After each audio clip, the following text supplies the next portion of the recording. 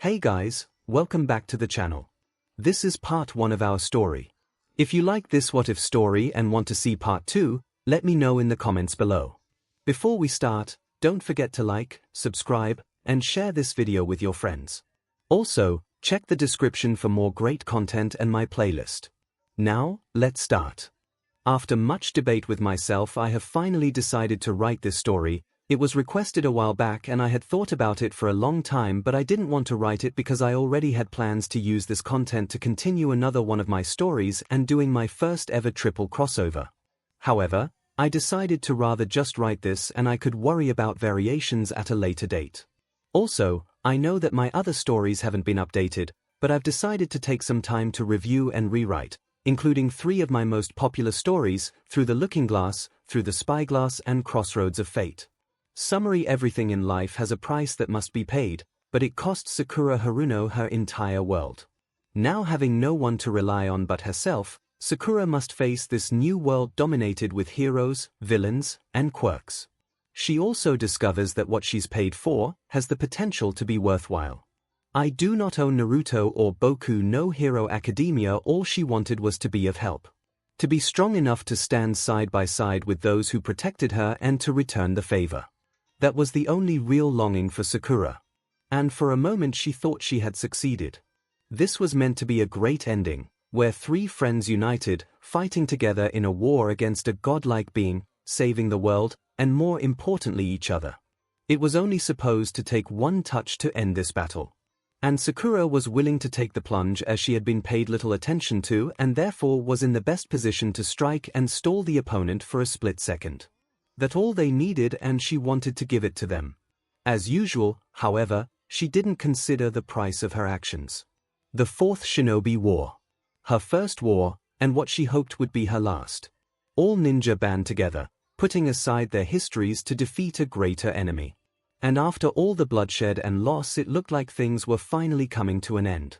The final obstacle, as it were, she, Naruto, Sasuke, and Kakashi, her team, her friends, her family. They were finally about to put an end to this war together. Her strength was supposed to be near unrivaled, but of course, against something that was defined as a god, what did she expect? Still, it was satisfying when she brought her fist down on the horn of the white-haired woman Kaguya. Hearing it crack. Now Naruto, the raven-haired archer, called from her right, barely acknowledging her appearance, focused only on the task of sealing away the being between all of them. Naruto on her left, striking the same extended pose as Sasuke as they drew near, and finally their palms landing simultaneously on her shoulders. Finally, Sakura couldn't believe it was over. Or so she thought, until a long line of silver filled her vision and a burning hot filling her chest, lined with a painful cold, and her mouth filled with the taste of iron. She looked down at the heap of hair that had impaled her, so focused that she had missed the black behind her and had no choice but to fall back. Barely hearing her name being called with alarm. Likely for the last time. There was lava in her sight, enclosed in darkness and rock, the heat hitting her without physical contact, and then there was snow, an atmosphere of white and wind, instantly cooling her to the point where she wished for the heat again. There were mountains, a world of acid that threatened to splash all over her, and then a desert where she could taste sand even from the air. It was all in passing, surrounded with black as if they were pictures in frames. It was almost like when running, catching nothing but blurs, only this time she could feel the environment of those images and then nothing but darkness. Yet she continued to feel herself falling, her limbs incapable of movement against the force generated, her neck craned forcefully and painfully back. There was no time for her to breathe, and what was left of her lungs were starting to burn after several minutes without oxygen. Am I going to die? She wasn't scared, as much as she was disappointed. It was like she had just been able to peer at the finish line before she tripped, blundered, and lost sight of it again. There were probably many others who had felt the same way. Maybe she would find some sympathizers on the other side. Maybe some of her comrades were waiting for her. Or maybe she was going to wake up all alone. Either way, she knew that she wouldn't be able to see Naruto or Sasuke. At least they would have a chance to keep living. With that in mind, she became content. Due to her ordeal, she failed at first to see the stars in the night sky that appeared suddenly. She didn't feel the cold air or the wind whipping across her face, hitting her with her hair, and thankfully she also didn't feel the hard ground that she crashed heavily into, imprinting herself in the earth. It took a few minutes before the pain finally settled over her body, but she was relieved that the sensation of falling had finally stopped and there was no longer a shifting change in the air. Everything was still. She didn't know how much time passed as she slipped in and out of consciousness constantly.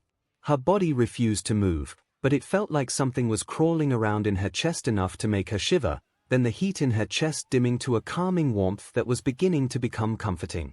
She couldn't see the hole in her chest shifting, the skin and muscle forming under the bright glow of chakra, the hairs snaking around her, stopping the bleeding. While she could barely take in a breath, she still held on, as if she was in the early stages of drowning, where you were in complete agony, wanting to breathe but refusing to open your mouth to inhale water, the inside of your head expanding like it was ready to burst.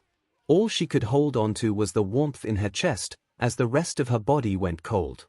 But then she heard the ear-piercing sirens ringing through her. Shortly after, there were red and blue flashes of light, and she could have sworn she heard voices and footsteps, but her senses were dull due to her injuries. Over here. Call an ambassador. Don, asleep. Hold on. She tried to keep her eyes open, but when the world started moving again, and blurred silhouettes started appearing, and she felt herself moving without a will, she didn't want to stay awake anymore and finally gave in to the short relief of unconsciousness. When Sakura began to come out of the darkness, all she felt was pain. Her head throbbed so hard she could hear it, like someone was taking a hammer and beating her skull from the inside. Her vision blurred and was dominantly white. As she moved her fingers, feeling something on one of them, pinching down. She looked down and saw a pulse oximetry and then felt the oxygen mask around her face. Overlooking her body, she found herself wearing nothing but a thin papery gown. She then allowed her eyes to wander further. The aesthetics of the room and a strong smell of disinfectant proved she was in a hospital, but she didn't know exactly where this hospital was located. There was a window, but the blinds hid the outside. It appeared to be early afternoon, judging from the light visible through the cracks. Where are my clothes? There wasn't any closet, aside from the small dresser at the bed, but that was empty. Sakura glanced over at the equipment she was strapped on, which almost looked like life support, with an oxygen machine, heart monitor, and 4. It was a bit different from the equipment she worked with, but it seemed to have more or less the same functions. She just wanted to unstrap herself from all of it. She pulled out the drips from her arms and then went to the oximetry, while the machine went off to alert the detachment. Seconds only passed before the door flew open and the doctor stepped in with haste. You're awake. How are you feeling? She didn't respond, watching cautiously as a middle-aged man in a doctor's coat walked around the room, at the end of the bed to get a chart clipped on. Likely in the late 30s or early 40s, with dark hair slowly beginning to gray, a light stubble with a lean build. I'm Dr. Haruno. Again, Sakura didn't respond. If she was expected to be taken to a hospital, she would have thought it'd be the one in her village where everyone would know her, but since she wasn't, she felt unusually cautious. Good, she's awake. Another individual had entered the room, but Sakura didn't see them at first over Dr. Haruno's shoulder. That was because of this person's height. There was an elderly woman, gray hair styled into a netted bun, a large syringe poking diagonally out of it to the left, with close-drawn eyes. In a doctor's lab coat and a dress, and had a helmet around the sides of her head, a purple-tinted visor joining it over her eyes, which were narrowing in on Sakura. But you shouldn't remove those drips, dear. You still need them and monitoring. Haruno nodded. That's right. We've been overseeing your progress these last 5 days, and I think that it's too soon for such 5 days. Sakura blurted. So you can speak. The doctor gave a small smile, but he approached with caution, but it was likely more on her behalf. Yes, you've been unconscious for the last 5 days. Sakura began investigating her injuries, but she couldn't find any at all. What happened to me? The doctor and unnamed women stared at Sakura a moment longer than necessary before he walked over to the side of her bed. That's what we were hoping you would tell us, but perhaps after a re-examination just to access your condition. Recovery girl, would you mind? The women shook her head. Of course not. Sakura tilted her head, unable to shake off the strange name. Recovery. Girl, that's your name. That's right, dear. But then she noted the baffled expression on the Pinkette's face and came to understand what she was insinuating. "Oh, my real name is 𝐂𝐸𝐲, recovery girl is my hero name, hair." Sakura couldn't stop herself, but it seemed that she wouldn't receive further explanation at this point. "Chiyo-san. Well, if it's more comforting to use my first name, that's fine. Are you hungry?" "Not really, she hadn't eaten in 5 days, but she wasn't." "Well, still you should eat, I'll get a nurse to bring you something. But first I need to do a quick examination and ask some questions." The examination didn't concern Sakura, as knew how it was performed and what was expected. But when she had to disrobe, she almost fell over and rushed to the mirror at the sink in the corner of the room. Around the center of her chest, contrasting against even her skin, was a near sickly pale white patch latching onto her skin, twisting and formed grotesquely. A similar image but a smaller contraction was also near the small of her back. And she remembered the wound that was now healed, the wound that should have ended her life in that instant. Impossible. She didn't understand where she was still, and there was a nagging knot slowly beginning to tangle in the pit of her stomach as more time passed, but she didn't know if it was placed. Chiyo was speechless when she saw it as well. My word, that scar. Who would do such a thing? The Pinkette didn't say anything, only lightly brushing her fingers over the mark to ensure that it was real, its texture softer than it appeared. What the hell? Though a scar on her chest was the least of her worries, it still lingered. As promised, after the examination, recovery girl had a meal brought up for her, and the scent brought her hunger to surface. It was just a chicken sandwich and a bottle of juice, since too much food in her state could make her sick, but she didn't complain when there was also a small chocolate bar set on the side of the tray.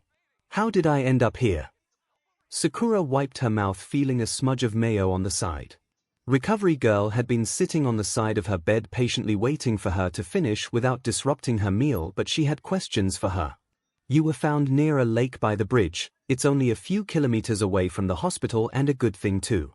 Eraserhead found you and immediately called for an ambulance.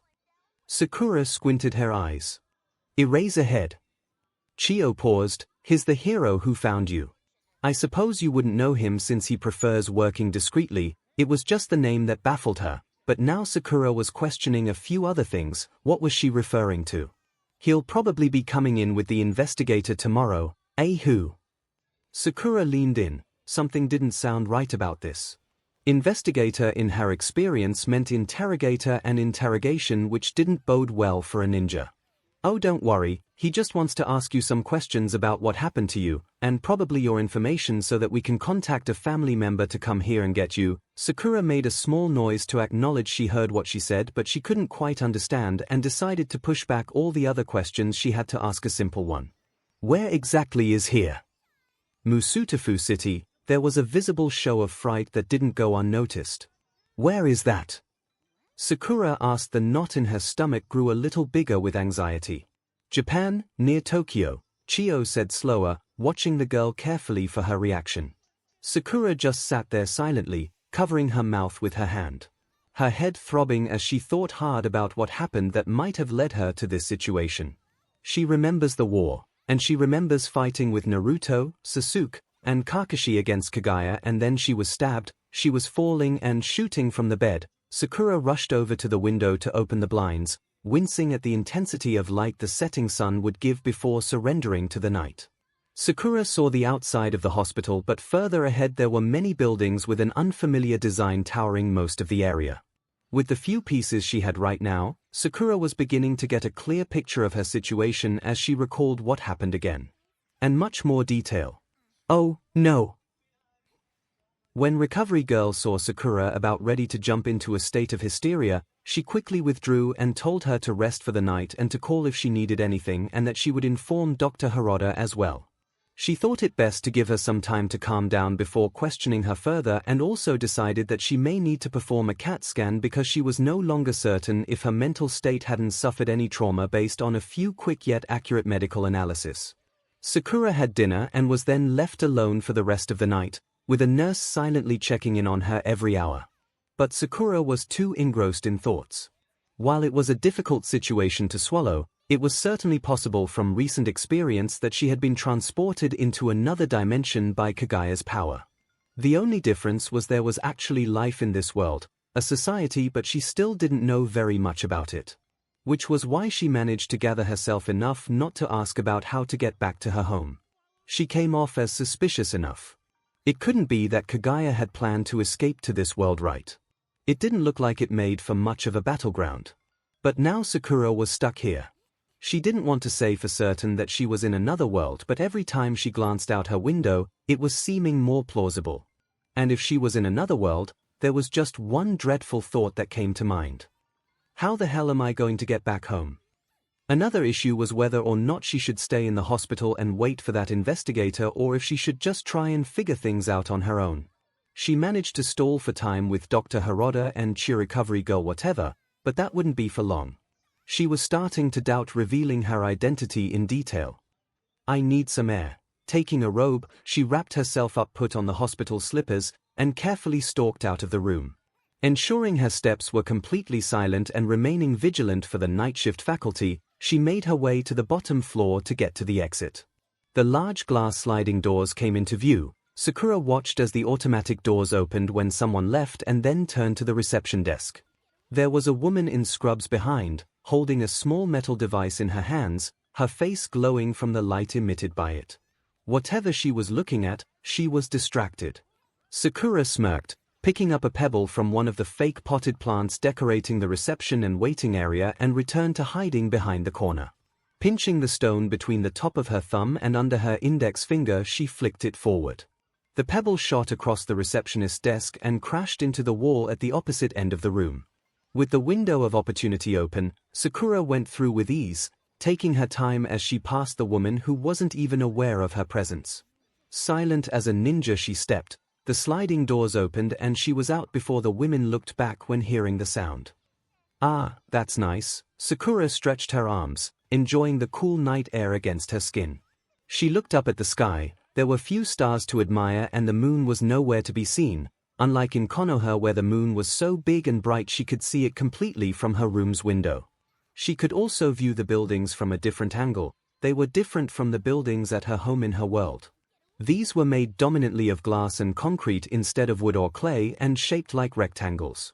She was trying to convince herself of the slight possibility that she was still in her world, but it was almost non-existent. There were too many oddities she spotted to believe this was the same place.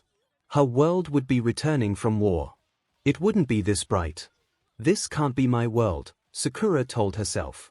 She wanted to explore this place, get a better understanding of the kind of world she was in. However, with being confined to a hospital bed, she couldn't really do that, and certainly not with the way she was dressed. She took several minutes to just sit by the benches outside and enjoy the night air till she grew tired, or at least until someone spotted and dragged her back inside. However, neither happened because first, Sakura heard a frantic noise she didn't recognize, then the vehicle that came swerving towards the hospital. It had the hospital symbol on it. The back doors of the van swung open and people were rushing out, taking a stretcher through with them. She heard the muffled and pained screams of the person on the stretcher and caught the distinct smell of burning flesh. There was a man covered in red and black, charred, screaming, his face barely visible, and it was clear he had on fire and from her judgment a long while before it was put out. Sakura followed the ambulance back into the hospital with the man who was in complete hysterics, screams now bouncing off the walls. Of course, no one could blame him, after all nearly his entire body, which increased the chance of fatality. We need to start treatment here, one of the paramedics called. What happened? Asked the receptionist.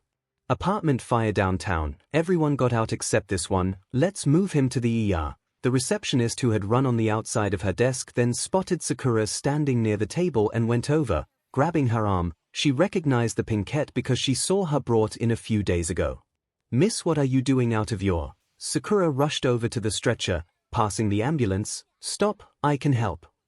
When the paramedics looked back and saw the young pinkette, they returned to pushing the burn victim through the hospital with Sakura tailing after them. Leave this to us, kid, one commented. Sakura picked up her pace, grabbing hold of the stretcher and bringing it to a sudden halt. She glared at the paramedics. Burns of this degree are fatal, and they're covering more than 90% of his body. There's no way he'll survive the night if you're considering regular treatment. Now get out of the way so you don't have a dead body on your hands. The harshness of Sakura's tone and the stony glare was enough to keep the two paramedics in check as Sakura stepped over them to get to the screaming victim who was now writhing in pain. The 𝐼𝐴 barely glanced over the man before she placed her hands over his chest without touching. "Don't worry." Her hands began to glow green from her chakra. Extending out, she watched as the flesh burned and charred began to return to its original state. Healing burn victims took a little longer because the cells couldn't regenerate properly depending on the degree of heat that was used, but that's what made healing with chakra so advantageous. The cries of the man became softer and softer until they were non-existent. The paramedics watched silently as Sakura healed the burn wounds completely, his skin reappearing and replacing the red and black charred skin. "A healing quirk," one of them commented but received no response. Sakura sighed in relief as she finished her treatment. The man's pain was elevated, which allowed him to fall unconscious. "All right, you can go ahead now," Sakura waved, walking away with a slight smile on her face, partially at the paramedic's surprised states and the other due to her pride in knowing she was able to save another life. Sakura went back to her room, and though she couldn't sleep with the weight of her situation still pressing onto her, this incident she was able to resolve allowed her to breathe easier. Because at least she knew that she still had her ability. It made her feel like she would be fine. That it was possible for her. It didn't take long for Dr. Harada to get word of one of his patients healing a burn victim last night after sneaking out of the hospital herself. When he went to Sakura to check up on her, the 𝐼𝐴 had already received breakfast and was looking to be in much better shape than she should have. Her external injuries completely healed and her internal damage appeared non-existent when he took a look at her again. "I heard an interesting story," Harada said, as he finished up Sakura's physical exam. "You treated a burn patient last night." Sakura nodded. "His entire body had been burned. He likely wouldn't have survived if I didn't heal him, yes, but a near-perfect recovery from burn marks that should have left him scarred for life is remarkable." "Where is the other doctor?" "Recovery girl, Chio Shizenshi." She wanted more information to analyze her situation but had to figure out where to begin. She also wanted to keep from giving out any information that might put her at risk in any way, whatever it may be. "Oh, she'll be here shortly with Eraserhead and the investigator. In the meantime, here's a form I need you to fill out. If you have any queries, feel free to ask," Harada said, setting the form in front of her with the clipboard to press on. It was just a standard medical form, but still, there were several questions Sakura couldn't and didn't want to answer. A quick and somewhat childish thought came to mind to prevent any repercussions. She then gave the form back to the doctor, who quickly looked over it. "Sakura Haruno, it suits you," Dr. Harada said, "but you've left a lot of your personal information blank. We won't be able to contact anyone to come and I don't have anyone to go to, at least not here because I don't know where here is," the 𝐼𝐴 stated firmly. "I've been racking my brain trying to figure out what might have happened to me." Harada appeared skeptic, overlooking her charts again. "I see. I'm sorry, but I really have no clue where I am, how I got here." No, that's okay," assured Harada, although Sakura could see that it wasn't. Then there was a knock at the door and a nurse voice calling through. "It's me. I've brought Detective Tsukochi and Eraserhead." "Good timing, come on in," Harada called, sidestepping to allow the women and two men to enter the hospital room. "Hello there, I'm Detective Naomasa Tsukochi," the detective introduced. He was a tall man with short black hair wearing an overcoat and matching hat that fit the part of a detective. "This is Eraserhead, Shouter Aizawa," said Chio. "She seems to get a little lost when we use our hero names." Sakura looked at the man. Next to the detective, he was in clothes so black she couldn't tell if the top and breaths were separate. He had pale skin and messy dark hair with a 5 o'clock shadow. In short, he looked like he needed a nap. "And this, as I've recently discovered, is Sakura Haruno." Sakura bowed her head slightly. "Hello, how are you feeling, Miss Haruno?" asked Tsukochi. "Indescribable, and I prefer to be called by my first name." Haruno made her feel old for some reason. It wasn't uncommon for people to address one another by their last names, but Sakura wasn't used to anyone calling her by her last name. "All right, Sakura. We would like to ask you some questions." "See, Eraserhead found you laying. I thought you said his name was Shouter Aizawa." "Eraserhead is my hero name," Aizawa clarified, but it didn't look like it helped Sakura. The 𝐼𝐴 tilted her head to the side. "Hero name?" "Yes, 𝐒𝐭𝐴ₐ said, like the pro heroes you see on TV, he just prefers to work on the this was mentioned before but I'm completely lost as to what you're referring to. She didn't see the point in waiting until after they had babbled to tell them she didn't know what they were saying to her. Yes, I noticed this as well, stated 𝐒𝐭𝐴ₐ. You don't know what a hero is. No, I know what a hero is, but the context might be another matter. Aizawa then chimed in. We're referring to those who answer calls to crime, capture villains, community services, and such. We're the ones authorized to use our quirks in public spaces. Speaking of which, from what we heard, you used your quirk without permission. Granted, it may have been necessary in a dire situation, but still. And now Sakura had another set of questions. What's a quirk? Are you referring to my healing? That's right, 𝐒𝐭𝐴ₐ stated. You shouldn't use it in public without permission. Why not? Would it have been better if I let that man die? No. 𝐒𝐭𝐴ₐ waved his hands around quickly. That's not what we meant, it's just the law. What law? Chiyo, Aizawa, and 𝐒𝐭𝐴ₐ looked at each other, then to Dr. Harada, who was quick to give his hypothesis. It may be that her memories have been affected. At first, the scans showed no signs of trauma, and as you can see, her speech shows she's mentally stable, quite intelligent. However, she said she doesn't know where she is. Says she's never heard of Japan before, but I wasn't aware she had no memory of quirks either, despite being able to use her own. That is odd, but she doesn't seem to be lying, 𝐒𝐭𝐴ₐ said softly. The 𝐵 could hear them, but she wasn't showing any sign of offense. Merely observing them. Let's get her name in the system and see if we can reach out to a relative or guardian first. 𝐒𝐭𝐴ₐ turned off his cell phone, which he had used to contact the station in checking for the name Sakura Haruno, but there was no one falling in the description of the 𝐵. It doesn't look like she's on the system. There's no one with a healing quirk named Haruno, and there's no Sakura Haruno listed. Aizawa looked back at the 𝐵. Is your name Sakura Haruno, or did you make it up for some reason? No, it's my real name, Sakura stated calmly. From what she could gather, they must have tried to find her identity, and it would figure they came up empty. After all, she wasn't from this world. Then why aren't you in the system? Asked Recovery Girl. She just shrugged. Aizawa, 𝐒𝐭𝐴ₐ, Recovery Girl, and Harada stepped out of the room to have a private discussion. What do you think?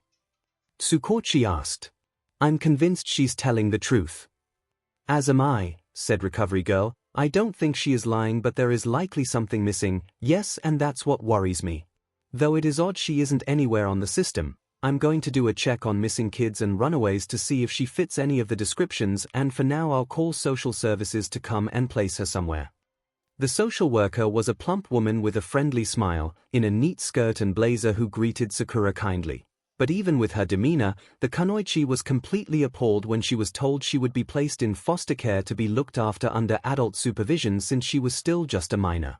Even being in a strange new world, she did not want T to be kept under constant watch, and it certainly seemed like that was their intention if she went along with them. Here are some clothes for you, we'll be waiting outside, and then I'll take you to your new home. Sakura kept her smile until the door slid closed. Dropping the hospital gown on the floor, she changed very quickly into the outfit.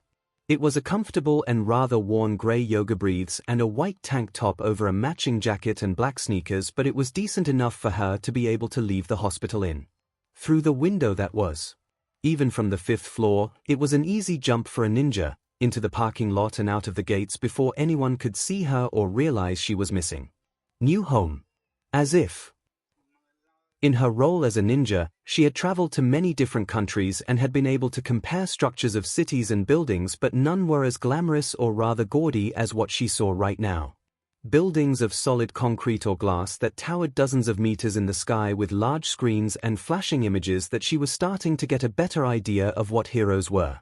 Because they were being advertised around nearly every corner. Skin-tight, brightly colored costumes with bold, flashy messages of promotion.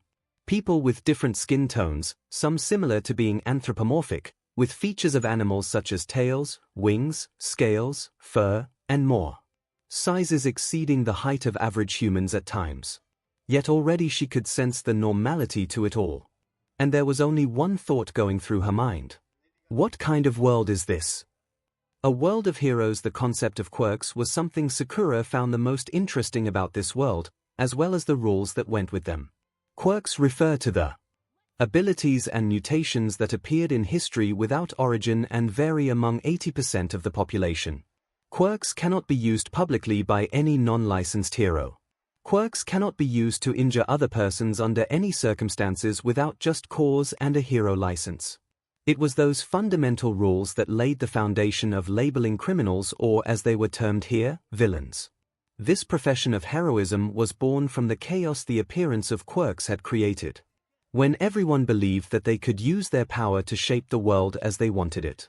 It was such a basic concept though. You have the power, flaunt it over others to get what you want. Power mixed with the selfishness of human nature, and that's what happens. The restrictions of quirks were a means of controlling the chaos that came with power, but she knew firsthand that it wasn't possible to control something like this. When you have power, it's easy to get caught up in ambitions. It was a web that couldn't be broken, untangled, or navigated. At some point, you just can't go on any further, and that's where you stop. The term heroes was primarily more of a title earned through an education system rather than selfless acts of bravery. It involved profit and popularity, rankings, and statics. When risking your life, receiving reward certainly seemed more practical to Sakura. As a ninja who has been sent on death-threatening missions, she wouldn't be too happy if her success wasn't rewarded. But being a ninja was more than just a job. If that were the case, more people would have had choices when it came to becoming one.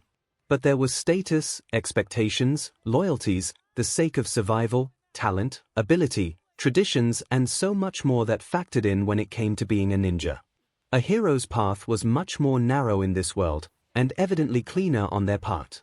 Understanding the foundation of this society was the means to help Sakura adapt quicker so she wouldn't cause disruptions while attempting to find a way out of this world. But she hadn't anticipated how differently it operated to hers. And realized that a flawless transition wasn't possible. Naruto had been known to attract trouble. Sakura wasn't sure if it was his subconscious that drew him to it or if this was just fate playing its hand. But whatever happened, Sakura was usually dragged along with him as his teammate and friend.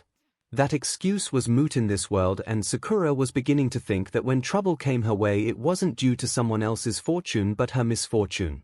There was a low crime rate in Japan compared to other countries in this world. The reason is said to be the great symbol of peace, All Might, the #1 hero who resided here.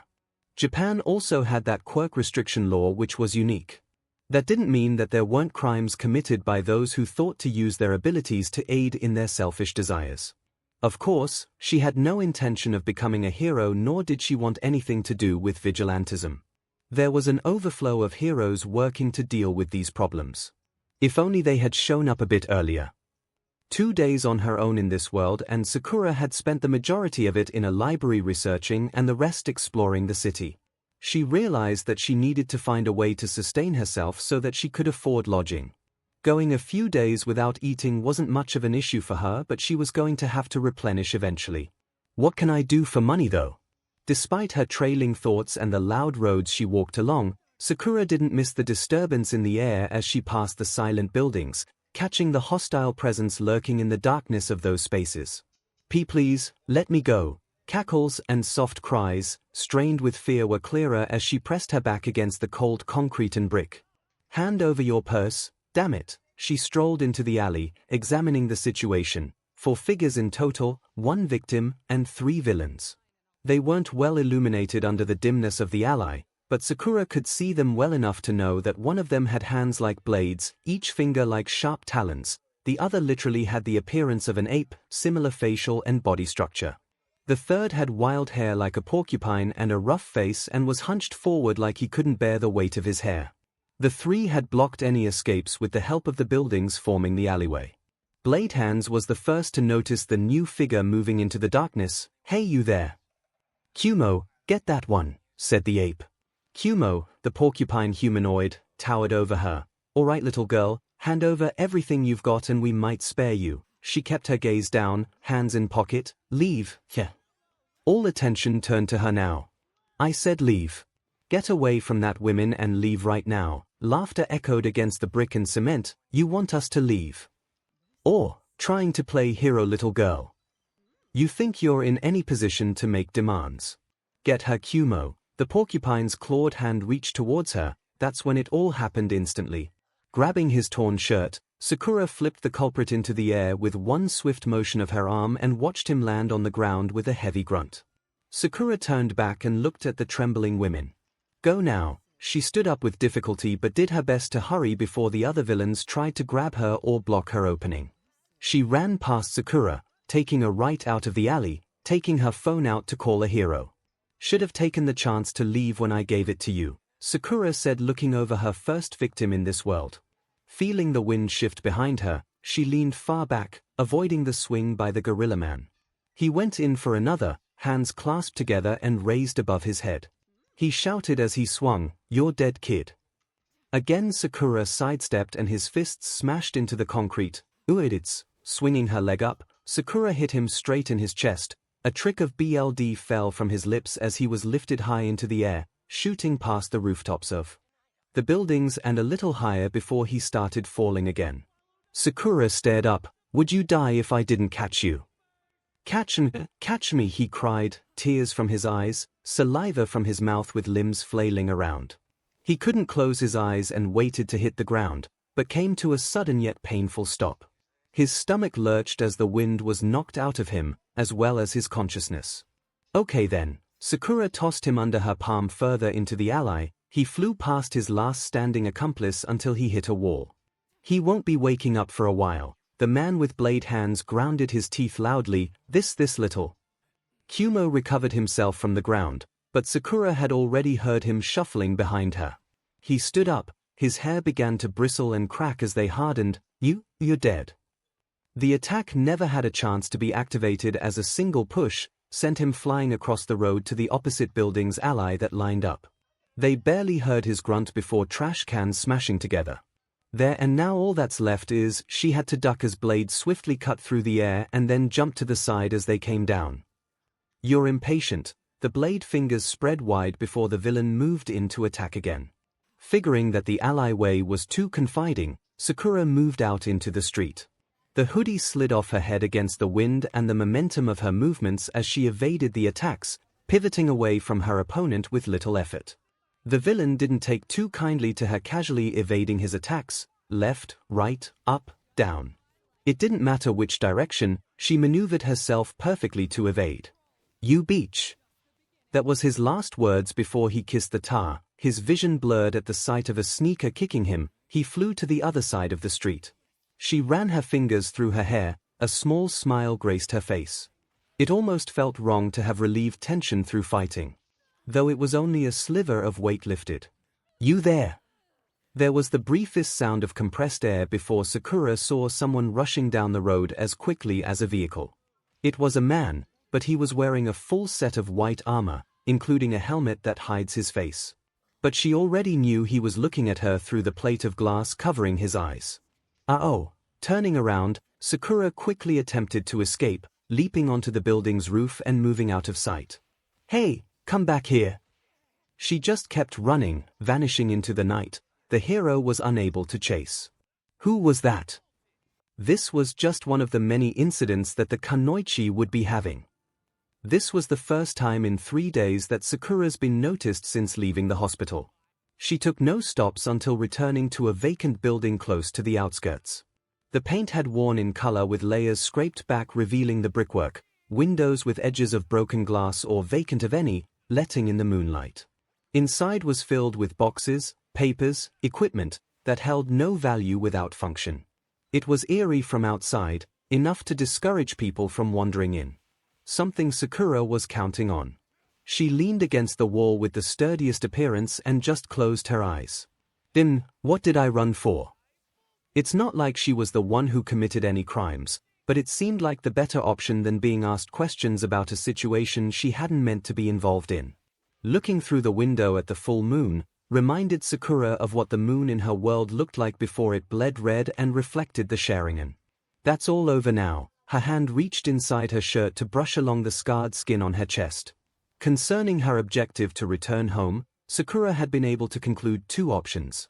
Kaguya was able to open portals to different dimensions, including this one, and if the theory stood, then it was possible for someone with a similar ability to do the same. Sakura had witnessed it when 𝐼𝐺𝐻𝐼 had opened the different dimensions in search of Sasuke, though it took a massive amount of chakra from him and her. Unfortunately, even in her world, she could only count on one hand the individuals who could accomplish that feat, and considering that it's already been a few days, she wasn't feeling too confident in hoping for a rescue. There was an impact on her world, and Sakura didn't know what kind of turmoil may have resulted in the aftermath. Also, it was likely she would be assumed dead given her injuries when she was transported. Who would think she could survive a strike like that? It was easy to say that she would figure out her own way to get back home, but dimensional travel wasn't a familiar concept. And this world didn't have people with chakra, they had quirks. So her best option was to find a quirk that could open portals to dimensions. That was going to be like looking for a needle in the haystack, except there was no promise that the needle even exists. She was still going to search for it. I could use a more comfortable place to do it though, she sighed as a heavy breeze entered the building. Arriving in another world had its disadvantages, even more, when you were completely unprepared, having nothing but the clothes on your back. Sakura was trying to figure out a way to support herself while in this world, and further research, she learned that she wouldn't be able to do much in the light of the authority and LBR laws. But there was always an underbelly to explore more lucrative options. And it didn't take long for her to find one. Alright folks, the time has finally arrived. Set all posturing aside. Watch out for splatter in the first aisles as we get ready to unleash the competitors for tonight's show. Get ready to place your bets for the first match. Despite being an interloper, Sakura's ninja training had certainly helped pave her way through the underground world of Tokyo. Villains ran around the streets, sometimes in the middle of the day, committing all sorts of crimes, some to a ridiculous extent, but that didn't mean activity wouldn't go around in the dark. There was still some tact.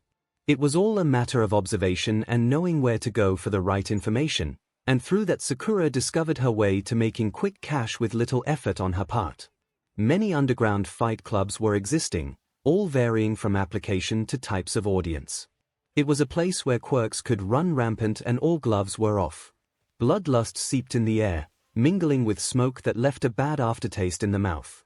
Sakura just kept hers shut under a mask, much like 𝐒𝐭𝐲𝐿, a bandana tied over her head hiding her pink locks and her hood also hanging over her face to shadow her identity. It wasn't being overly cautious, but the fashion many of the fighters were following. The company here wasn't exactly savory. The arena she stood in was more like a pit covered with a thick layer of metal running up to replicate the appearance of a cage. She entered from one end while her opponent entered from the opposite side, all in clear view of the audience. We've got some fresh BLD out here tonight and we have your favorite competitor to spill it. Khan. There was a rouse, the ground shaking with a figure stomping, over 3 meters, shaggy faded orange fur lined with black and white that didn't hide the curves of muscles, fangs baring already and yellow eyes gleaming with hostility.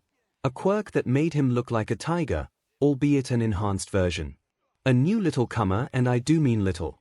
Nemesis, real names were not usually exchanged in these fights, but the audiences needed something to bet on, and it was something that Sakura decided on after lightly browsing through a Greek mythology book.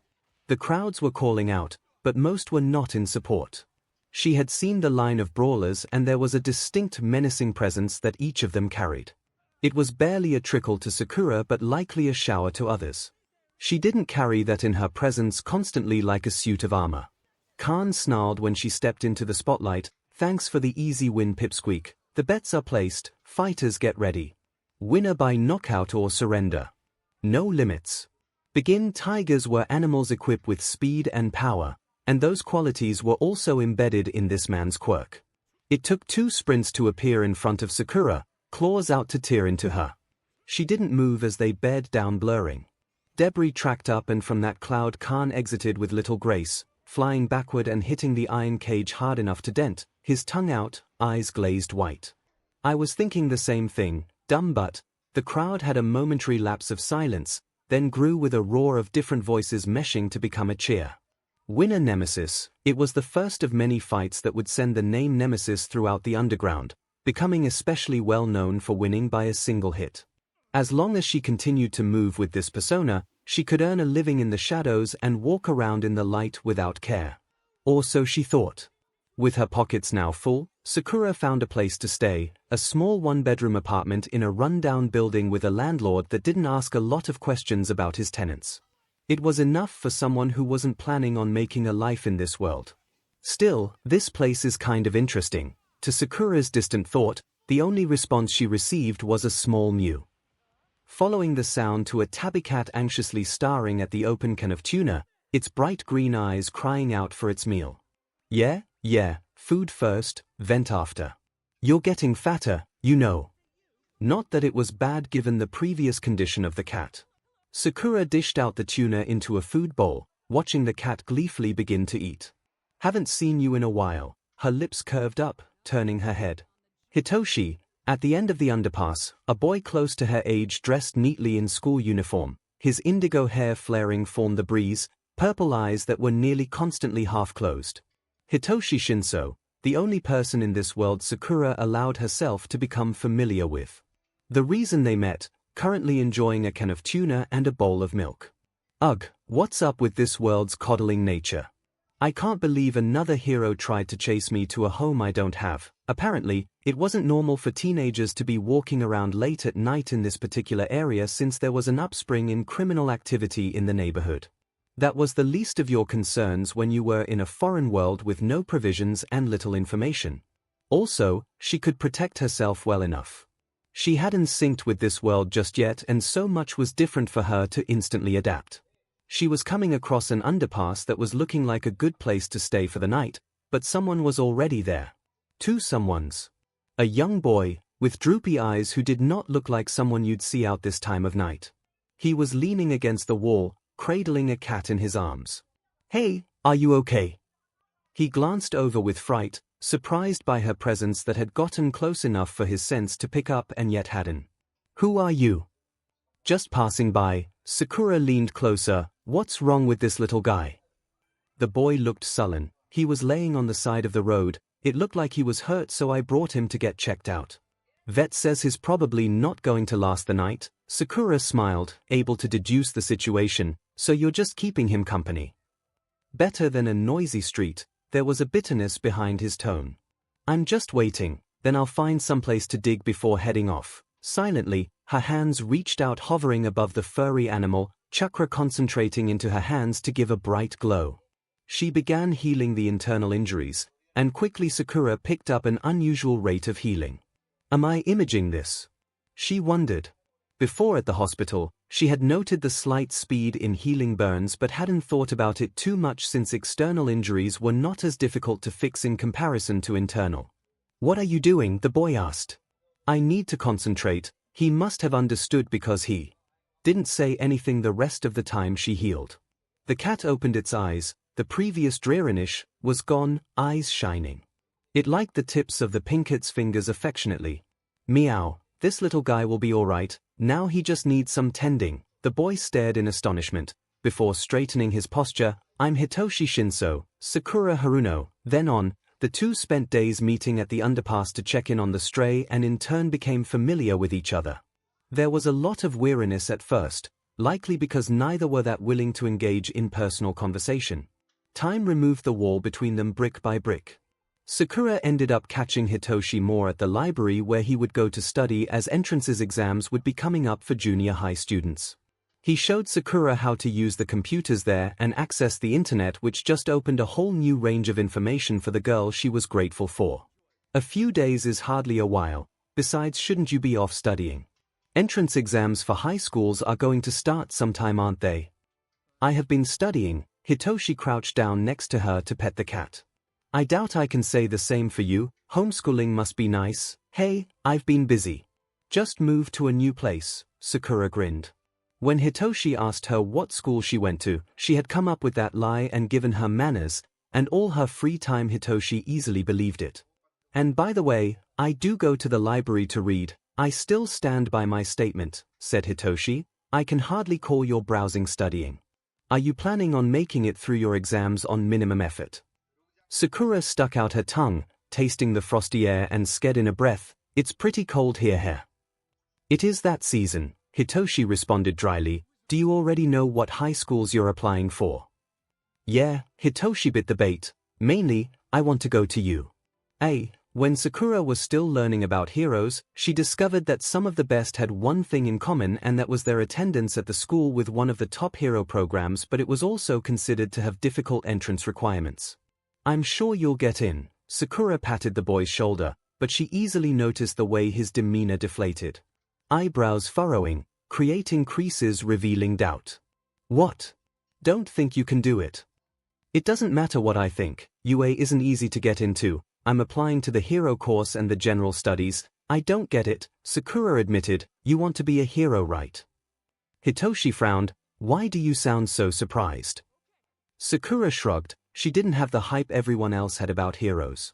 In the sociology papers she read on heroes, the basic principle was that they were the only ones permitted by the law to use their powers and hence were admired by society in turn for their actions. Anyone else who stemmed from the norms was considered deviants or villains. In that case, I would easily be considered one too. There were plenty of villains lurking around corners and back alleys, and with her keen senses Sakura could easily detect bloodlust and malicious intent that carried her into those places at times to deal with these individuals who were using their powers outside of the law to commit crimes, and she would be considered a villain for exercising her power to remedy those actions. In the last few weeks that Sakura had been to this world, she dealt with purse-snatching incidents, attempted burglary, and attempted murder. Of course, those weren't the only crimes she had witnessed to, but like most of the public eye, she had remained in the spectator and civilian seats since there were heroes around to deal with the situations. "Right, everyone wants to be a hero, don't they?" Hitoshi looked at the cat purring against him. "Of course they do, but not everyone gets to. I'm picking up that there's more to what you're saying, so just say it." At this point, Sakura knew that Hitoshi was not one to mask his words, and he was brazen. "My quirk probably isn't what you'd consider hero-worthy." Quirks were such a norm that it was often the first thing you'd find out about a person after their name, yet Hitoshi hadn't told Sakura about his and she didn't ask either. That was just one of the few things he found odd about her. "What is your quirk?" "Brainwashing." There was a heavy pause in which Hitoshi was waiting for the girl to fill with questions and statements he had heard many times in revealing his quirk, but none came. She was just sitting there, waiting for him to explain. "I can make anyone who responds to me do whatever I tell them." Sakura rested her chin on her knees. "So you can make people do whatever you want. And you're still completely conscious when that happens." "What are you talking about?" "Of course, I am." "You can guess why that wouldn't be considered a great quirk for a hero." Sakura shook her head. "No, I really don't. I think it's an impressive ability. Mental powers are considered a lot harder to deal with than physical powers. It creates a wound you can't see, and if you can't see it you don't know how to fix it, which is why I think they're pretty incredible abilities." Complete surprise and perhaps apprehension showed in his face this time. "I've gotten used to people hearing about my quirk and telling me not to brainwash them. Even associating it with villains. But what you said, that's a new one." Now Sakura realized why he was so taken aback by her words. This world did its best to be black and white. "I had a friend with a similar ability. She could transfer her will into other people and control them. It allowed her to subdue stronger opponents easily with minimal damage, which isn't something you can say for some of the heroes around here. Property damage was something that this world prioritized over the capture of villains, and if a hero had breached this priority in a fight then they would be charged for damages. Another aspect Sakura found ridiculous, since it was always possible to replace and repair broken roads or damaged buildings. People's lives were another matter. 4. Someone who had witnessed her entire village get destroyed instantly, Sakura didn't hold a high value on those kinds of rules. "Still, people think it's a quirk better suited for villains' work," she snorted. "So basically it's the quirk that makes the man. I don't think you'd get a lot of villains standing in the dead of night keeping an injured cat company. Not a lot of decent civilians would do that either. It's your actions that define you, not your power. I'm into the whole hero business, to be honest, but I do think that someone like you would make a good one." It must have been the first time he had ever heard anyone say something like that to him. Hitoshi turned his head away, but Sakura caught his smile. The small meow grabbed her attention. She set the cat on her thighs, stroking its head. "We should find him an owner. We haven't even given him a name, because that's something its owner should do," stated Hitoshi, keeping his head turned to the light at the entrance of the underpass. "Licked? What? His name, Licked? I thought you couldn't take him." Sakura recalled this conversation.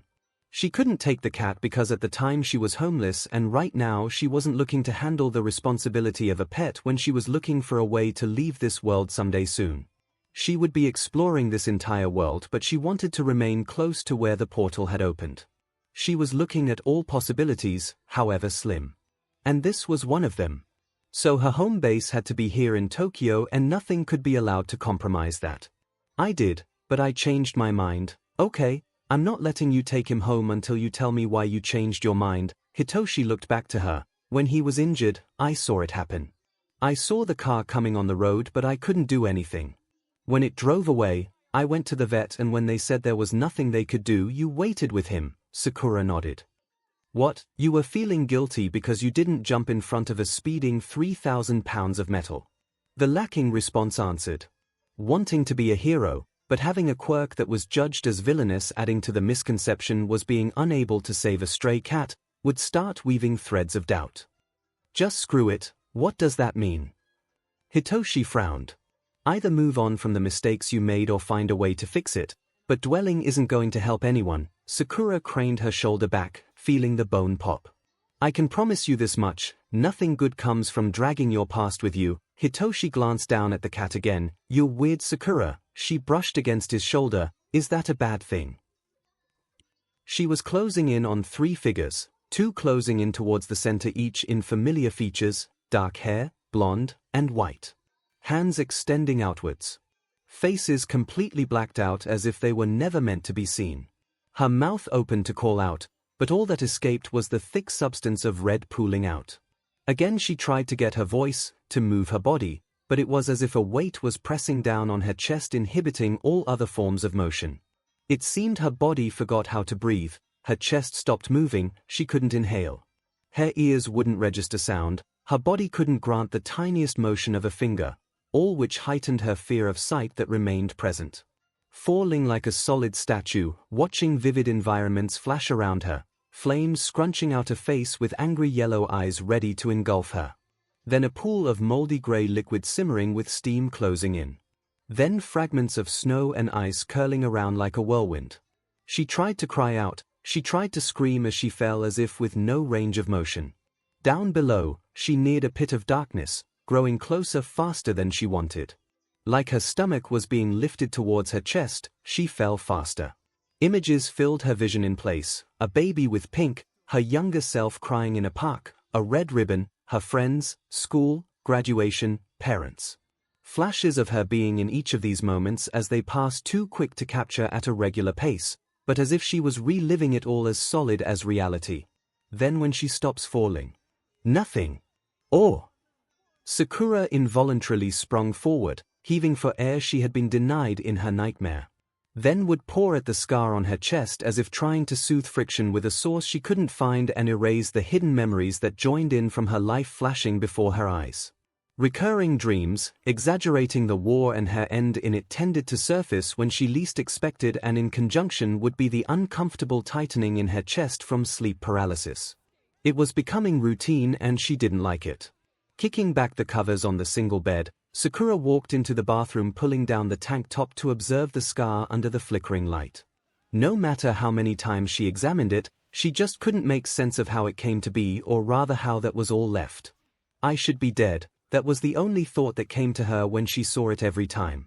How she healed from such an injury to be left only with this scar was a miracle she couldn't realize. In a manner, she was grateful to be able to see this scar, so she knew what happened back in her world was real, and that while she was here, her friends were back home. Safe at last. Done with war. She just wouldn't be able to see it, nor properly mourn the loss of her friends and comrades at their funerals. There was likely one being held for her. After splashing water on her face, Sakura moved into the kitchen to make coffee. When she had dreams like these, the temptation to go back to bed was usually lost. Thankfully, it was not a constant issue. This just means I get an early start. She pulled the corner of her lips up. Opening her kitchen cabinet and then fridge, she sighed. I need to go shopping. Sakura's daily routine usually started with morning training. As a bookworm, she adorned cramming in a corner of a library and reading. However, as a shinobi who had experienced Firsthand what a burden neglect of training and skill honing could result in, Sakura was motivated to keep at the practice. Even more so given past events. Getting back to her world was still a distant figure she needed to calculate. Hence her time would be better consumed training instead of dwelling. In that case, she could multitask on her warm-up. Her run was out of the neighborhood she stayed, to the coast where she would keep going until she reached the same abandoned building she stayed in before. She could train, be as loud as she wanted, and no one would be any the wiser. There were targets set around make of broken pieces of wood with drawings she used her newly purchased shuriken and kunai knives. She made her own training dummy. Strung up drums with metal chains to use as punching bags which didn't last for more than one round, and the rest of her training she resumed without equipment. The barrel hanging from the branch was taking slashes from Sakura's chakra scalpel. The metal broke through with either fine lines or punctures from her entire hand breaking through. When the barrel couldn't take any more of the abuse, an uneven part fell off with a thud.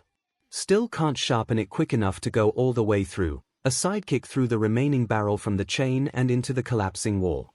For most of the day after returning to her apartment to clean up from her workout, Sakura would go to the library to do more research on this world and methods of escaping it.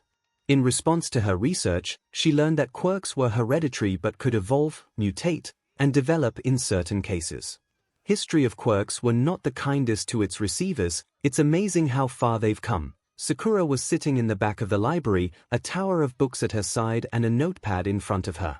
Quirk frequency refers to quirks that replicate similar traits among individuals with no relation to one another, such as gigantification. There are also quirks of certain natures that are not largely common even in today's age. This includes regeneration and/or healing, which allows repairing severe damage to the body, and warping quirks that allow individuals to teleport themselves and/or others to different locations. She grabbed another file. Documents regarding individuals' quirks fall under personal information and cannot be accessed without permission from appropriate authorities. DMN learned how to use that computer for nothing. Despite going as far as to investigate cases of different forms of rips in spacetime and dimensional travel and so on. She would only receive links to works of fiction or theories in papers immediately when she added Otherworld. Hours passed before Sakura left the library again, gaining new knowledge about the world she was now in and disappointment that it was all she gained. I don't want to try cooking today. Still can't get the taste of that mince pie out of my mind, Sakura grimaced before turning to the next aisles, finding the easy frozen meals and tossing that into her cart.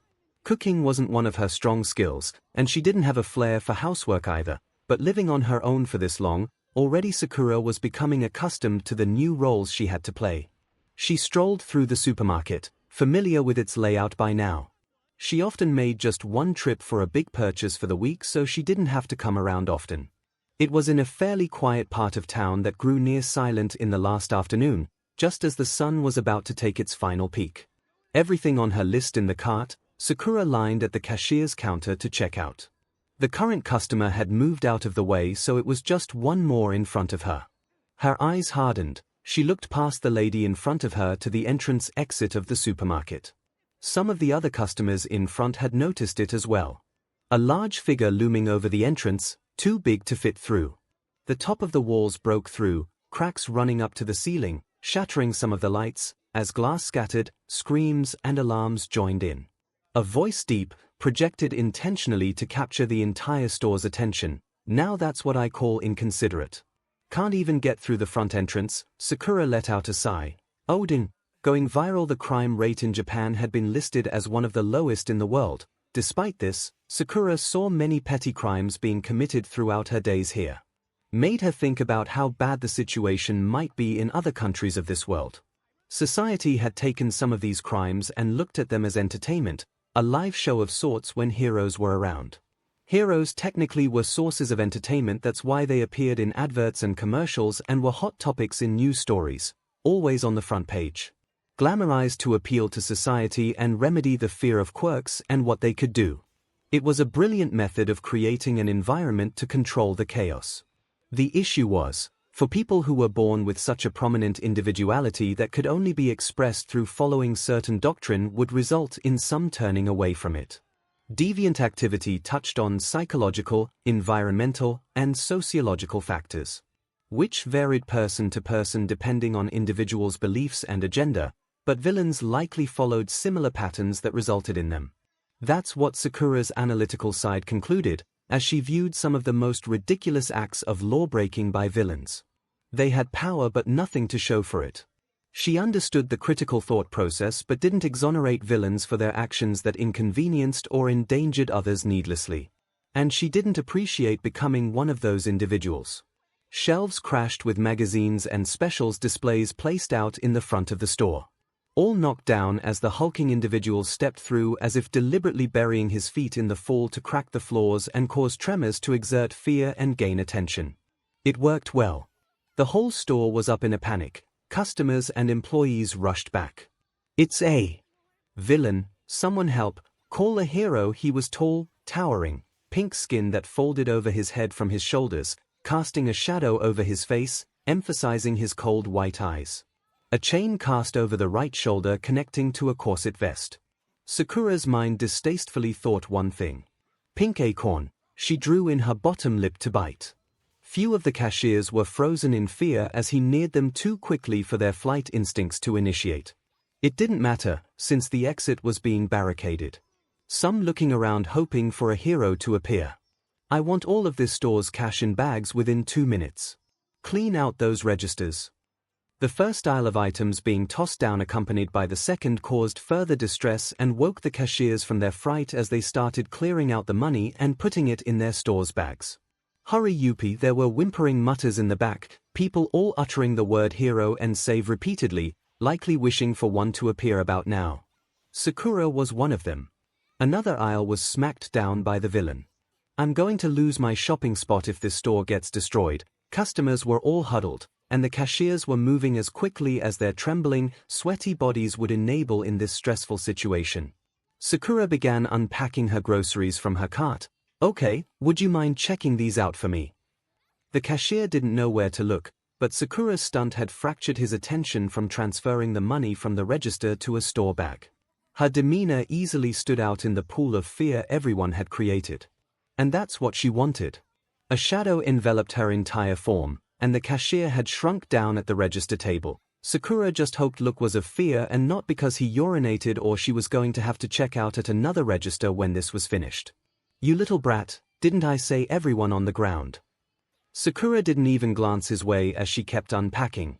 "Actually you said, clean out the registers," infuriating her opponents, making them drop their guard, drawing them in close. It was a typical tactic for Sakura. She especially used it against powerful opponents, but in this case, she was more concerned about other people being used as shields and hostages. She giggled, holding her chin, eyes narrowed with mischief, a crooked, mocking grin on her face. "Judging by your memory skills, I can understand why you're in this line of activity. Why you little." This villain wasn't just strong, he was also quick, Sakura deduced from how his fist drew back blurring, but it was that moment Sakura moved as well, but not to attack yet. With the chain of his vest clasped firmly in one hand, Sakura dragged the villain out of the store through the wrecked entrance. On release, he skidded across to the middle of the street.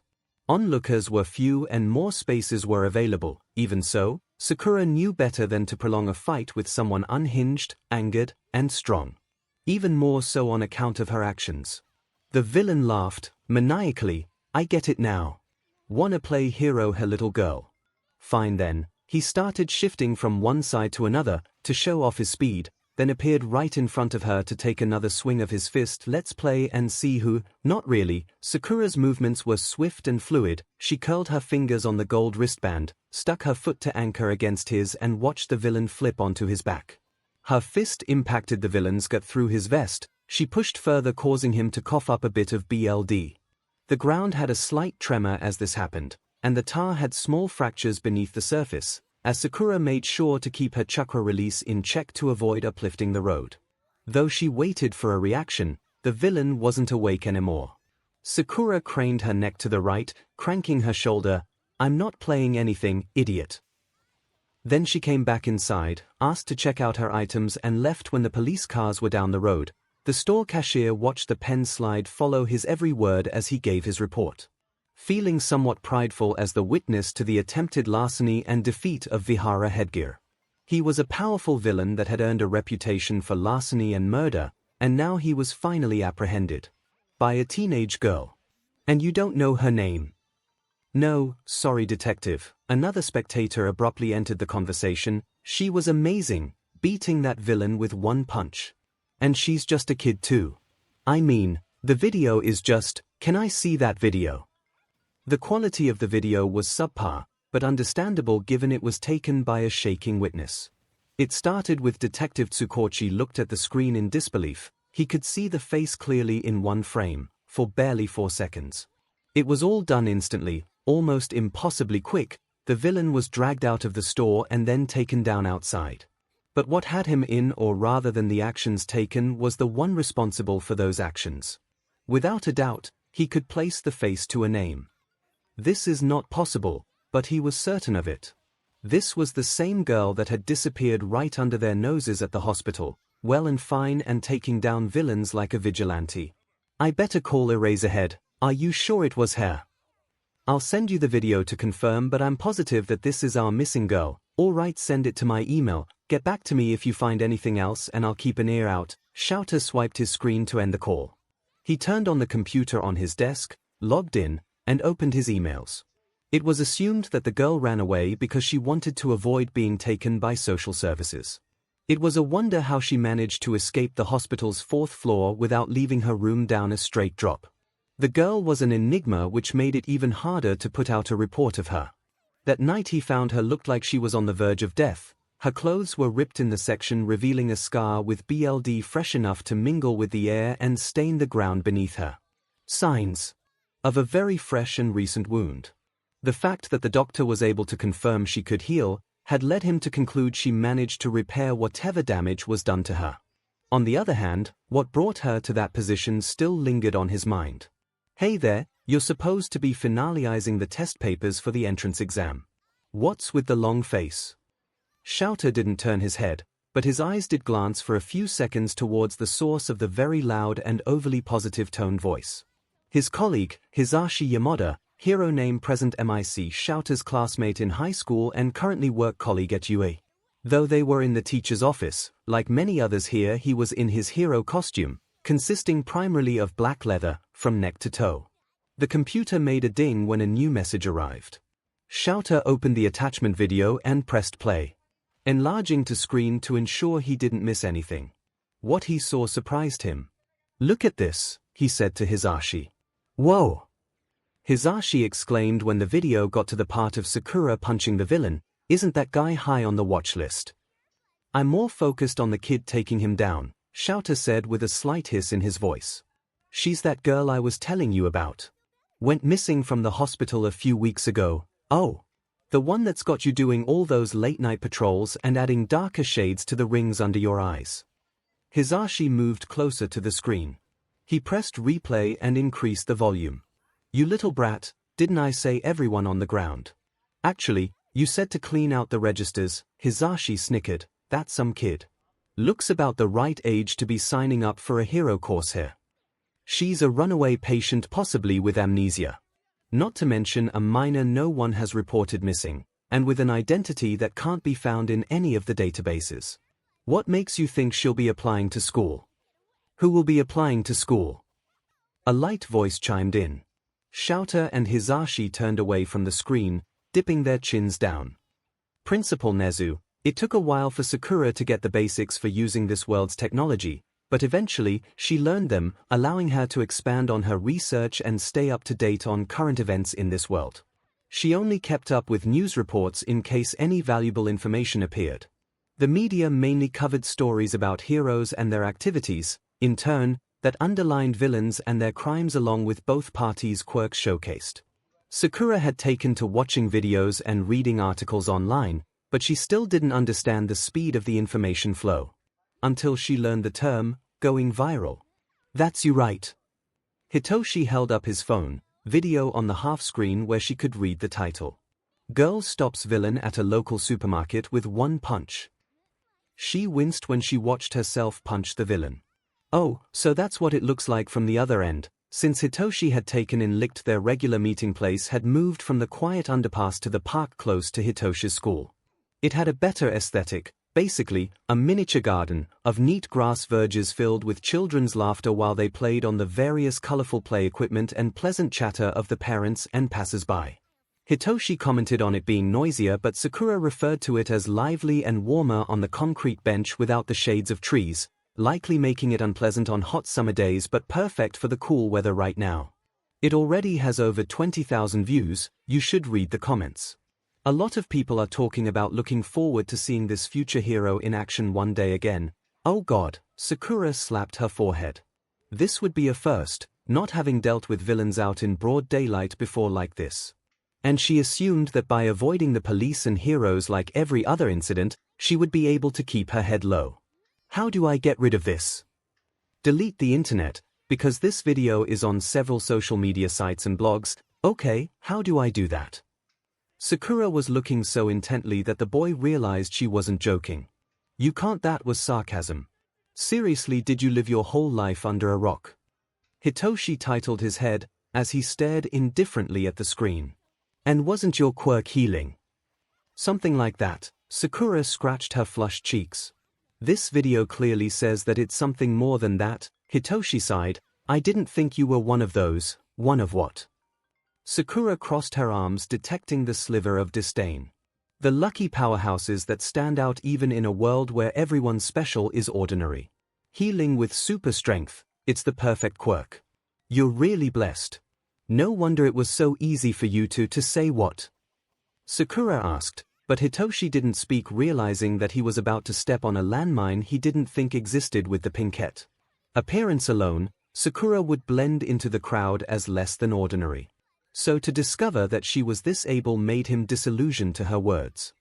That it's not the quirk that makes you but your actions. Sakura threw her head back, her neck touching the concrete rest of the bench. I didn't think you were that presumptuous. Is that just the way people are made to think here? He frowned. I'm not being presumptuous, but you do think I'm a lucky powerhouse, well, aren't you? Hitoshi interrupted with rising frustration in his tone. Isn't that why you said those things to me? You think I said those things because I pity you rather than being empathetic? Didn't you? From the perspective of anyone else in this world, it would be like that. Most quirks gave one function, and it was the owner that was responsible for varying their uses. Chakra was different in that respect because it allowed a variety of uses, but it took training, and what was possible for one individual wasn't possible for all. Chakra reserves varied: nature types, skills, talent, control. It all came together to play a role in the use of it for each person. Control and training had been Sakura's foundation for her chakra abilities, and that had taken years for her to get to where she was now. So to others who didn't understand how much training it took from a young age would of course assume she was just a lucky talent. With quirks, that's usually what it came down to. That no matter how hard you tried, without the right quirk any effort would be a waste of time. Well, if that's your concept about me, get over it, because what I said, it's still true. Sakura rested her chin on her hand, leaning forward to look ahead in the park. And even if there are lucky powerhouses out there, is it so important that it will affect your decisions and dreams for your life? Hitoshi inhaled softly. No, guess not. Everyone wants to be more than what they currently are, but without determination and action you'd just be wasting your time being bitter and watching everyone else get further ahead of you. Hitoshi and Sakura sat in absolute and thickening silence as her words lingered in the air until the pinkette stood up, her back turned away from the violet-haired boy. No matter how talented or blessed some may seem, everyone will have their own share of shortcomings and burdens to bear. No one gets anything in life for free. That night Sakura went to the underground fight club in a mood that synced with most of the other fighters present. The name Nemesis had spread quickly, and there were many challengers eager to knock the fighter down and take on the recognition and popularity that was accumulated with it. Of course, no matter who Sakura fought, it was always the same result. There were too many unaccustomed to her stature and were fooled by what was in front of them, the small lithe limbs that played to her advantage. Even in prolonged fights against enemies, it was always easy for Sakura to manipulate them into dropping guard, giving her free chance to strike. Sight was always the overriding sense. Sakura with her winning streak and no losses to her name yet was drawing in more quality opponent, and tonight she was going to be up against one of the best. This time, Sakura was going to be fighting a crowd favorite, who dominated the underground fight club since his arrival long before Nemesis. This was promising to bring in one of her biggest rewards if she won. The stands were overcrowded with myriads of bodies, jostling for a better position and roaring. It's the fight you've all been waiting for. Our greatest highlight this evening. Both fighters are known for taking down their opponents with one punch. Now we're going to find out who's the top dog at long last. Here we have the newcomer, Nemesis. Sakura felt her ears ring from the mesh of voices, and of course the man with punches too fast to count, Kendo Rapper. Sakura's opponent Rapper stood with the spotlight glaring down, emphasizing his massive form. One of the few fighters that felt no need to wear a mask, his wild brown hair cascading over his eyes. Gloves and leather straps with metal covered his hands. His presence made no effort to hide his anticipation for a fight. He was looking at her without judgment for her appearance as the other opponents. It was the first time that she felt the need to put her guard up since entering the underground fight club. You're strong, right? You fight with your fists, so you understand, don't you? Sakura didn't respond. Nemesis didn't have a concluded gender and it was assumed to be male. Though there wasn't a reason for it yet, Sakura preferred to keep the truth to herself. Rapper raised his fists. A real fight is when you use only the strength within you to kill. You understand? Thought so. In her life as a ninja, she had come across many eccentrics for battle. It set them apart from other fighters who acted out of necessity, rather than their own longing. Fighters ready. Begin. Like all her other opponents, Rapper rushed her, wind swirling around his fist when he pushed forward. He was known for his swiftness combined with the strength of his attacks that came like a barrage for those who could remain standing after the first hit. However, what the audience was seeing as a blurring fist was a clear image for Nemesis. She ducked against the fist blow easily, a little surprised by herself. Then came the spate of attacks, fists flying like bullets attempting to hit the target. Sakura's form matched the blurring punches. There was no frustration from Rapper as she kept maneuvering herself away from his attacks, making use of her nimble form. Instead, he began laughing. This is great, this is great. You aren't falling yet.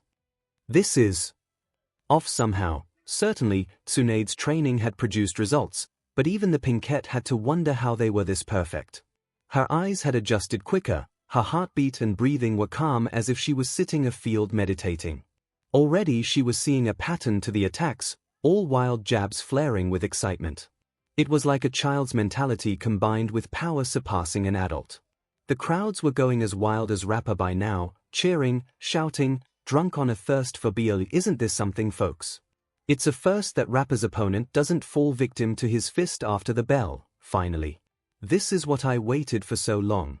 Now give me a real fight, okay? Show me what you've got. He's really excited. Sakura backflipped twice to put distance between herself and Rapper, the material of her hoodie torn from the graze revealing her stomach. She shouldn't prolong this. She had no obligation to do so. Even if he was just someone looking for a good fight. Rapper didn't stay still for long and closed that distance quickly between him and Sakura. In a fraction of a second, he lined up his shoulder with his opponent. He propelled himself forward. His opponent's guard went up, leaving nearly no openings, but it didn't matter to Rapper. All he had to do was keep punching and see how Nemesis endured the force of his attack. No one was ever fast enough to dodge me, now I'm all warmed up. A wide smile spread across his face. Sakura decided to move on to the offensive, while Rapper rushed her. My turn. Lowering her body, she balanced herself on the palms of her hands and twisted her entire body to kick the man from under. Caught off guard, he stumbled, was off balance, he knew it. He had to get his feet under him, but now Sakura was lunging forward. There was nothing for it. He couldn't block anything while he was still off balance. His opponent drew a fist and connected with his chest. Something so small, yet it felt as several tons of weight had been dropped on him in an instant, traveling throughout his body, cracking his bones, pushing BLD up to his throat and into his mouth. He felt the ground crack beneath him and the entire arena quaked, startling the audience. In his last breath of consciousness, he spoke, "You do Understand, Sakura was always quick to analyze her opponents to identify and expose their weaknesses, and against someone like Rapper, she felt no need to second-guess herself. He was stronger than most, which fueled the lack of hesitance he had when stepping into battle. His mentality was also a hard shell. But it was nothing she couldn't break. His fists were fast, but the same couldn't be said for the rest of his body. It was his quirk. It's over. Isn't that something? For the first time since his appearance, Rapper has been defeated. Winner Nemesis. Sakura smirked behind her mask, feeling a tinge of satisfaction from her fight. Her mind taken away from her issues on the surface, but it was only a brief respite. The days that followed Sakura weren't silent. Sometimes people would watch her with recognition, but she didn't mind it so long as they didn't go up to her and ask about the incident, which happened several times. She wasn't expecting the incident to draw that much attention, but there was nothing she could do at this point. Her daily activities remained the same, but she could sense lingering glances at times, and it wasn't pleasant. Sakura stepped into the shower, the soles of her feet barely flinching on the tiles.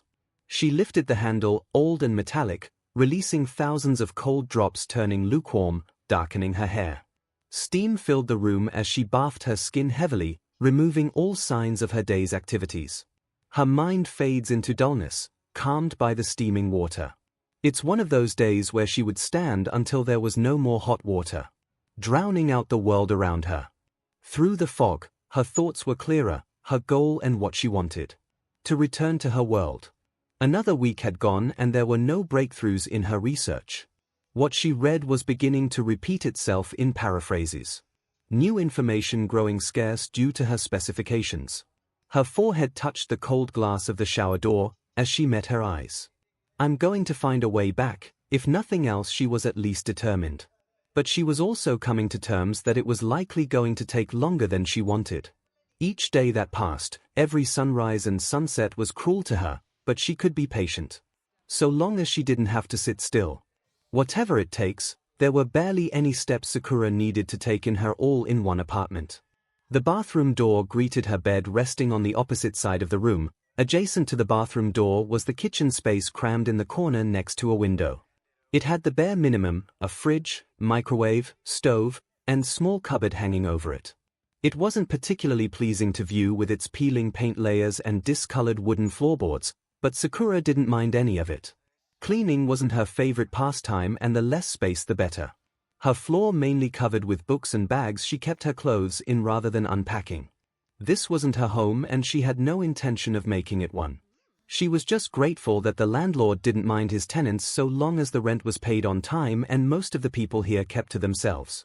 At least they did until some of the tenants recognized her from the video.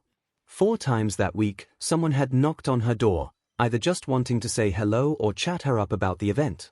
She didn't understand the excitement when there were so many other stories of villains running around in the city and causing chaos and heroes putting a stop to them. Except she wasn't a hero, that's what made the story so unique. With the current state of the world, the number of civilians that would rush forward to assist in states of urgency was basically non-existent. Those who did were called vigilantes and considered lawbreakers, no different from villains. Still, they could at least refrain from coming to my front door. At the thought, while she was digging through her fridge for a can of soda to cool down from the shower, she heard the footsteps across the hallway and knocks on her door. She closed the fridge and threw herself back on her bed, returning to the book she was reading, taking little interest in the noise on the other side of her door. It was too late for company by her terms, and while the knocking went on for almost 2 minutes, Sakura continued to wait it out. Seriously, is it the landlord? No one else had been that persistent when she didn't answer her door, but by now he would have called for her.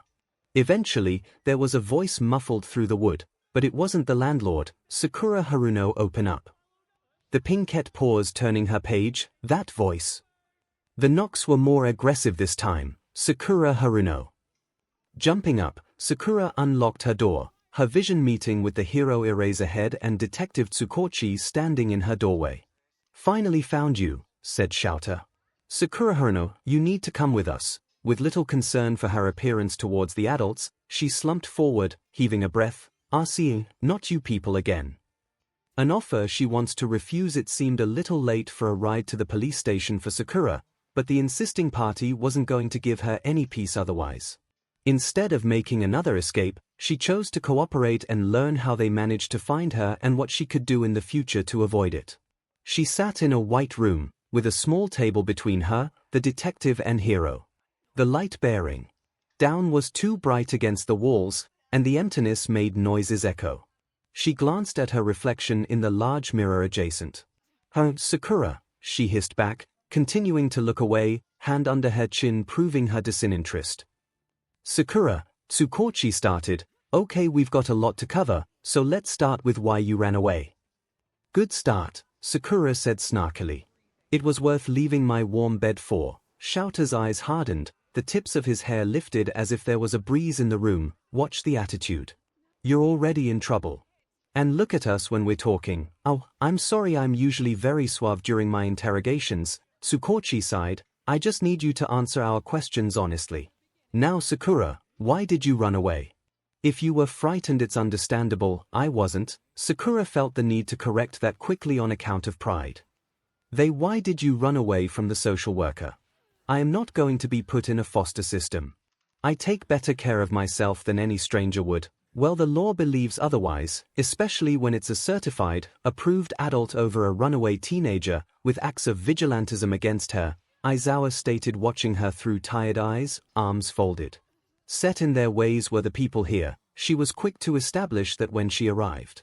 A gap was set through age, and the ones with the most weight to tip the scale of judgment were those with more years to their names. Deciding what was right or wrong. The polar opposite to the dynamic of her world, where age alone wouldn't earn you DMNT authority, but where experience and skill contributed as well. I didn't get to ask before, but how did you people find out where I lived? That's the thing with internet stars, they tend to stand out, answered Shouter, hearing the pinkette click her tongue. The detective opened a yellow folder that had been laying on the table, screenshots of her fighting the villain, and some reports. There's a video of you defeating a villain, and several witnesses' reports matching your description from victims who were supposedly saved by you on different occasions. Do you have anything to say to that? You're welcome, and you people should pick up on the night patrols. In less than an appreciative mood, Shouter glared at the pinkette. You are really pushing it, kid. Sakura held up her hands in a shrug. Well, sorry, but I don't understand what I've done wrong or what you want with me. I only came here as a courtesy. It would have been a different situation if you attempted to use force. You're arrogant. Sakura tilted her head at the dark-haired man. Is that a crime? No, but if you want to get into it. For starters, you're a minor without a parent or guardian, avoiding authorities, and performing acts of vigilantism on more than one occasion. The detective tapped the pages of the file. This can all add up to charges against you, which would be paid by your legal guardian, except that's not possible and I have no intention of letting you set me up with one. Sakura folded her arms, her eyes hard, reflecting like real emeralds. That's just how the law works unless you have parents to contact.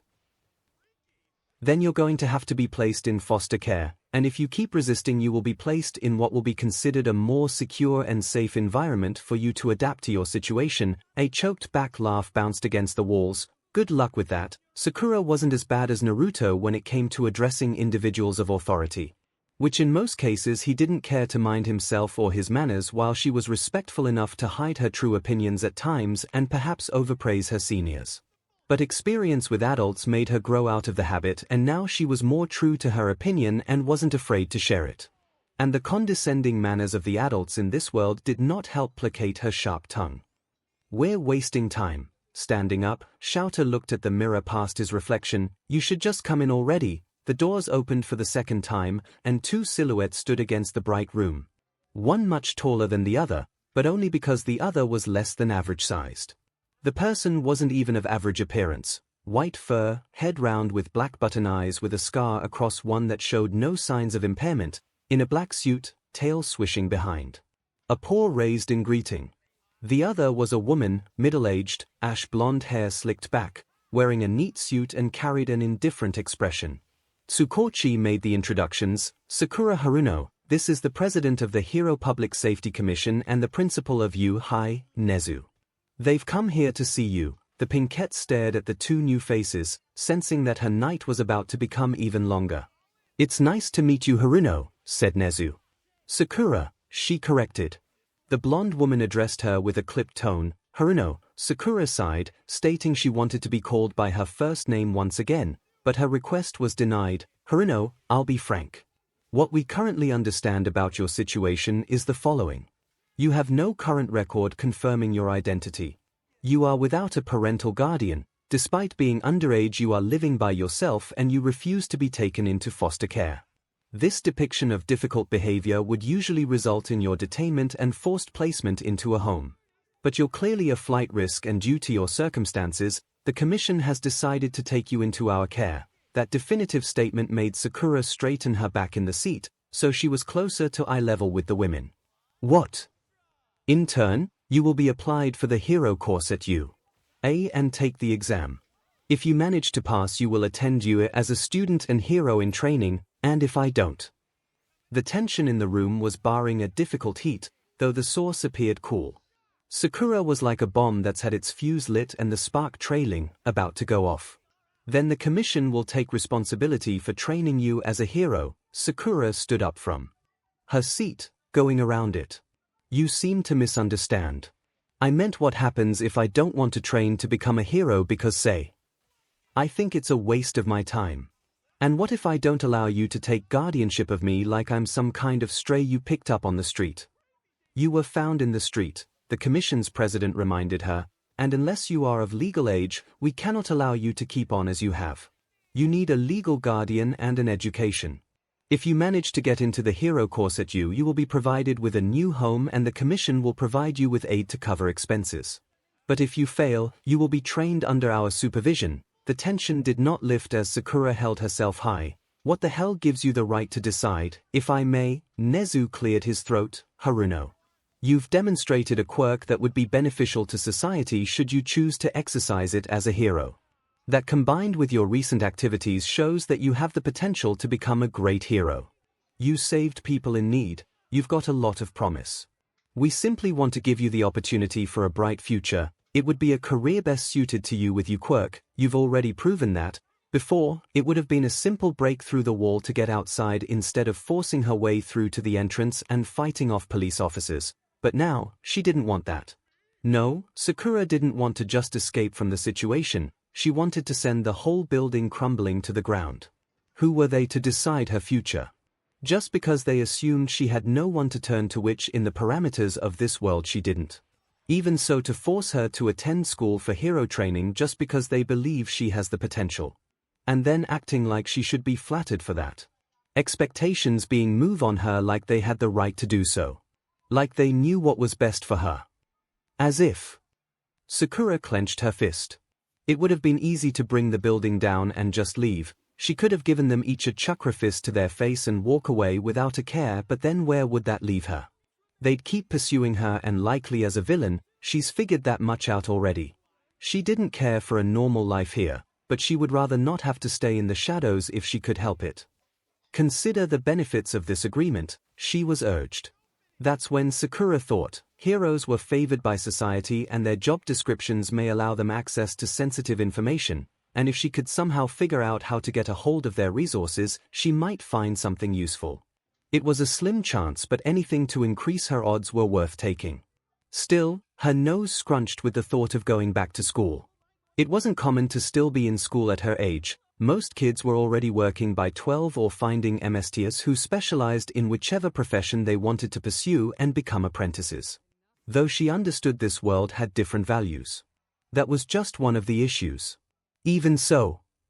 Sakura looked at the four and clicked her tongue hard. Damn it. This is a neat wall surrounding the structure of the main building and school grounds. The main building formed a large H in the center of everything. Fanning out was several other buildings, forest areas, and gardens. Everything was too captivating to take in at once. If it wasn't for the sign fabricating that this was a school, Sakura never would have guessed it. Sakura saw her breath in the crisp morning air, and lifted the scarf around her neck, drawing it close to her nose.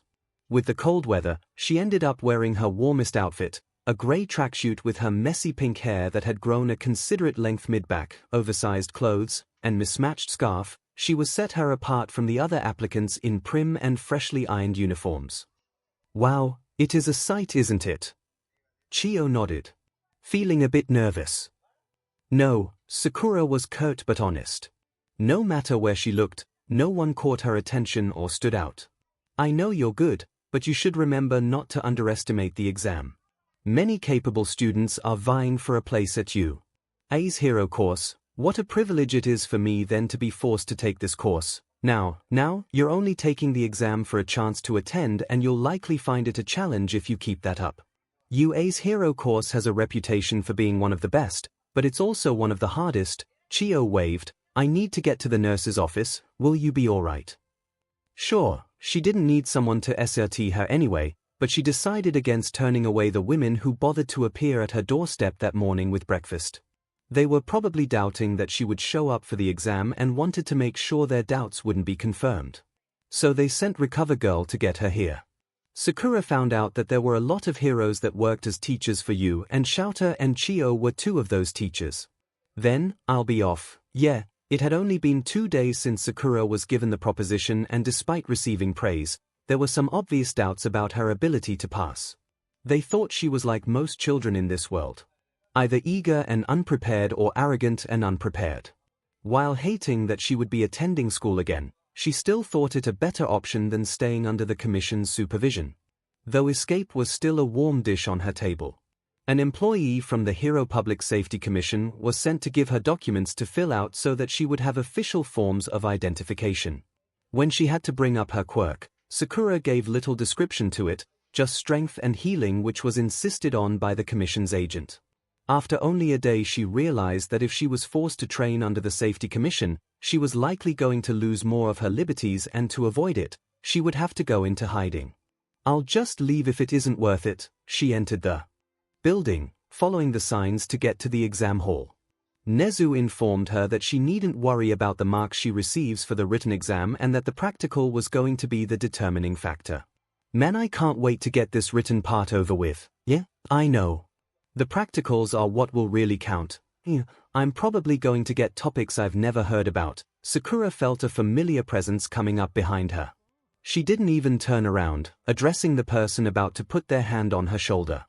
Hitoshi, how have you been? There was a moment of silence, followed by a surprised cough. How do you do that?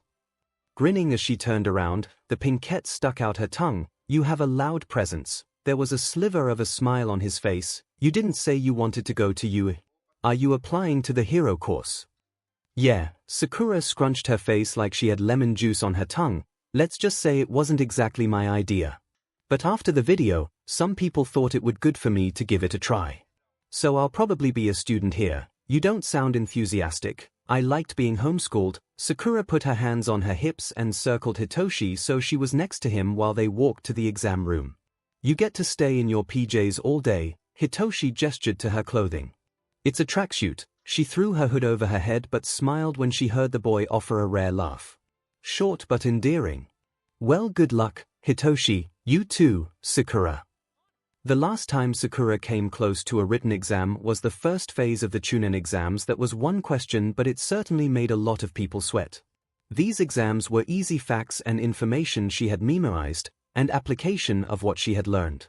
When it came to the languages and application of the information, you would only know if you were part of the education system in this world. She had to take her best guess or leave blank. English was especially severe. I think I understand a little how Naruto feels when it comes to written tests. By the end of the exam, she was so drained, she didn't want to lift her head in the auditorium. It would have stayed that way, but then the lights turned on with a giant screen on stage and a voice that just demanded attention. Everybody, welcome one and all to my live show. There was a brief pause of utter silence. The person taking center stage was a teacher of Uezashi, the hero present MIC. He would be giving the students the briefing on the practical exam. She looked to her right when she felt the person next to her squirming and heard his flustered muttering. A bit of a plain-looking boy, whose defining features was his dark curly hair touched with green, wide green eyes darker than her own and freckled-covered cheeks that were blushing with excitement. It's the voice hero present MIC. Wow. I listen to him every week on the radio. I'm so moved. All the teachers at 𝐂𝐸 are pro heroes. Sakura chuckled. catching his attention, and when she saw his expression like he was a deer and she was the car about to run him over, she tried to put him at ease. "Sorry, you're just really gushing, it's a little hard to ignore." He wasn't able to get out a full sentence, so she patted his back. "Take a breath, then talk." He took one, then replied in a quieter tone, "Sorry, habit. No worries, most heroes were glamorous, earned fame, and were thus treated like celebrities, gaining fans and followings." "Sounds like you know your heroes, I guess you could say that." "I haven't heard about present MIC before," Sakura confessed, trying to make the boy feel more at ease. "Really? How can you not?" Sakura chuckled. "I'm not that well informed about heroes here, to be honest, really. I can't get enough. By the way." The boy was looking closer at her now. "I feel like I've seen you somewhere." With a dry laugh, she responded, "I get that a lot." "Shut up already," the boy next to him spoke with a harsh tone. Sakura glanced over to him. Ash blonde hair standing out in all directions, wild, suited to his expression, and glaring ruby eyes. And though it was presumptuous of her, she thought his severe look likely matched his personality. "What's your problem?" He glared back at her. "You're too fing noisy demon five-head." A visible vein appeared on her so-called five-head. "𝐒𝐭𝐚𝐲, don't shut up, nerd." Now pay close attention, listeners. Present MIC's voice carried through the auditorium, diverting their attention. As it says in the application requirements, you will be conducting 10 minutes. You can bring whatever you want with you. After the presentation, you'll head to your specified battle stations. The screen behind for the presentation showed a diagram, spanning out from A to G, which were the stations. Sakura's exam card.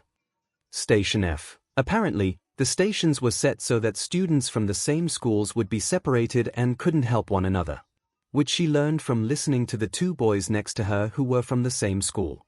But she was realizing she was probably right about the ash blonde when he ordered the dark-haired boy to stop looking at his card. Sakura huffed softly, looking back at the screen. 3 different types of foe villains are stationed in each battle center. You earn points for each of them based on their level of difficulty. Your goal is to use your quirks to earn points by immobilizing the foe villains. That was it. Sakura saw the example on the screen of an avatar of present MIC moving through the Pixel City, destroying the foe villains, which were just robots.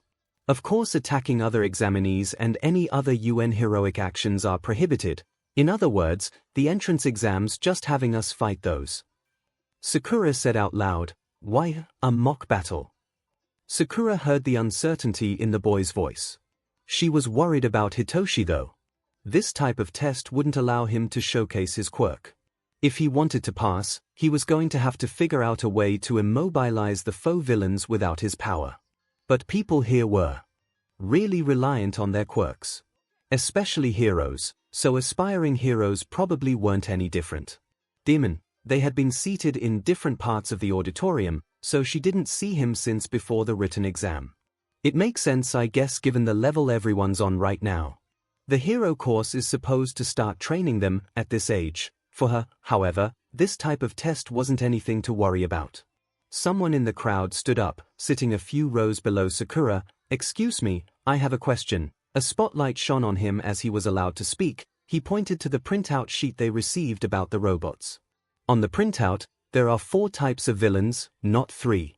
If that's a misprint, then you, the most prominent school in Japan, should be ashamed for that foolish mistake. The reason we are seated here today is because we seek guidance on the path to becoming model heroes. Wow, there truly was a range here.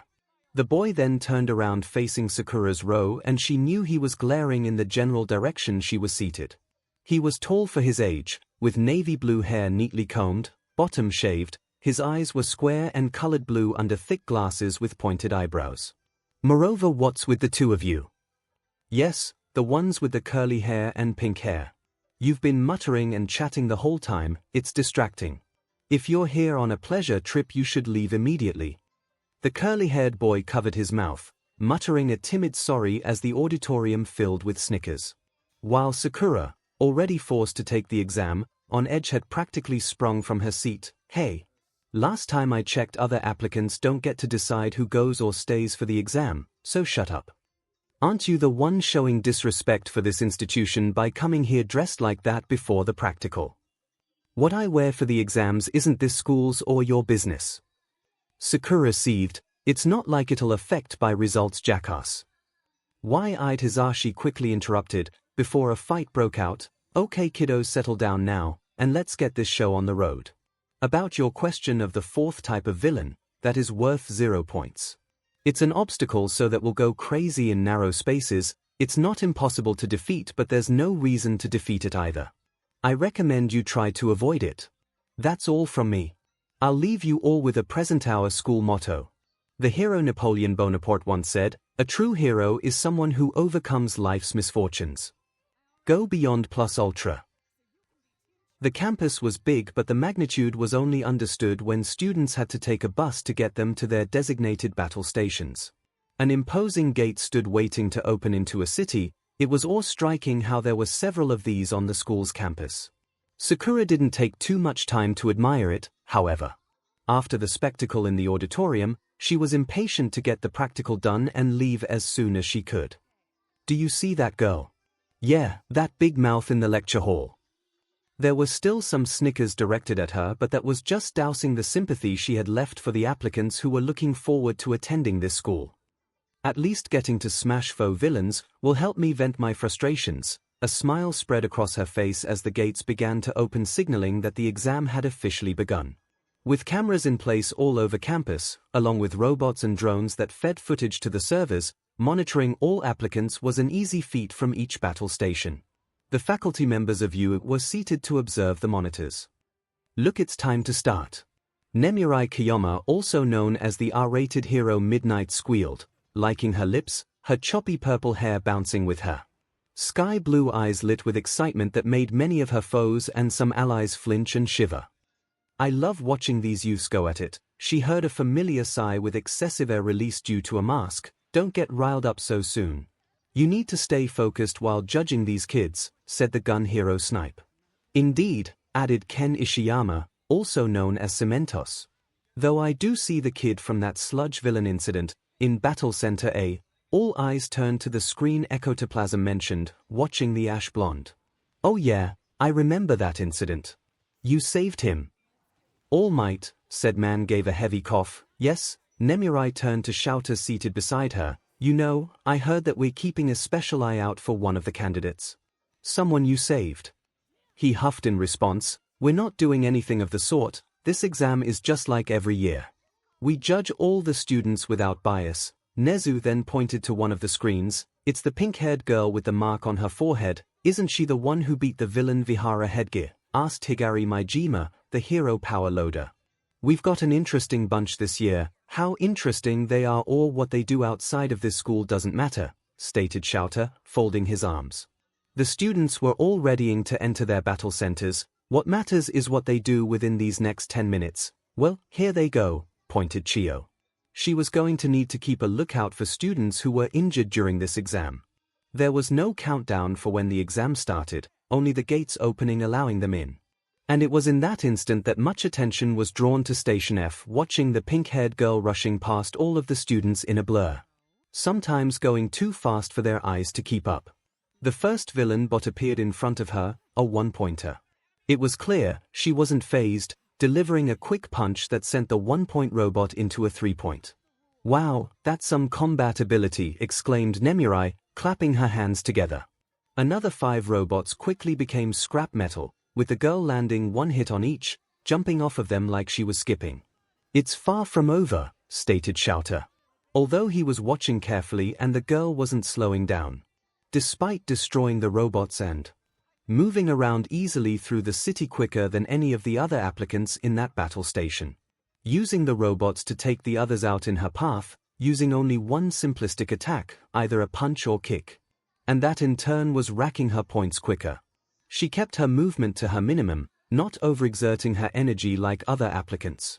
It was usually expected since students at this stage didn't have that much experience with their quirks or fighting, prioritizing flashiness over precision and practicality. Well, we'll see what she does when the real test starts. Without knowing what the passing grade would be, Sakura didn't want to let any potential target escape her. She just had to keep to the basics, and that was proving to be enough. At the level of difficulty this practical was at. She just had to move fast enough to beat the other applicants to the punch. A swift kept sent a 3-point villain crashing into a duo of 2-point robots. Metal clanked as they crashed into the pavement. The smell of smoke and fire in the air from the tiny explosions of braking circuits let her know that they were immobilized.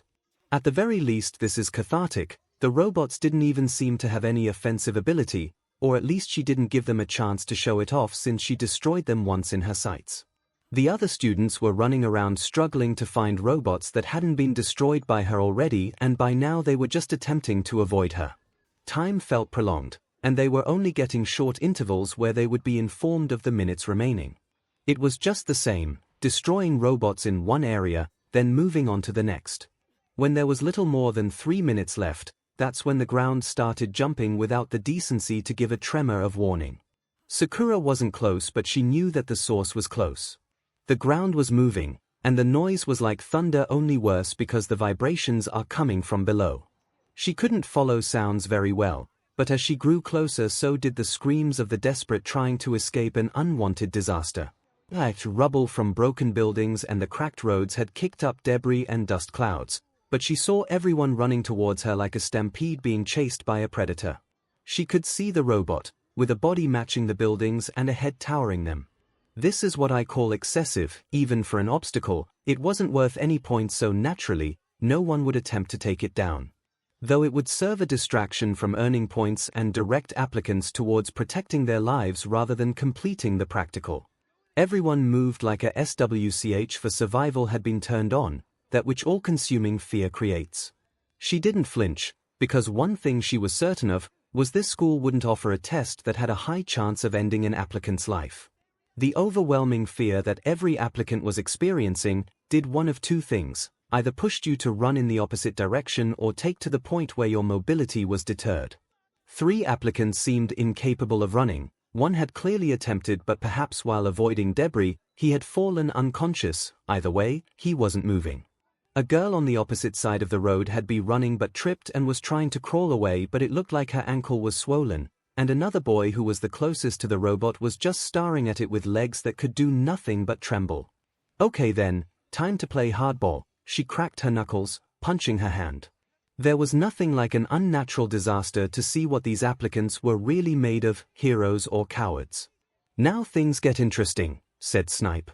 It doesn't look like we've got anyone jumping in for Station F and B. Might want to halt that executor soon, suggested Nemirai. The 0-point robot wasn't there for show, and it wasn't an obstacle to avoid, but for the teachers to evaluate and find out who had it in them to become heroes.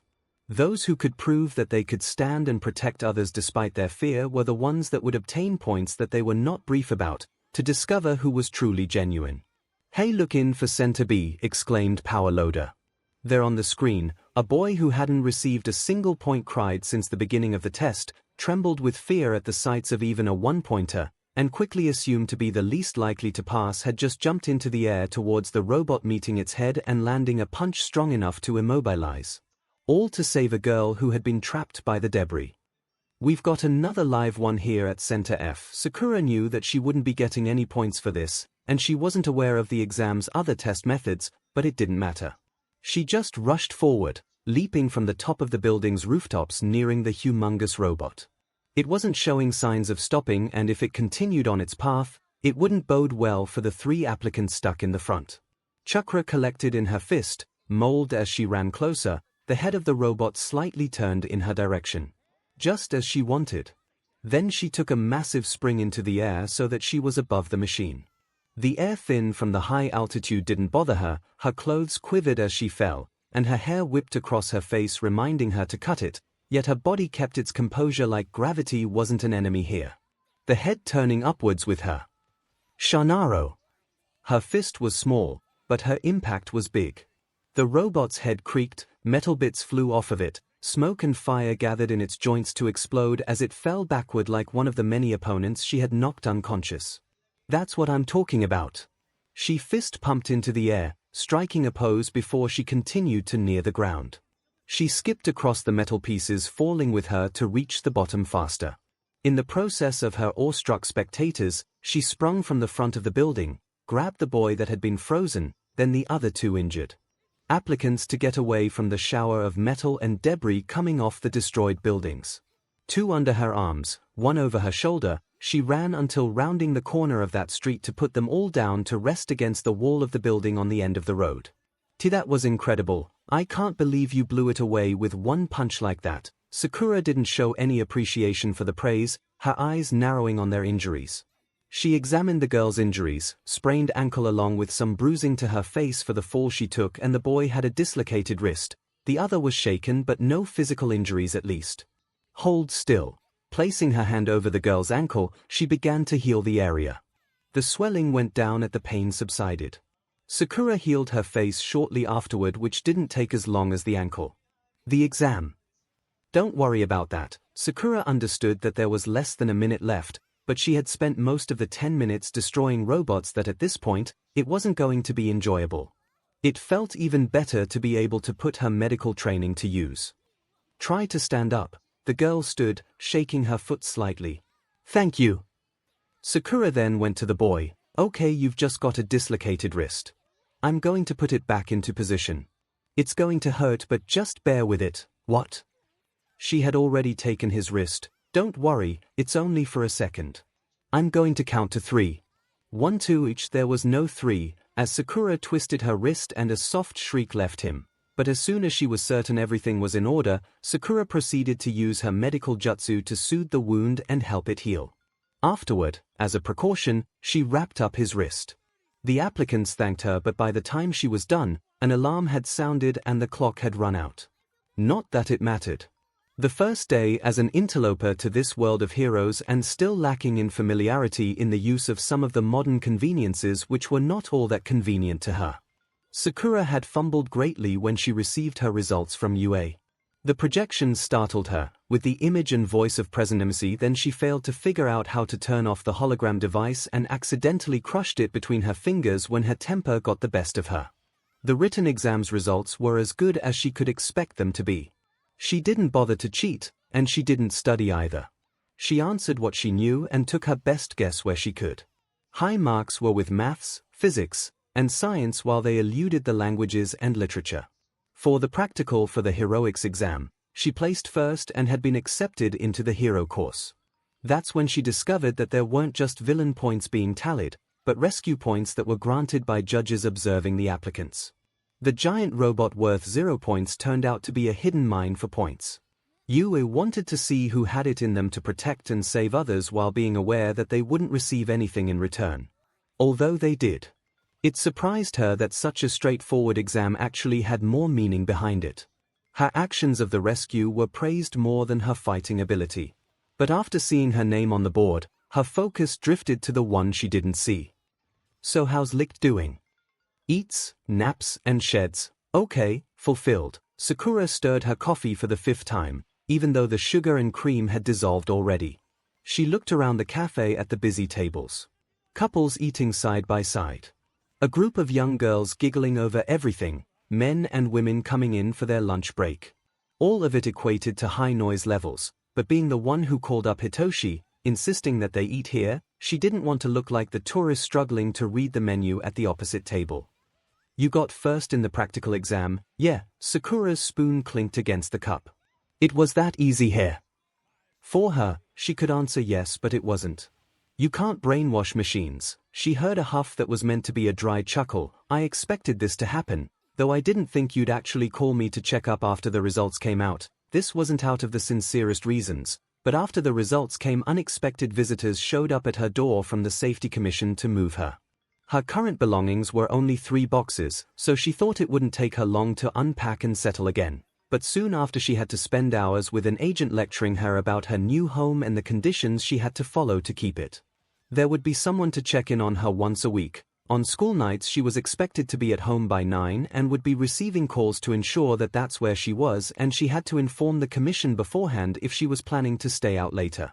That lecture alone was just the tip of the iceberg she wanted to destroy. Then she was told that in light of her actions, she was also expected to do community service. It was obvious that they were trying hard to keep a close watch on her to ensure she wouldn't run off while attempting to change her behavior. So when there was going to be a second inspection the next day, Sakura said that she would be spending the day with a friend to prevent another unwanted visit for that day. Though she had also wanted to see Hitoshi as well. Hitoshi took a sip of his drink. I am still going to you, what? I already thought that something like this might happen. It's not out there to think that the heroics course would favor applicants with combat-based quirks, and have a test for it. I get that, but there are other schools with hero courses you could apply to. You do still want to be a hero, right?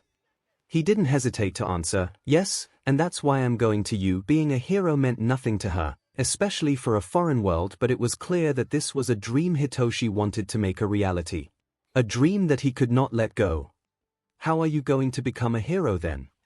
You've heard of the US Sports Festival. Sakura folded her arms, leaned back in her chair and just stared at him as if to ask if he was doing this on purpose, as he should have gotten the idea by now that there was a lot she wasn't aware of.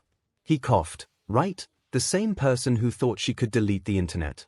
The US Sports Festival is held every year by the school, featuring different activities and rounds of events that lead to students from all departments facing against one another.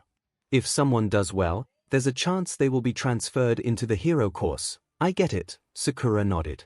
She didn't know anything about the sports festival, but she understood that this was an opportunity that Hitoshi had already set his eyes on in advance as a contingency. Smart. If it was going to be people facing off against each other instead of robots, then he had a better chance. The exam was already ludicrous with its design. Heroes fought villains, and most of the time, they were organic, made up of flesh. A quirk that could take care of villains without harming them was way past a perfect capture and followed hero lore that talked about keeping one's power in check during battle to reduce damage and injuries, since it was against the law for heroes to kill. Another factor that Sakura didn't entirely agree with, since there was such a thing as too dangerous.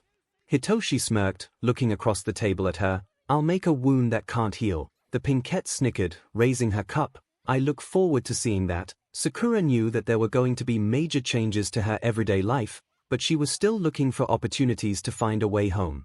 To rectify her behavior issues, she had to do community service. That was the fine print of the verbal contract she signed, and she only learned about it after her name was written. At that point, she was ready to take off on her own, but she decided to take a job where she would have access to personal records. A hospital. From her experience, it was one of the few places that she could have access to those types of records and databases. And if she was going to be forced into community service, she'd rather do something relatively pleasant. It was like going back to her days in Konoha Hospital when she first became Tsunade's apprentice. She was still studying to become a medical ninja, and had worked her way up from nurse to a surgeon. The difficulty was keeping up between training and studies. Though her daily tasks only consisted of transporting patients around, clerical duties, scouting visitors, checking inventory, making deliveries, changing beds and so on, Sakura didn't mind, as she was given a familiar environment in exchange. She just wouldn't admit it. Perhaps the war had factored her decision to volunteer at a psychiatric ward, or that she was incapable to resist treating injured people in front of her and she chose to keep away from regular hospitals, but here she was. Okay, I've changed the bedspreads and visiting hours are over. Is there anything else? Yes, I have reports here that need to be filed, and then there's a cart of flowers coming a bit late. Can you stay a little longer again? Of course, Dr. Tokushima. Her supervisor, Dr. Tokushima, was a woman with short wild red hair and ruby-colored eyes under thick glasses. Though she had a taxing job, she was always lively, as Sakura learned on her first day. Doctors needed to practice a certain level of detachment when working to perform properly, especially in conditions like these, but Tokushima had a devotion to her patients that she was praised for. And it didn't deter her work. The redhead was at her desk, signing off paperwork. I have to admit, when I was told that someone wanted to volunteer here, and a young girl no less, I was surprised. That's so? Sakura asked while looking through the files. She discovered quickly that Dr. Tokushima was also a bit of an eccentric and somewhat disorganized. She allowed Sakura to sort out some old files and paperwork to neaten up her cluttered office, and after discovering that she had a gift for organization, she'd started asking her for help on minor documents and such. Though that so-called gift was just experience on Sakura's part from working at the hospital and training as Tsunade's apprentice. We don't get a lot of volunteers, to begin with, since the training is harsh and it can be tough when you aren't mentally prepared. I guess I'm just a special case, Sakura shrugged. It would be difficult since the atmosphere in the ward could change quickly if the staff wasn't careful. That alone would only decrease the chances, not erase them. You're doing well so far. I hear some of the patients are also taking a liking to you. Well, it hasn't been that long since I started, but since I'm going to be working here for a while, I want them to be comfortable with me. Monitoring the patient's general behavior was also one of her tasks, and that was easier to do when they weren't avoiding eye contact. She did everything that first week to make sure that patients were at ease with her presence. She could easily detect who was comfortable and who wasn't. I wouldn't call it liking, but they're getting used to me, I suppose. I'm not in a rush, except maybe to get this filing done. You are good at this. Would you consider a career in the medical profession? Sakura didn't bat an eyelash. I don't know. I'm taking a hero course. Yes, every kid wants to be a hero. Tokushima smiled widely. When looking at you, no one would think that you're capable of taking down a villain with a single punch. Sakura paled. You know about that. I found out from a nurse that recognized you in the video. I'd rather not talk about that, Sakura sighed, as she kept sorting through the reports and files. But tell you what, if this hero thing doesn't work out, you should consider becoming a doctor. You've got the smarts for it. Sure, Sakura breathed out. The hospital corridor was filled with the sound of the wheels rolling along the tiled floors as Sakura pushed the cart of flowers. She had one more DLVY for that afternoon before her shift into the evening, and she would be working overtime. Again. The private ward gave a different atmosphere to other hospitals. The air wasn't strong with bleach, and the seats were plush and every surface was dustless. Sakura reaches for the gray sliding door and the dull chrome handle, watching it slide open effortlessly. Good afternoon, I brought flowers, as usual, sitting by a chair pushed out from the desk in front of the wide window. A woman sat staring at the sunset, gray eyes Sakura imagined could shine like stars, now tired and heavy, shoulder-length white hair like snow about to melt, a hollow round face. She held herself up with effort. Even so, it was easy to tell she was once appealing, but deprived of light, like a withering flower denied the sun or cut from its roots. Sakura, staying late again. Sakura smiled. It's fine, Rei-san. I have permission. Taking the glass vase that held the withered flowers, Sakura emptied the water and replaced the blue rindu flowers with the fresh pair. Thank you, Sakura. Rei gave a sliver of a smile. She was one of the most composed patients in the hospital and captivated Sakura's attention. From what Sakura understood, she had a traumatic breakdown from a domestic incident, but nothing was specified, and knowing her limits for the time, Sakura wasn't curious for details. It was only in her briefing so she understood how to properly interact with the different patients. While she was getting to know everyone, Sakura had made an effort to converse and learn their likes and dislikes. Some opened up, others were still doors she needed to pry gently, but she didn't have that tension with Rei. When Sakura asked about her likes, she learned that rindu was her favorite flower and started getting her a pair. Sakura set the vase back by the window. In flower language, rindu means of victory, which refers to its ability as a spiritual herb that can triumph over illness. I didn't know that. Do you know a lot about flowers, Sakura? The pinkette sheepishly shook her head. No, but a friend of mine does. Her family owns a flower shop. The roots of this flower had medicinal properties that she and Aino used to study, and that's when Sakura learned about the meaning behind the flowers. It seemed that some things weren't that different between worlds. Hess would just be considered further behind in development and technology. I see, so she taught you. She always enjoyed informing me. Sakura giggled softly, pointing to the vase, crisp drops of water sliding down the glass. Well, maybe next time I can add daffodils. Rei leaned forwards ever so slightly. Do those also have a special meaning? Sakura's eyes gleamed. If I tell Rei-san, can I add them next time? There was too much space. That's what Sakura thought when she was brought to a house in a residential area that was now going to be hers. The entrance would welcome you straight into the living room and kitchen area, both separated with enough room to make the distinction. On the right, there would be a small hallway with 2 doors, 2 bedrooms, and the bathroom.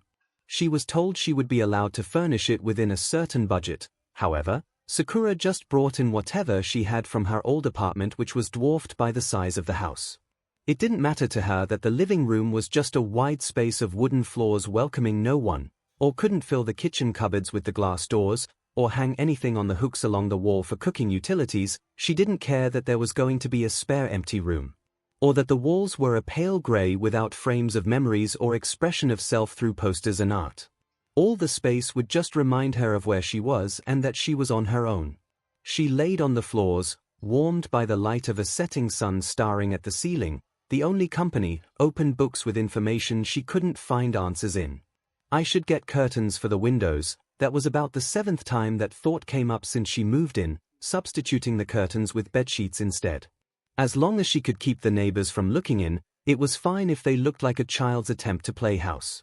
If she had done this at home, her mother would be scolding about her poor house skills and her dad would attempt to make a joke that only his wife found humorous but only turned her ears red.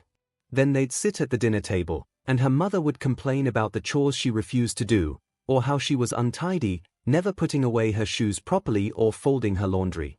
How she'd escaped the house to see her friends, who were basically around every corner she turned in the village. Familiar faces greeting her every time she stepped out. Now there was only one heartbeat in the house, one voice, one presence. It gave her room to dread, to think of the worst scenario, where she wouldn't be able to return. Where there would always cold, even under the rays of sunlight. It was the same as being dead. Naruto, Sasuke. She shut her eyes to fill her vision with memories of her friends trying to fight off the knot twisting in her stomach. Oh CRP, CRP, CRP. Sakura chanted, running out of the shower, conditioner half rinsed out of her hair and with little care for her wet feet sliding her across the hall as she dried herself down on the way to her room. Smelling the burnt toast she left on the counter after rushing to make breakfast, thinking she could finish in the bathroom before it was done. This is not right, she huffed. When it came to punctuality, be it team meetings or missions, training sessions, or medical appointments, no matter the inconvenience of time or the place, Sakura was never late. The one that was usually waited on was Kakashi, and he'd offer an array of reasons for his tardiness, which Sakura and Naruto would call him on. But if he could see her now, she would never be able to comment again. Since coming to this world, Sakura's schedule was free for her to fill, and with terrors gripping her some nights, she was able to make up for the lost sleep. Though her mornings mostly began past 8 if she could make it through the night without waking up. Despite being aware that school was going to be taking up her time, Sakura didn't set an alarm for the first day, thinking she could rely on her internal clock. It let her down. Now she was beating her feet against the wood to get ready. She threw on the white long-sleeve shirt, buttoning it up quickly and poorly fastening the red tie, then tucking one end of the shirt into her dark blue-green skirt, slipping spandex shorts under. Observing herself in the mirror for 2 seconds, she flattened down her hair and wiped the side of her mouth that had a smudge of toothpaste.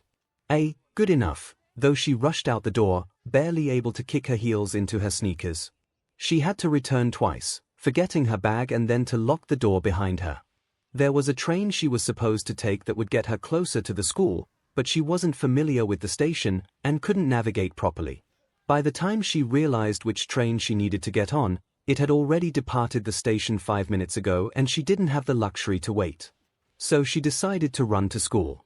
From where she lived to U, it would be considered a tiring commute to do by foot. Sakura, on the other hand, wished she had just done so in the first place. Leaping across rooftops of buildings and houses, the top of telephone poles, jumping between the gaps creating alleys, crossing the streets from the air, avoiding the pedestrians, vehicles, and traffic lights. Sakura was making a quick route to school, which would have already started by now, but since it was the first day, there would only be orientation and the entrance ceremony. I can probably just sneak in during the entrance ceremony. The air began to feel heavy around her, the hairs on her neck became alert, a churn in her gut. It was startling, like hearing a shrill scream highlighting the severity of an unknown situation. It did not remain unknown for long, as Sakura caught the scent of ash on her tongue, and could see the smoke rising into the sky, painting it black several roads away, with buildings obscuring the scene, leaving a lot to the imagination. But one thing was certain, where there is smoke, there is fire. Oh come on! Sakura clenched her teeth lightly, skiing in a breath. head twisting between the straight path down a lane of buildings that would get her to school or the turn that she knew would lead to trouble. Don't do it, don't do it. Her ears shook from the noise that reverberated towards her as effectively as a thunderclap, flames becoming momentarily visible. That was definitely going to be enough to alert heroes if it hadn't already, but it didn't matter anymore. Sakura was already off the building roof, over the street and narrowing her eyes when the smoky air touched them. Fire was an important source of life, but it was easy to forget its destructive properties until control of it was lost and it grew to engulf and overpower everything in its path. This was a good example of such a time. Spectators were watching from a good distance on the other side of the road, as flames escaped from inside the building with an intensity that reached them. Sakura couldn't turn back from this, especially when she saw a man attempting to rush towards the building but was being held back by a group. Family's still in there, heroes will be here soon. It's too dangerous to go in there. I don't care. He screamed, punching one of the men that were holding onto his arm. I'll get them, not on the 4th floor. A shadow blurred over the group, catching attention before it vanished into the flames. It was difficult to see when smoke was tearing up eyes and wrapping its fingers around throats, but someone had certainly rushed into the building. Is it a hero? A hopeful cried. I don't know, I didn't see much. The waves of heat radiating through the air were visible in the confined space of the building that was being stripped bare of its flesh by these flames. When it cleared, there would be a fresh skeleton, but Sakura wanted to at least ensure that it wasn't any of the residents. Her clue may have been the 1st floor, but that still left her oblivious as to which direction she needed to go. And with the current strength of the fire, no ordinary person would be able to escape. Come on, think. Sakura stepped back as rubble that was once ceiling fell in front of her. She carefully checked around for any signs of life, and when she was certain there were none, she moved into the hallway of the other apartments. It would be difficult to hear screaming, or rather it wouldn't be a good idea since the fire was removing the oxygen. Sakura looked at her hand. If my sight and hearing are useless. This wasn't something she had any proficiency, but it was her best hope. If not, then she was just going to have to look in each apartment. But if she didn't get out of there in time, then the building was going to collapse on her. Although this heat was nothing compared to the dimension Kaguya had teleported her to, of lava, rock, and flames.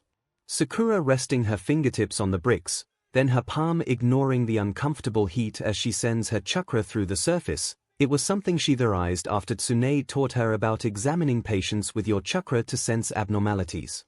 She didn't think she'd be able to sense everything in the constantly changing building under these conditions, but she was able to identify signs of life. There was on this floor, 2 doors down from where she currently stood. All she had to do to get over was jump across the gap. She moved swift but agile, as she didn't want to cause any rubble to collapse on top of her. Even careful when she took the door from its hinges and used the waxed wood to smother some of the flames on the floor, giving her more room to move. 𝐒𝐻𝐢𝐵 cough sounded. Help! She heard the difficulty shrieks and whimpering in what remained of the apartment, behind another closed door. Hold on. She removed the door again. In what was left of a bedroom, the bed was long set up in flames, but it was blocking the window. And there must have been flames near the door as well before she brought it down. There was a woman, huddled over a woolen blanket, and Sakura could barely see a peak of hair and watery eyes. She put her hand over the woman's foot, restoring the flesh quickly. It's okay now, don't worry, Sakura soothed the woman as she sunned to her body. Judging by his height, he couldn't be older than 4. The ash and smoke had painted their skin patches of dark, and it looked like the woman had sustained an injury to her leg. The skin was torn open from her foot up her ankle. It'll be fine, Sakura assured as she threw her blazer over the woman, covering her upper body, and then lifted both of them into her arms like picking up cardboard. There was now a window that Sakura could make an exit of. Kicking the flames away, she leaped out, followed by an eruption of smoke. The man who wanted to run into the building was immediately next to his wife and child that Sakura brought out on the other side of the road away from the fire. Thank goodness! He was crying as he cradled them in his arms, likely thinking he wouldn't have had the chance to do so again. He looked at Sakura. Thank you so much. Thank you. Sirens were heard from down the street, police cars and a fire truck. Of course, the heroes arriving at last. That was the sign for Sakura to leave as quickly as appeared. Flickering out of sight faster than the eye could follow, she was on the rooftops leaping across heading back to her house. Planning to take another shower and wash off the stench of smoke. Officially too late to care about going anymore. It's just the first day, not like we do anything important. I have not had to come to a student's house for bunking the first day of school ever before, Haruno. You better have an explanation. While not concerned about skipping on her first day, Sakura was aware that she'd be receiving some sort of message from the commission or school. Which is why she wasn't surprised when a familiar teacher appeared at her doorstep. Dreary-eyed as always. "Hello to you too, and please come in," Sakura said, though he was already in her house and she was busy shutting the door. She saw that he was carrying a bag in his hand and saw a hook sticking out. "Why didn't you come to school?" 𝐲𝐻𝐻 asked while observing her empty house. "I got lost on the path of life," Sakura said, definitively thinking it sounded better when Kakashi used that excuse while giving a coy smile, further aggravating the man. "Does your path of life always lead you into burning buildings?" He shot back. Sakura pulled in her teeth. "Well, on occasion. Did someone record me again?" "No, but the police called the school when 𝐒𝐬𝐽 was identified at the scene and your description was given from the victim you pulled from the fire." "Oh, okay," she nodded. If emotions could appear in ink on the face, 𝐲𝐻𝐻 would have had annoyed written right across his. "You missed your first test, Haruno." Sakura tilted her head. "What? I thought there was just going to be orientation and the entrance ceremony today." "You doesn't follow standard education procedures and there's no time for pleasantries like that in the hero course. I run my class how I see fit and today there was a quirk assessment test for you and your classmates." Her eyes widened with surprise and 𝐲𝐻𝐻 thought for a moment that she understood the severity of her actions, but then she opened her mouth. "You're going to be my teacher?" He felt his eyebrow twitch. "Haruno, you not only missed the first day of school so that you could engage in vigilante activity, but by default you place last in your class for the quirk assessment test. What exactly is this test?" Sakura asked, scratching her cheek. "That doesn't matter since you missed them." "Well, sorry," Sakura yawned softly. "I told your classmates that whoever placed last in the test would be judged in having no potential and be expelled. And the one who placed last is you, do you understand?" "Yeah," the pinkette stretched out her arms. "I'll try to be on time tomorrow." "Is that everything?" "You were expelled, Haruno." 𝐲𝐻𝐻 waited for a reaction he had seen on multiple occasions since becoming a teacher, but he didn't receive it. "Then why did you bring me my blazer?" She pointed with a grin, having seen through his ploy. "You aren't going to expel me, 𝐲𝐻𝐻 waited for a moment again, but there wasn't even a cringe. "On paper, you are expelled, but re-enrolled into the hero course. This will be on your record." Folding her arms, the pinkette tapped her barefoot against the floor. "You were waiting for me to react." "Why is that?" Doesn't even bring up her record. Every student he expelled would be wrecked about that and it would always sit with them even if they were only expelled on paper. But this girl clearly had no regard for her status on record. Even though it had just been created. He thought that she would at least point out the unfairness of his expulsion. Immaturely state how it wasn't entirely on her for choosing to save lives instead of attending school. There were certain acceptances to using your quirk to attempt heroic acts, and rescuing in states of emergency was one of those times. However, she didn't know that. Even so, there was no reaction. She had more to lose than any of the other students if she was removed from you, and yet she was still fearless. No regard for herself, running a hand through his disheveled hair, displaying his contempt and exhaustion for the girl. He spoke. "You don't appreciate the opportunity you've been given to become a hero, and that is frankly more than irritating to witness." Sakura frowned. "Why? I already said I don't care about being a hero, then why do you keep saving people?" 𝐲𝐻𝐻 received an answer quicker than he anticipated. "Because I can." Her voice was detached, yet firm. And 𝐲𝐻𝐻 understood that she was strong-willed and talented. But she would be her own demise if she did not learn that there was a difference between self-sacrifice and recklessness. Especially when disregarding the rules. Her ability was also clearly adding fuel to that fire. She was highly praised for her performance during the entrance exam. But there was no way for someone her age to understand what the real world was like and what it would do to those who didn't understand their limits. Listen, Haruno. This isn't some game. Just because you have talent doesn't mean you can go out recklessly on your own and break the rules. You don't behave rationally at all. And if you keep this up, you're going to suffer worse consequences than being expelled. The hero course is to train you to become a real hero, not give you a pass to do whatever you want. There was blatant indifference directed towards Shouta as Sakura's face lost all forms of expression, and that in itself was expressing her lack of concern for every word he used in an attempt to pry understanding into her mind while it was too full of disinterest. It was worse than a student protesting and fighting him on his every word, because then at least he knew that he had gotten through in some way, but Sakura wasn't having that. Thanks for bringing my blazer. I'll be at school on time tomorrow. Shouta left the Pinkette's house without greeting or any further discussion.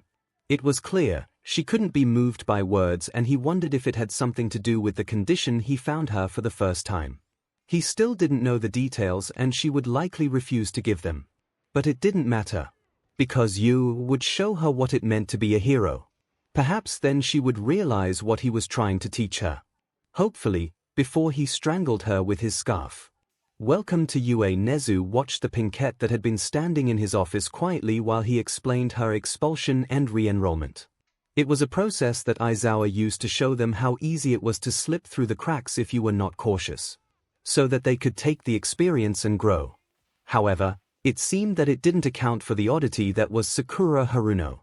At least she was present for her second day. Haruno, don't misunderstand Aizawa. We appreciate your talent and we will do our best to nurture it to its fullest potential. But that will only be possible if you allow us, hence I hope that you'll be present for your classes from now on, Nezu said with a smile that he almost held at a constant. And that you'll prevent taking any more actions to keep you from attending school. Sure. Sakura tugged at her necktie to loosen its grip on her neck. Though I'm going to miss homeroom, don't worry, I've informed Aizawa that you'll be a few minutes late. Nezu waved before clasping his paws together. Have you settled into your home? Yes, there are no problems. No, have you met any neighbors? No, if you have any, excuse me principal, it's the commission that deals with my lodging and I'm not particularly picky about where I live so long as I don't have strangers hovering over me. So can I please get to class? Of course, welcome to 𝐂𝐻𝐈 Haruno. She nodded slightly in response before leaving the office. Nezu learned a lot when he watched the Pinkette's performance during the entrance exam. The way she fought was outstanding, her power mixed with a calm and calculated persona. There was no hesitating or moment of pause, yet she showed no signs of lacking in stamina even after all she had done. And when it came to the 0-point robot, she jumped in to save people and then spent the rest of the remaining time to heal their injuries. Despite the harsh front she had shown thus far towards them. Nezu knew that she was a kind person, who was willing to commit self-sacrifice. Not just in a stable environment like the entrance exam, but in the real world just as well. A real potential hero. However, he was concerned, for such a young girl, she was cautious and vigilant. Not bothering to hide that she trusted no one. Even heroes. Navigating through the school building wasn't easy when it had dozens of floors, wide hallways painted like roads, but eventually, Sakura found the sign standing on top of a large door, several meters high. Likely to accommodate more people whose growth was above the average human. When she opened the door, she first saw her homeroom teacher, Shouta, standing in front of a blackboard, leaning forward on a desk placed in the middle of it. Then she examined the classroom. It was much smaller than the ones at the academy, but there were far fewer students held in its capacity. Each with an individual desk, instead of the wooden desks that could seat up the 3 people, with their own plush chairs that could be adjusted. There were also familiar faces, 3 exactly. All the boys she had interacted with during the introduction for the practical exam. 2 of which she had argued within the auditorium. Oh great, the boy with the glasses spoke, aren't you? Nice to see you again too. Sakura gave a wave that looked more like a swat, her entrance attracting everyone's attention. Although she wouldn't have stood out next to the other students if they were lined up together. This is your classmate, Sakura Haruno, Shouta said blandly. The classroom began to stir after her name. She had placed first for the practical exam, and everyone that applied to the hero course received those results, including everyone in the class. No one besides her had gotten a score over 200. In fact, no one had reached 100 in that time frame. She's the one who got first place in the entrance exam. Her score was crazy. Where was she yesterday? The spiky-haired blonde shot up from his desk. What the hell? You're the one who stole first place. Sakura frowned. Stole? Hell yeah, five-head. Again with that, Sakura gritted her teeth. She didn't even know his name, but already he was giving her one to cause insult. I heard Kaken, but that's gotta be a nickname, else he had no right to be calling anyone else names. Listen up you, chat on your own time and get to your seat Haruno, Shouter ordered. The class went silent under his narrowed eyes while Sakura went to her seat, still feeling stares on. Without turning, she knew there was an especially heavy glare coming her way from the boy that called her five-head. 𝐷𝐴𝐺𝐻. Uncomfortable wasn't how she would describe being in a classroom once again, but it had a loss of purpose. The regular morning lessons were all related to this world, and specially tailored to those who would use them in their day-to-day lives in the future. Sakura couldn't take an interest because she had no future here. Sakura wasn't interested because she had already resided her future to being a kunoichi in her world. And years of training, preparation, and effort weren't going to vanish in a few lessons in another.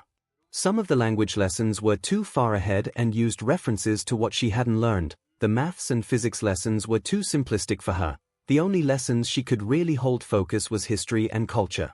Sakura always had an aptitude for studying, but she already felt that her time to sit in a classroom had passed. It made her wonder how hero training she was going to be for her. The bell went for lunch and the teacher was already out the door. Sakura was about to make her way out as well when the boy in the glasses rigidly came up to her desk. Excuse me, I'm from Sumi Junior High. My name is Tenya Ida. Sakura's lips pulled in a thin line, as she expected more of an outburst. Sakura Haruno. Call me Sakura, Sakura. Though you placed first, you were absent on the first day. Don't you believe you should set a better example as a student of this esteemed school? It occurred that this person might be what was known as a conformist. I was absent on the first day. Do you think anyone should be following my example anyway? Sakura countered with a cheeky smile. Besides, I've already been excused by the principal. I see, well I apologize for that time. Sakura nodded, holding up her hand in a truce. I'm sorry too. They shook hands and just when she believed this situation would be tolerable, a loud voice boomed across the classroom. Hey five-head. Sakura glared behind Tenya at the ash blonde. It was like thinking you were walking a clear path, only to step into a sinkhole and have to climb out. If she had known first place would bring her this much trouble, she would have deliberately avoided the position. Not that she could help it when she didn't know the standard set for passing. One after the other, don't go thinking you're better just because you passed that shitty entrance exam. Just wait, I'll definitely crush you. He pointed at her before stomping out of the classroom and slamming the sliding door. Seriously, who is that guy? Tenya replied, Katsuki Bakugo. That name belonged to the person who placed second in the entrance exam. He had 77 villain points and no rescue points. Even though he achieved second place, his score was far from reaching her own. That explains it at least. Hey Ida, we're going to the cafeteria, a girl called him. She had a slender but feminine frame as most of the girls in her class had. Her hair was short, curved in at the ends, complementing her round face with rosy cheeks and big brown eyes. All her features would be commented as adorable. Uraka. Behind her was the same curly-haired boy Sakura had talked with before the practical exam. He went up to Tenya and they spoke as friends. Even though there was that commotion in the auditorium, they had clearly put that aside. It was impressive for a span of one day. Hello, I'm Ochiko Uraraka. It's nice to meet you Haruno, she greeted with a bright smile. Hello, Ochiko, you can just call me Sakura. Okay, Sakura. She then turned to the dark-haired boy. Hey, I didn't get your name last time. The freckled boy seemed slightly flustered as before. I'm Izuku Midoriya. Nice to meet you, Izuku. The boy's face painted red when she addressed him by his first name. Your score on the practical exam was really amazing, Ochiko said, clutching her fists carefully in excitement. Tenya nodded, holding his chin. Yes, it was impressive. You must have a remarkable quirk. That assumption would not be considered superficial in society, but to Sakura, it implied to reap without sowing. But without intention, she couldn't find it offensive. A lot of people had great quirks, and most could use them without difficulty, but it was different to be able to use power in battle than in practice. I guess, Ochako chided, are you also going to the cafeteria? The Pinkette shook her head, taking her lunch. No, I've already got plans. After being in a classroom for hours, Sakura wanted nothing more than to get outside and have time to herself. The school grounds were on a hill leading to the mountains, and there were a lot of forests and gardens built around, so she got a sense of nostalgia being outside, resting against the trunk of a tree, feeling the grass tickle her skin while she ate her lunch. It was soothing. If only her companion had a better outlook. Start buying the cafeteria food, Hitoshi muttered, chomping down on a rice ball. And here I bothered to treat you to lunch, Sakura pouted. Day-old convenience store sandwiches over gourmet cafeteria food for the same price. Yes, that's a dilemma. Her face was turning red. It's not like I knew. This is technically my first day. Who made you rush into a burning building? He countered. Late heroes, and my luck, she huffed back. Hitoshi wanted to know how her first day went since Class 1A wasn't present for the entrance ceremony like the other classes. She told him about the quirk assessment test and how she had missed it because she started her day by waking up 20 minutes after the first bell would have gone. After that, she realized she was trying to dry a blanket in the rain. It didn't matter if she got there, she would still be late. And she'd be smelling like her first attempt at cooking. Yes, what misfortune, you get to be a hero. That's only the dream of more than half the population on Earth. Hitoshi's voice was just salt disguised as sugar. It's not like I do this because I want to prove I could be a hero. Sakura craned her neck up to peek at the sun between the canopy of leaves. I just did it because no one else was. In other words, you're just a reckless idiot that pretends to know what she's doing. Because that would make sense. Sakura glared at him. You? Stop and think before you act. Or you're going to get hurt. So you're just worried about me? Her tone danced playfully, though Hitoshi didn't answer. By the way, since this is your first day, shouldn't you be getting to know your classmates instead of sitting here? She sighed. Spare me. So far I've been berated by my homeroom teacher and 2 classmates whose names I didn't even know yet. I'd like to enjoy my lunch. Besides, you don't have to make it sound so sad. I mean, you're here too. You're the one who invited me here, Hitoshi countered with a slight smile. Again she huffed. Yet grateful for the atmosphere created after that moment when things grew quiet and they could hear the leaves swinging in the wind. Thanks for showing up, thanks for the invite. She didn't want to go back into the classroom, but she was curious to learn if U.S. Hero course was as golden as people made it out to be. In addition, there would be a special teacher for the heroics course. A hero that Sakura had no choice but to become familiar with as he appeared everywhere. On more billboards and posters than any other hero, and the topic of more recommended videos about heroes. The number 1 hero in this world, who had earned the title symbol of peace. All Might. From clips, she could easily fathom why he was admired. All Might was the absolute embodiment of what a hero was in this world. He had a power that stood above all other heroes, and whether or not he was in action, a smile was always on his face. The only thing that was obscured about him was his quirk. When everyone returned to the classroom, the air was thick with excitement and energy as it filled with eager students ready to take on the course they signed up for. The atmosphere reminded Sakura of when she was in the academy and a genin knowing nothing and yet behaving like she was ready to dance around the fire only to keep getting burned. Her eyes clouded by her own naivety and cleared by reality. No matter how many times she looked back, a sliver of discontent would slip into her. The door slid open and a voice called out to get the students' attention. Their eyes fixed on the giant of a man entering the classroom, dramatically leaning forward, holding himself up by the frame of the door. His blonde hair styled back with 2 tufts sticking up, his eyes deep in shadows with a lot of his face. In a skin-tight red and blue bodysuit, with a cape flapping as he entered. I can't believe it. All Might's really gonna be teaching us. He's wearing his costume from the Silver Age. Its style is so different it's giving me goosebumps. Sakura observed the number 1 hero closer than her classmates and she felt assured that he wasn't just for show. Her instincts went off the second she met his eyes. As the symbol of peace in this world, of course, her classmates were at ease, but for Sakura, someone who had developed the sense to gauge power, it was different. She could tell that this man was clearly on a different level than the other heroes she encountered. "Not bad," he smiled widely, calling out in a booming positive voice, "Welcome to Hero Basic Training. It is a subject you train in different ways to learn the basics of being a hero. You'll take the most units from this subject. Let's get right into it. This is what we'll do today." He pushed a card out in front of the class reading "Battle" in bright red letters. Then pointed to the compartments appearing from the wall with suitcases containing each student's hero costume. Again the class grew rowdy in excitement while few kept their composure. "After you change, gather at ground beta." Costumes for heroes were more than just colorful skin-tight bodysuits and capes. Most were customized to suit and enhance different quirks. By basing suites off quirk registration forms, it became possible to create the most efficient costume designs for individuals. Sakura didn't need any of the sorts but was still required to send in her measurements and draw a baseline for what she wanted.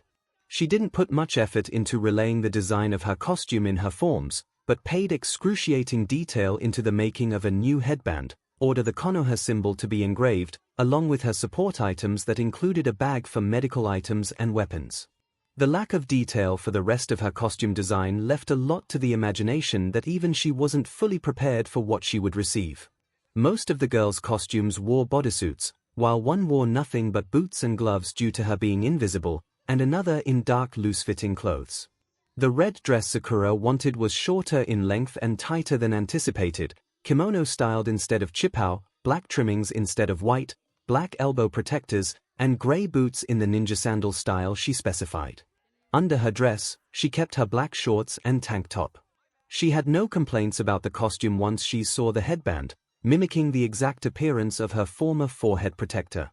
For the war, she and the shinobi from the other villages wore headbands indicating that they were a part of the alliance, but when she was transported into the lava dimension by Kaguya, it had fallen off. It wasn't the original she had earned, but it was as close to home as she could get right now.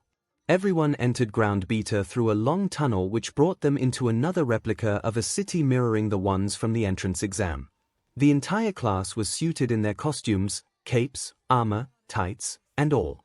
Some really took attention to being as presentable and eye-catching as possible. Compared to the rest of her classmates, Sakura was underdressed. All Might complimented them, before explaining the combat exercise for that PRD. For this class, you'll be split into villains and heroes and fight 2-on-2 indoor battles. A question was raised that they were going to be doing this without basic training, but All Might pointed out that practical experience taught basics. And when the rest of the class started bombarding him with questions, he pulled out a script to explain the rules. Here's how it works. The villains have hidden a nuclear weapon somewhere in their hideout. The heroes are trying to dispose of that. The heroes need to catch the villains or get the nuclear weapon back in the allotted time. The villains need to protect the weapon for that whole time or capture the heroes. Teams and opponents will be determined by drawing lots. It's like a game. This was a good way to train, by creating simulations of situations that they would likely experience as heroes.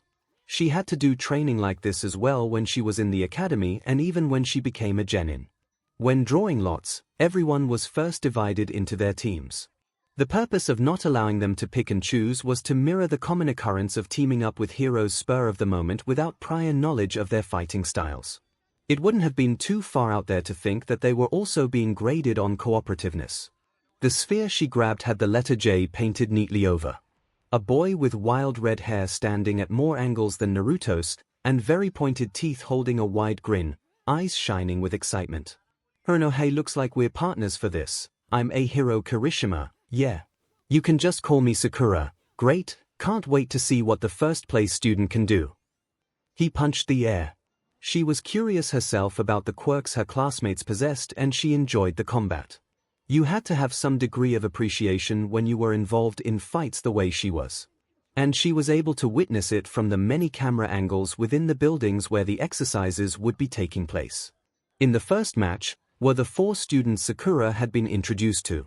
Katsuki Bakugo and Tenya Ida, who was the villains team, and Ochiko Uraraka and Izuku Midoriya as the heroes. The rest of the class was sent to the monitor room with All Might to view the match. Everyone would have 15 minutes to win. The first match resulted in the hero team winning, but Tenya and Katsuki were the ones standing when it was finished. Izuku and Katsuki engaged in a one-on-one fight when the latter attempted to ambush the hero team, specifically aiming for the curly-haired boy. The look in his eyes holding a hateful fire she could recognize leaned towards personal grudges and disdain. Just as Sasuke and Naruto used to look at each other before they became friends.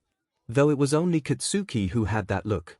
While the rest of the class couldn't hear what was being said, as there was no audio with these visuals, Sakura could read lips and have learned a lot about her classmates and their quirks. During the first match, Katsuki had used his explosion quirk and weaponized grenade-themed braces to destroy part of the building, and Izuku revealed to have enough strength to create such a force with his punch that he tore through the building ceiling. Needless to say, their actions were chastised, as it wasn't considered ideal or smart to destroy a building holding a nuclear weapon. She realized that Izuku's punch broke his arm, and that combined with an attack from Katsuki's explosion, knocked him unconscious and had him sent to the nurse's office. As the matches went on, it was apparent the difference in experience between herself and her classmates. Though their quirks were marveling. The second match, a boy, Shoto Todoroki, froze the entire building along with his opponents and then unfroze everything just as quickly after capturing the weapon, having the best time for the exercise. There was a girl, Momo Yorozu, who could create any item. Another girl, Mina Ashido, was able to produce acid from her hands. Their powers were all impressive. Still, this system. Sakura breathed deep, rubbing her neck. I can't believe they only start serious training now. She craned her neck up to see the building, counting 5 floors where the villain team would either be guarding their weapon or plotting an ambush. Don't worry, Sakura, I've got your back. A hero assured, hitting his fists together. While we're waiting, want to hear about our opponent's quirks? Sure, Hanta Zero and Rikido Soto, right? They were supposed to wait outside for 5 minutes to allow the villain team to prepare their base for the heroes' arrival. The heroes were given a blueprint for the building, but neither bothered with it, for their own reasons. Right. Zero can shoot tape from his elbows, so be careful not to get caught by that. And Soto, I don't know the details of his quirk, but I know he can become super strong. Got it. Sakura adjusted the earpiece. Oh, and my quirk's called hardening. A hero showed her his arm, his skin becoming cracked and overlapping like stone. It's not very flashy, but it's impressive. You can go on the offense while keeping up a defense. Yeah, I guess. A hero rubbed the back of his head. What about your quirk? Mine can make me strong. Sakura decided to give a generic answer. She didn't even have a quirk, but she was listed as having 2 quirks which were also rare. And not true, but it wasn't her fault. Since the agent told her to write that down on her forms, she just didn't bother to correct him. Their assumptions weren't her fault. Oh, so that's how you took on those robots in the entrance exams. Shinobi were taught to be as tight-lipped as possible to protect themselves, their abilities, techniques, and the secrets of their village. And considering the measures that many would take to get a hold of that information, methods involving torture, interrogation, kidnapping, and worse, she wasn't just going to write everything down on paper. Especially after being told that she should list any weaknesses about her quirks. It simply didn't sit well with her. Protecting her identity was also part of the reason. Nice to be in a building that isn't on fire. Sakura and a hero didn't find anything suspicious while they were scouting through the halls. With a short time, the villain team would have to prepare for the hero team's arrival. Most would just stay with the weapon to guard instead of going after the heroes. Rationally, it made more sense since no one had engaged in real combat and it would save time and effort. The hero team only had 15 minutes to either capture the villains or the weapon. This means ambushes are unlikely, so what do you think? Where could they be? I doubt it would be the 1st or 2nd floor. Why do you think that? Because in the other matches a weapon was either on the 3rd floor or above. In a matter of observation, Sakura could easily pick up the pattern, and strategically, it didn't make sense to hide something at a low point where it would be easier to find. 𝐒𝐩𝐢𝐵 exclaimed, all right, let's go get that weapon. You should still be a little cautious about someone hearing you, Sakura added. Being the seeker did at least give her another chance to try out that sensory jutsu she used the other day. When they were on the second floor, she placed on hand on the wall to her right and allowed her chakra to seep through the structure of the building to examine the structure and find 2 life sources. It had taken some time, but she detected them on the 4th floor. The chakra signatures in this world were all weak, even compared to the civilians in her world. It had her thinking how it was possible when more than half of the population had some sort of power, quirks inherited or evolved, and none of them could use chakra. All depending on their single physical ability, their quirk. Through her research, she hypothesized that being in a different world likely meant that there were different types of humans. Evolution came to mind, but she didn't sink too deeply into that history, since learning that the appearance of quirks was an anomaly of which its origin hadn't been confirmed. She was from a world governed by chakra, and this was one governed by quirks. Now if she could just figure out how to connect these 2 worlds so she could return to her own. She attempted to use summoning to bring Katsuyu into this world. Doing that, she could use her summoning to send herself back to her world. Sasuke had managed to do a summoning when they were first brought to one of Kaguya's dimensions, but no matter how much chakra she used or how many times she tried, Sakura ultimately met with the same disappointing results. Another reason she wasn't fond of this world. Despite knowing where the opposing team was, Sakura kept it to herself. She only meant to do a small experiment, but with their time and her analysis, they were rushing through the building anyway. 𝐒𝐻ERO glanced around the corner and started running across the hall when they got to the 3rd floor. Let's hurry before we run out of time. When comparing their footsteps, 𝐒𝐻ERO's was the only ones heard while Sakura ran agile and silent out of habit. She knew that they weren't going to find anyone on this floor, but even so, she still thought that Redhead was being loud, charging forward with his guard down. Then again, I might not be any better. Although they were on the 4th floor, no traps had been set in response to their arrival, and finding the weapon and villain team was easier than expected as they hadn't even bothered to close the doors to make them look. The paper-make weapon stood on the far end of the room. Strips of tape connected to the pillars and walls created a barrier protecting it. And the villains team guarding it from the front, Hunter and Rikido. Hunter Zero was lean in stature with almond-shaped eyes hidden behind the visor of his hero costume, dark hair spiked downwards. His exposed elbows had a round curve and were wider than normal. Rikido Soto had the most muscular build out of everyone in Class 1A, short brown hair peeking from his yellow full bodysuit. "About time you showed yourselves heroes," said Rikido. "You're going down, villains." 𝐒𝐻ERO bumped his fists together as he hardened his skin, his body now holding jagged edges. Based on exteriors, the villains team assumed Rikido would be best suited to handle 𝐒𝐻ERO while Hunter dealt with Sakura. The Panect wasn't looking at them, rather focusing on the tape sealing the weapons. As they prepared to attack, Sakura took out 2 throwing stars from her pouch. "Let's keep things simple," she threw it straight towards their opponents. There was clear panic as the sharp edges of metal drew closer, but swirled around their bodies and around the set of pillars, cutting through the tape, clearing a path to the weapon. "Whoa, Sion, she cut the tape," exclaimed Rikido. Rikido looked behind him. What the hero took this chance to run for the weapon. Nice one. "Let's go." Smiling, she started running towards Hunter and Rikido. In response, Rikido extended his arms to keep the 𝐒𝐻ERO from passing. Zero bent his arms, exposing his elbows. Streams of tape shot out towards Sakura. She kept running straight until the ends of the tape were barely a centimeter from touching before she crouched, gliding across the floor and effortlessly bringing herself back up, without a moment's pause to catch her footing. "Hey!" Hunter turned around, slightly disoriented before taking aim to keep the pinkette from reaching the weapon. His tape flew towards her back. She hadn't even turned around when she jumped between the spaces of the tape, her body maneuvered perfectly through in the air. OCRP. Hunter took to chasing after Sakura to close the distance before he took aim and fired once again, trying to wrap her up.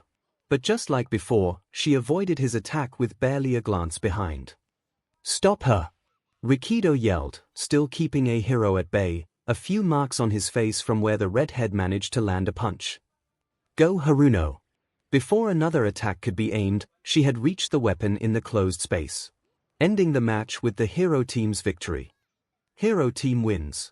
All Might's voice echoed in the earpiece, making Sakura flinch.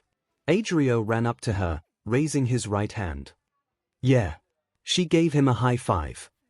That was awesome, Haruno. Thanks, and it's Sakura, so cool the way you used those throwing stars, you were like a ninja. She gave a small snort, yeah, like a ninja. Toshinori Yagi, under the hero name All Might, had been warned with the entire U faculty about Sakura Haruno, the top student for the entrance exam and great troublemaker who committed acts of vigilantism after avoiding authorities for weeks. Shouter Aizawa was especially incensed by her. Though from first glance, one would see nothing more than a young girl with sharp eyes and tongue. He hadn't thought much of her as a student, aside from the unusual circumstances that led her to be enrolled at U despite her behavior and actions. According to her registration form and a video, she possessed 2 quirks: super strength and healing. It was rare, especially for a combination like that to occur, but he had been looking for her to use it against her opponents. He was surprised to see that she instead chose to evade attacks with a level of awareness first-year students were meant to develop. She was quick to observe the situation quickly and showed to have experience with weapons. Not a common attribute when quirks were considered a hero's only weapon. Especially not at this age and for someone with a strength quirk. Her skills are not bad, and her instincts are sharp enough to evade attacks so easily. He realized that she and a hero had won the match without her using her quirk, all while returning with no damage. All the other students were eager to show off their quirks. It was one of the main reasons people yearned to become heroes in a society that restricted the use of their unique abilities. From reading her record though, she clearly wasn't like that. Well done Kirishima and Haruno, he exclaimed when the 2 teams came back from the building. That was a splendid performance. You managed to work together to obtain the weapon without damaging the base nor yourselves in the process. That was splendid. The Pinkette nodded and returned to her classmates while a hero gave his thanks. After a brief evaluation of the match, they commenced with the next. I mean it, All Might. Keep a close eye on her, and if she does anything unorthodox or if you think she might, step in immediately. We can't have her creating chaos at the school, don't you think that's a bit much? Toshinori asked Shouter. We haven't been able to find a record of the girl despite a continuing investigation to track her origins. She's made no effort to come forward with information that could help us. And though it was to save others, she has broken the law and doesn't show any remorse for her actions. Basically, we know too little about her to believe she isn't a potential threat. Then why allow her into you? Because the association believes it would be better to have a hero with a quirk like hers than a villain. Perhaps she was someone to keep an eye on. At the end of class, All Might took his leave before they even stepped out of ground beta, leaving the students to change back into their uniforms and return to class. While in the locker room, Sakura overheard the girls talking. What's the matter, Uraraka? Asked Toru Hagekyu. She was an invisible girl. Literally, her quirk made her invisible. I'm worried about Deku. You mean Midoriya? Yeah, I wonder if he's alright now. Looking back at the first match, it had been the most violent and destructive out of all. Mostly on account of Izuku and Katsuki's fighting. That building was going to need major repairs for what they did. Sakura was surprised the structure was still able to hold strong and didn't just collapse. She changed out of her costume, keeping the headband, and was the first to leave the locker room, in search of the nurse's office. The school year's just started and has already been here 3 times. Why didn't you stop them, All Might? I'm sorry, Recover Girl, what are you apologizing to me for? It was only yesterday he was suffering from exhaustion and now look at him. I can't treat all those injuries at once. We can only wait for his body to heal overnight. Listening in on what you determine as private conversations or arguments was something you picked up and refined as a shinobi. Though she didn't think anything about the conversation other than the chastising that a nurse would often give to those reckless and negligent, who in this case was All Might, and she was about to knock on the door until she heard. Geez, I know that you granted your power to him, but that doesn't mean you should spoil him. I hesitated to stop the match because I wanted to consider his feelings. Even so, can you please not be so loud discussing one for all? Yes, Mr. Natural-born Hero. Mr. Symbol of Peace. Sakura could hear the sarcasm from Recovery Girl. And that made her just curious enough to keep her presence hidden, while sliding the door a crack in complete silence to peer through and see inside.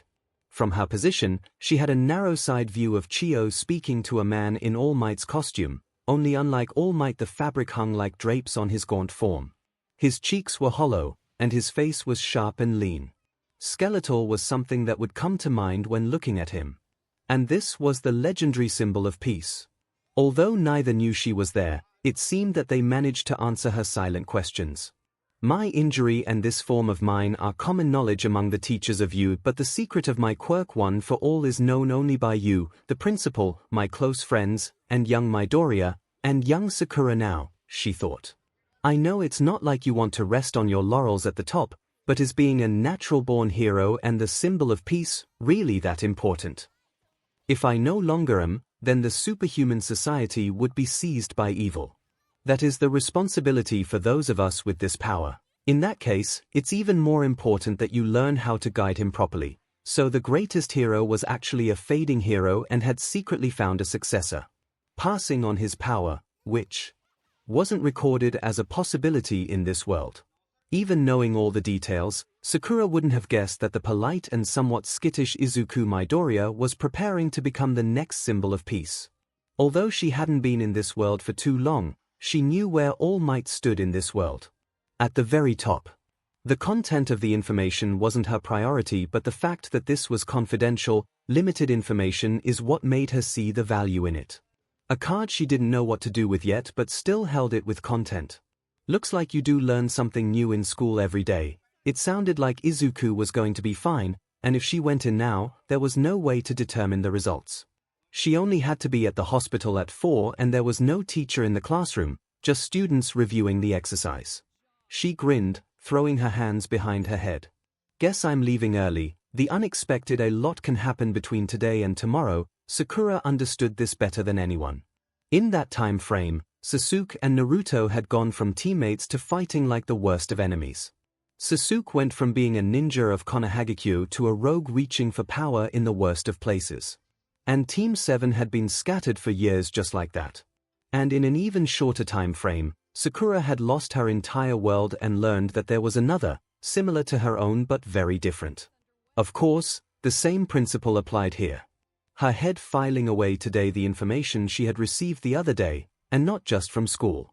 When nearing the gate, she was swarmed by the crowd of news reporters and cameramen holding up in front of the entrance to the school, badgering students with questions about All Might.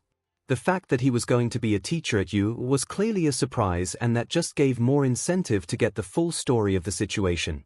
Since they couldn't find the #1 hero himself, they decided to start searching for the students that he was educating. What's All Might like as a teacher? A woman asked, shoving her microphone near Sakura's face, waiting for a comment. She heard someone in the crowd. Isn't that girl the one who took down that villain Vihara? That's right. Look over there. Sakura pretended to look over their heads, gasping All Might. When the heads turned, she was able to step through the gate before they noticed she was gone, and they wouldn't be able to get into the school without a pass, so it was satisfying to watch them from the frame of the gate fuming. The classroom that had been buzzing with comments about the press silenced the moment Shouter appeared. He commented on the combat training, mainly on the first match that had resulted in the heaviest injuries and damage to the building, calling on Katsuki for acting like a 7-year-old and Izuku for breaking his arm again. He didn't mention the other matches, since they had a more stable outcome and no one had to be sent to the nurse. Although they wanted to win, everyone had been trying not to harm their classmates. While Izuku was able to evade and predict Katsuki's movements and attacks, the blonde showed to have great combat instinct. Sakura didn't miss the way Shouter glared at her when he looked over the class, but he didn't bring up her match. She was skating by easily enough and she didn't care about passing. You need to pick your class representatives. This was a typical part of being back in a classroom setting, although Sakura never knew a case where an entire class was eager to take on the responsibilities. If this had been her class at the academy, everyone would be plastering their hands flat on the desk just so that they didn't accidentally volunteer themselves. One of the duties of the class representative included helping to maintain the students and monitor their behavior. Not exactly rewarding either.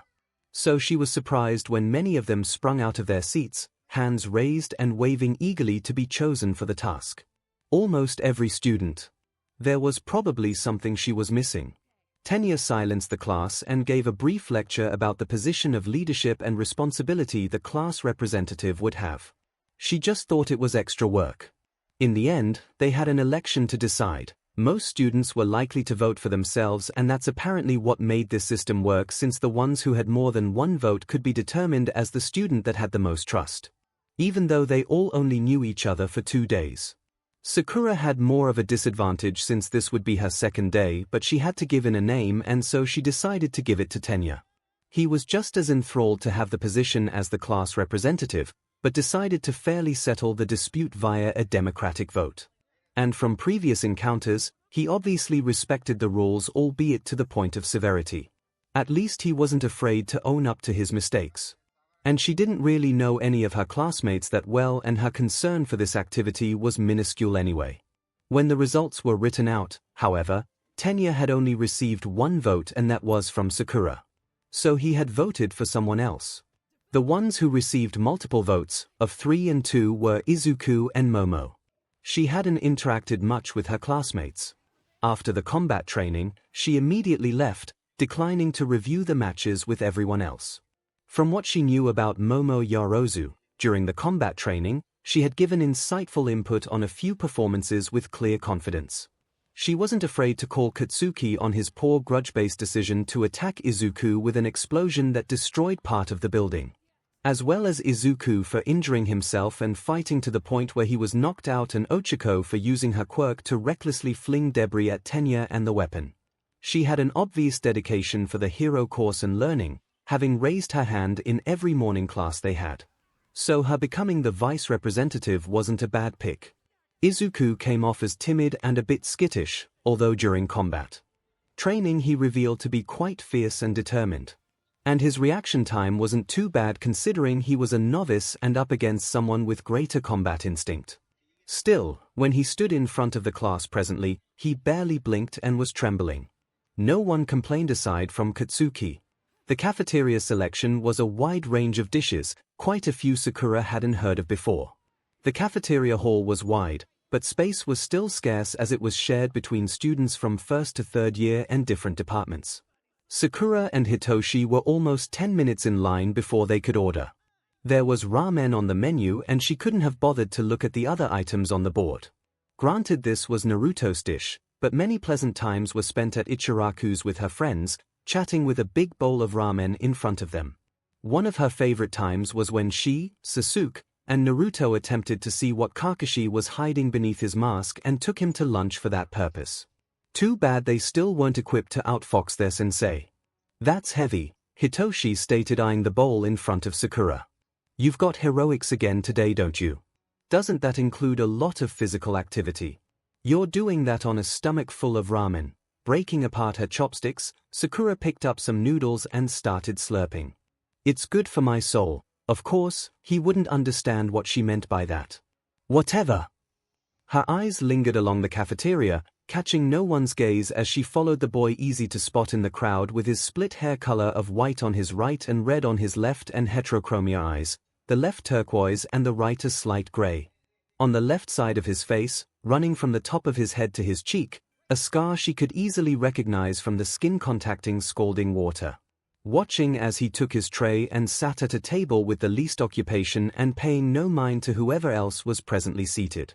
Shouto Todoroki. She hadn't taken an interest in any of her classmates yet, but the student admitted on recommendation wasn't where she thought she would start. The other day, when Sakura received information on the number 1 hero that could otherwise be her insurance, she hardly expected to discover anything about Japan's number 2 hero. And in the most unlikely of places, from the most unlikely person. When you live in a world where emotions like love and hatred are meant to be suppressed and yet constantly overpowering the laws of logic. Where the roles of allies and enemies can change as quickly as you blink, giving you little to no time to adjust. What becomes a key factor in managing such drastic changes? It was trust. Being trusted was better than being loved, and being hated didn't matter if you still had trust. Lies would become truths, and mistakes would be wounds carefully wrapped and allowed to heal without reopening. Trust dictated how emotions were portrayed and acted as a foundation that defined actions. However, trust could be the hardest thing to earn and the easiest to destroy. And if lost, nearly impossible to find. Trust warped perception, and perception could overpower the truth. Sakura knew how to earn trust quickly. As part of being a medic, she had to be able to put her patients at ease, and for that, she needed to earn trust quickly. Putting on airs was no chore for her, whether to win or lose for the sake of trust. She knew that the Hero Public Safety Commission was keeping a close watch and monitoring her actions, and she knew that if they had suspicions of her, then so would the school. This hardly mattered, as she made it clear she had no trust for them either. She could make them trust her, and it would be on her terms, not theirs. But it was different when she was at the hospital. Already she had gained the approval and trust of the entire staff and many of the patients she interacted with. Given that all of them had a past that grated their trust, it was an accomplishment when they reached out with it in their hands for her to take. Biology could be an enemy to the complexity of the human mind, but external factors could still pose danger. The mind was the control panel to the body, and if wounded it was the hardest to heal. That's why you couldn't tread carelessly. "I thought with school starting you'd be spending less overtime here," said Ray as she waited for the Pinkette to set the tray down so that they could talk. There was a bit of a routine that started where Sakura would come to Ray last so that they would have more time to talk together. It had all been on small matters, trivial facts about each other that amounted to small talk, and more about the language of flowers. Ray had also opened more to Sakura about her past. She learned that Ray had children. One was a boy, Natsuo, who was attending college, and her eldest was a girl, Fuyumi. She visited once when Sakura was on duty and they were introduced. It was a brief but pleasant meeting. There was no specification if Ray had other children, and like always, Sakura was careful not to pry the doors open. It was only later that she learned Ray had 4 children. "It's fine as long as I don't skip without reason again," Sakura grinned. She had been a bit cheeky the other day and came to the hospital for the rest of the day in case someone decided to show up at her door during the day. Unfortunately, Shouter only came later that evening. "How was your first day?" "It was good. Morning lessons were a little slow, but things picked up in the afternoon for hero training." "Oh," Ray put her chopsticks down, paying this full mind. "Sakura, I didn't know you wanted to be a hero." "That's usually the first part of someone's introduction." She gave a sheepish expression. "Well, I don't really have that many people in my life to talk to anyway, and being a hero wasn't her endgame anyway." "Did you make friends?" "Not from class," Sakura admitted. "I met him before we applied to school, but we're in different departments, though he is looking to get transferred into the hero course." "Oh. What school are you going to?" Sakura wondered if she had said something wrong because there was the slightest but visible change in Ray's demeanor. It wasn't from fright but surprise, certainly. "You're going to U.S., Sakura nodded. "Is something the matter?" "We don't have to keep talking about." Ray shook her head quickly. No, it's not that, it's just." That pause, that hesitance, the gloss and mist of uncertainty and fear that would form within dilated pupils told Sakura when it was time to come to a halt. And she was about to assure Ray about that when she parted her lips again, slightly trembling with a smile full of sadness. "My son. Fuyumi told me that he was also at you in the hero course." Sakura took a breath. "Is his name by chance Shouto Todoroki?" Ray let out a huff of a breath, almost forgetting to take one in, and there was barely an audible, "Is, are the two of you in the same class?" Sakura nodded. "We are." The room was heavy with silence, but Sakura didn't dare try to lift it, and sure enough, her patience was rewarded. And that's when she learned the reason Ray Todoroki was staying in a psychiatric ward. Proving that the errors of the human condition didn't change just because someone bared the title hero. "Sakura, have you heard of the term quirk marriages?" Listening to how she had been married to a man, Enji Todoroki, currently and more popularly known as the number 2 hero endeavor. Second only to All Might. It was that position that led him to seek her out for her quirk. That's when Sakura learned about quirk marriages. Arranged marriages as a means of selective genetics to create offspring with quirks that fit ideals. Regardless of her will, Ray was moved into that situation, and so were her children. A child with the quirk of fire and ice, produced to do what his father couldn't. Surpassing All Might. Trained against his will and isolated from his siblings. That was the childhood of her classmate. But it wasn't just he who suffered at his father's hands.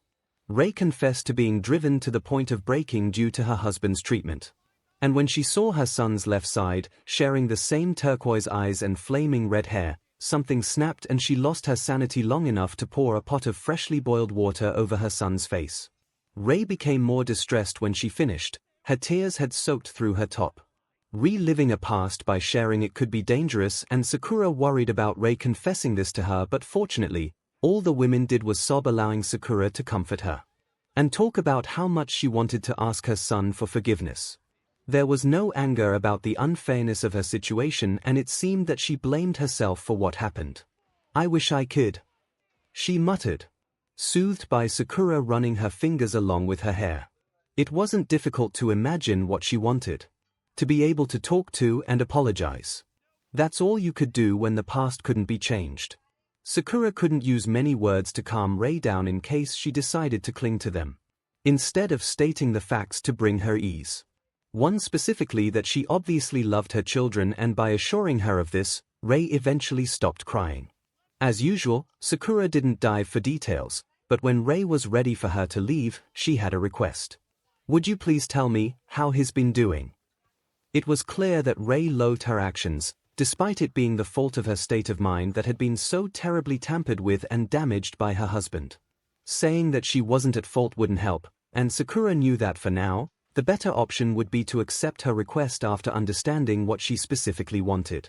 She could only really tell her how well he did on the combat exercise, how collected he was, and present in his actions. That seemed to make her happy. Considering that his father was a hero and he was aiming to be one himself, it surprised Sakura how Ray reacted. It showed her kind-hearted nature wasn't to be taken lightly, nor her love for her son. Sakura shook her head, coming back to the present as she slurped up her ramen. "I should at least be able to tell Ray how her son's doing since we're in the same class. It's not like she asked me to get close to him." "Has any of your classmates recognized you from your viral video?" asked Hitoshi. "Some might have inklings, but not yet, and I hope it stays that way." Hitoshi chuckled. "I think you're the only person who wouldn't want recognition for taking down a villain. If you met my classmates, you'd think differently." Sakura smiled. "They're really energetic about these sorts of things. Speaking of which, did your class choose representatives yet?" "Yeah, we basically had to drag 2 people to the front. Nearly everyone was out of their seats." Sakura snickered. "Why would they be so enthusiastic for a job that's usually all?" "It's because they're in the hero course. It looks good on your record." Hitoshi said it like she was expected to already know it, but she just shrugged. "Oh," a piercing siren rang, bringing the cafeteria to a complete halt, a voice calling out in the intercoms, "There has been a level 3 security breach. All students please evacuate outdoors promptly." That meant unauthorized persons were on school grounds, and the thought that U.A.'s security had been compromised caused a quick reaction from the students. Chairs scraped across the floors, trays dropped, cups spilled its contents, and halls were being filled. A security breach on the same day there happened to be reporters trying to get in. Sakura didn't think it was a coincidence. She didn't know much about the security system here, however, or how the technology worked, so of course, she didn't fathom how massive it was that there was a break-in. "What are you waiting for? Hurry up." Hitoshi pulled on her arm, dragging her out of her seat. Sakura looked at the halls, crowded with students. "How are you so calm about this? There are trespassers on school grounds. Don't be an idiot. If you saw the size of the halls and looked at the crowd, you'd know there's no point in rushing, you'll just end up getting trampled." Sakura glanced around, looking at the higher windows. "In times like these, it's better to find another or make your own exit. Although in this case, I don't think we should worry." "What are you talking about?" "Well, there was a group of reporters out there earlier this morning." Sakura leaped from the ground and onto the windowsill, sitting meters high on the wall. She could make out the entrance from where she stood, and it did look like the door had been destroyed. What remained was a gray mass. It was somewhat concerning. At the same time, when she looked across the field, she could see Shouter and Hisashi working, being surrounded by the news reporters. "Yep, I was right," Sakura called down to him before jumping off. "It's just those reporters from earlier." "Geez," she clicked her tongue, listening to the panic voices grow. If the students kept going on like that, then they were bound to hurt on another. Hitoshi blinked at her. "Where are you going?" "Get them in line." A painful jab to his ribs, stomp on his feet, elbow to his face in all directions. all without intention of course, but didn't make it any less painful.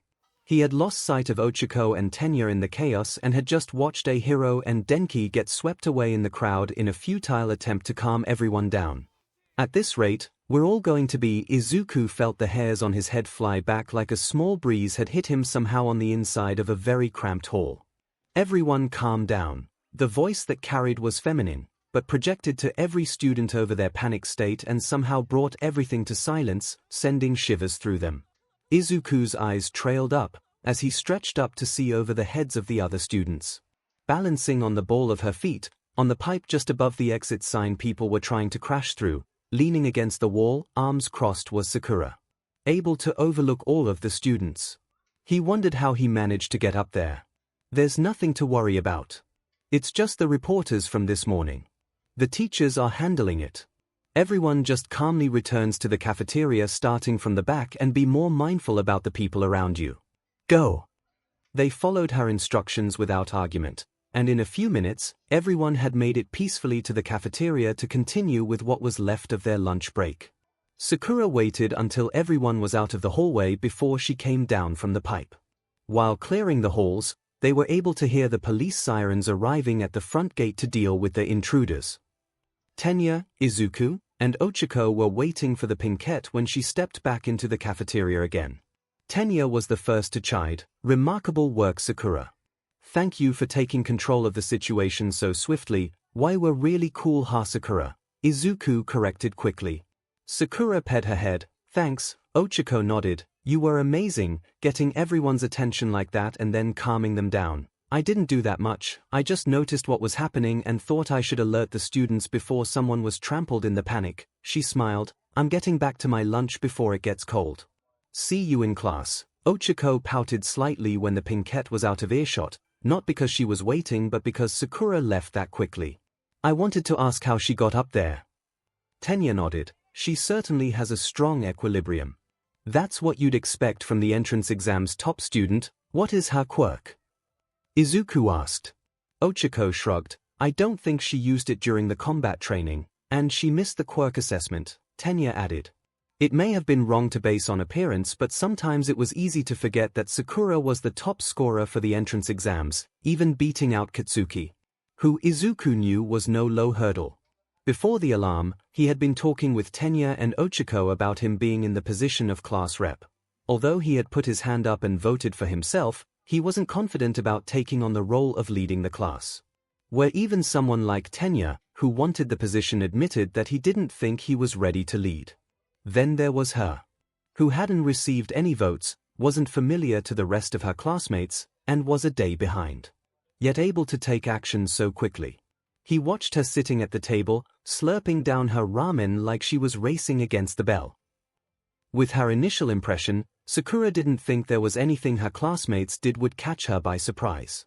But after lunch, when Izuku and Momo had to address the class, the curly-haired boy, with downcast eyes, nervous tone, said he wanted to start with his own announcement. "I think that Sakura Haruno should be representative." Her mouth hung open. What would bring that on? He wasn't the most articulate at times, but that didn't mean he lacked the potential, and everyone in the class was scrambling for this position. So why was he giving it up? And more importantly, why me? Izuku took a moment to gather himself, staring at his shoes for his first sentence and then only turning to her. She took charge during the panic and got everyone's attention in a cool way. "That's why I think it would be better if she was our representative." Izuku was smiling, his nervousness gone, and Sakura knew that he wasn't doing this with wrong intent, but she shook her head, a drop of sweat forming on her brow. "We already decided by vote. Besides, me as representative isn't, I'm good with that," 𝐻ero chided, causing her head to snap in his direction. She was a big help. "Yeah, she got everyone to stop panicking." Sakura rubbed the back of her head. "Thanks for that, but I don't think I'm." "Then it's decided." Shouter entered, sitting up in his sleeping bag. Still dreary-eyed, but she could see his intent behind them still. "Sakura Haruno will be class representative." That sleep-deprived BSc. He probably had an idea to give her the position to make sure that she upheld whatever standards she was going to be ignoring. This wouldn't change anything, but it did mean that the class would be looking her way more, and that increased her work. She wanted to slam her head into the desk and break it. At 10 to 1 time of the day came once again, for hero basic training. The time to get out of the desk and onto the field. Although the previous day didn't make her do much, Sakura couldn't say she wasn't looking forward to being out of the classroom at least. For today's training, there will be 3 instructors overseeing the class. All Might, me, and 1 more person. What will we be doing, sensei? Asked Tanta. 𝐿𝐴 raised a card, reading rescue in big blue print. Disasters, shipwrecks and everything in between. The class didn't hide their enthusiasm for the opportunity to practice what every hero does. Anything they was more excited about this than the combat training the other day. 𝐿𝐴 explained that the training would be away from the main campus, so they would be taking the bus and to meet outside once they were dressed. Here we go. Wearing their hero costumes was optional for this training since 𝐿𝐴 pointed out that it might hinder them. Sakura didn't see why that was a consideration when it was expected to wear a hero costume doing hero work, but she didn't say anything in class. She was already in his line of vision and she didn't need to narrow it. One of the things Sakura enjoyed about this world was the transport. It was much more advanced than her world and made for a smoother commute. She was one of the last to get in, needing to make sure that everyone else was on board first, as is the responsibility of being class representative. At least according to Tenya. Sakura took one of the seats in the open layout of the bus, giving a lot of legroom. A few minutes before they arrived, conversations started up. Tsuyu Asui was the first to initiate one with Izuku. She was a girl on the short side, with the widest eyes, long sea green hair tied at the end like a bow, in a green bodysuit highlighting her slim figure. From the combat training, her quirk showed to make her frog-like. She was also someone who preferred to be called by her first name. Midoriya, your quirk reminds me of All Might's. Sakura wasn't intent on listening until Tsuyu said that. What was a shame is that Izuku couldn't keep his composure, but he was generally skittish when he first starts talking to people. You think so? That's a hero chimed in. Wait a second, Tsu, All Might doesn't get hurt when he uses his. They just kind of looked the same. Of course, others were going to draw similarities between Izuku's quirk and All Might's, but since the concept of transferring quirks aside from inheriting them genetically was unheard of, it was unlikely anyone would come to that conclusion. Still, Izuku wouldn't do well with an accusation where opinion was unbending, considering he just sighed loudly in relief. A hero went on to say, it must be nice having an augmenting type quirk. You can do lots of flashy stuff. He then showed off his quirk on his arm. My hardening's strong against others, but it doesn't look like much. Izuku's eyes shined when he viewed a hero's quirk. I think it's cool. It's a quirk that can definitely pass as a pros. A hero gave a doubtful smile. Seems like things would be easier if I had something flashier. You have to think about popularity as a pro too. Sakura couldn't disagree. At the same time, she wasn't on board with that belief. It wasn't always necessary to be flashy to be effective. If we're talking about flashy and strong, it's got to be Bakugo and Todoroki. Tsuyu immediately responded, candidly to a hero's comment, Bakugo's always mad, so he doesn't seem like he'll be popular though. Sakura gave a loud, ha-ha to that. What are you laughing at, Fivehead? You wanna fight? The blonde yelled. Denki Kaminari was the boy with slanted yellow eyes and short blonde hair, with a black lightning bolt streak on his parted right matching his electric-type quirk. Spoke up to Katsuki. We've only known each other a few days, so it's amazing that everyone already knows his personality is CRP steeped in sewage. What's with that vocabulary, you BSE? Sakura deliberately laughed, throwing her head back at the comment which just served to anger her classmate. Pretty accurate, I'd say. DMN Fivehead. I'll kill you. She scoffed, folding her arms. You're just full of bark, aren't you? A throbbing vein appeared on the side of Katsuki's forehead as he gripped the railing in front of him, glaring over the seats at the Pinkette. You wanna bet on that, you? 𝐿𝐴 quickly cut into the conversation, silencing his class. Enough already. We're here. Stop messing around. Stepping off the bus, they were greeted by a huge white dome-shaped building. The vehicle stopped at one of the entrances that was dwarfed in comparison to the structure it was attached to. Waiting for the class in the front was a person in a white spacesuit, a black helmet with white eyes and a pair of yellow boots. It's 13. Ochako squealed. Other classmates were also excited about seeing the space hero in the flesh. Just the hype that Sakura couldn't relate to. She was more eager to see the inside of the building behind the hero, and she didn't regret it. A body of water with a slide and boat. An area of buildings in a precarious condition, another area of them buried under rubble and stone, an area of mountains, and even fire. This is the training ground I made with different types of disasters and accidents, 13 explained. I call it the Unforeseen Simulation Joint, or USJ. Some students were muttering Universal Studios Japan in response. Before we begin, let me say one thing, or two. Or three, please just tell us, Sakura interrupted when she realized this was going to go on. Haruno, 𝐤𝐻𝑒 glared at the pinkette. Right, 13 started, everyone, I'm sure you are aware of my quirk black hole. I can SCK up anything and turn it into dust, Izuku chimed in. You've been able to save people from all types of disasters, right? Yes, but it is a power that can kill easily. Some of you also have quirks like that too, right? Considering how their combat training went the other day, and that they had an assessment test for their quirks and that for the entrance exams they were battling robots. The destructive power of their quirks should have already been evident in Sakura's opinion. Then again, it's not like they would actually consider using their quirks to kill. In a superhuman society, quirks are strictly regulated and certified. That being said, don't forget that each of you has a quirk that can go awry. One wrong step is all it takes to kill. During Mr. Aizawa's quirk assessment, you learned your quirk's potential. And with All Might's combat training, you experienced the danger of using your power against others. This class is a fresh start. You shall learn to use your quirks to save others. Your quirks do not exist to harm others. Please leave here fully understanding that you have quirks to help others. 13 took a bow. Thank you for listening. Sakura took the chance during the speech to look around the USJ facility while the rest of her classmates were listening to 13 and applauding after the speech. She just couldn't be moved after what she heard. Heroes' rules were different from shinobi.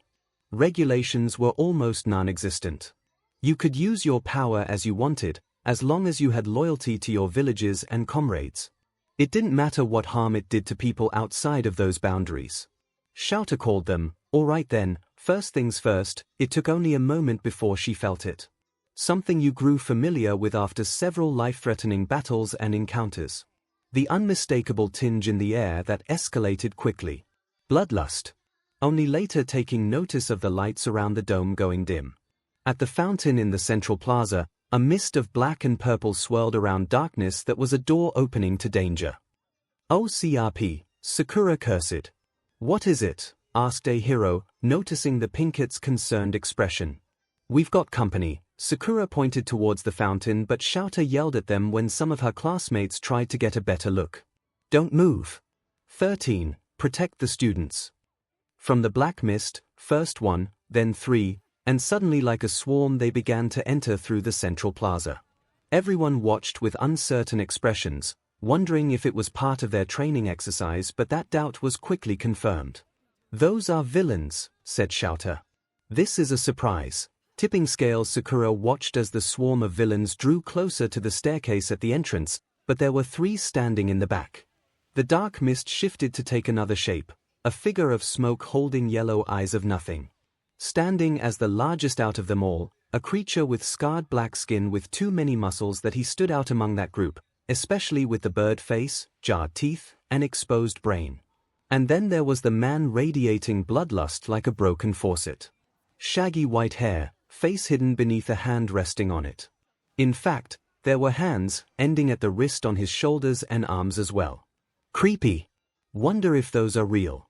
She couldn't tell from here. Some of the students were asking how villains could trespass when there were supposed to be sensors around.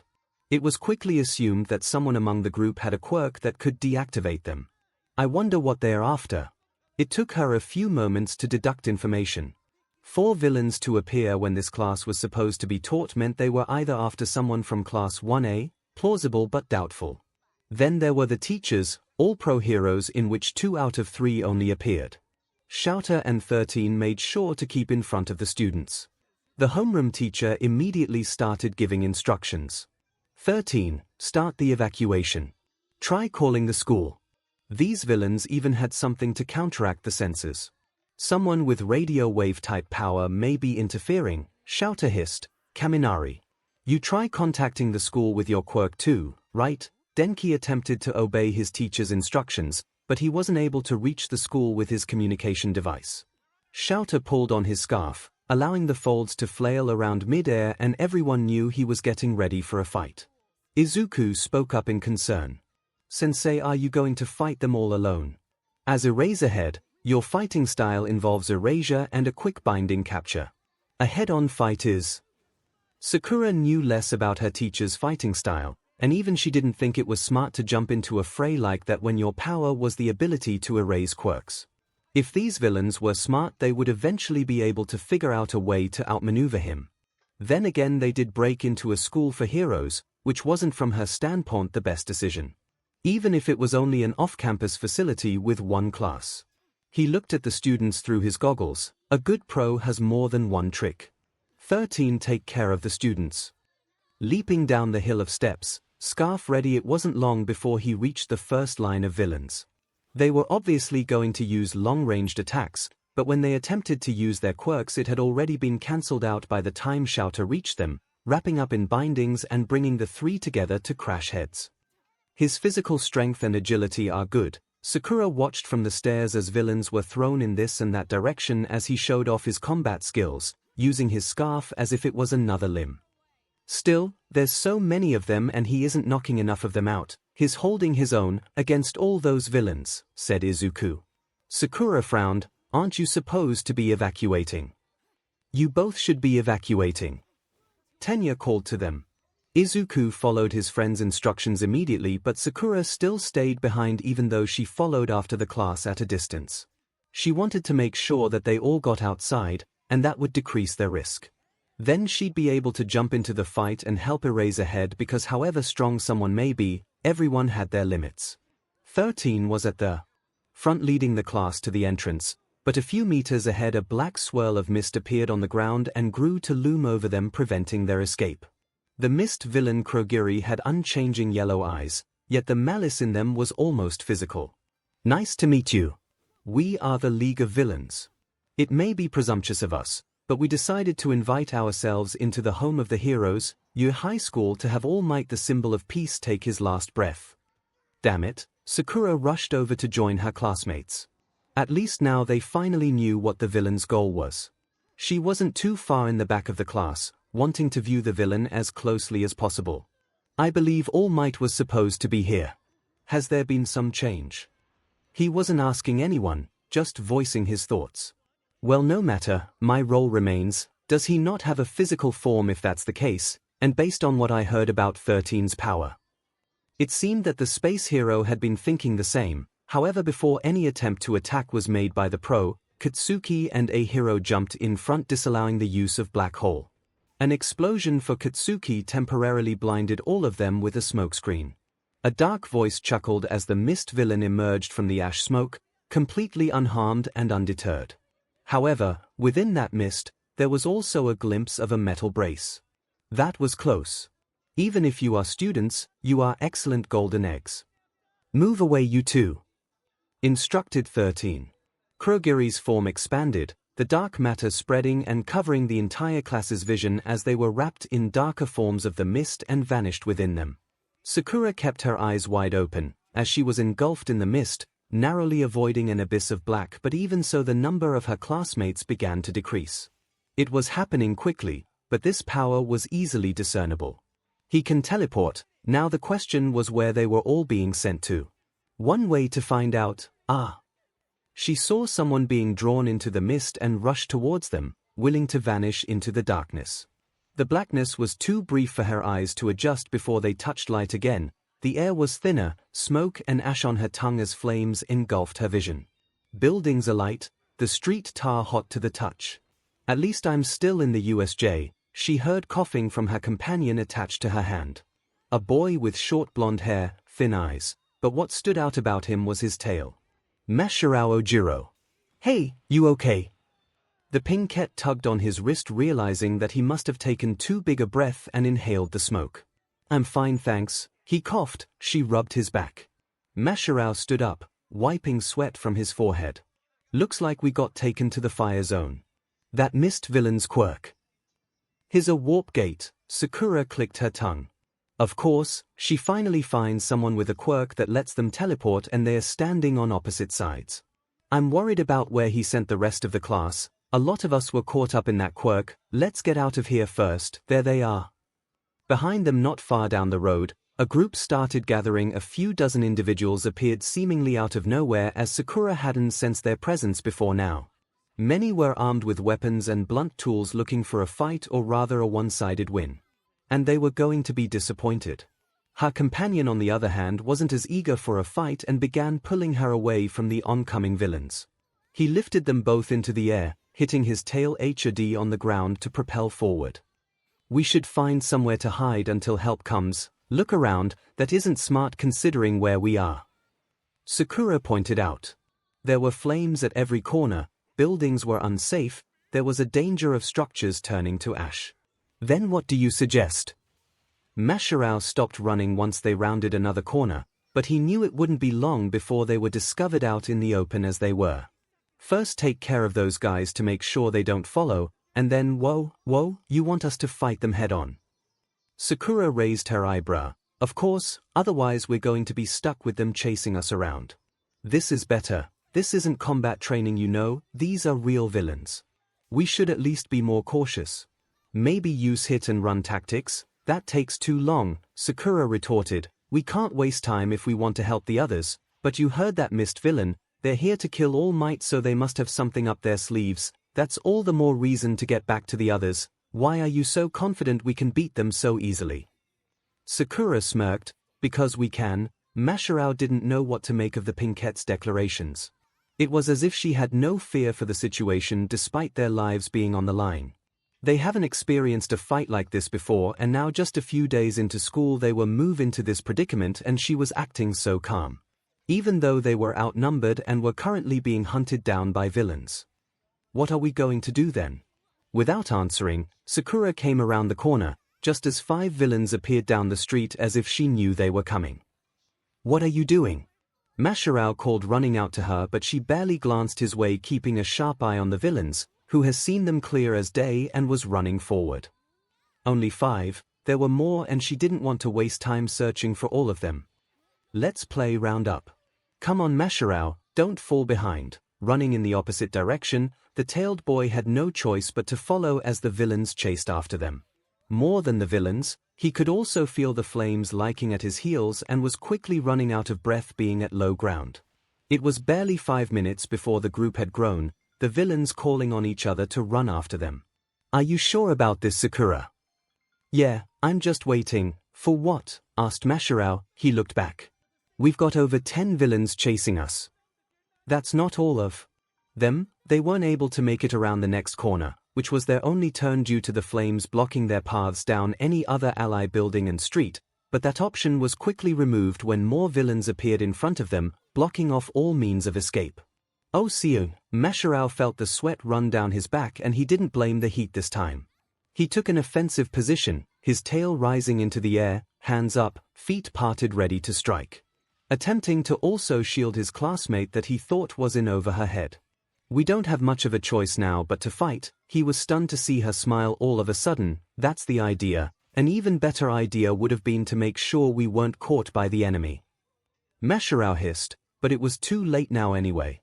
He decided to follow through with her plan, and now they were cornered like prey.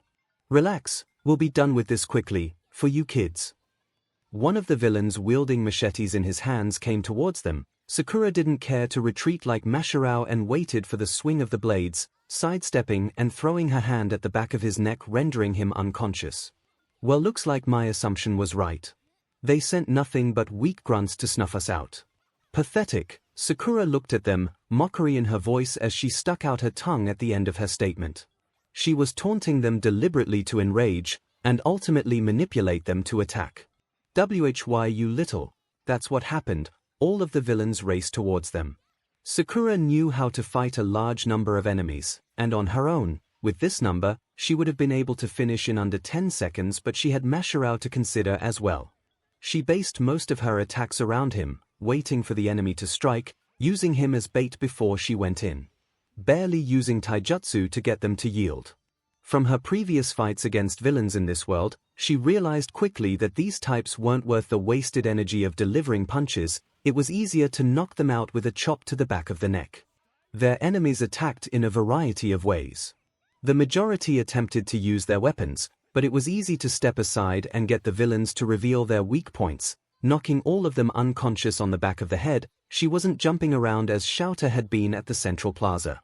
MyHeroAcademia himself was able to knock back the villains, swinging his tail, the appendage knocking the wind out of his opponents. Even amid battle, he couldn't help but marvel through the chaos at how much control Sakura demonstrated. There was no change in her passive expression while she fought, taking down the villains easily with a chop to the back of their necks. Just simple maneuvers were enough to avoid attacks and bring these villains tumbling. She'd occasionally pull him out of the way of attack, and that was the only time she moved from her position. There was barely a time difference between when the brawl began and when it ended. But the conclusion was clear. The villains groaned, laying on the hot tar, all of them out cold in discomfort. A loud clap startled MyHeroAcademia as his senses were still heightened from the fight. What I tell you, these guys weren't much, but they were still villains trying to kill them. That was the part that kept him alert. If they both let down their guard, he didn't want to think about what might happen. At least we help with the load a little for Aizawa and 13. I hope the others are holding out. Sakura was checking around the fire zone. That should be all of them. Let's head back. Feeling a little more confident and at ease thanks to Sakura's demeanor, MyHeroAcademia followed her. Hey Sakura, what's your quirk? She glanced at him as they ran. I've got super strength, really that's it? MyHeroAcademia couldn't believe it.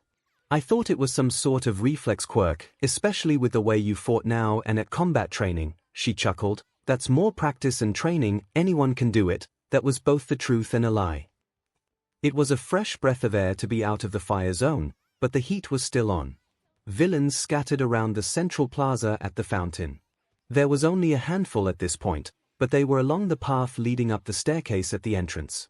That wasn't the worst of the situation as Sakura and MyHeroAcademia observed the villains from a safe distance. At first, 𝐿𝐴 seemed to be missing from the field, but he was quickly found.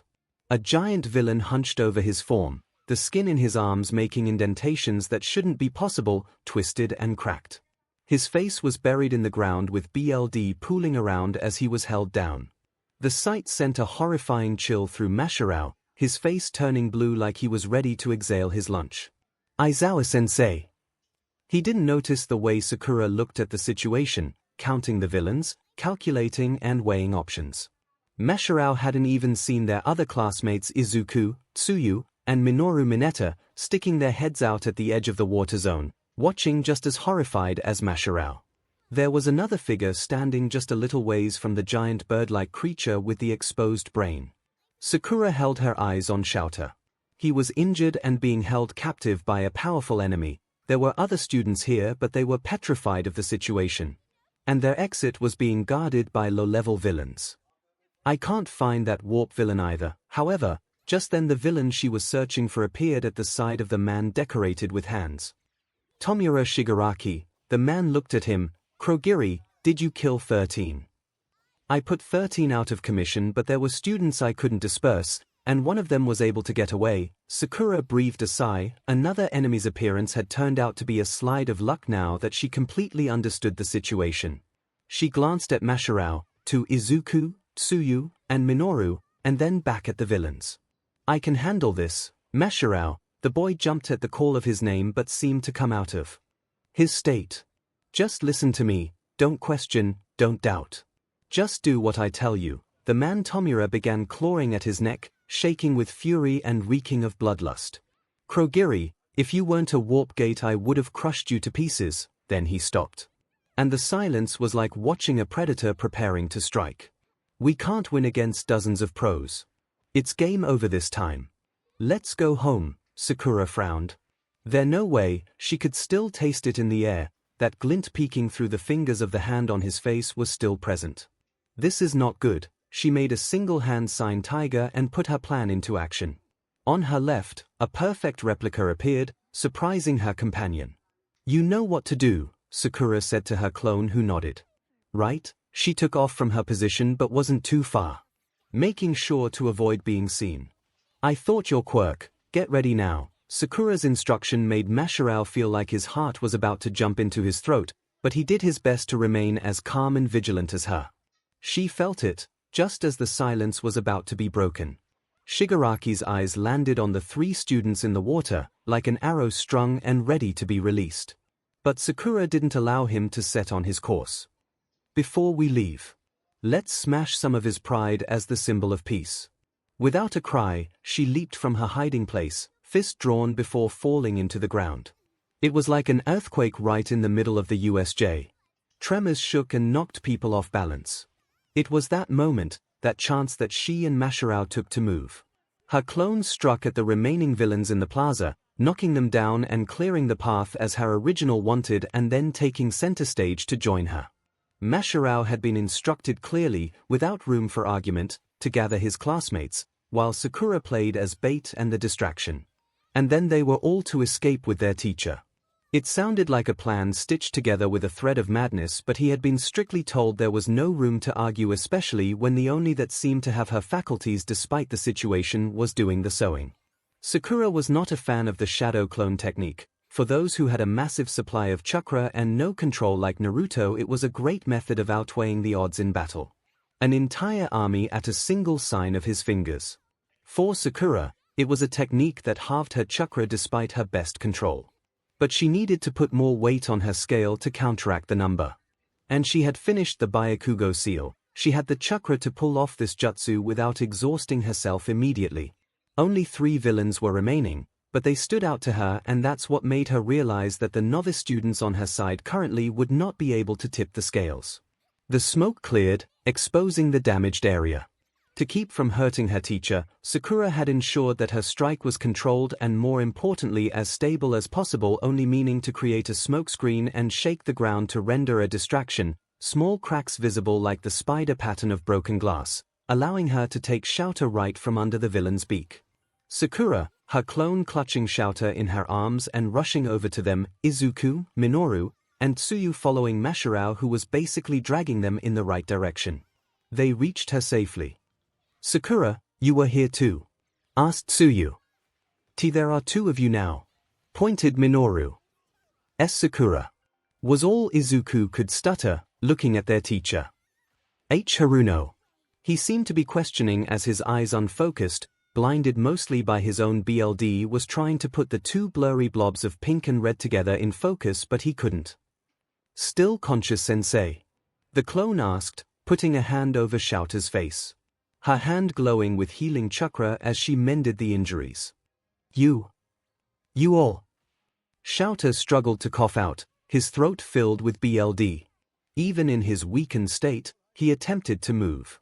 His arms were broken. One of his elbows looked like the skin had been peeled off, revealing the layer of muscle, but there was a grayish cracks as if the skin had decayed. Get out. Escape. Sakura frowned. She started trailing her hand over his neck before pressing down on a nerve, watching his eyes close. Yeah, sorry about this, but you're not in any shape to fight the enemy or the medic. What are you doing? Asked Izuku. Relax, he's just sleeping. Sakura then instructed her clone, just wrap up the arms, the bones are shattered. He'll need surgery first for the splinters and double-check the muscles, tendons. I know, Aizawa-sensei's wounds are healing, Tsuyu observed, her expression barely changing, but there was a glint of surprise in her eyes. It was a little difficult to decide what to focus on, their class representative who apparently had multiple quirks or the villains. All right then, Sakura cracked her knuckles under her gloves. Onto the second act. There were exactly 3 villains, and she made sure to have them all in her line of sight. The smokescreen was only a means of gathering her teacher and classmates. She wanted to ensure that the villains didn't counter her plan. Now their eyes were set on her as the field took an eerie calm once again. A chilling experience for most. The shock had knocked Tomura and Kurogiri for a loop because they seemed to just be getting to their feet. Sakura did not want to look away from that other villain. Bigger didn't always mean better, but her instincts were screaming at her to take things at face value as well in this situation. Tomura glared at them, his hatred intense. Another wannabe hero showing up, wannabe hair. We'll see about that. Sakura turned to her clone, get them out of here, right? Sakura's clone adjusted 𝐻𝐿 in her arms, telling her classmates to follow her closely. Let's move. Are you planning on fighting them by yourself? Are you crazy? Cried Minoru. Look what they did to Aizawa-sensei. You all being here will just get in the way. Sakura didn't turn her eyes away from the enemy. It's too dangerous by yourself. Izuku argued. That villain with the hands can destroy what he touches. And then there's the mist, and the bird villain is really strong. Ribbit, we can't just let you fight them by yourself. I agree, said Masharao. These guys are different from those other villains. You're also a student enough. Sakura's voice held firm. She laced it with an intensity that sent shivers down all of them. Go now. A single glance from her was enough to kill all protests. And without another word, they followed the clone's instructions and began to make their way towards the exit. What was that? Izuku wondered, glancing back. He felt that he had broken into a cold sweat, all from the pinket's look. Now then, Sakura rounded the creature, still refusing to turn her back on the other villains. Let's do this. Nomyu, Tomura spoke with a detached calmness. Go. On command, the creature moved, dirt tracking a path behind as it rushed for her. Fangs bared, eyes as bare as its brain and fist raised. He was strong, but before submerging, she had to test the water. Molding chakra in her fist, she held strong, and then they clashed. The force was strong and heavy as was the punch. Even so, when the dust cleared, Nomyu was holding his fist against a much smaller version. He went for another punch, and again she met his fist, and again, and again. But it was as if they were at a stalemate, countering each other's force. Sakura did not want to let up, because if her assumption about this villain's power was right, then she wasn't going to risk taking a hit. This guy's no joke. There were very few people who could match her in terms of physical strength. Power and chakra was a different matter. But this was starting to make sense to her. She knew that All Might was powerful, and yet despite his reputation these villains stormed the facility looking to kill him. And she had found the key component of their plan. Right now she was going to have to focus on taking down the giant men to take down the country's #1 hero. Nomyu may not be deterred by Sakura's counter to his punch, but Tomura was. She withstood Nomyu's punches with her own. How is that possible? He's supposed to be as strong as All Might, Kurogiri observed in disbelief. No, she's cheating somehow. Tomura narrowed his eyes, his fingers twitching in irritation. That's not allowed. Nomyu, take her down now. It seemed that a SWCH had been pulled as the Nomyu reached for Sakura. And that's when it happened again. Just like when she was fought against Rapper, things seemed to slow down. Her eyes were able to follow Nomyu's movements. I can see it. Grabbing a kunai from her pouch, Sakura moved away from his hand that loomed over her head, using it to lift herself up so she was at higher ground, throwing the kunai into the air simultaneously. Nomyu's eyes fell on her and again attempted to reach, to crush her in his hands as he had with her teacher. Sakura brought her heel down on the end of the kunai, just as the villain opened its mouth. The blade piercing through his beak and jutting out of his chin. But he was barely affected and still swiped his hand at her, the force knocking her back in the air without contact. She landed as quickly as she could, doing several backflips until she got her bearing. What the hell is that guy made of? She asked, watching as Nomyu tore the kunai from his mouth, blood dripping for a few seconds before the flesh closed and covered itself again in skin. He healed. Sakura became rigid. I'm starting to get how this guy's supposed to beat All Might. Sakura glared back at Tomura and Kurogiri. That is your plan, isn't it? Tomura seemed to take a delight in her prodding. Nomyu is the bioengineered anti-symbol of peace that will put an end to All Might. With his shock absorption and regeneration, how could one of you hero wannabes even hope to defeat him? So that was it. Shock absorption was one thing, but regeneration was another problem. Topping it off with this villain's strength, the bold attack was really forming a clear picture. And if what he said was true, then that meant she wasn't going to cut it like this. Sakura glanced for a moment over at her clone's back, running with 𝐻𝐿 in her arms. She wanted to release the jutsu so she could fight this thing at full power. Calm down, everyone and every power have a weak point.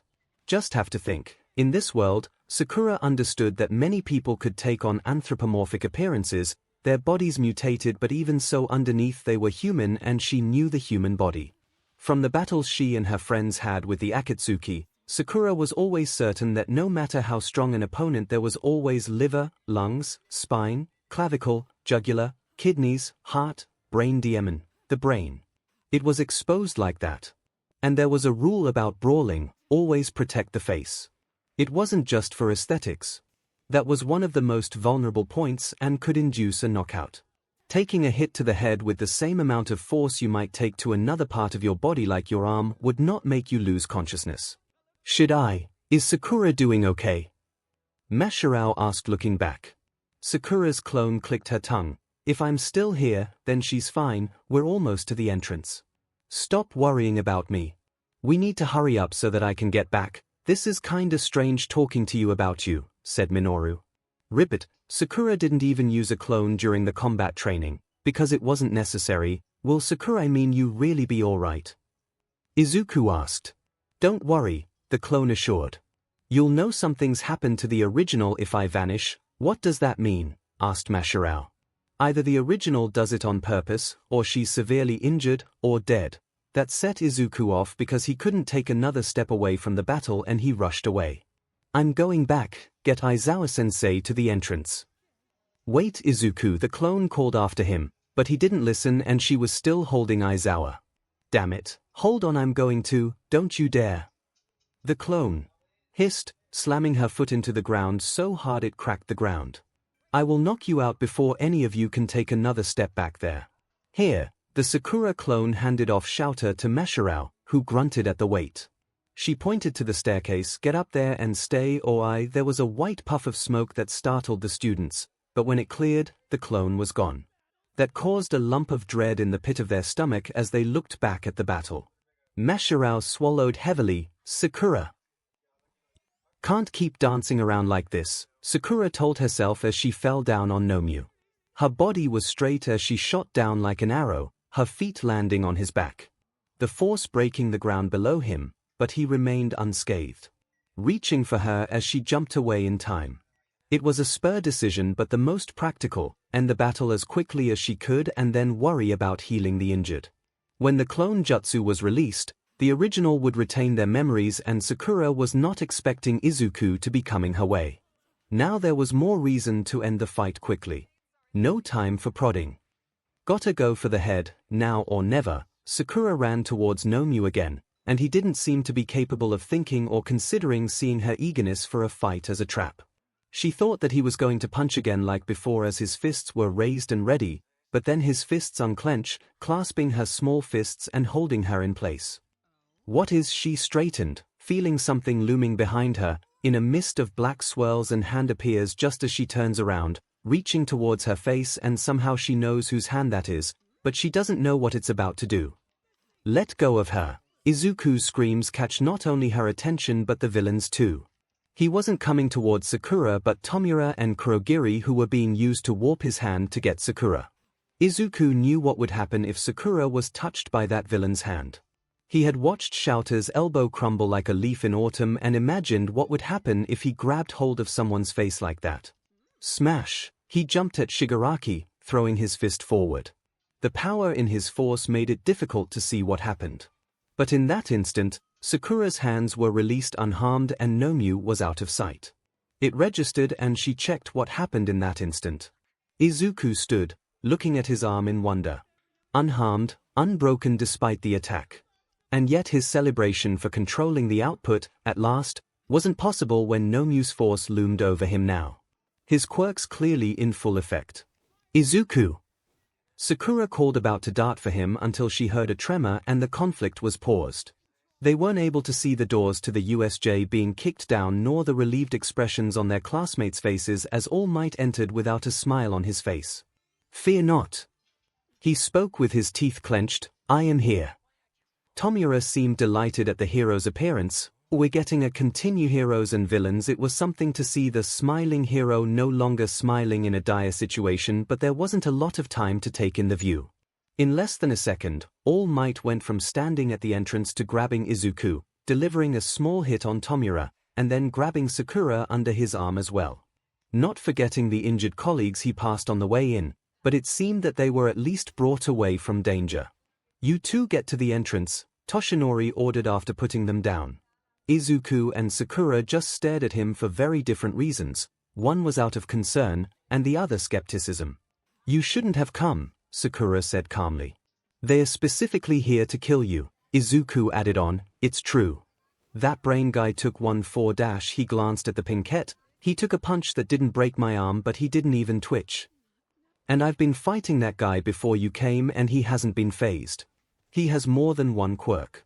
Shock absorption to take your punches, regeneration, and physically he's on another level, young Haruno."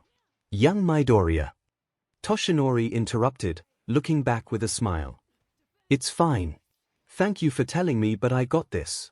"Oh God," Sakura sighed. He was going to be stubborn about this even after her explanation. In his eyes, they were just helpless children, and it was obvious he wouldn't be taking the hand they offered. She wouldn't be able to kill that thing now, and Izuku was still here. If she insisted on staying, he probably wouldn't want to leave either, and they didn't need conflict on their side. For now, a retreat was looking like the best course.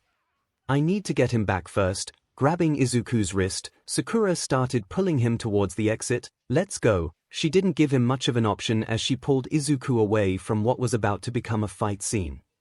Soon there was crashing, tremors and curling noises from Nomu heard as he and Toshinori began to brawl. Sakura was keeping an eye out for Kurogiri and Tomura in case they decided to make a move to attack the two, but it didn't seem like they were interested after All Might. Their goal appeared and everything else had vanished from their vision. As expected, he was fighting as he always did. With his fists even after Sakura told him about the shock absorption. Perhaps he wanted to test it out for himself. A pained cry came from Izuku that drew her back to the freckled boy. "Sakura, my fingers are," as she quickly let go of the hand wrapped in his elbow protector instead of his glove. "What happened here?" "I broke my fingers at the shipwreck zone. It was the only way I could think to take down the villains. Sorry, I'll help you out with that when we're back at the entrance." If she could just get him there, then she'd be able to get back to help the hero. Sakura was already aware of his condition from the other day, and she couldn't help but wonder exactly how long he would be able to keep up the pace against an opponent that would be able to absorb the force of his attacks and regenerate against damage taken. There had to be a limit there somewhere, but the question of who was going to hit that limit first was what worried her the most. Toshinori had discovered that he couldn't just punch the villain out no matter where he hit. He had to listen to Tomura's bragging about the bird-like villain about his quirks, even though Sakura had already informed him. It was as if he truly believed that showing off in this fashion wouldn't lead to any downfalls. And that was a terrifying train of thought to have. With so many failed punches, Toshinori thought to immobilize the villain by grabbing Nomu around his torso and falling back to slam him into the ground, giving him a shallow grave. The force was so great Izuku and Sakura was able to feel the tremors. What did he just do? Sakura looked back. All Might. For a minute everyone's hopes were high, thinking that the number one hero had defeated the villains and would bring an end to this chaotic day. However, when the cloud of debris cleared, it gave a horrifying picture for the heroes in training. Nomu holding All Might, his sharp nails digging into his skin. It broke through on one side as he held on with a grip that was vice. Beneath them, the dark swirl of Kurogiri's warp gate in two parts, one for where Nomu's head would have been buried beneath the gate and the second acting as the exit for the upper part of his body consisting of his head and arms that were holding Toshinori. Sakura knew firsthand that Nomu had a powerful grip and he was really digging his claws into the hero's flesh. Even so, he attempted to play it off. Always playing the part. Impressive for first-time offenders, but prepare yourselves. Kurogiri spoke in his wisp of a voice. I can't say I like the idea of having BLD and guts inside my gate, but if they're yours, I'll happily oblige. You see, it's Nomu's job to get around that blinding speed of yours and hold you down. And it's my job to close the warp gate while you're halfway through, thereby cutting you in two. They weren't far enough not to hear that, unfortunately, and Sakura easily realized that she couldn't get Izuku back to the entrance and hoped to return to help. She was thinking of a way to counter this situation, but Izuku had left her side and was rushing towards the villains with tears in his eyes, distressed and dosed with adrenaline. All Might, he was just running ahead, without clearly knowing what his next move would be. In turn, Sakura wasn't going to keep still and let the villains get a hold of Izuku too. But as she thought to step ahead and emerge, she saw something in her line of vision. 3 figures, nearing, Katsuki, a hero, and Xiaoto. A brief estimation of time and space had her make a clear determination. That Izuku, who was about to become a casualty, was now serving as a decoy. All of the attention was on the dark-haired boy, as he reached towards his hero, but Kurogiri raised his body to block his path and sight. That's when Katsuki set an explosion at the side of the mist villain and watched with a sadistic smile as he brought him down. Like a chain reaction, Xiaoto also attacked, using his ice to travel through the warp gate, freezing half of Nomu's body, stopping short of his hand, allowing the grip to loosen and Toshinori to escape. A hero then appeared to attack Tomura, but he simply avoided the mid-air strike and stepped back. Damn it! I didn't get to show off. Stop acting so stuck up, foggy nobody. The symbol of peace cannot be killed by the likes of you. Sakura walked over to join them. With this development, she wasn't sure what her next move was going to be or what the villains might attempt. Carefully she observed Shigaraki, suspicious of his calm demeanor. You've pinned our way out. Well, this is a problem. We're in a pinch. Katsuki smirked, letting out small explosions from the palm resting on Kurogiri's neck brace. You careless beastie. You're just what I thought you'd be. Only certain parts of you can turn into a misty warp gate. The fog covered your actual body, right? If you were completely made of mist and physical attacks couldn't hurt you, you wouldn't have said, "That was close." Not bad for a guy whose head's full of hot air most of the time, Sakura admitted. He had even grabbed hold of the silver neck brace to make sure Kurogiri couldn't attempt anything. Katsuki shot her a dirty look. What you say, five-head? Anyway, good timing, Sakura said, looking at a hero. Seems like you beat us here though, the redhead replied. Marginally, she smirked back at Katsuki. Don't get cocky, you didn't take out these guys. Tomura allowed the teens to enjoy their short victory, but he wasn't deterred. Not only have you beaten our level, but you're all at full health. Today's kids really are something. Our League of Villains should be ashamed. He glanced at the villain, still frozen and stuck between warp gates. Nomu, take out the explosive brat. We need our escape route back. The sound of the ice breaking with Nomu's deeply frozen body was like listening to the shatter of glass as he climbed out of the portal, lopsided with his missing arm and leg that was lost to Xiaoto's attack. Nomu's eyes rolled back, before straightening again. Everyone watched awestruck. Izuku asked. How is he still moving with his body like that? Get back everyone, warned Toshinori. The ice on Nomu's body broke away as tissue and muscles began forming, moving together to extend a regenerated arm and leg. His regeneration ability is stronger than I thought. What do you think, All Might? Nomu is a superpowered living sandbag designed to take you on at 100% of your power. Go Nomu. That regeneration didn't seem to take away from his speed as he rushed ahead. Ignoring everyone near, his goal clear as Tomura had instructed. Free their escape route. Katsuki wasn't able to react as Nomu neared him, preparing a punch. And then, the ground rumbled, stability was lost and everyone lost their equilibrium, blinded by debris that uplifted from the ground that it was impossible to tell what had happened. Kaken! Izuku called in alarm when he saw the Nomu getting to his feet and Kurogiri free from the explosive boy's grip. His panic was brief because Katsuki was found on the ground sitting upright on his right, completely unharmed and uninjured. He just seemed stunned. Kaken! You dodged that. No. Shut up some. Although his words were harsh, fitting of Katsuki, his tone was much softer, underlined with shock. A soft chuckle caught their attention, as Sakura stood up from leaning down, removing her fist where the impact began. She looked back at the 4 boys, raising a brow. You almost get killed and you still have time to throw insults. The debris cleared completely, and that's when everyone was able to take in a clearer picture. Nomu, Tomura, and Kurogiri on one side unharmed, Toshinori on the other unharmed, and right where the damage began, Sakura. Good work, young Haruno, said Toshinori.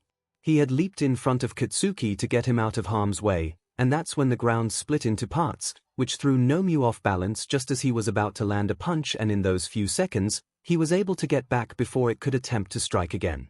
He had also been thrown off by the tremors, but he quickly regained balance and moved. The destruction led all the way to the edge of the water zone in that area. Toshinori had heard that the 𝐵𝐴𝐻 had super strength, he just didn't realize to what degree. And seeing it in person, he was impressed. Stature like hers, and she's able to produce this much power with a single punch. Those with strength quirks often needed to have built up their physique to handle their power, but Sakura was one of the most nimble students in Class 1A. What insane strength, observed 𝐿𝐿. Whoa, so it was you, Sakura. 𝐴𝐻ERO gaped. I didn't know you were this strong. You haven't seen anything yet, Sakura thought, but smiled back at 𝐴𝐻ERO coyly. Katsuki looked like he didn't know what to say at the moment, and she felt a twinge of satisfaction, even though she should have been getting it from the villains that she just interrupted again. Toshinori glared back at Tomura and the other villains. He wasn't going to hold back in that attack, was he? Even though these are just kids, it was to save our comrade, and you want to talk about holding back. You should tell that to your students, All Might. Tomura narrowed his eyes, pointing to the 𝐵𝐴𝐻 and Izuku. Earlier, that plain one came at me with everything he had to save that girl. And she was fighting so hard, she even stabbed 𝐿𝐿. But violence in the name of saving others is admirable, isn't it, hero? Sakura frowned. Was he seriously attempting to spin the situation? No, it sounded more like he was reading from a script he didn't believe. This Tomura put Sakura more on edge than the 𝐿𝐿 he commanded. You know what, All Might? I'm angry. He extended his arms. I'm angry at this world that categorizes the same violent acts as heroic or villainous, deciding what's good and what's bad. Symbol of peace. Ha! You're just a device to repress violence. Violence breeds violence. The world will know this once I kill you. Sakura blew some hair out of her face, and Toshinori spoke. That's preposterous. Idealistic criminals have a different sort of fire in their eyes. But you're just enjoying yourself.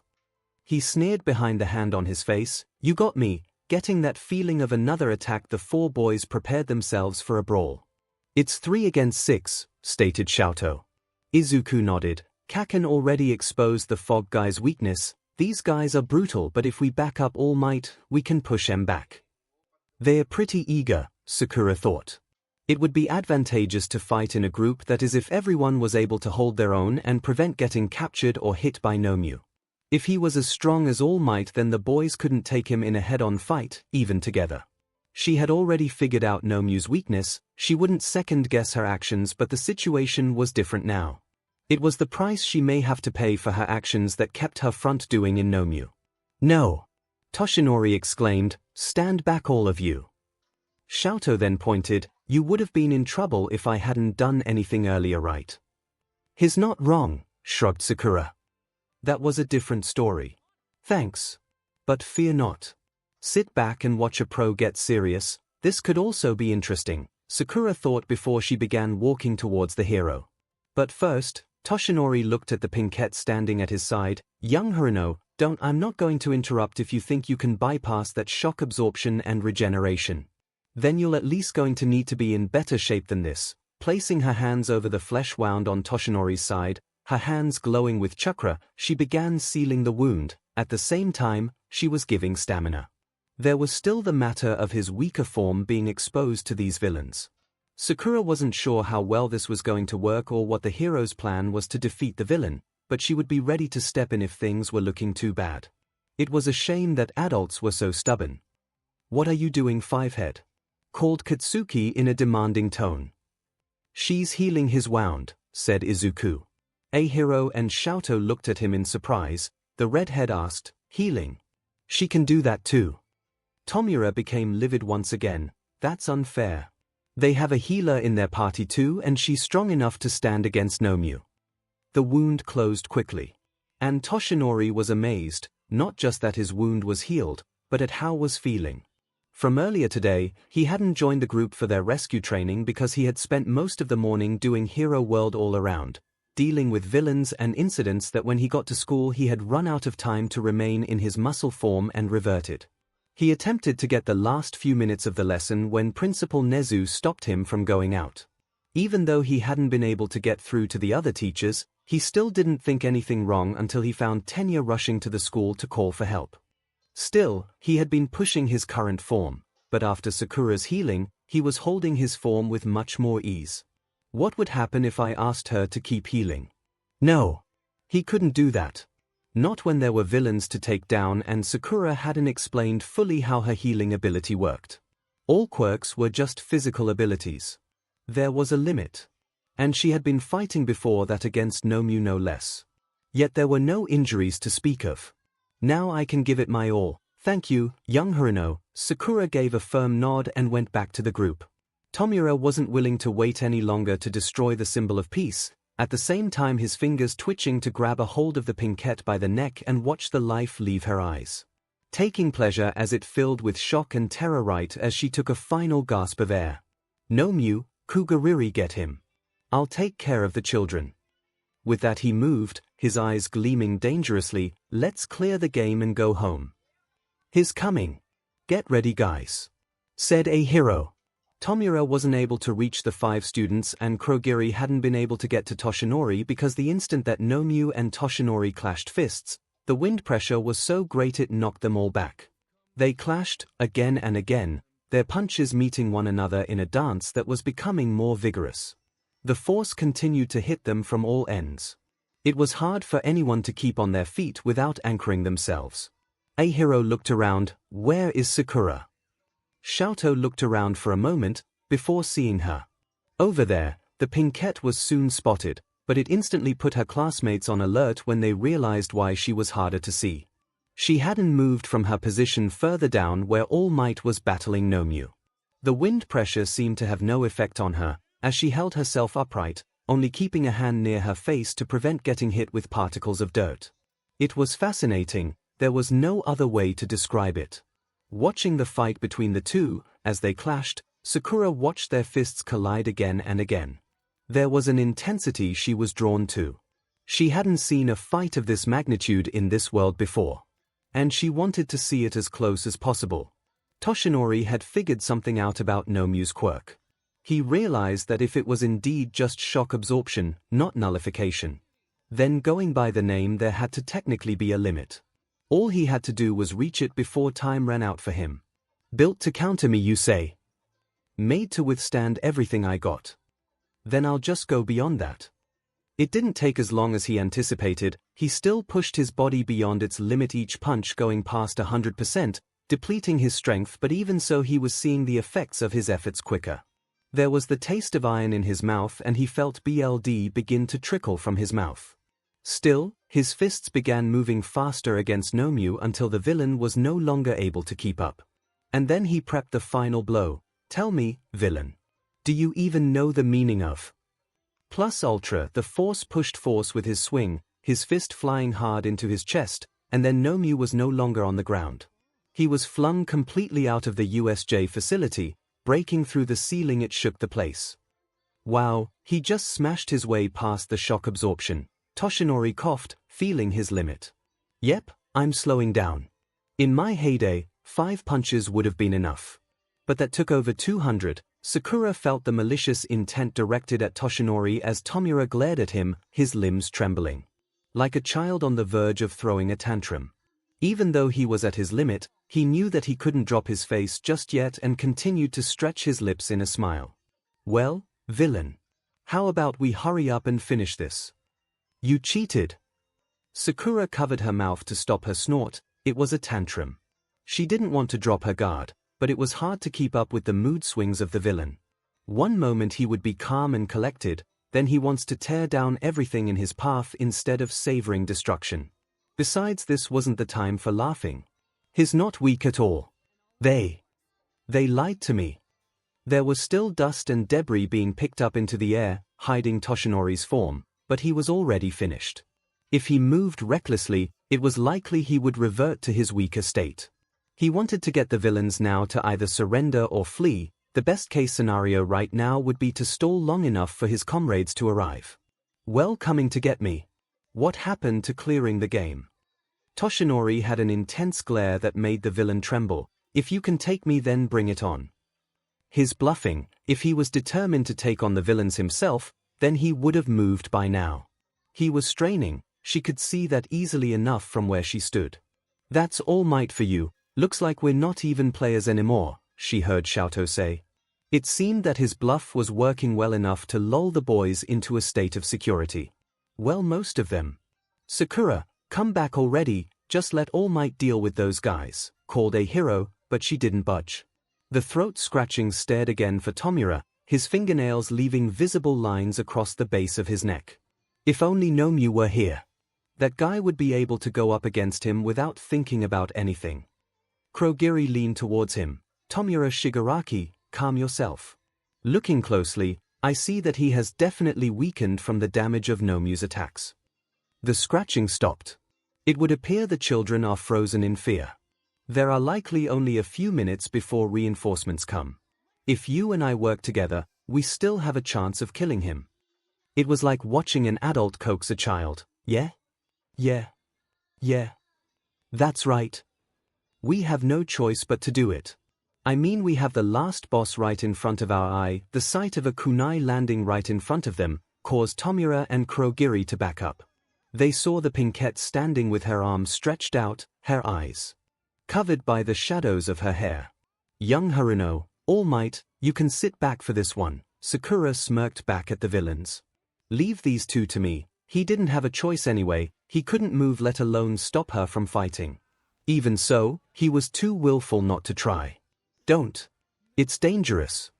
Sakura scoffed softly, she was well aware that they weren't like the other villains she faced. She couldn't blame him for the concern. No one knew what she was capable of.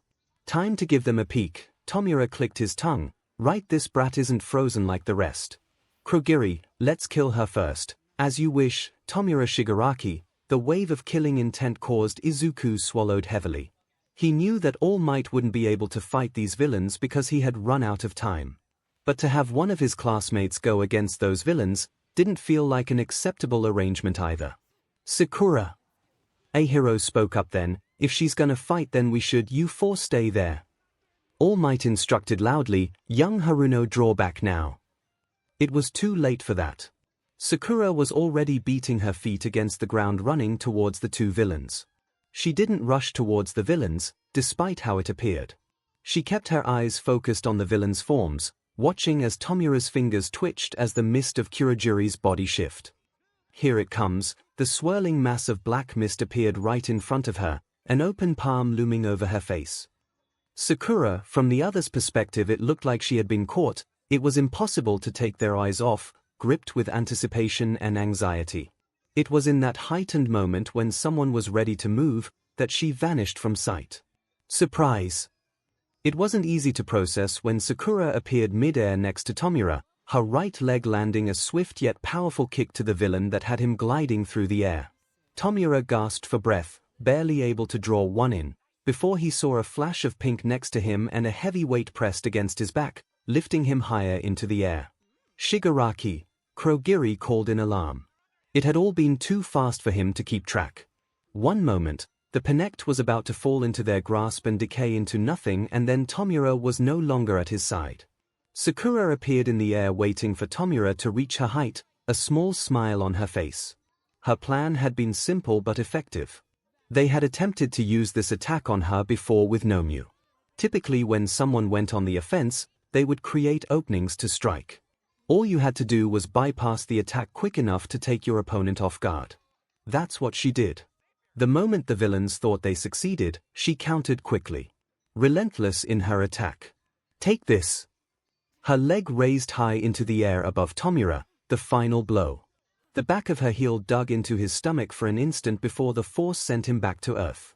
She kept her chakra until control to avoid killing, but the damage taken with those hits would be enough to knock him out. And while falling, it was clear he wasn't conscious anymore. She was waiting for him to land, but it wasn't on the ground. A portal appeared below where Tomura would have landed, and he was sent through. Still, in the air, Sakura glared at the warp villain. Seemed he finally managed to take some sort of action. Gunshots curved her attention back to the entrance. Someone was firing in the direction of the mountain zone. One of the UA teachers. And he wasn't alone. The entire faculty seemed to have entered the fray. Just as they were drawing to a conclusion, Tenya was standing next to them, calling out to his classmates that he had returned with reinforcements. Better late than never, Sakura grinned. With their underlings beaten, 𝐻𝐻𝐻𝐻 lost and the leader currently out cold, Kurogiri saw no need to remain. He began to swirl into himself, growling a final greeting. This isn't over, heroes. Make no mistake. And then he vanished. When Sakura's feet met the ground again, things had taken a drastic change for the better. The teachers began moving to apprehend the villains and gather the remaining students who were still likely fighting.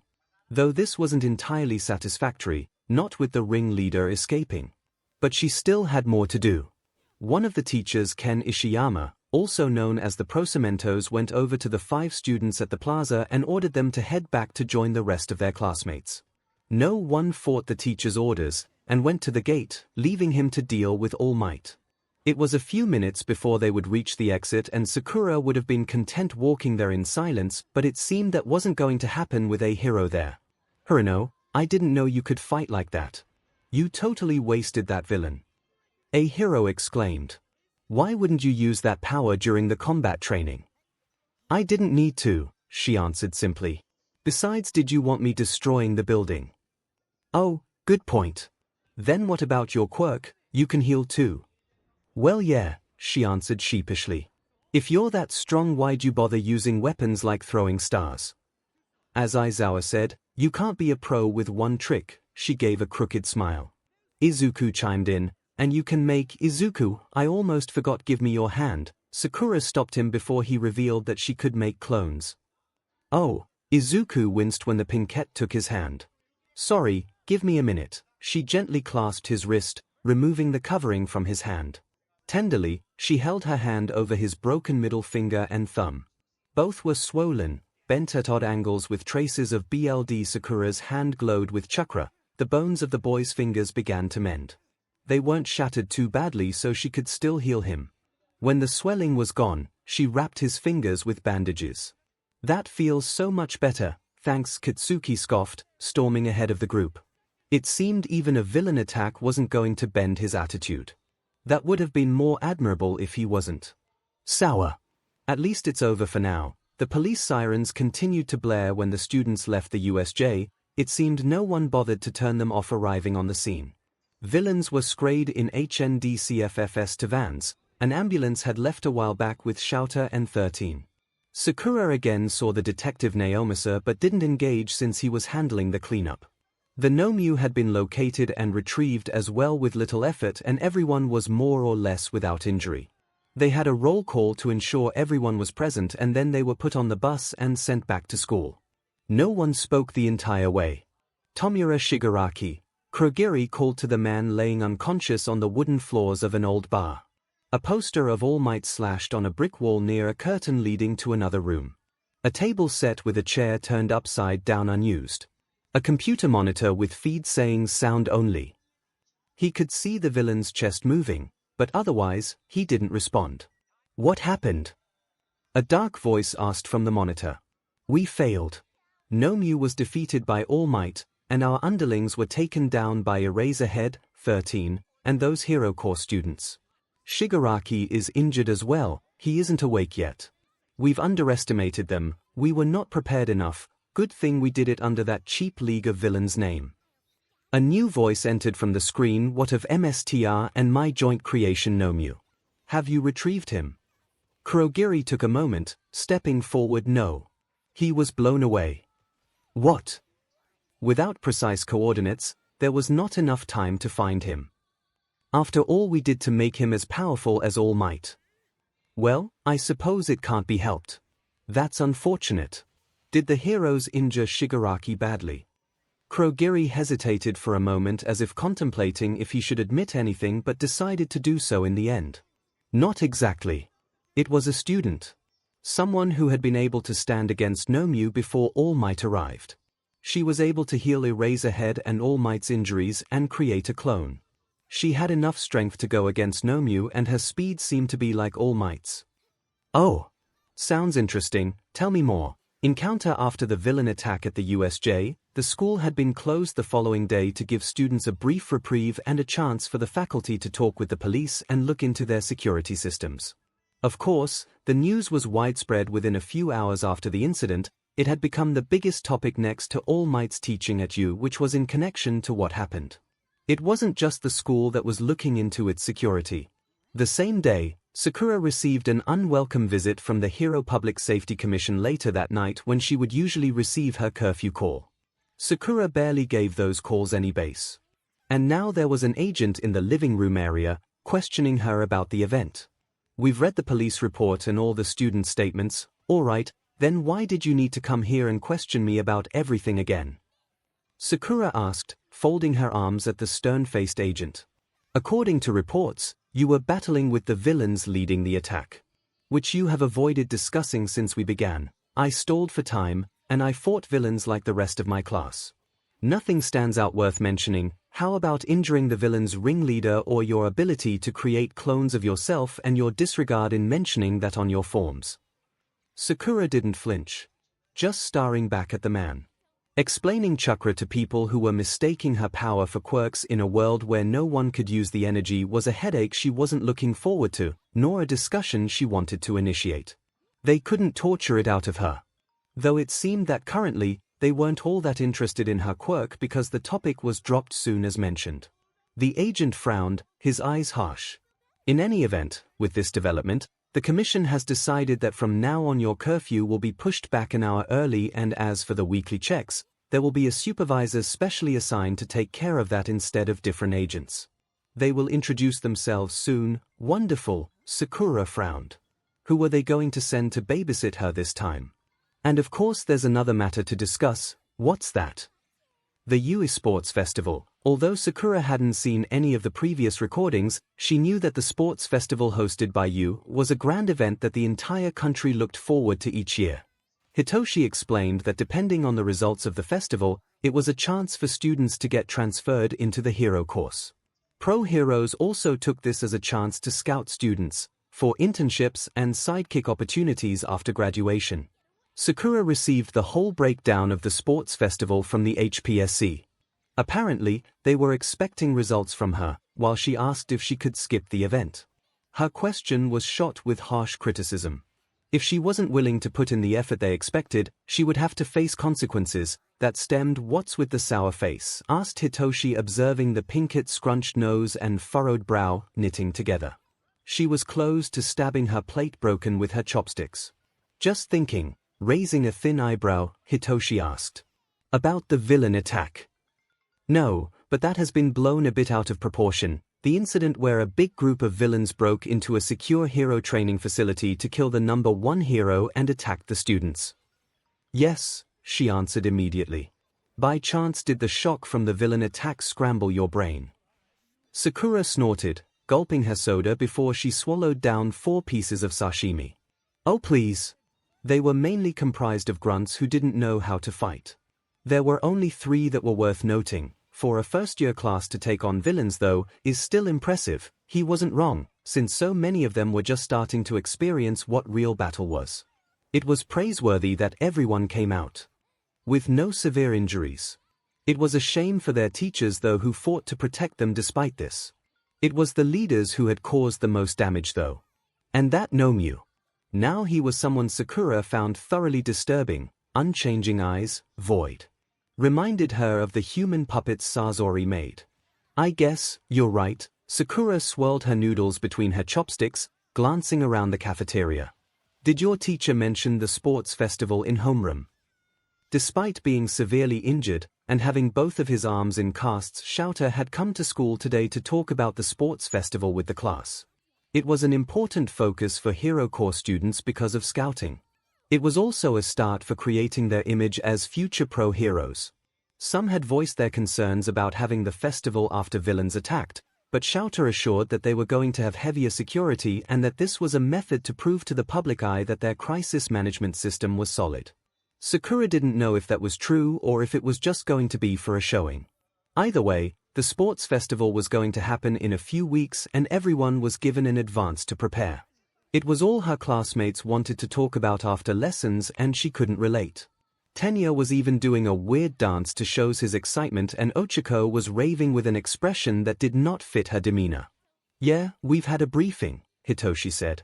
Although our teacher didn't seem to think it was anything too noteworthy for general study students. And my classmates weren't interested either. Well, that's to be expected. Sakura slurped up her noodles, looking at him with stuffed cheeks. You are though. After hearing about the villain attack, are you worried about facing off against the other students? You know my quirk, Sakura nodded. Brainwashing, but do you have any prior combat training? Why would I? That's the whole point of a hero course. To be transferred into the hero course, a person would have to make an impression and stand out among the other students to be recognized for their potential, but even though her classmates were unfamiliar with real-world combat, they were resilient and strong. Not the type to be underestimated. Even though Hitoshi's quirk was strong against people, it wasn't impossible to counter. And if someone figured out how his quirk worked, then he would be at a disadvantage when his quirk was the only arrow in his quiver. Then that's something to consider. Want me to help you? Hitoshi pulled his lips downwards. You. Hey. No, I mean what's the point?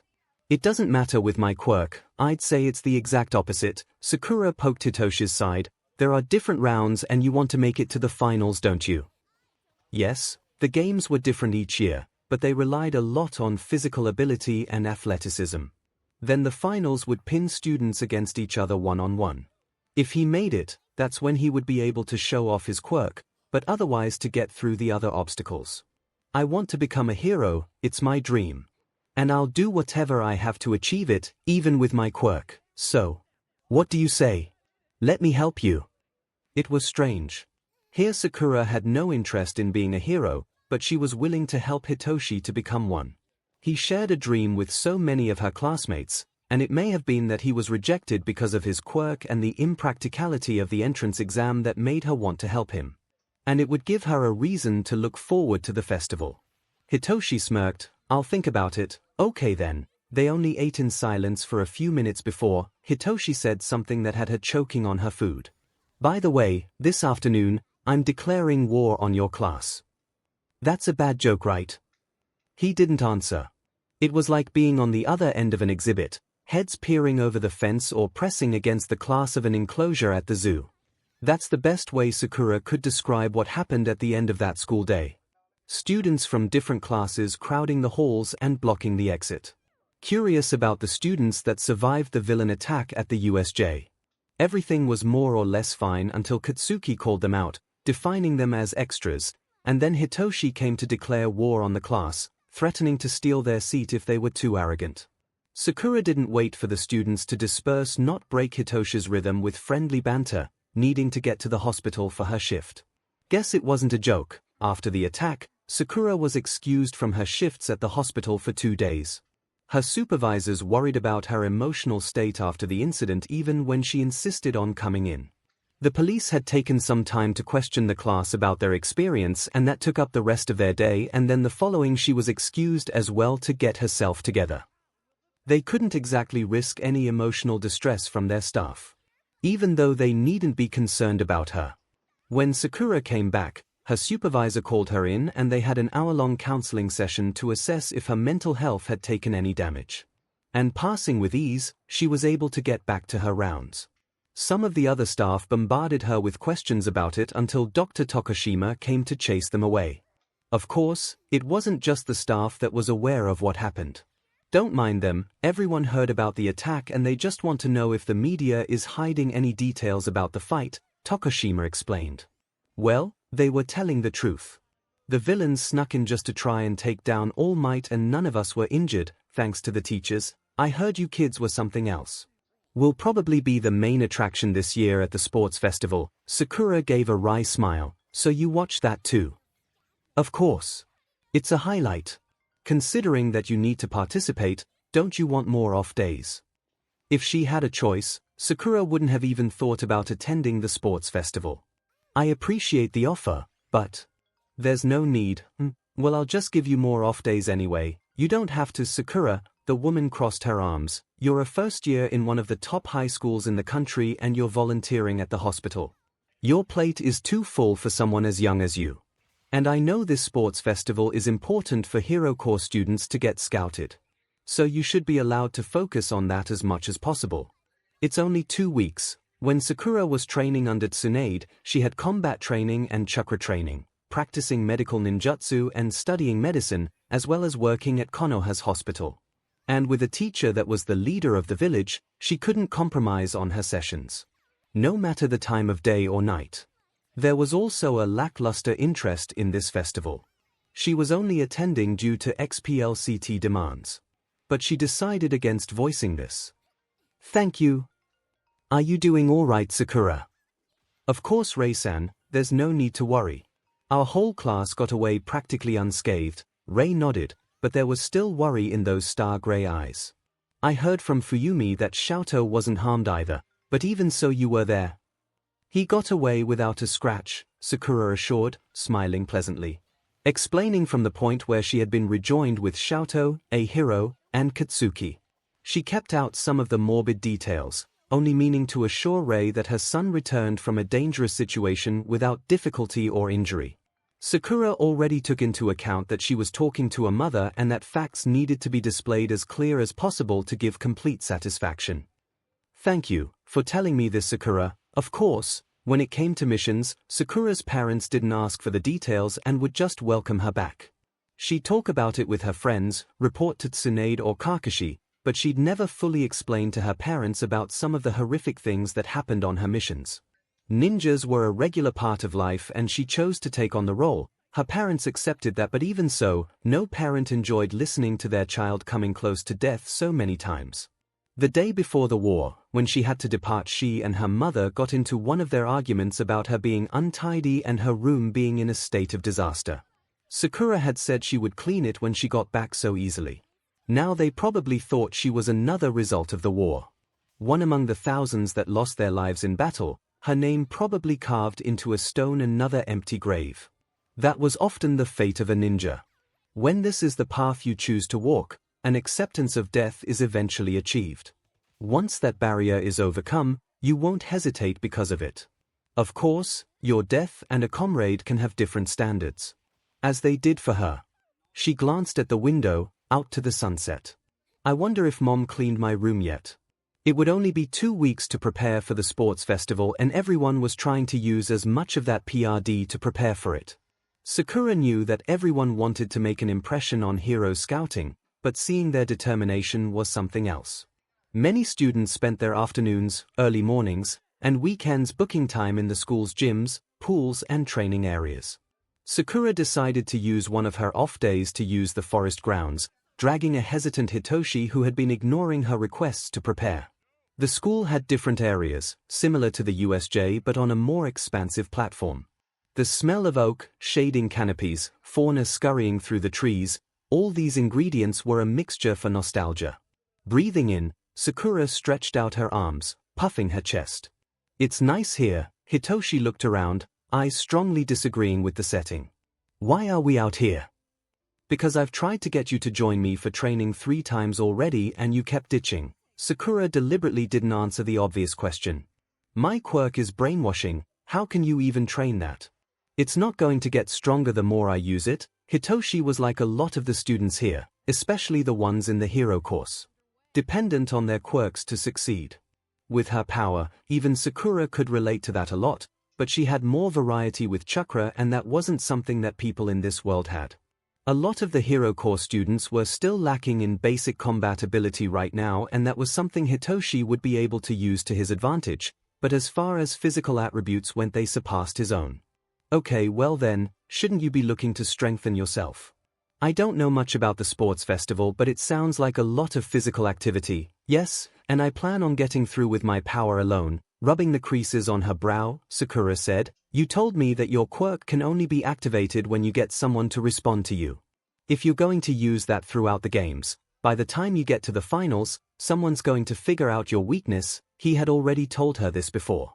When Hitoshi spoke to someone and they responded verbally, he was able to activate his brainwashing quirk. However, if someone wanted to break out it would only take a certain amount of force. That's where his weakness was. His target needed to respond to him and to keep them under his control, they couldn't be hit by outside forces. At the very least, Sakura wanted to help Hitoshi get ready for this because she had seen her classmates and most of them were aiming for the top. With their first real battle also under their belt, it would be that much harder to make them stutter. Hitoshi wasn't understanding this. Look, if someone realizes how your quirk works, you're going to be at a disadvantage here. Brainwashing is an amazing ability, but you're not going to be able to display it if your opponent knows it's coming. You'd be surprised how easy it is to rile up and get people to respond, Hitoshi shrugged. I know how to use my quirk, Sakura. I won't let my opponent get a chance to strike. It couldn't be forgotten that Hitoshi had grown up in this world, and it was one that praised the supernatural.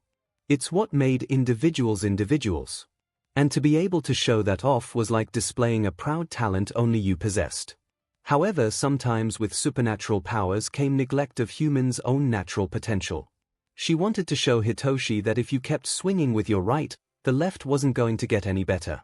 And if you lost the right, you might as well have lost both because you couldn't use the left as well. Hitoshi, have you ever encountered someone who could break your brainwashing on their own? He shook his head. That's not possible. An outside force is the only way to counter my brainwashing, and you can't do that when you're already trapped by my quirk. Sakura nodded, pulling her lips into her mouth before releasing with a pop. Okay, then let's give it a try. Hitoshi frowned. You want me to use my quirk on you? That's a first. No one had ever willingly asked him to demonstrate his quirk. When most people heard about it, they tended to become distant, barely respond with verbal cues, and in worse cases avoid him altogether like he was a leper. Despite their smiles, fear would enter their eyes when they requested him not to ever use his quirk on them. And now there was someone crazy enough to request it. Another reason we're in the forest. If you make me do anything stupid, there's no one around to see it, Sakura grinned. Her intention is not just to make Hitoshi understand the importance of not relying too much on his quirk, but also to find out if she could be taken in by someone with power similar to Hitoshi's. And if, as a genjutsu type, she was going to be able to break free on her own. Do your classmates know their representative is crazy? Sakura shrugged. I'm sure some of them thought it, and that's when a fog fell over Sakura's eyes, not realizing that Hitoshi had activated his quirk until she couldn't move her body. The experience was something similar to trying to wake up from sleep paralysis only to barely jolt before falling unconscious again and repeating the CYCL. It wasn't like Ino's mind control because Sakura was still partially awake and aware of what she was seeing. It was just like a veil was thrown over her face and her brain was no longer in tune with her body. This is what I meant. Once I've got someone under my control, they can't break free on their own, Hitoshi said, clenching his fist. It doesn't matter how strong the other students are. I'll reach the top with my quirk, just watch me. I get it now, this haze is something similar. Although she wasn't able to control her body, Sakura was still aware of the world around her and Hitoshi's words. And her chakra was still under her control. Just like when breaking a genjutsu, she focused her chakra on her frontal lobe. Her eyes that were clouded over filled with light. You're right, that quirk of yours is strong. I was worried for a bit. Her voice startled Hitoshi that he jumped and slipped on the forest ground. What the hell are you? That's impossible. Sakura stuck out her tongue. Surprise, her friend's face was creased. I don't understand. How could you break free from that? It's probably that people with a certain mental fortitude can undo the brainwashing. I've trained for a while against abilities like yours, and with my powers I'm usually able to break free from them. It wasn't a total lie on her part. Hitoshi, like everyone else in this world, didn't know how her power actually worked. Despite considering him a friend, Sakura was still far from confiding in him. She had trained to counter and use genjutsu, which was a type of advanced hypnosis, and Hitoshi's brainwashing was much weaker than Ino's mind control jutsu because Sakura was still aware of herself in that state. She was just glad inner Sakura didn't burst out, or she'd have to find a way to play off the possibility of mild personality disorder. You said one of your friends could use mind control too, Hitoshi muttered, tugging at the twigs on the ground and tossing them. Still displeased with the discovery. I've gotten a lot of practice, you could say. Sakura sat down in front of him. You don't have to look so concerned. I'm sure that there is a limited number of people who could counter your brainwashing on their own. But the point I'm trying to make is, you can't determine what will happen in the sports festival, and the environment won't always be ideal for your quirk. That's why having countermeasures is important, especially if you're serious about being a hero. I am. But I'm not going to make some drastic change in just 2 weeks. Then don't waste this time. Use it to get as strong as you can so you can do as much as you can and show those heroes your potential. Sakura mentally cringed at words. She was basically just paraphrasing what her teachers and her classmates were saying about the sports festival. She still would have liked to stay at home that day and maybe watch it on her laptop. Being caught on camera so far hasn't done her any favors. You're right, Sakura. But even you have to realize how little time I have to improve on anything. Sakura gripped his shoulder. Tell you what, since you're willing to do anything to make it in this sports festival, you're free to use me to your advantage. What? Well, Sakura leaned back. I'm not really into this thing. I don't care about being scouted, but I have to attend. So, let me carry you through the rounds whenever you need me to, and for now, you'll train your body to be stronger for the festival. Why would you do something like that for me? He didn't mean to sound hostile, but he couldn't fathom any reason for Sakura to go out of her way like this and offer to carry him through when she had herself to think about. Because it's your dream to be a hero, and frankly you'd appreciate the opportunity more than me. As if the forest was moved by her words as much as Hitoshi, the wind picked up to a warm breeze, letting the leaves fall like a gentle rain. 3 days before the sports festival, the anticipation of Sakura's classmates could not be masked. Everyone was looking ahead to this event, determined and anxious. Classes were often filled with silence, due to wandering minds, eyes always glancing at the clock, waiting for the day to end, despite the effort to keep parts in the present. Sakura didn't think she could have felt more out of place. She hadn't done anything special for her training, but that didn't mean she wasn't preparing for the sports festival. No, shift your foot like this for balance. You don't have to lunge, Sakura instructed Hitoshi as he attempted to get into a defensive position. The time given to prepare for the sports festival was almost non-existent. While Hitoshi's brainwash was strong, her friend didn't measure well physically against the Hero Corps students. Although they were novices, her classmates were not weak. Learning more about the sports festival, the rounds always consisted of some kind of physical activity until the one-on-one matches in the finals. Why is it so important to get this right again? Hitoshi felt a drop of sweat fall uncomfortably from his forehead, down his face. He had been going through basic forms of defense with Sakura and had been doing training to increase his stamina with a bit of cardio. Although Sakura told him that the results would be minor due to the time frame. This can help you with leverage against a stronger opponent. Sakura started to push against Hitoshi's arms that he held in front of him, with a limited force to demonstrate the strength of his posture. He was still pushed back, but he wasn't losing his balance. Of course, there's a limit to how much force you can take. When up against a stronger opponent, speed and agility are good counters.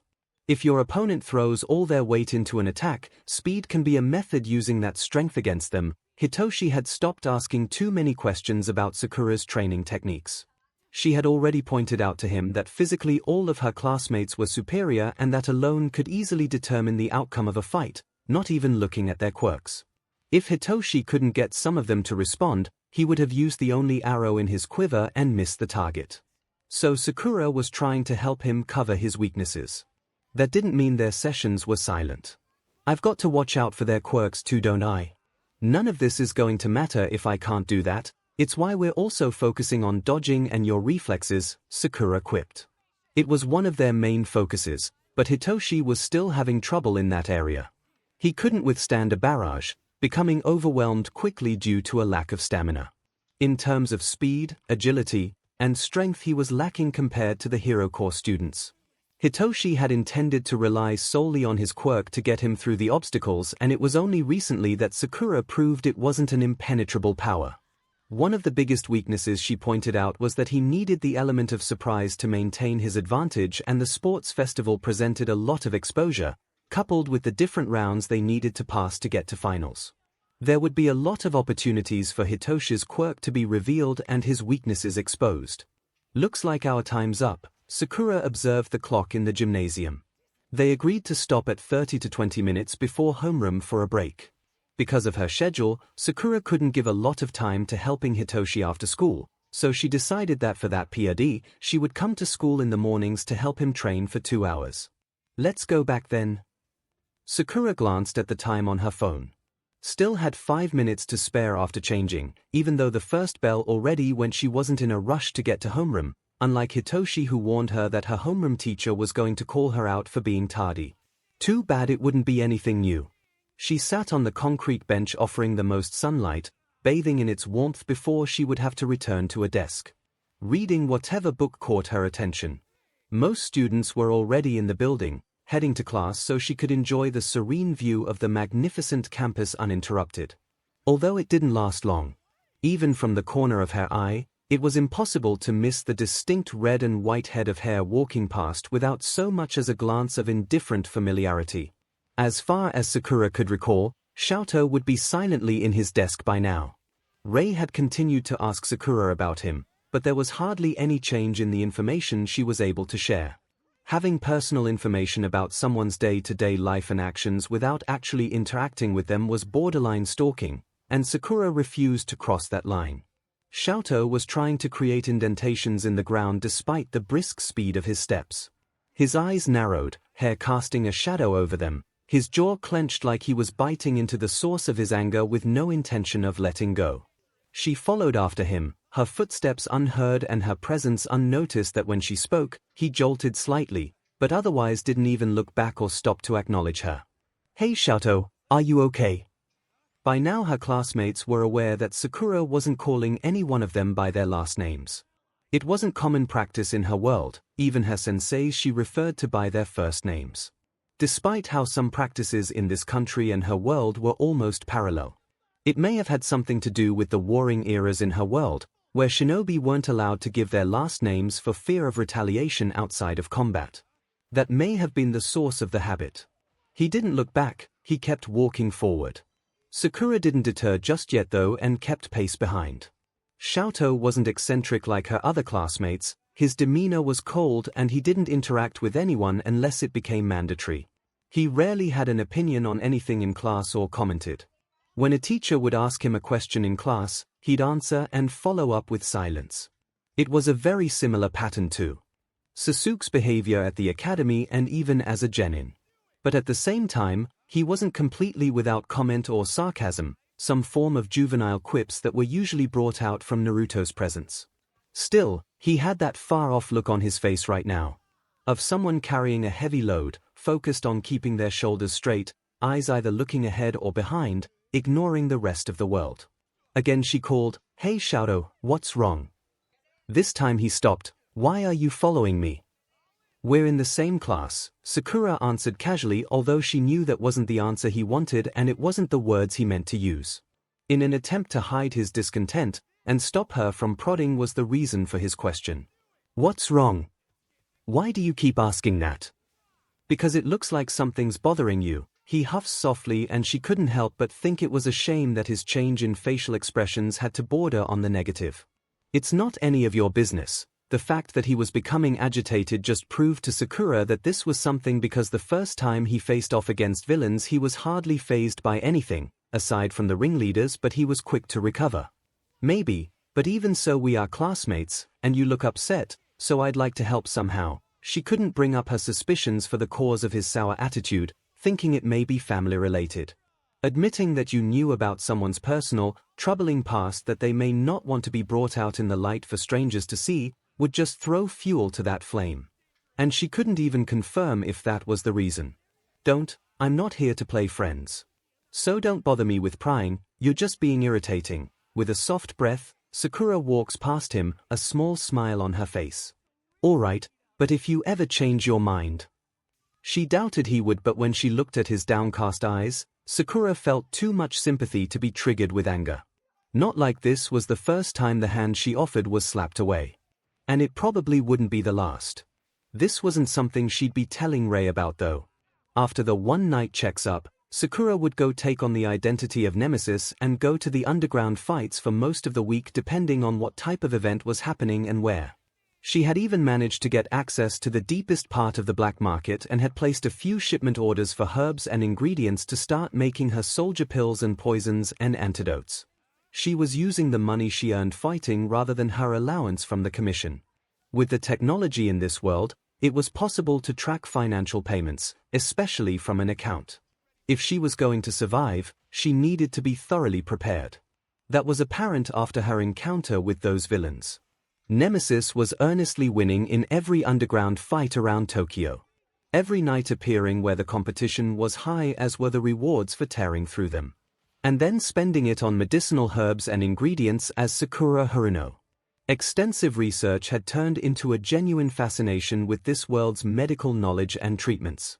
Most were similar, but with the advanced technology and no medical ninjutsu to mention, along with healing quirks being a rarity, there were also great differences. Now Sakura had mountains of medical books to occupy her time instead of just studying the regular curriculum for school. Which according to Hitoshi she should do if she didn't want to cram for midterms. She didn't forget the primary reason for her research. With her ears low to the ground, she was able to find several stores that were selling the herbs she needed. There were a lot of items that she couldn't get a hold of through regular channels, as there were many laws and regulations with this kind of trade. There were always warnings received about being out at night alone, and even in Sakura's world, those warnings were heeded. There was a curfew set, but she preferred to go out at night. In the city it was a lively world of chaos for the senses, something to distract at every turn. This was the only time you could get lost in your thoughts, and with her current schedule, she had limited daytime that equated to free time. But this was also the time villains would come out of the shadows, as if the night expanded their territory. For Sakura, this was just the best time to go shopping to indulge in her practice as a medical ninja. Even if it meant running into some trouble along the way, by now she knew how to navigate around the vigilante system. Or so she thought. Returning from one of the stores, she had been haggling for over 5 minutes, 3 minutes that she thought necessary, but it was due to the additional advertising for products she didn't need. Both hands were occupied with a plastic bag. Her oversized hoodie drawn over her face blocking the cold air. "Dimon, those guys were persistent in showing me a bunch of CRP, Sakura huffed. Even at this time of night, the streets still had vehicles riding around. It didn't stop no matter the time, just flowed differently. Still, to keep a low profile, Sakura took the routes through secluded areas, places with roadblocks, high-scale renovations, the labyrinths of alleyways that are formed from the groups of buildings and homes. It gave less chance of running into heroes or the police. And more chances of running into villains looking to jump any fool who would wander those areas at night. But Sakura was no fool. She was about to take the turn off into the alleyway, and that's when the hairs on the back of her neck stood up and a chill ran down her spine. The same feeling she would get whenever she felt like eyes were lingering for too long, but this was sudden, like a shock wave of that feeling. She didn't process what she did until after her body had turned with a quick whirl. She glanced around, left, right, behind, and in front. There was nothing. Then she looked up, into the blackened sky. Greeted by the tips of buildings, some lit up, others dark. But there was nothing. Did I just imagine that?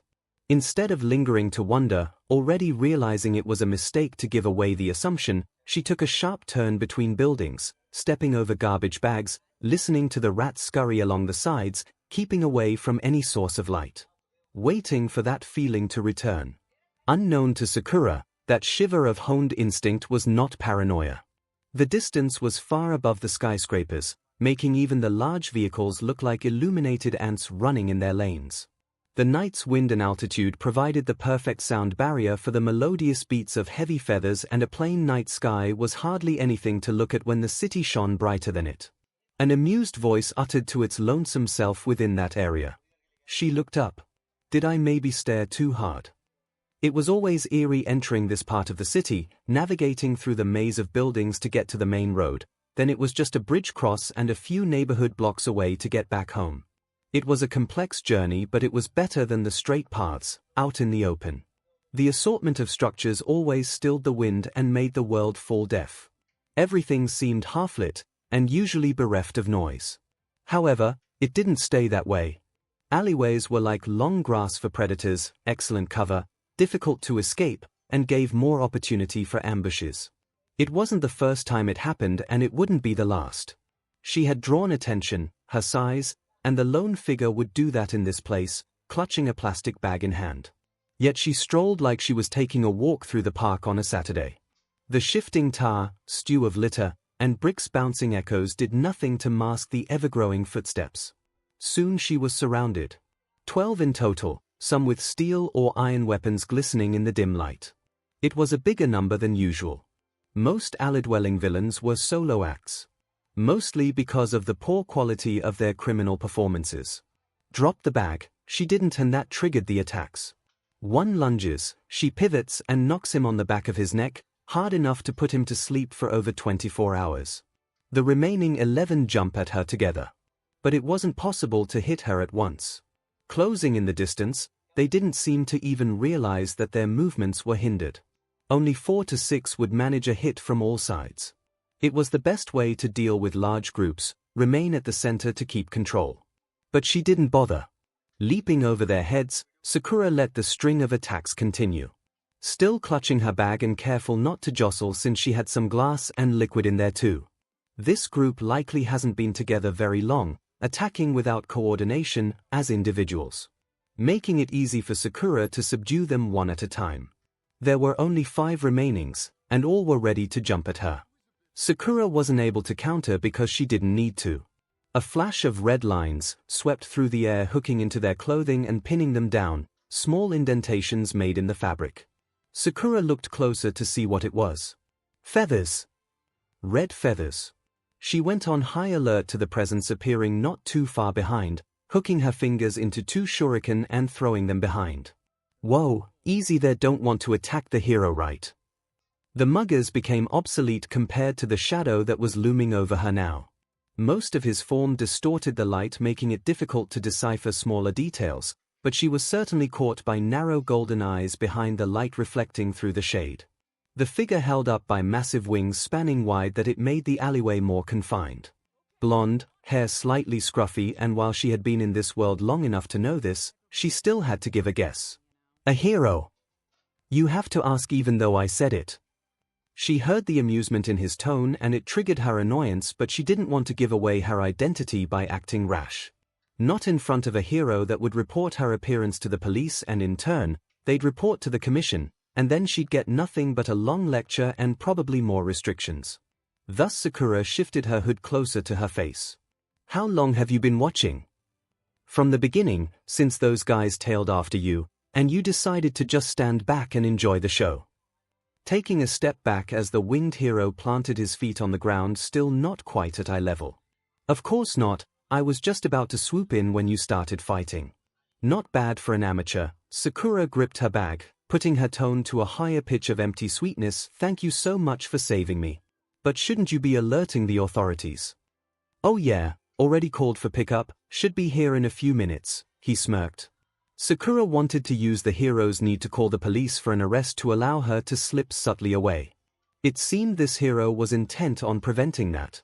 The question is why? Who is this guy? She paused, recalling where she had seen those red wings before, articles online, videos recommended based on her researching heroes. She didn't dive into the articles about this person, as he was of little interest to her, but she could finally recall the face and put a name to it. Hawks. Hey yeah, you finally got it. He leaned closer and she moved back. He looked at the bag in her hand, as the pinkette clutched it tighter to hide the contents, doing a bit of late-night shopping. Yeah, it's not like that was a crime to go shopping. Location was the problem, but it didn't have anything to do with the attack, so Sakura was certain it wouldn't be brought to attention. So where are you coming from? Sakura frowned, barely seen under the shadow of her hoodie. The store. Which store? Is that important since I was attacked outside? Her stomach churned when she glanced into Hawks's eyes. He was smiling, and when she looked at his whole face it seemed to hide that glimmer, like it blended subtly into the canvas of his face, hiding that imperfection to his demeanor. She barely saw it for a second before it was gone. Blurring. Hawks laughed. That's true, sorry about that. Sakura resumed her route, wanting to return home as quickly as possible without anyone discovering her identity. It was bad enough that a hero who shouldn't be in this area had come to her rescue, but if the police learned her identity she'd be reported to the HPSC.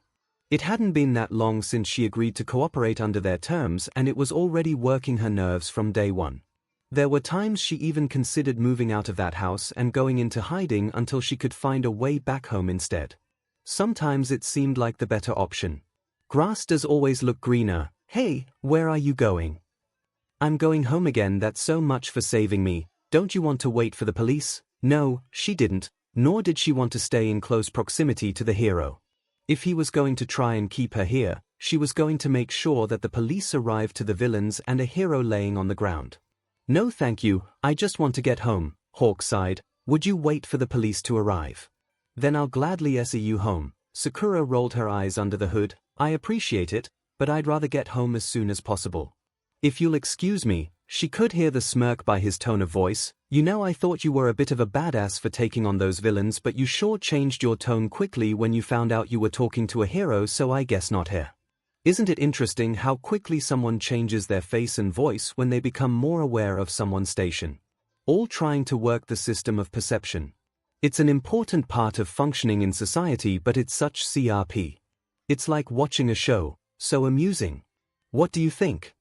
Sakura stopped for a moment, taking in Hawk's words and nearly about to confront them when she realized her mistake before she put a smile to her own voice. "I'm sorry, I don't understand what you're saying.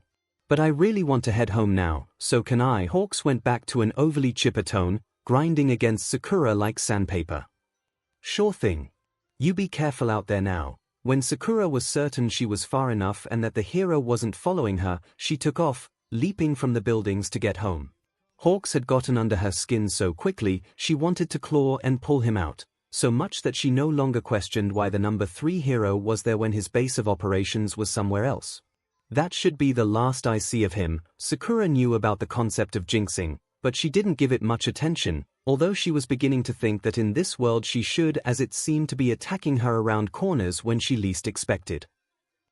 With the sports festival a day away, everything had been slowed down, like the calm before a storm. Lessons had been short, her classmates were eerily collected, she didn't have a hospital shift, and her training sessions with Hitoshi were done so he could rest before tomorrow. That allowed Sakura to order in and sit in the tub reading until the water grew cold. She wasn't reading just anything. It was more information on what this world knew about interdimensional travel. Sakura was yet to find any quirks on record that would allow a person to travel through different dimensions. There was that warp villain still on her mind, but he only seemed to be a gateway to locations in this world. And there has been no one else on record that could travel through dimensions. There was, however, a lot of scientific concepts behind the existence of different dimensions. The way recent studies spoke, it was looking like the world believed that there was the possibility of other dimensions, but it hasn't been confirmed or admitted. She was looking at physics books on string theory and other works to find something that might be able to aid her. The world has 3 dimensions of space, length, width, and depth, and 1 dimension of time. But there's the mind-bending possibility that many more dimensions exist out there. According to string theory, the universe operates with 10 dimensions. The reason that we haven't been able to experience them is that they are so tiny and feeling that they are unable to be detected. In essence, dimensions 5 through 10 have to do with possibility and include all possible futures and all possible pasts, including realities with a different physics than those in our universe. Sakura groaned, tossing the book across the bathroom and onto the sink counter, submerging herself in the water right before her nose. She huffed, making little ripples with air, then heavier ones as she spoke to herself, taking in some of the bathwater to her mouth, gurgling with words only she would be able to understand as they were tied to her thoughts. "It doesn't look like science is going to get me back home either. I thought there might be something since this world is so technologically advanced and I can't find anyone with a quirk either." Before she could curl into herself as it settled that she was still nowhere near finding an exit to this world, a chime circulating in the house like an alarm, but instead of warning for intruders, it warned her of potential guests. Whoever it was must want her attention badly because they had put a finger on the button and was refusing to let it go. Even after the 5 minutes it took for Sakura to get out of the bath, drain the water, comb out her hair, and put on her clothes, as well as wait an extra minute in the tub hoping that whoever was at the door would go away. The only visitors Sakura ever received was agents from the commission, and apparently her teachers were a possibility since they knew where she lived. Other than that, Sakura had informed no one about her living arrangements. She would have been in her PJs at 5:30, but because of the unexpected visit, it was a shirt and tights, which were comfortable but couldn't compare to the loose-fitting pajamas she was going to lay in.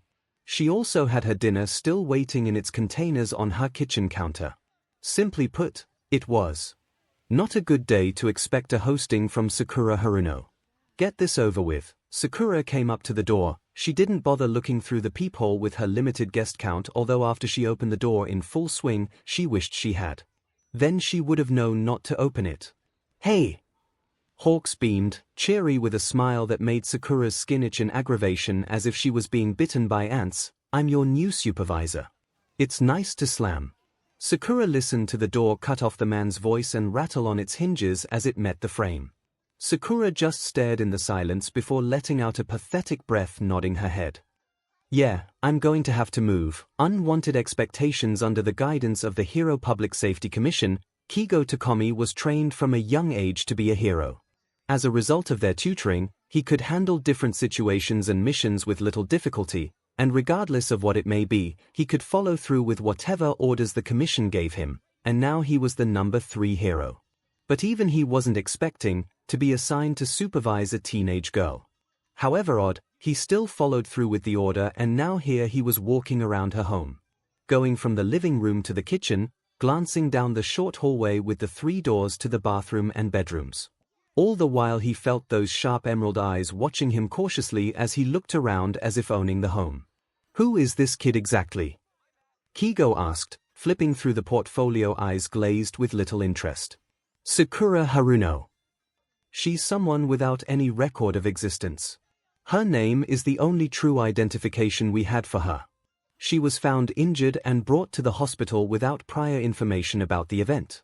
Looked like she had been left for dead." Golden eyes scrolled down the form to the quirk listing. 2 quirks: wow, healing and super strength.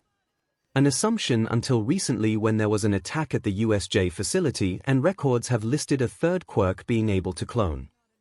"Ah, so you think she's hiding her real quirk? It's a possibility, or it's just a further evolution of her quirk." 𝐒𝐲 looked up at the president of the HPSC, and the severe-looking agent who always seemed to have a permanent frown on her face.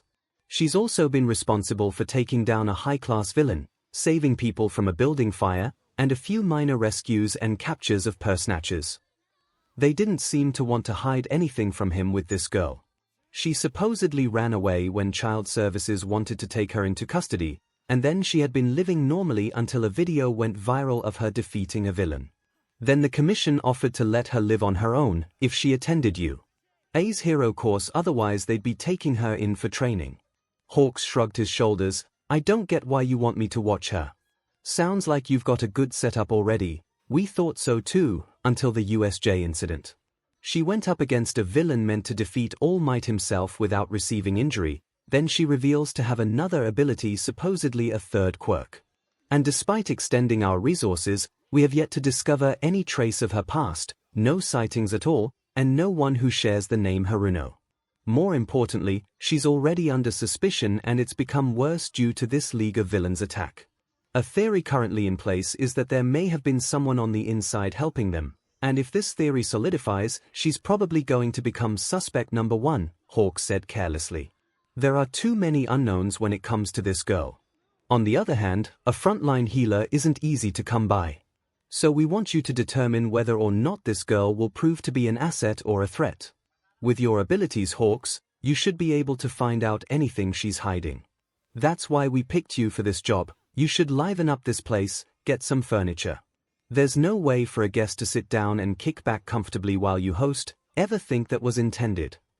Sakura remarked, digging her fingers into her arm as Hawks trailed his hands across her kitchen counter, looking at her sad little cup in the sink.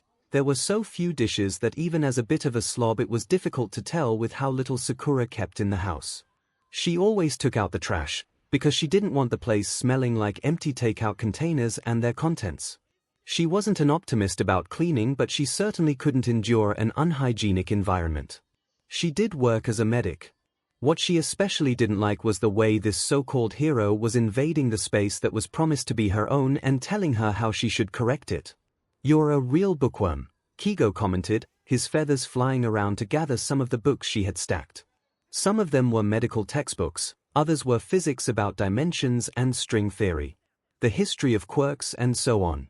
And the occasional guilty pleasure that was actually. Sakura's face became blue when 𝐒𝐲 held up a romance book that wasn't as age-appropriate as she assumed when she got it. Are you planning on finishing the trilogy? Leave already. Sakura grabbed the book with little resistance. This is a home inspection which you agreed to. If you hadn't threatened to make your presence known to the entire neighborhood, I wouldn't have let you in, Sakura snapped. She had been intent on just leaving the door locked, keeping the windows shut and the sheets covering them drawn closed, which was the first thing he commented on when he walked in, but then he pointed out that if the number 3 hero was spotted in the residential area at her house, it would probably become a story and she'd be the highlight. Yeah, I was only 30% serious, Sakura huffed, creases of frowns forming against her forehead. The commission really outdid themselves this time. She was another level of incensed with this man. And him plucking at her patience wasn't helping. If it wasn't for the fact that he was sent by the commission, she would have already shoved her fist in his face. As the number 3 hero, don't you have your hands full? Why did you agree to become my supervisor?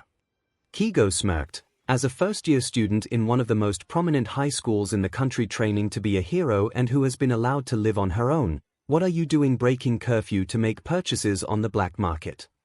So he already knew.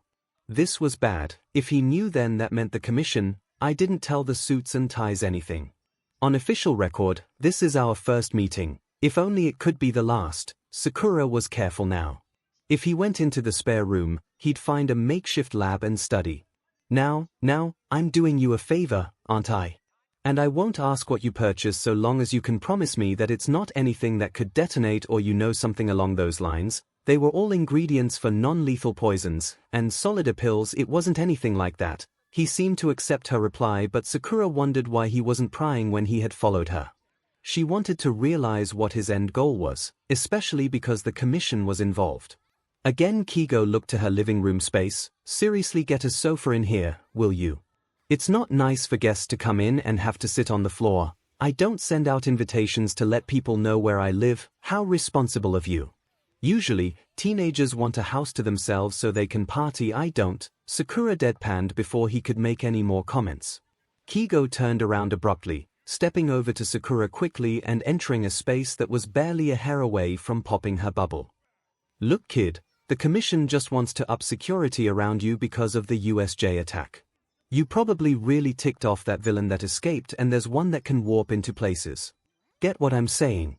He was being logical, or at least attempting to make his reasoning sound that way, but Sakura knew there was more to this. If she was wrong, then it was simply over-analyzing things, but that couldn't harm her. What could was making the mistake to fall into thoughtlessly trusting this hero.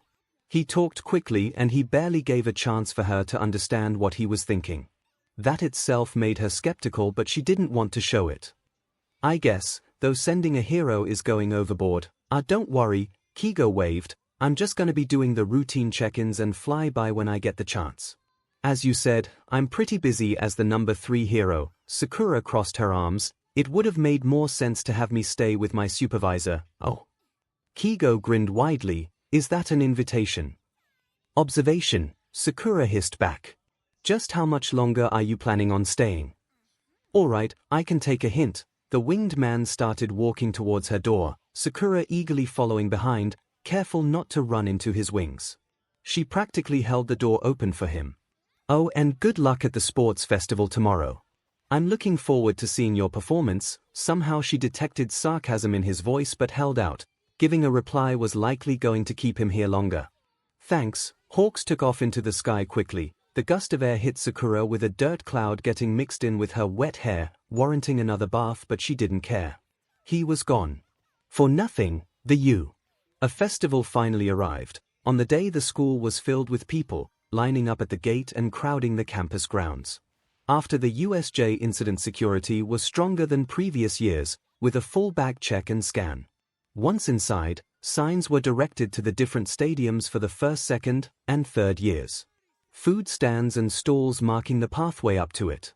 Even the media was there, ready to cover the event from every camera angle possible.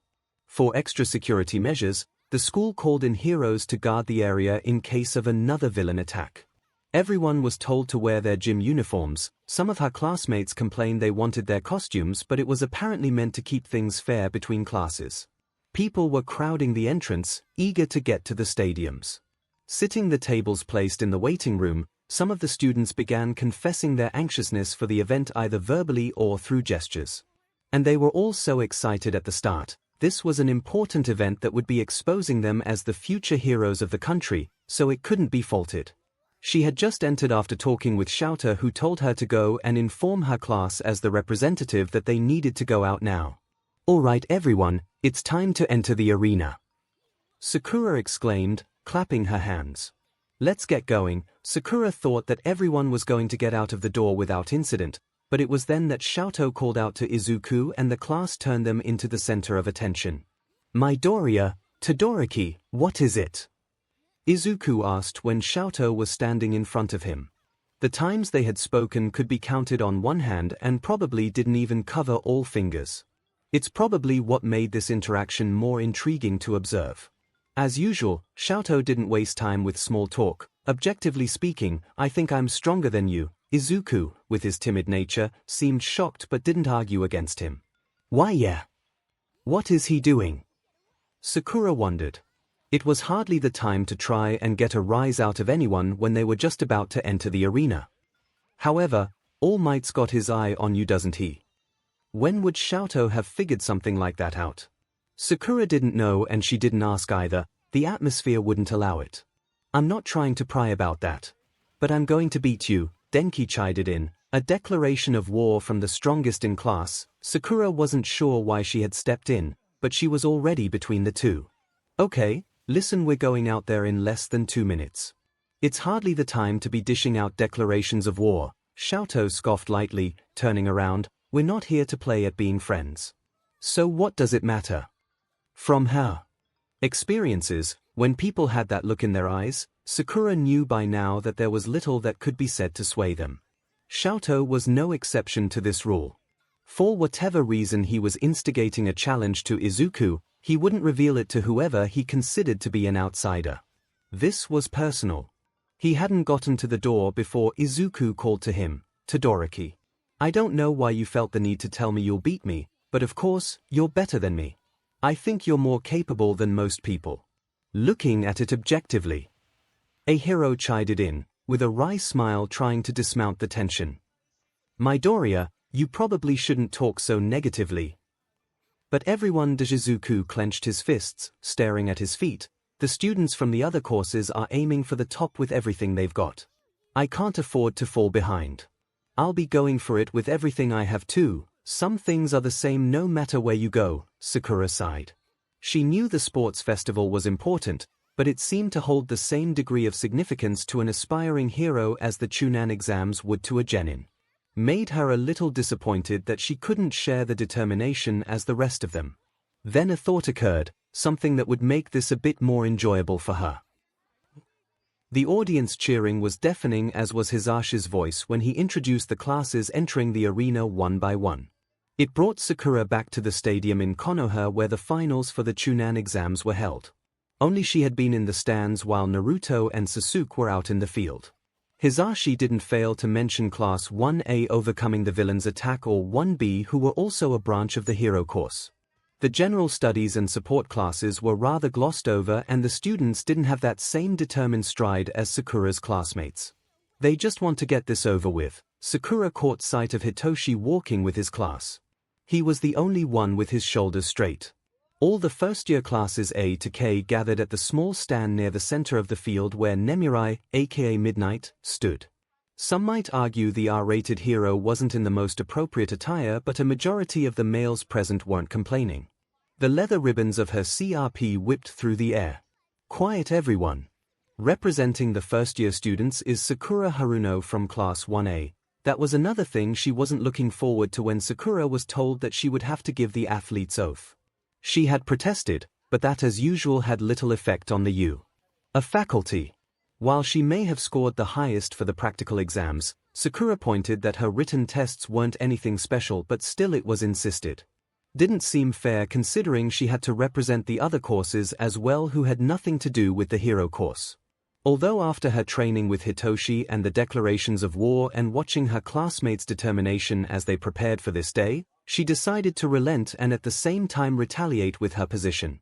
Her back turned to the classes, she peered up at the audience, speaking into the microphone. I pledge that you should all keep your eyes on every student behind me, so you don't waste your time being here. Whatever chatters that had been going on in the stands went completely deaf. Her classmates' jaws went slack as well. I pledge to have a positive attitude and accept responsibility for my participation by following this code of ethics, to demonstrate good sportsmanship. Be a good sport and play fair, put winning and losing in perspective. Will not engage in any unsportsmanlike conduct. Never question an official. It wasn't a hard list to learn, but still, Sakura had decided to forego everything, and she knew that some of her teachers were probably going to let her have it at the end of the day. It wasn't like she didn't speak truthfully. Hopefully, that gets everyone moving, Sakura thought, glancing at Hitoshi. He wasn't the only one who was going to be giving it everything, and she wanted to make that clear to everyone. Especially the students who had given up before things started. Now let's begin right away. Nemurai announced, the first game is what you'd call a qualifier. Every year many drink their tears here. And the fateful first even this year is. The flat screens plastered along the arena showed obstacle race in bold letters. This was going to be their means of filtering out students. Already one of the giant gates to the stadium were opening, giving the obvious path for them to take. The course will be the outer circumference of the stadium. Our school's selling point is freedom. As long as you don't go off course, it doesn't matter what you do. Freedom. Sakura scoffed softly. It looked like they were going to be turning the students into obstacles themselves as well. Sakura stared at the narrow pathway leading outside. Many had already gathered near the front and were preparing to run as soon as the lights above the gateway turned off. Can just feel the tension, Sakura chuckled. She stood far behind, not wanting to get caught up in the wave that was about to form, instead choosing to take a calmer route. She was also trying to look around for Hitoshi. She spotted him little ways in front but not deep into the crowd. It was a good thing too, because as soon as the first round started everyone rushed in at once. And of course, became compressed in the narrow pathway. Did none of them think of this after the incident during lunch in the cafeteria? The commentators consisted of Hisashi and somehow Shouter, who was going to be giving the audience the play-by-play. It's too narrow in there. Sakura watched as students began to slow while they were at the entrance still. Very few students were staying behind. The only way to avoid being flooded was either to outrun the wave or stay behind it. Sakura chose the latter. Her nature and teachings led her more to observing than rushing ahead without thinking. A rush of cold wind hit her as the crowd in front stopped moving. No, they were struggling to do so. Had to admit, she wasn't expecting Shouto to already act by freezing the ground, preventing most of the students from even seeing the finish line. Oh well, Sakura stepped forward, once she was at the entrance, blocked off with the students stuck with ice, joining the ground. She jumped onto one of the walls and started running, Chakra keeping her perfectly attached as she crossed the first filter, avoiding the icy ground and crowd altogether. When she hit the light again, most of her classmates were already up ahead, along with a few others, mostly Class B. Shouto had taken the lead quickly. He wasn't just talk. Sakura was sure that if he had completely frozen the Nomu back at the USJ, they probably would have had an easier time dealing with the other villains. The ground where Shouto had once stood was covered in ice, ensuring for a difficult tread, especially for those who didn't know how to ice skate. He seemed determined to keep everyone from reaching the goal, all the while showcasing his abilities to the heroes. Up in the air was Katsuki, using his explosions to keep himself from treading the ice altogether. Everyone just goes all out here, Sakura sighed. Then she finally caught sight of Hitoshi again. His hair easy to spot, especially when he was lifted above the ground by a group of students carrying him carefully across the frozen path. When she was close enough, as expected, she found them all dazed. Really? You had to use your brainwashing now. Whatever it takes to get to the next round, Hitoshi stated. Oi, Sakura slapped her forehead. You sure are taking your time. Sakura was just gliding along to keep up with Hitoshi. She glanced behind her at the other students that were catching up and passing, some deliberately pulling back. What are you talking about? The floor is ice, do you want me to slip? Sakura asked jokingly. Hitoshi knew that something like this would hardly slow down the pinkette. She had made her thoughts about the festival clear to him, so it made sense that she wasn't putting in an effort with her participation. I admire my classmates' determination to be on the top, but they haven't been paying much attention to anything around them. Eyes were observing them from every angle, it was hard to miss. They had to showcase their talent and ability, but this was just the first round. Showing off at top form from the start wasn't a habit engraved into her. Do you think it matters that much? Maybe not in this situation, Sakura admitted. After all, this was nothing more than one big game. Students clustered into a crowd once more, shortly following the path set in the obstacle course, as they were blocked off with a horde of robots. The ones from the entrance exams. Including the 0-pointers. Hisashi referred to it as the robot inferno. Ahead of the pack was 𝐿𝐴, and he wasn't willing to slow down any time it seemed. As soon as a robot attempted to get him in their grasp, he released a wave of frost that froze the giant hunk of metal. All with a swipe of his hand. The same device that had applicants in the entrance exam running with terror. Despite only facing them for the first time, the two-toned boy was fearless. He stopped them. "We can get through." 𝐿𝐴 called back, overhearing the students. "I wouldn't. I froze them when they were unbalanced." The robot tumbled over, pieces breaking with the ice, toply zeroing forward, causing a gust of wind and dust to engulf the crowd. Sakura was watching further ahead but understood what was happening as the ground shook. Smart, while he may have slowed down the 0-pointers, there were still the smaller robots coming towards the group of students. It was the trigger to start moving again. Most of her classmates were making it ahead. Some like Katsuki, Hanta, and 𝐒𝐿𝐴 went overhead of the robots with their quirks, while the rest plowed ahead taking down the foe villains. And everyone else followed, showing off their quirks as they cleared the path for themselves. "Your class sure are fearless," commented Hitoshi, watching from the back with the pinkette. Finally decided to leave behind his carriage when the path was no longer ice. They had a brush-up with real villains. It's made an impact. When the obstacle in front of you isn't worse than what you've already faced and survived, then the fear is taken. That's what she's experienced in her battles. The villains may have been simple foot soldiers, but they were still determined to kill anyone in their way. And that experience of having to fight with your life on the line is what aids you in the future. Explosions went off as the robots were hit, falling to clear the path completely of the 0-pointers. Momo had created a cannon with her quirk to bring down the robots, all with one attack each. Wow, now I get why she got in on recommendations. With her classmates doing the work to clear the path, Sakura finally started moving again, sticking close with Hitoshi. Everyone seemed to predict that there would be another obstacle in the way and didn't attempt to slow or prevent their competition from advancing with them through this race, only on getting to the next round. Thus making it an easy run to get to the next obstacle. Hey. The first barrier a piece of cake. Then how about the second one? It's the fall. Hisashi's commentary wasn't much obliged for the students who were running the course. 𝐿𝐴 remained ahead of the group, while others just arrived at the edge of what was the beginning of bridges of tight ropes connecting paths to the other side with big drops. The bottom couldn't be seen, and if anyone fell they would plummet into the darkness, though there was a safety net waiting for them all along the bottom.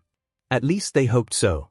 As it was, while the hero course wasn't allowed their costumes or special gear, it was different for the other courses. A girl from the support course was practically flying through the air using some contraption she had designed herself to pull ahead of the other students who were observing the long drop, breaking into a nervous sweat. "That's pretty impressive," observed Hitoshi.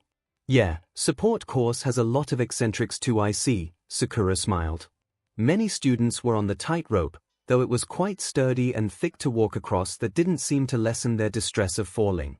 The pinkette held out her hand to Hitoshi. "Well, you think it'll be that easy to get across?" Hitoshi asked, but there was no doubt in his eyes when he clasped her hand, letting her pull him towards the beginning of the line. "Guess you'll just have to trust me." Despite the heavy wind and shifting base that was just a thick rope, Sakura kept steady as she practically ran across the tight ropes on the edge of her feet while acting as a stand for Hitoshi to keep from falling. The boy stumbled to keep up with her pace, but Sakura wasn't deterred as they went. She laughed watching her friend's face shift uncomfortably as she kept her back faced from the front. "Don't be so nervous, keep your eyes open at least. Hey, I'm taking my time here to give you a hand. Wouldn't want to fall behind, right? Or would you like me to pick you up and jump over with you?" "This is fine," He couldn't help breathe a sigh in relief when they finally reached the end of the second obstacle. There were quite a few students ahead of them and coming to what Hisashi was calling the final obstacle. Still getting your feet? I'm fine. Hitoshi stood straight. Let's pick up the pace. We should at least try to be in the top 30. Don't worry, we will, Sakura promised. It didn't take long before they finally arrived at the final barrier. The second obstacle hardly slowed anyone down compared to the next. A seemingly barren field of dirt, with minefields laying just below the surface. Dark patches of dirt marked the warning for where the mines were located. Although they would go off, they weren't powerful enough to be considered fatal. All of the students were treading lightly, well most.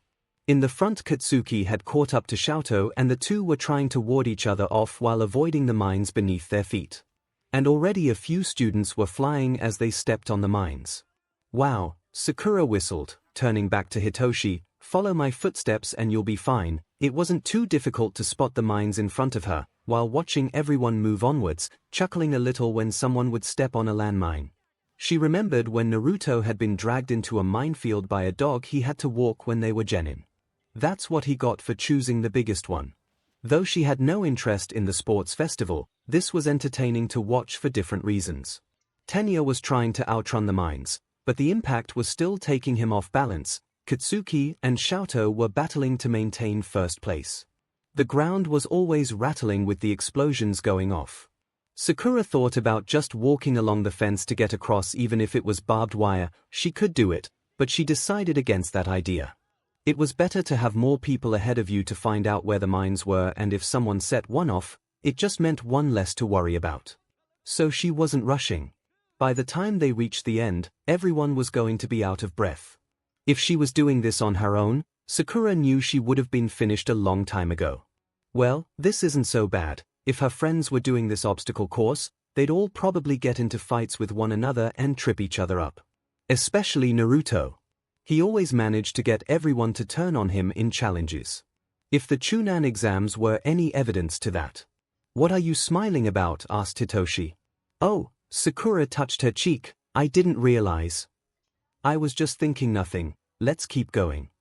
It was like a shriek among whispers, as an explosion set off in the field, causing a storm of debris higher than any other of the mines. From the cloud of dust, riding on the kinetic energy produced, holding onto a piece of the robot from the first obstacle like a board, was Izuku. He bypassed all the other students, nearing the front where Katsuki and 𝐿𝐴 were. The explosion caught everyone off guard that they had to pause to watch the spectacle. Sakura's jaw dropped, smiling, that's out of the box. While Izuku managed to get ahead, this turned 𝐿𝐴 and Katsuki's attention away from each other and back to the goal. The finish line. Katsuki riding on his explosions while 𝐿𝐴 created a path of ice, leaving it behind for the rest in the back to follow. He rushed forward. Just as Izuku was close to landing in between Katsuki and 𝐿𝐴, about to be overtaken again, he slammed down the robot's piece and set off the landmines to fly forward and at the same time, push them back. They've really got each other fired up. They're not the only ones, Hitoshi observed, looking around as people began to rush towards the ice path 𝐿𝐴 created to get back in the race. It was barely a minute later the winner of the first round was announced. Izuku Midoriya. No doubt 𝐿𝐴 and Katsuki were going to follow shortly. Meanwhile, the rest of them were yet to get off the minefield. Not bad. Should we get going as well? Yeah, let's move quick, said Hitoshi. He almost regretted that when the Pinkette wrapped an arm around his waist and jumped. She jumped high and far. Over the heads of her classmates and the other students who were too busy to notice. Landing just on the end of the minefield. That quick enough, she smirked. Hitoshi stumbled slightly when she let go. If you could do that, it's not fun to reveal every card in your hand, Sakura teased.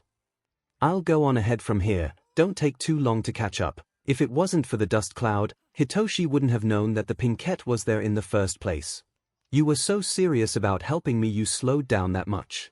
When Sakura reached the end of the tunnel leading back into the stadium, there was still confetti falling and the playback of the performance that had recently taken place playing on the large screens surrounding the outline of the stadium. Izuku, Katsuki, and 𝐿𝐴 were trying to catch the breath they lost in the race. The other students started pouring in across the finish line, including Hitoshi, who came up at about 11th place. It wasn't bad, considering his current athletic prowess. Many of the others must have caught up using Xiaoto's ice path. The first game of the first-year stage is finally over. Sakura couldn't help wondering what the second round would be. Whatever it takes out of all the first-year classes, only 42 students made it to the second stage of the sports festival. This included everyone from Class 1A and 1B, along with Hitoshi and one girl from the support course. Once again they were told to gather in front of the stage, with Nemuri taking the center to announce their next game. A cavalry battle. Participants can form teams of 2 to 4 people. It's basically the same as a regular cavalry battle. The only difference is that based on the results of the last game, each persona has been assigned a point value, Nemuri told them. And the points assigned go up by 5 starting from the bottom. And the point value assigned to first place is 10 million. Poor Izuku, Sakura winced. The students were already glaring at him with terrifying eagerness that was like a growing pressure. Without a doubt, he was going to be the primary focus of this next game. The prey of the hunt that would bring you to the top no matter how low you currently stood. Those at the top will suffer more. You'll hear this many times at you. That is what plus ultra means. No kidding, Sakura muttered. Izuku was going to have the hardest time, but that didn't exclude her, Xiaoto, or Katsuki from becoming primary targets as well, since they weren't too far from the top. Izuku just had the most points to offer, and he was the one that needed to be overthrown to stand in first place, which many were aiming for. The cavalry battle was going to be limited to 15 minutes. The points of each team would be formed by combining their points value given based on their placement for the obstacle course. The rider would then carry a headband with their team's points on their forehead. While trying to swipe other teams' headbands, they had to defend their own. There was no way to fall out of the match before time ran out unless there was some unauthorized activity taking place. You'll have 15 minutes to make your team. Begin. Sakura and Hitoshi immediately decided to pair off. Since Hitoshi wasn't familiar with any of the other students and he had made a poor impression, there was little chance of them finding any willing teammates, unless he used his quirk on them. And despite being in the same class, Sakura hadn't developed any close relations with anyone in 1A. Not that some of them hadn't tried, but there were preferences when it came to quirk compatibility and strategy. Are you sure the 2 of us alone is going to work? It's better this way, Sakura said, glancing around the students putting themselves into groups. With your brainwashing, it'll be easy for us to take other teams' headbands, and my speed and strength will keep us from getting ours stolen, so I'm going to be the rider. Hitoshi asked. He wasn't too sure about getting on the girl's back like that, even though she did have super strength. Sakura grinned. Trust me. With most of the focus going to Izuku, we shouldn't have to worry too much about attacks. But if I can handle evasive maneuvers a lot better if it's just us. Hitoshi took a breath. Well then, looks like I'm trusting you to get to the next round. Same to you. The cavalry battle was nothing more than a filter game to Sakura, but many of the students had come to understand that the festival had always simulated the reality of a hero's job, including the degree of competition they would experience once they went pro, as well as coordination and teamwork they needed to have in order to succeed. That was why most of them were teaming up with people from their class, who they were already familiar with and whose quirks would be easier to coordinate with. The time quickly came for the next game to start. It gave a chance to observe the different teams briefly. Izuku had teamed up with Ochiko, Fumikage Tokoyami, and the girl from the support course MyHeroAcademia. They were wearing special equipment that she had made, which was allowed for all non-hero course students, so long as whatever items were handmade. I can just feel their determination. Sakura smiled slightly, leaning forward. You ready? She asked, glancing back at Hitoshi on her back. She was holding him carefully to keep him balanced so he wouldn't have to worry. Yeah, the audience cried out, their voices melding together to create the wave of sound that washed over the students. Now let's go. Hisashi called out, counting down to the brutal battle royal. 3, 2, 1. There was an instant attack on Izuku's team from the beginning. The battle for the 10 million points was going to be the highlight, but it was also going to be the hardest and the riskiest since the majority was aiming for that team. That was quickly established when Izuku and his team went to escape in the air as the teams attempted to corner him. which was made easier with their jetpacks and hover shoes. At least he makes for a good distraction, it'll be easier for us to move around. Sakura wasn't the only one who noticed and took advantage of this fact. Students from Class B were taking the chance to steal some of Class A's headbands while they aimed for Izuku. That was how many Class A teams lost their points. Sakura and Hitoshi were bidding the time, running along the field, circling and avoiding the teams. Hitoshi kept a firm grip on Sakura's shoulders as one of Class A's teams neared them. The front horse was Jiru, who attempted to reach for the headband with her earphone jacks, the corns hanging at her earlobes stretched far, but the pinkette was too quick, evading and then managing to move out of range before they could even think to chase after them. Damn it, too bad. Sakura stuck out her tongue, glancing behind her at Gyro, Hagekyo, and Rikido. The minutes passing could either be hours or seconds for those who were looking to get to the next round. Things were only getting worse, as teams branched off from first place to attack each other. After 7 minutes, nearly everyone from Class A aside from Sakura, Izuku, and Xiaoto's team had lost their points. We're not ranked high with our points, but we still have enough to tempt the other teams to target us. Especially now that so many teams don't have anything to lose, Sakura said after glancing at the scoreboard. Class B must be focusing on everyone around them rather than the 10 million. Class 1A was going for Izuku's team because they didn't just want to make it to the next level, they wanted to be at the top. It was admirable, and arguably a harder path to reach the end of the race that would just further show their determination. The issue was that while they were only looking to the top, they missed the attacks coming from the other directions. Even that hothead Katsuki lost his headband. There must be someone really brave out in the field to have managed that. Let's stay focused on getting through the rest of this battle, instructed Hitoshi. He didn't have much to say about their performance, since they were faring better than most. With her reflexes and quick feet, Sakura was able to easily dodge and altogether avoid the other teams, waiting for the timing to close in so that they would be able to strike. However, with her and Hitoshi being one of the few teams that had points and only being a two-person team, they were becoming an even more tempting target. From the corner of her eyes, Sakura saw that Xiaoto's team and Izuku were about to go out on each other and Katsuki was being blocked off dealing with Class B teams that were closing in while facing another one. A team from Class B were coming their way and closing in quick. The front horse stepped on the ground, the particles of the field shifted and loosened, but this attack was something already done to Izuku at the start of the battle that had caused him to sink into it. Sakura jumped to the side, avoiding the sink pit that had just formed. With that, Sakura stopped running. I'd say it's about time we go on the attack. She felt Hitoshi grip her shoulders tighter, a smile stretching across his face. Let's go, is that all you've got? Hitoshi called to Class B's team Tetsu. Not even close. That was the opening they waited for. As the front horse stopped, Sakura charged forward with Hitoshi while Class B attempted to get their bearings. But they weren't going to have any soon. Hey Honinuki, what's wrong? What's the matter? Mocked Hitoshi. What did you do to him? That's when the silver-haired boy's eyes glazed over, as he succumbed to Hitoshi's brainwashing. It was just a repeat offense with the remaining teammates, who were easy to question and slow to realize what had happened to their classmates.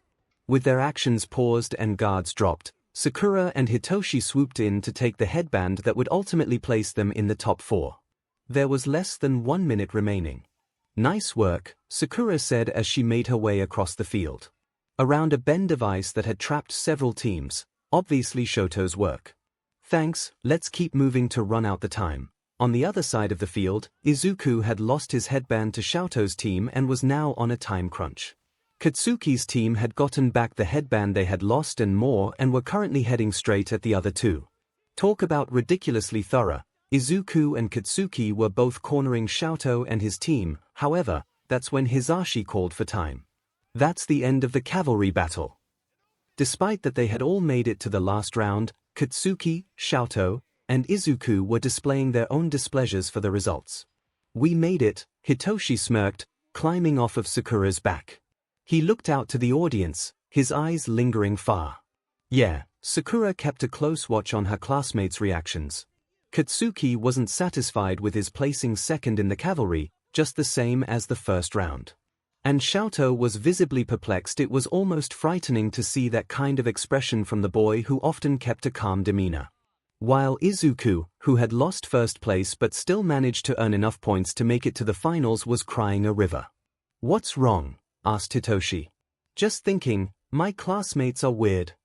Before the final round would be announced, a lunch break was called to give the audience and the students a chance to replenish.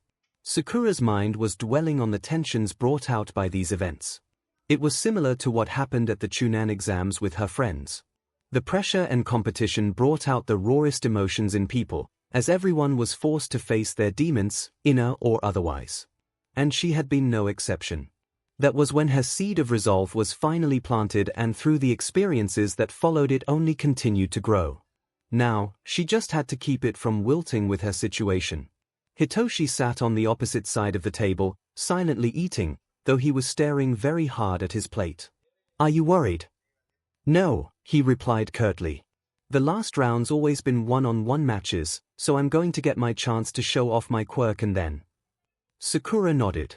Hitoshi had placed a lot on the sports festival, and many of her classmates were exerting their anxiousness as well. But he was looking to use this as his opportunity to get into the hero course. He needed to be acknowledged, not just do well.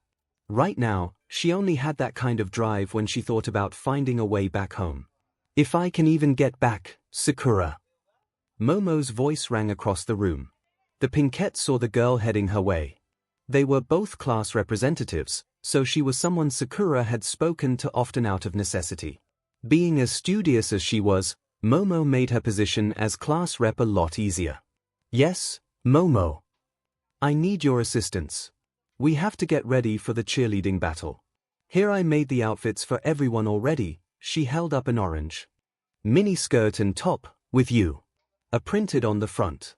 Hitoshi snickered. "You in that?" "Shut up," Sakura warned Hitoshi before coming back to Momo. "What are you talking about?" "I see, you also didn't hear anything about this." "Well, Mineta and Kaminari reminded me, and said that Aizawa-sensei told them." Wait. Sakura held up her hand, rubbing her eyes in exasperation at the girl's gullibility. Momo was a genius in academics, but she was too trusting to have realized the obvious deceit. "Where are they?" "Denki and Minoru." "I'm not sure." Momo looked around the cafeteria, spotting them on the other side of the room talking.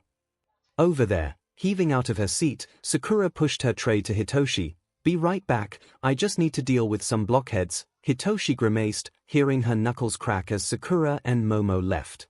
He almost felt sorry for those two boys, almost. "Hey, you two." Sakura's voice was like a sharp WHP, causing Denki and Minoru to wince. Sweat forming on their brows as the Pinkette glared at them with her piercing gaze. "Sakura," Denki greeted, trying to hold a wry smile. "Something the matter?" She offered a bittersweet smile, laced with malice. "What's this about a cheerleading battle we have to participate in this afternoon?" Minoru attempted to answer, though he was struggling to keep a straight face.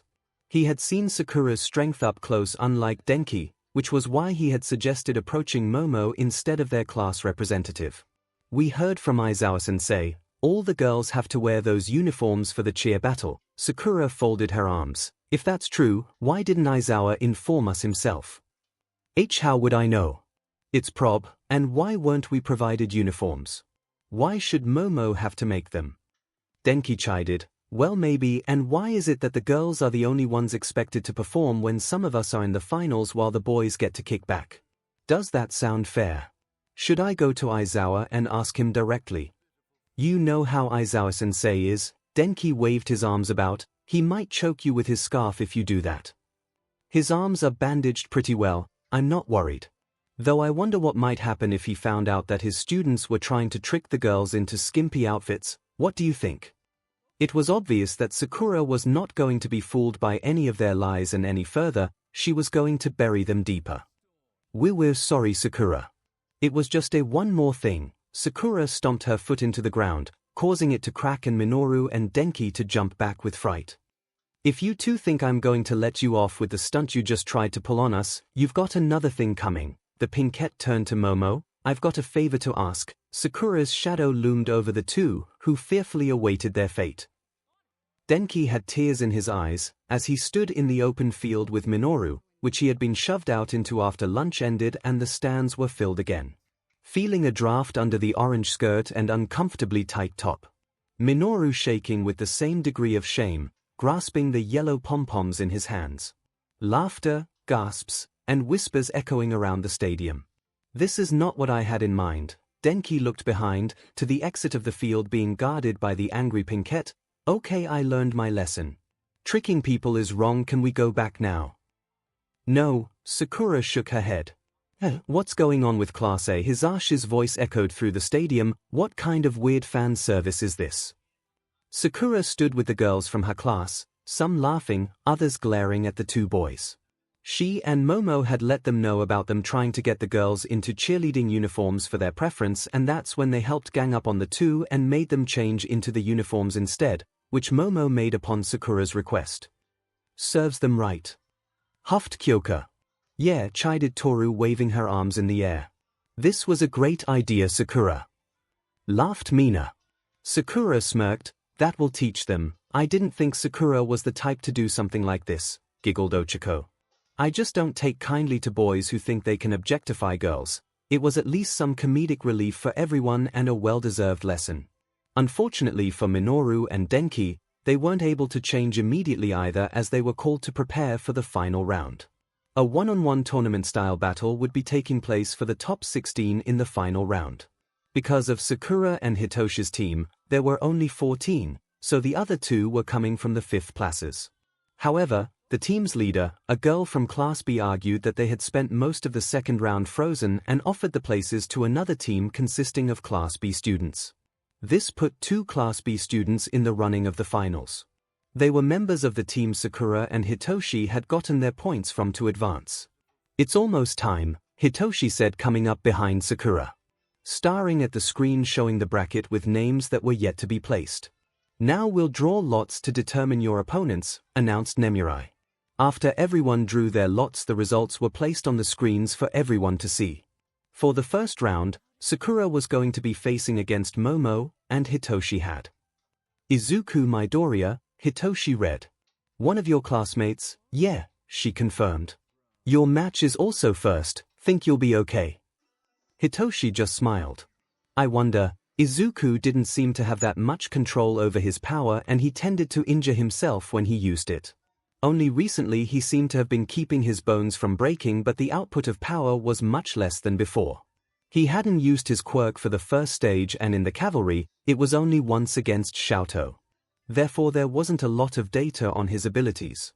Sakura did however know that his power was inherited from All Might, and that made it something to look out for. She wouldn't tell Hitoshi that though. Before the main tournament, the recreational games took place for everyone to participate in. Those who were in the finals didn't have to do them. Which was for the best, since everyone in the finals seemed to have gone into a state of tension and focus on the final round. Preparing in their own way for what felt like a fate-deciding event. When the time came for the match to start, Sakura joined her classmates in the stands to watch it all. In the center of the stadium, now stood a cement stage created by one of their teachers. Cementos, who would also be monitoring the matches to make sure no one violated the rules or endangered their lives. This might be the first time I enter a tournament with that rule, Sakura thought humorlessly. Accompanying that rule was to win you had to force your opponent across the boundary, immobilize them or make them surrender. Audience. The finals you have all been waiting for. The screens flashed with the images of the two opponents, as they stepped out on the opposite ends of the stadium to walk onto the arena. Izuku and Hitoshi looked at one another.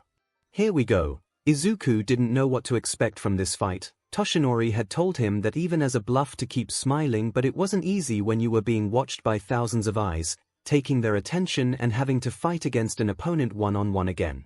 The last time it was with Katsuki, and that had been training which didn't end well. Now he had just barely grasped some control over One for All.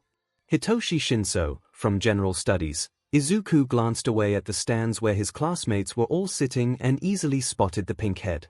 He noticed that he and Sakura sometimes sitting together in the cafeteria, and during the previous event they had teamed up. Did that mean Sakura explained their quirks to him?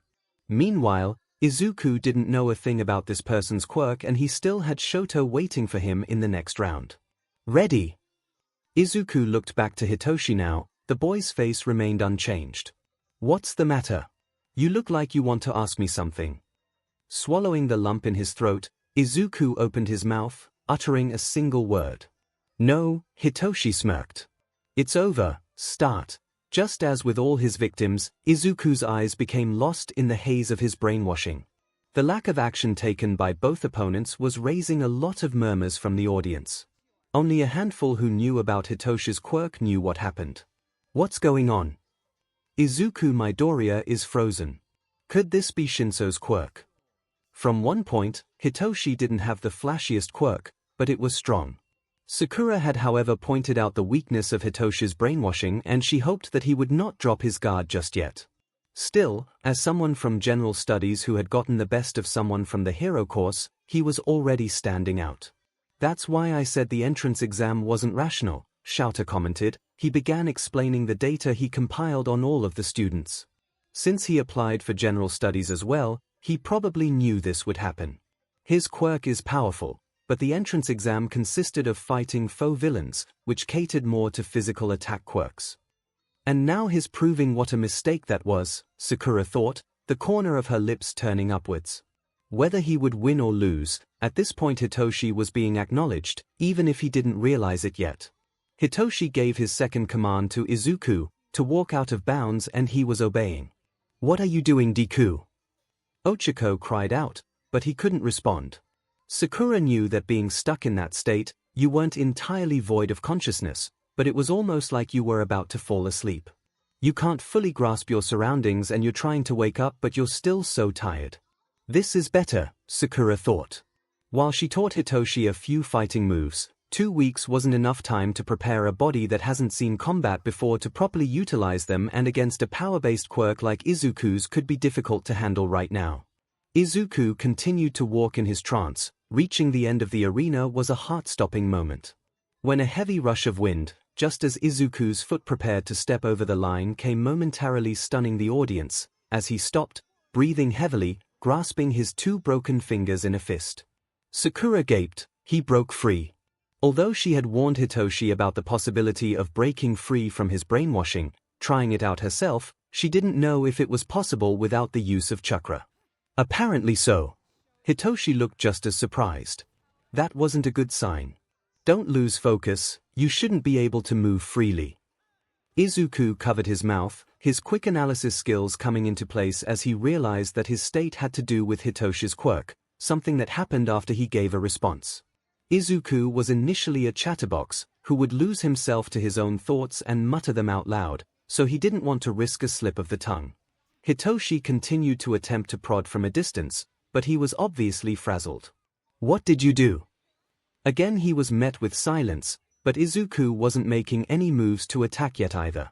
You can produce that much power just by moving your fingers.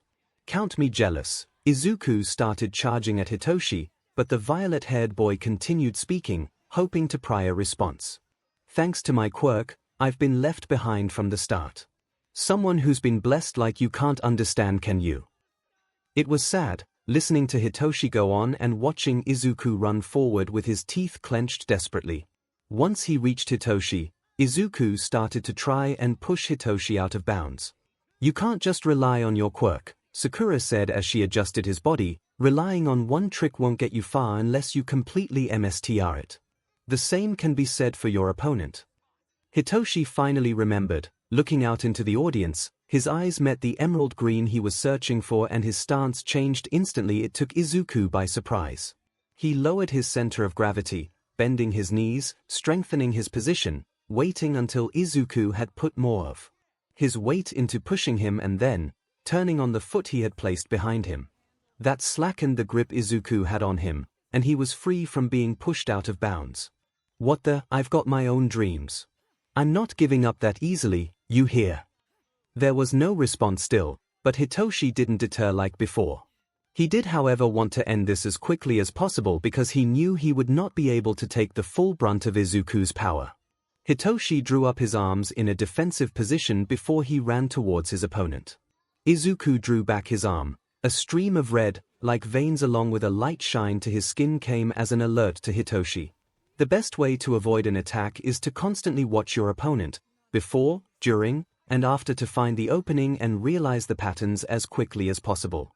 Watch and you'll be able to discern the most obvious movements. When they were close again, Hitoshi avoided Izuku's hand reaching out to grab him, feeling the gust of wind that followed his side step. Hitoshi quickly aimed for his injured hand, specifically the broken fingers, which caused Izuku to waver with the pain. You don't punch that hard, so you should focus on using your opponent's strength against them, kicking with the tip of his shoe hard against Izuku's right leg, waiting for that stutter in his step. Hitoshi feinted a punch to Izuku's face, crouching slightly to wrap his arms diagonally along his chest, locking his hands behind Izuku's back, putting his one foot behind his leg and then lifting the boy's weight with ease, sending Izuku toppling to the ground. "What the heck?" Denki exclaimed. "Is he some kind of martial artist?" "Didn't think he'd use that." Sakura sat silently watching. Izuku breathed, his head spinning from the topple he took. "Is this good even though he's from general studies?" "She's a good teacher," Hitoshi muttered, only loud enough for Izuku to hear. "Your classmate Sakura taught him." Izuku thought that made sense. He only saw her in action once, but Sakura showed she didn't just have super strength, but her fighting skills were really good. "But I can't lose." Activating his quirk, Izuku got to his feet as quickly as he could, ignoring the pain in his back from being slammed into the ground. "I just have to grab him." Izuku ran towards Hitoshi again, but the boy seemed to predict his intentions and started going on the defensive, avoiding his hands. DMN. Hitoshi was trying not to let Izuku grab him, but he seemed determined, and Sakura warned him about prolonged fights. Maybe it would have gone differently if he had kept all of Sakura's lessons in mind. Don't try to counter an opponent physically stronger than you with your strength, but the heat of battle was still unfamiliar territory for Hitoshi, and he was bound to slip on its grounds at some point despite the warnings. When Izuku was near the boundary, he couldn't resist attempting to shove the dark-haired boy over it. Izuku seized this chance to change the outcome and tip the scales by using his strength to swat away his hands, grab and throw Hitoshi over his shoulder and out of bounds. The throw was heavy and hard, as Hitoshi bounced up once before landing again. Sakura winced. ♀is out of bounds. Midoriya advances to the next round. Turning the tables at the last minute. As expected of Midoriya. Boasted Tenya. No, he was on the ropes until that moment. It was Hitoshi's slip that gave him the chance, but he noticed it quickly. Before Hitoshi left the stage, Sakura was already out of her seat, heading for the waiting room. When Hitoshi got to the waiting room, Sakura was sitting at the table with 2 cans of soda and a bright smile. He looked genuinely surprised by her presence. "That was a great match." She pointed to the drink. "I got that for you." Keeping at the entrance to the room, Hitoshi kept them in silence for nearly a full minute. With his fists clenched at his side and eyes downcast, he opened his mouth. "I'm sorry, Sakura blurted. "Even after everything you taught me, even after carrying me to the finals, I still couldn't win on my own, Hitoshi." Sakura's eyes softened, losing that sharp edge and shine for something more tranquil. "No matter what good others say about my quirk now, no matter how great they think I am, it doesn't amount to anything when I wasted all your efforts. Hitoshi, you're strong, Sakura," he stated firmly. "You're so strong that you could have won every challenge before this. I hate that you held back to get me this far and then I just..." "Hitoshi." Sakura swiftly flicked his forehead with a little too much force, making him stumble back and fall, but at least his attention was caught. Crouching down to be at eye level, the pinkette spoke firmly. "First off, I'm glad that you're being recognized for your abilities. Second, don't go thinking you were trouble for me. If it hadn't been for you, I wouldn't have even participated in the sports festival and probably be in a lot of trouble for that. And third." Sakura moved in close to Hitoshi, causing him to flinch. "I don't consider it a waste to have helped a friend. It's the most fulfilling thing I've done in a while. So please don't belittle it by apologizing about an outcome that got your strength acknowledged." Again, Hitoshi didn't know what to say, but he couldn't help thinking if he hadn't met the pinkette that day in the rain before he entered high school, they probably wouldn't be here now. They wouldn't be friends. And she would have just been one of the people he was trying to beat. He would have been bitter towards her. For her quirk, for her strength. Somehow he was relieved he met her under those circumstances. NSNG and injured cat together. Just wait. I'm going to get into the hero course, and if you keep slacking, I'll best you too, Sakura smirked, huffing through her nose. We'll see about that. Hitoshi had activated his quirk on the Pinkette. He laughed when her eyes went blank for about a second before she deactivated his quirk and turned red with fury. Hitoshi Yujake, he kept laughing but moved away. In case Sakura decided to hit him back. Anyway, I want you to do something for me. Sakura crossed her arms, still pouting. What? Hitoshi's face went back to its neutral expression. Win this tournament. Tournament dramatics through observation. Sakura quickly learned that her classmates were truly enthusiastic and eccentric, each in their own ways but primarily tied to their longing to become heroes. This sports festival was one of the stepping stones to achieving that goal and was the reason they were pushing themselves and doing everything they could to stand out. Sakura just couldn't share that enthusiasm. She didn't want to be a hero in this world, she didn't even want to be in this world. So participating in the sports festival was more like an unnecessary chore than an opportunity. She was prepared to walk out of the ring in her first match and leave instead of becoming a spectacle, especially when she knew expectant eyes were watching her. And yet when Hitoshi requested her to win, she didn't hesitate to say hell yeah, with a big smile. Although this tournament was like a paperweight to Sakura, it was still able to bring her back to the final stage of the Chunin exam. That time she had been in the spectator seat and it was Naruto and Sasuke who had to take the stage. She remembered the anxiety and excitement. And every time a match would take place, there was a reload of those feelings. Though when she stepped onto that stage, flames burning from the corners, she remained lost in those memories instead of focused on her first opponent. It was like knowing you were capable enough to dive to the bottom of the deep end, but being confined to the shallows. Alright, moving on to the next round. Though she hasn't done much, she came in on top for the entrance exams. Sakura Haruno. Versus, also from the hero course, the all-purpose creator. She was admitted through recommendations so her abilities are certified. Momo Yorozu. Momo stood on the opposite side coming up the concrete stairs, a nervous glimmer in her eyes she couldn't shake, holding onto her wrist. Being absent for the quirk assessment test, and barely showcasing any of her abilities during their training, Momo couldn't predict what the Pinkette would do, what move she would make if she would even try to strike first. From what her classmates had revealed, Sakura was able to hold herself well against that bird villain who fought All Might, and she hurt the ringleader of the villains that attacked the USJ. That affirmed she was strong if not courageous. Momo took another wide breath as her opponent stepped into the arena, unshaken. Not a care for the crowd's cheers, nor Hisashi's call out to them when they entered the arena, barely glanced Momo over, before a carefree smile graced her lips. It was soft, friendly but disturbed Momo. She's very focused, Sakura thought, seeing how Momo's eyes were trembling from her observation. She was carefully sizing the kunoichi before the match even started. Momo was commendably smart, it was fitting to call her intelligence that of a genius, and her power was something that many shinobi would yearn for. Being able to produce as many weapons as they desired and so much more. Sakura was sure Tenten would have been ecstatic to hear about power like hers. However, Momo wouldn't be able to realize the difference in their fighting experience just by looking at Sakura. That type of intuition only came with the combat experience. She's thinking hard. In fact, she was thinking so hard that she wasn't prepared for the teachers to call for the match to begin. Let the match begin.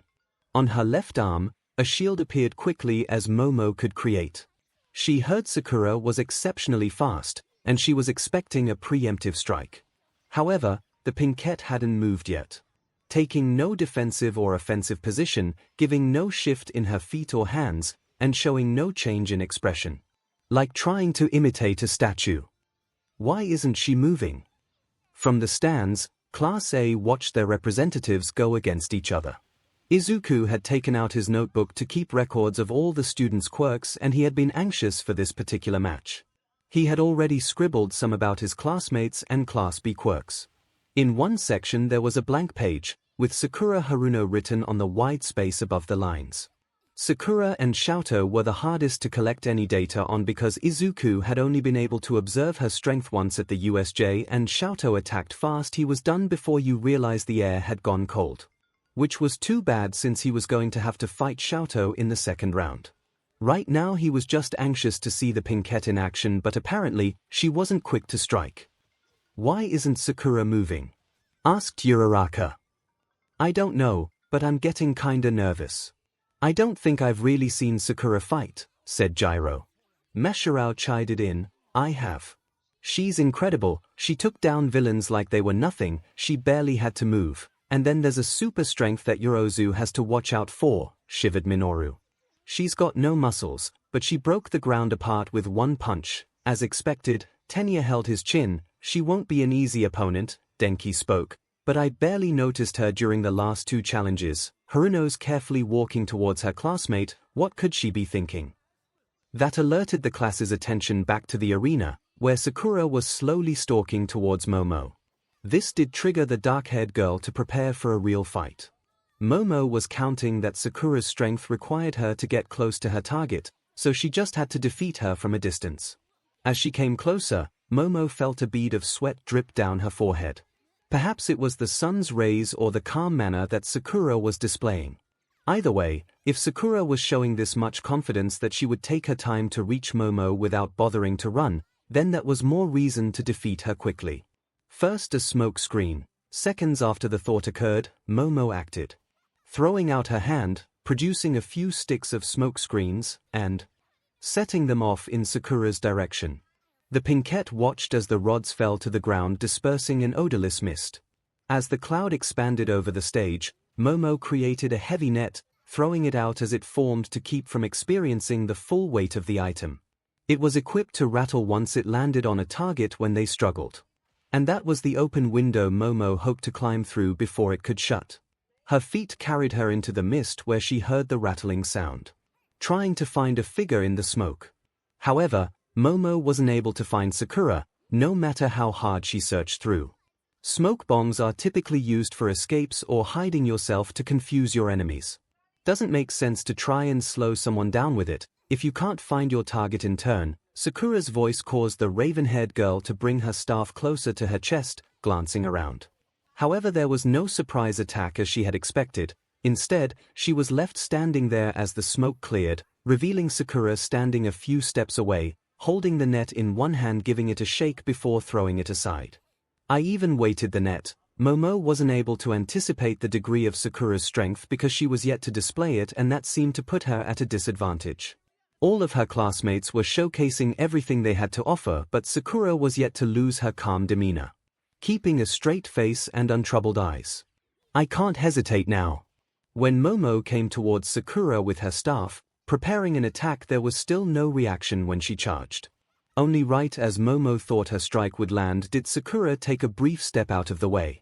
With too much force behind her swing, Momo's feet stuttered for a moment before she turned back and attempted to hit the Pinkette, either subdue her in the ring or force her out of it. However, it was the same disappointing result no matter the tactic she tried. The attacks are obvious, Sakura thought, curving her neck away from the metal staff. The taller girl was trying to force her out of the ring. Momo had an arsenal of weapons that was only limited by her ability to use her quirk, but she was sticking to simplistic items and even more simplistic fighting tactics. Movements that Sakura could decipher quicker than a five-piece puzzle. It was clear Momo was becoming frustrated with her failings, even flustered that she was losing that hint of elegance to her fighting and was allowing her inexperience to shine through. This dance lasted only for another minute before Sakura went on the offensive for the first and the last time for this match. The shield on Momo's forearm was flung off into the air when Sakura dragged her finger up from the bottom of the iron. Now holding only her weapon of offense, Momo attempted to strike her down again with her weapon. She couldn't register what happened until she was skidding across the arena and over the edge of the line, her forehead producing a throbbing sting where the Pinkette had shot her finger against. What? Yorozu is out of bounds, Haruno wins. Wow, after a slow start Haruno surprises with a quick one-flick victory. It was too quick, Momo thought. The power behind using a single finger had her mind shutting off as she became unable to process her disbelief. How the match had ended was also a depressing factor. Especially when she wasn't even able to give her opponent a real fight, offering no intimidation or thrill. Momo shut her eyes hard, trying to keep herself from crying, a churning in the pit of her stomach.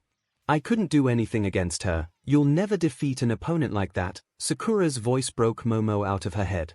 The Pinkette's silhouette hovered over her, and that was when she saw the hand outstretched towards her. You got flustered easily, and your recovery time is slow. You need to keep a close eye on your opponent and always stay calm, alright? Momo hesitantly took her hand, allowing Sakura to lift her off the ground, but the churning feeling of embarrassment did not leave her. You sure took your time, stated Hitoshi when the Pinkette returned to her seat in the stands. He and Sakura had chosen to place themselves out of their classmates' view. Both of them were estranged from their classes in their own ways. Even after Hitoshi's classmates praised him after he fought Izuku, it was just the line drawn for the starting point of having any relations with them. He was still much closer to the emerald-eyed girl. I won, didn't I? I'm sure the scouts are expecting something flashy at least, Sakura shrugged, leaning back. If the time comes, it'll happen. I'm looking forward to it. The matches unfolded quickly, with everyone following the same dynamic of showing off their quirks in any manner they could currently achieve. There was little gauging of strength or display of patience and attrition tactics. Everyone was just rushing the other to end the match as quickly as possible, and the crowd was tirelessly engulfing the spectacle with joy. Heroes were watching especially close, hunting for potential. Some were more interesting than others, like Tenya going against Mai from the support course. She had tricked him into showcasing all of her support equipment. Sakura probably laughed a little too hard for that. But nothing left an impression on Sakura like the second match when 𝐿𝐴𝐷 went against Hanta. 𝐿𝐴𝐷 Todoroki had a powerful quirk. He had good judgment and typically kept a calm demeanor, but Sakura realized something was off about him since the beginning of the festival when he called out Izuku. That belief only solidified when it was his turn to take the stage for the tournament, against Hanta. The match was drawn to a quick conclusion, not even lasting a minute, with 𝐿𝐴𝐷 emerging victorious, but it was the execution that had the entire stadium shuddering in awe. His attack was so great that it took a while before Sakura was able to step up for her match against Momo. An entire mountain of ice had been produced almost instantly, towering over the stadium that onlookers outside would be able to spot it. It was excessive, unnecessary, driven by rage and sadness. That didn't make it any less impressive. Hanta had been completely frozen in place, but at least 𝐿𝐴𝐷 had enough mind not to freeze him head to toe, just from the neck down. But it resulted in the audience giving sympathy for Hanta, while Sakura became more concerned about Rei's son. His in a really foul mood, Sakura didn't say anything about the rest of the matches that followed, except when it came to the last one for the round. Ochako and Katsuki's match. Now, Katsuki Bakugo was crude with a temper and a foul mouth, but he was talented and he had good instincts as well as a spirit that matched his explosive quirk. And when he fought Ochako, he showed it. However, a large portion of the audience didn't take too kindly to him constantly blasting Ochako away instead of just going on the offensive and sending her out of bounds, since he was apparently proving there was such a big power gap between the classmates. Some heroes saw this as a form of mockery and bullying towards Ochako, who tried to reach him, and the crowd had even booed him for it. How can you say you want to be a hero like that? If there's such a huge difference in your abilities, then hurry up and send her out of bounds. Katsuki didn't bat an eye his way, keeping a sharp focus on Ochako, who was too busy trying to reach him to care about the implication and was once again pushed back with an explosion dragging across the ground. Stop playing with the poor girl. Yeah. The crowd's boos were echoing instead of cheers, and Sakura had to shake her head. What a bunch of morons, and these are the people who are supposed to be scouting us. Hitoshi kept looking up. It's common conduct for a hero to be chivalrous. What about respecting your opponent? It's insulting to be underestimated. Sakura held up her chin, looking at the rubble hovering above the stage. It had collected while Katsuki and Ochako's match was going on. It was all due to Ochako's quirk, something the girl had planned while she seemingly attacked relentlessly and was being taunted by Katsuki, who was none the wiser. And from people who have such narrow vision, it didn't go on long after 𝐿𝐴𝐷 put them in their place, even calling out the hero who had started the hysteria and telling him to leave and retire from the hero business. It would be the only time Sakura found herself on similar terms with her homeroom teacher. The match continued without further comment, but in the end, it was Katsuki who stood victorious. Even though Ochako did her best to defeat Katsuki with a finishing move of using the rubble that had accumulated in the air to drop his guard and give her a chance to attack, he proved to have a firmer grip on his quirk when he used it to blast away the shower of rocks. It was so powerful that it destroyed most of the rubble, turning it to dust. After Ochako wasn't able to hold herself up, overusing her quirk and ending the match. Even then, she didn't want to give up and it moved Sakura. "Too bad here," Hitoshi said. No, Sakura watched as Ochako was taken away to the infirmary. She had exerted herself to the point where she couldn't walk off the stage. She did well, and shut up those heroes in the stands, but that was far from the end of the sports festival drama, because the opening match for the second round was Izuku and Xiaoto. "If I hadn't lost to Midoriya, I'd be fighting that guy," Hitoshi said, observing Xiaoto on the stage. "What are you saying?" "Right now, I'm actually a little relieved to be sitting here. He just seems different from the rest of your class." Keen observation. While the subject of attention for this match may have been Xiaoto, Izuku was certainly quick to make an impression. The moment the match began, Xiaoto struck first, using his ice from a distance, but the strength Izuku could produce with just a flick of his finger was always enough to completely break through and scatter a cold wind that put goosebumps on the skin of the audience. Sakura examined the unrefined fighting techniques of both boys. Xiaoto was determined to take down Izuku from a distance, while Izuku tried not to get taken out of the ring by countering with wind pressure each turn, costing him another finger. "I don't get Midoriya's quirk," Hitoshi said. "He's got so much power but it breaks his body." "They're incompatible. Can't that sort of thing happen with quirks?" "Quirks usually develop with the person," Hitoshi explained, "but it's almost like his body isn't used to his own quirk." That made sense, considering that quirk wasn't inherited by BLD but handed to Izuku by the #1 hero. The first time Izuku showed to have any sort of control over that power was at the USJ. He managed to keep from breaking his entire arm. He had a way of monitoring the output, but he hadn't figured out the controls yet. "I don't think it's just that. He isn't used to combat, and Xiaoto's more assertive of his abilities. That's why I'm honestly leaning towards Xiaoto winning this match, objectively speaking. Then if you win your next match, you'll be going up against that guy," Hitoshi pointed, watching Xiaoto change tactics, creating a bridge of ice to rush towards Izuku. Managing to get in close even after it was destroyed and almost freezing Izuku's foot when he was countered. The green-eyed boy had pulled back a fist for the first time in the match and fired off a blast of wind stronger than the previous attacks, with enough to send Xiaoto back to the edge of the line and far from him, breaking his entire arm in turn.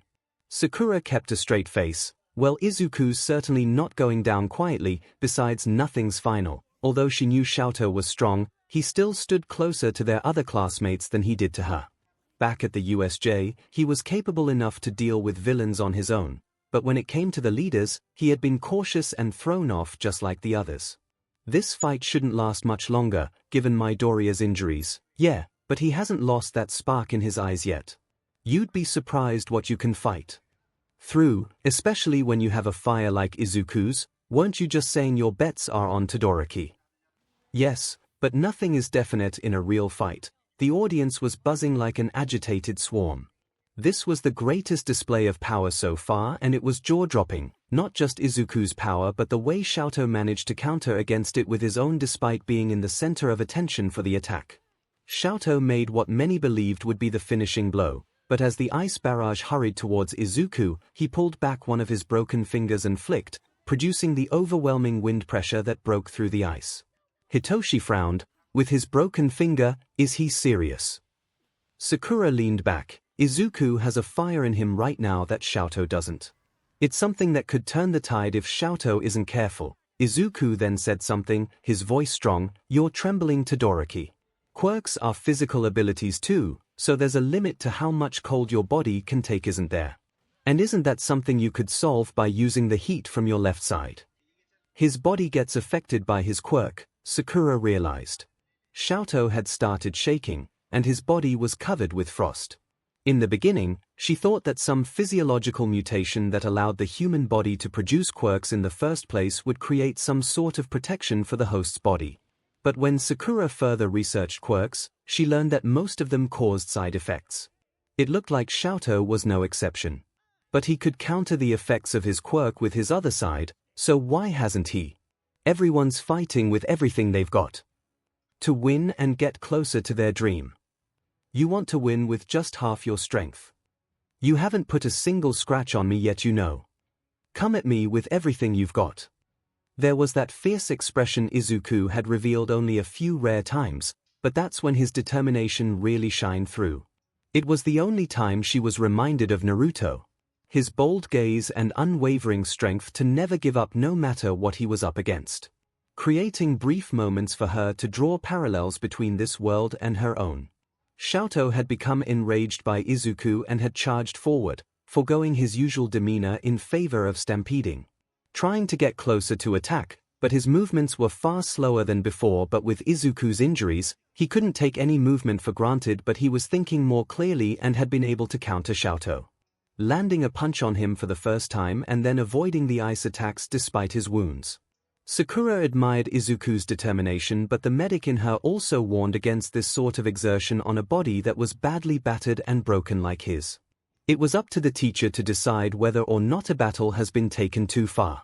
With how Izuku was continuously abusing his damaged limbs just to stay in the ring longer, fighting through the pain of bones breaking and shattering, she thought it would have been better if the teachers had intervened. But they were allowed to continue. Stop screwing around. Izuku wasn't backing down and 𝐿𝐴𝐷 was putting up a fight, but he still didn't have that same drive that Izuku exhibited. Sakura felt that there was a connection between his recent behavior and his current actions. Understanding that 𝐿𝐴𝐷 was under unique circumstances from what Ray had told him, Sakura only knew what had happened based on her story. She hadn't been in contact with 𝐿𝐴𝐷 since the incident. And Sakura learned from her friends' difficult childhoods how their parents shaped them. So what exactly happened to you, 𝐿𝐴𝐷? It's your power, isn't it? Izuku's cries broke Sakura from her thoughts, and apparently whatever restraints was on 𝐿𝐴𝐷. Because not only had a fire been lit under his eyes, he had literally ignited himself, flames bursting from his left side while the frost on his right melted. I want to be a hero too. The heat was intense, but what captivated Sakura's attention was that for the first time, she caught 𝐿𝐴𝐷 with a wide, strained smile. The pieces were almost coming together, but there were still parts missing that kept Sakura from forming a clear picture as the outsider of this. That is until a booming voice called out from the crowds. 𝐿𝐴𝐷! He was a man dressed in flames, his hair a deep red mimicking 𝐿𝐴𝐷's, or rather 𝐿𝐴𝐷's was mimicking his, as this person was older, with a build that would be cast over only by All Might. The number 2 hero endeavor, or rather Enji Todoroki. So he was here, and he was ranting with excitement, going down the stairs as if he wanted to get closer to the ring, closer to the flames his son was emitting for the first time. Have you finally accepted yourself? It all starts here for you. With my BLD, you will surpass me. You will fulfill my longing. Sakura rubbed her neck like something was pushing down. Of course, it was the number 2 hero and the man who had driven his wife to the point of instability with his obsession. Sakura heard that Enji had projected his ideals and desires onto 𝐿𝐴𝐷, who was the only one of his children to be able to 𝐴𝐻𝐴𝐷's ice and flames, subjecting 𝐿𝐴𝐷 to harsh training since he was 5 despite Rei's objections. Putting further strain on a family that had been harshly arranged by Enji's own hands. At this moment, however, 𝐿𝐴𝐷 wasn't paying attention to his father. Instead, his eyes were fully focused on the obstacle in front of him. That was unfortunately Izuku. What happened next was a massive blur of hot and cold, mixing together to create an intense pressure that pushed against a pure force as Izuku and 𝐿𝐴𝐷 charged at each other without restraint or consideration for themselves. It was a blaze of colors that captivated and terrified, enough to finally alert the teachers to intervene, but their attempts were in vain as they managed to reach each other and create an impact that broke apart the stage and created a force great enough to touch the entire stadium. What the? Hitoshi couldn't even get the words out as he tried to keep his eyes open, but there was too much wind. There was even smoke erupting from the top, like a volcano altering onlookers outside. That was intense, Sakura breathed. What the heck? Hisaashi's strained voice came from the booth. What's up with you, class eraser? I can't see anything. Who won the match? When the dust cleared, so were the results of the match. Standing alone in the damaged arena, albeit a little disoriented, was 𝐿𝐿. While Izuku had been knocked clear out of bounds, his body falling limp against the wall, as he finally gave in to his injury. Still, this is admirable, Sakura thought. Midoriya is out of bounds, Todoroki wins. Hitoshi was still staring awestruck at the stage when he spoke. You were right, he won. Sakura was already getting out of her seat and moving up the stairs. Oh, Sakura! 𝐒𝐿𝐵 called, spotting the pinkette down the hall, closing in on the nurse's office. She turned around acknowledging her classmates. 𝐒𝐿𝐵 was with Tsuyu, Minoru, and Tenya. Are you coming to see Deku too? Sakura nodded. Izuku's injuries were extensive, so I'm going to see if I can lend a hand to Chiyo-san. While Chiyo's quirk allowed her to STMLT a person's healing ability, it was at the expense of their stamina, something Izuku shouldn't have a lot of after that battle with 𝐿𝐵. Aren't you going to prepare for your match? Tsuyu pointed out. The stage still has to be repaired, and this is more important, Sakura shrugged. Her next opponent was going to be Fumikage Tokoyami, but she was more concerned about looking in on Izuku's condition. 𝐒𝐿𝐵, Tenya, Tsuyu, Sakura, and Minoru arrived at the door of the nurse's office where Chiyo would be tending to him. When they burst in, there was Izuku already wrapped in bandages, both arms tightly wound around his chest. Being looked over by Chiyo and Toshinori in his weaker form. 𝐒𝐿𝐵 greeted the hero politely like a stranger, unaware of his identity. Sakura almost smiled. Hey guys, what about the other matches? Izuku asked, his voice strained with pain. They're taking time to repair to the stage, Tenya told him. Minoru pointed shakingly to Izuku. Your match was terrifying, Midoriya. What kind of pro is going to want a sidekick that hurts himself? Sakura backhanded him. Shut up, it wasn't that bad. Don't rub salt in his wounds, agreed Tsuyu. Not that bad. He blew up the stage. That was on account of 𝐿𝐵 and Izuku's attacks colliding. The heat and wind pressure caused the explosive force. How is that not bad? Chiyo huffed and waved her arms at them. You're all being too noisy. I know you're worried, but I have to perform surgery. Izuku's classmates exclaimed as Chiyo started guiding them to the door, cutting the visit short. Out you all go now. Actually, Sakura interjected, I thought his injuries might be severe, so I was wondering if I could stay and help. I know that his bones are probably in fragments and will have to be removed before you can heal them, so I'm sorry. I know your quirk allows you to heal, but I cannot permit a student to assist in such delicate surgery. I know what to do. Sakura had experience with these types of surgeries before studying under Tsunade and working in the hospital. Chiyo paused, pursing her lip. No, it's not allowed. Even if you were just using your quirk, you don't have clearance for that, never mind being allowed to assist in a medical operation. These are the rules, of course. With her fists clenched, Sakura didn't fight with the nurse. The law and education systems in this world did not work to her advantage, and that's the reason she had been disregarding them so often. Shinobi must endure, but even Sakura didn't know how much longer she was going to be able to endure this world and its antics. Not after what she's been through in hers. Fine, Sakura said with a sour taste in her mouth before leaving without waiting for her classmates. When they followed, she was somehow already out of sight.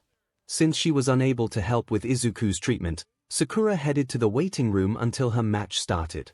When she turned the corner, she met 𝐿𝐵 walking back, now in new gym clothes after burning half the material with his quirk. He was ready to step past her without acknowledgement, but she interjected in front. Hey, are you alright? When she was met with the stony silence and glare, she talked further. That was a great match, but you and Izuku went a bit overboard. But your dad was really rooting for you here. 𝐿𝐵 didn't take her kindly after that question. His eyes seemed to be set aflame with anger shining through. Move, thought so. Sakura heard about the Todoroki family from Rei, and she did not paint her husband in a great light. Apparently, she wasn't the only one. He had intended to use his wife for her quirk and his children to surpass all might. It was an incredible story, but not that original. Rivalry could be dangerous and plant deep seeds of madness in people. Naruto and Sasuke weren't exactly gracious towards each other even though they had to work together. Time had allowed them to develop a healthier relationship, but that was shattered when Sasuke became consumed by his longing for revenge and they all became entangled by it. And Sakura wasn't looking to repeat the process with someone else, she was just fishing for her own curiosity. "I'm not trying to pry, then shut up and get out of my way." 𝐿𝐴𝐷 went to move again, but Sakura refused to step to the side. "I just want to talk to you, don't get in my, you lost control." 𝐿𝐴𝐷's jaw tightened at the pinkett statement. Sakura folded her arms. "Your attitude's been rancid since before the sports festival. You targeted Izuku for some reason even though he's done nothing to you. Then you go unleashing a hell blaze on stage, with fire you didn't even use at the USJ. What do you want me to say so that this conversation will end?" 𝐿𝐴𝐷's fists clenched, fury still sketched on his face, his lips pulled back almost in a snarl at the pinkett who he felt was digging her nose in. 𝐿𝐴𝐷 hadn't even acted out like this when his father came to see him after his match with Izuku. The man had such a pleased expression the first time since 𝐿𝐴𝐷 had started defying him by not using his left side, and it made his stomach churn, yet he hadn't become this enraged as he was right now. Perhaps that's because his father related to his turmoil and conflict. And 𝐿𝐴𝐷 had pulled Izuku through that door when he told him about his past, but Sakura was not in that circle and that's why he felt she had no right to attempt to understand him. Sakura took a step closer, placing a hand on 𝐿𝐴𝐷's shoulder. "I want to know what's wrong, because you look lost right now, and like you're in a lot of pain." He slapped her hand away harshly as he could, stepping away and bumping her shoulder. "Don't talk like you know me." Sakura let out a breath of silence and walked in the opposite direction because she knew well enough by now when it was time to take a step back. "See you on stage." 𝐿𝐴𝐷 versus Sakura. What was I thinking? Sakura knew that 𝐿𝐴𝐷's situation had nothing to do with her. Just because his mother shared details of their personal life, it didn't give her the right to intervene with it. And yet despite the logic she dictated, she went against it to try and reach out to him. Ironic, since she hadn't allowed her classmates to reach her in that manner. However, they were not under the same circumstances, it's just that only she was aware of the fact. But realistically this was always more Naruto's specialty, getting involved with others regardless of whether they were friend or foe. He would put himself in difficult positions, even the most painful, just to offer his hand. And like many, she wanted to follow his example. Of course, not just anyone could. That's because no matter how bright a candle flame tried to burn, it could never shine as brightly as the sun. Didn't mean it wouldn't try. Sakura heard stories of her friends and their harsh childhoods, but she was never able to do anything about it nor relate, and it wasn't appreciated when the attempt was made.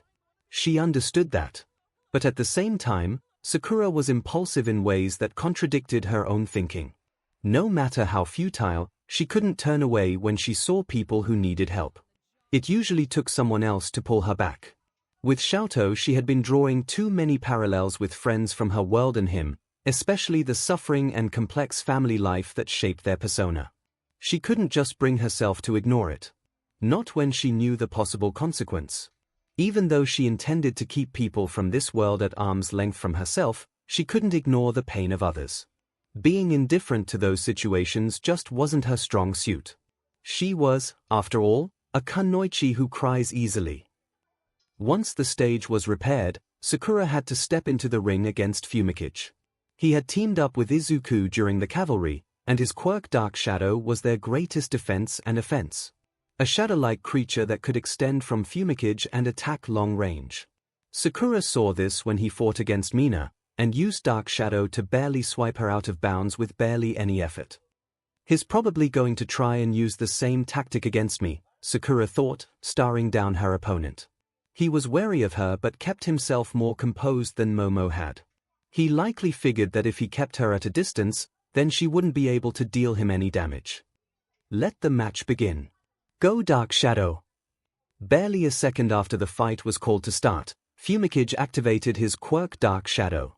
The dark bird-like creature moved quickly, setting its yellow eyes on Sakura. I got her. Like a real bird swooping down on its prey, its clawed hands swiped out but met the air as the pink-haired girl pivoted and swayed with a breath of space. Don't think so, It was some of the more fascinating quirks, reminding her of Shikamaru's shadows he could manipulate, but those were just that, shadows. 𝐒𝐭𝐚𝐲's quirk seemed to have its own conscience. That didn't make it a tougher opponent though. As Hitoshi said, a quirk usually grows with the person. Taking the same swipes without real consideration for pattern, she didn't have to look too close to realize what move it was going to make next. With one hand, she began countering Dark Shadow's attacks, swatting away his hands when they reached for her. Tokoyami's Dark Shadows continues to attack Haruno but to no effect. It doesn't look like they intend to strike me. Maybe just push me out of the ring, she thought, ducking down, unbothered. There was no change in tactics, as 𝐒𝐭𝐚𝐲 kept himself distanced from his quirk and Sakura. As far as she had seen, 𝐒𝐭𝐚𝐲 relied on his power alone, something she observed during the combat training. He wouldn't get near an opponent himself, which indicated that he either didn't feel the need for it or he was weak at close range. Probably both.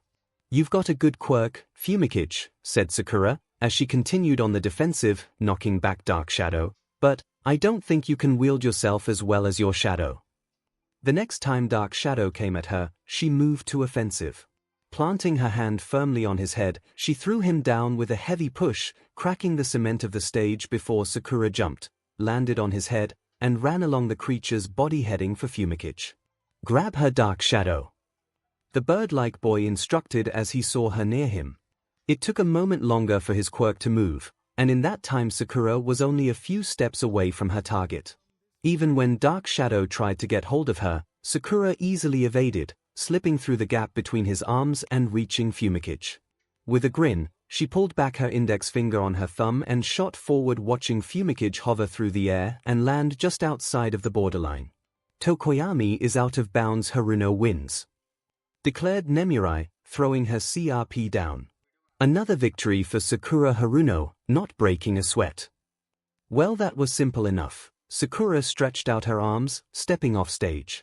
Wow! Sakura's amazing, exclaimed Ochiko. Yeah, she passed Tokoyami's Dark Shadow easily, grumbled Denki. During the cavalry battle, he wasn't able to get past Dark Shadow's defense with his electricity. I'm glad I won't have to fight her, said Minoru. She's scary, she's really strong, corrected Mina. Tsuyu touched her chin, tilting her head as she glanced down from the stands while the pink-haired girl disappeared through the door. I wonder what she's going to do fighting against Todoroki. Do you think she'll win? Asked Denki. I mean, I know she's tough, but Todoroki's the strongest in class. Everyone had been observing their classmates diligently, observing their skills and quirks to better understand where they currently stood. If they wanted to make it to someday, it sounded like a good idea to realize right now where you were and what you needed to do to get there. Masharao leaned forward against the seats. You haven't seen Sakura fight seriously though. Right now it just looks like she's bored. She hasn't really stood out during the festival so far, so I can't tell, Soto said. She hasn't even thrown a punch. Yeah, but she won just by flicking her opponent's foreheads, said Hagekyu.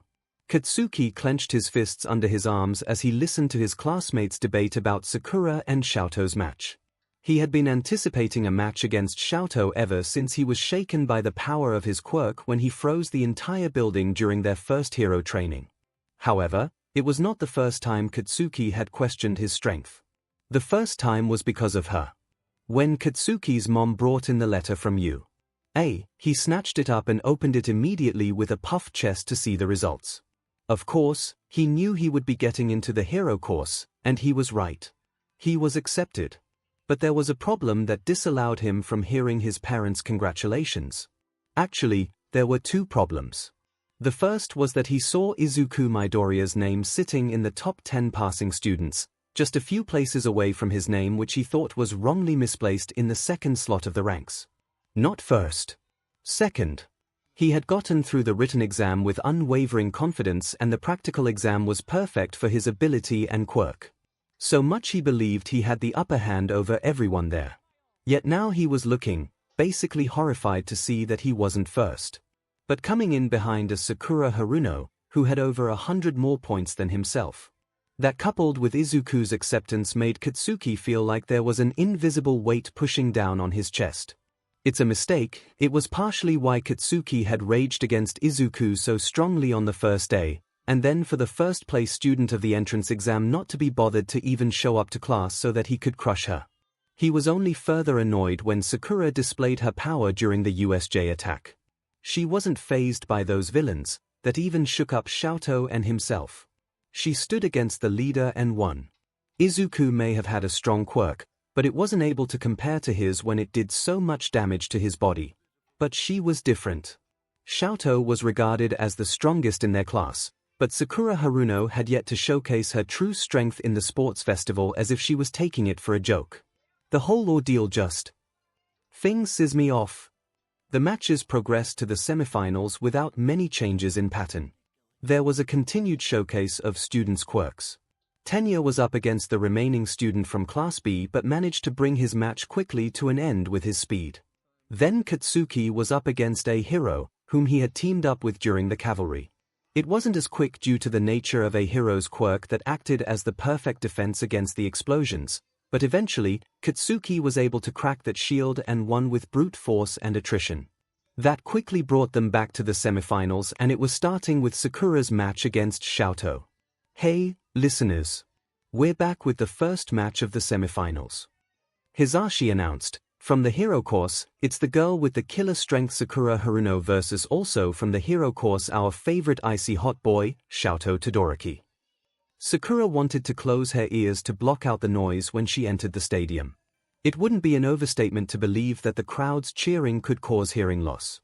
With the sports festival nearing its conclusion, she thought that perhaps the hype would dissipate. The experience had the opposite effect. On the other side, 𝐿𝐴𝐷 wasn't interested in the audience, his dual-colored eyes focused on his opponent, unwavering in his entirety while she seemed scattered. Up to the point where present MIC called for the match to begin. He didn't waste any time.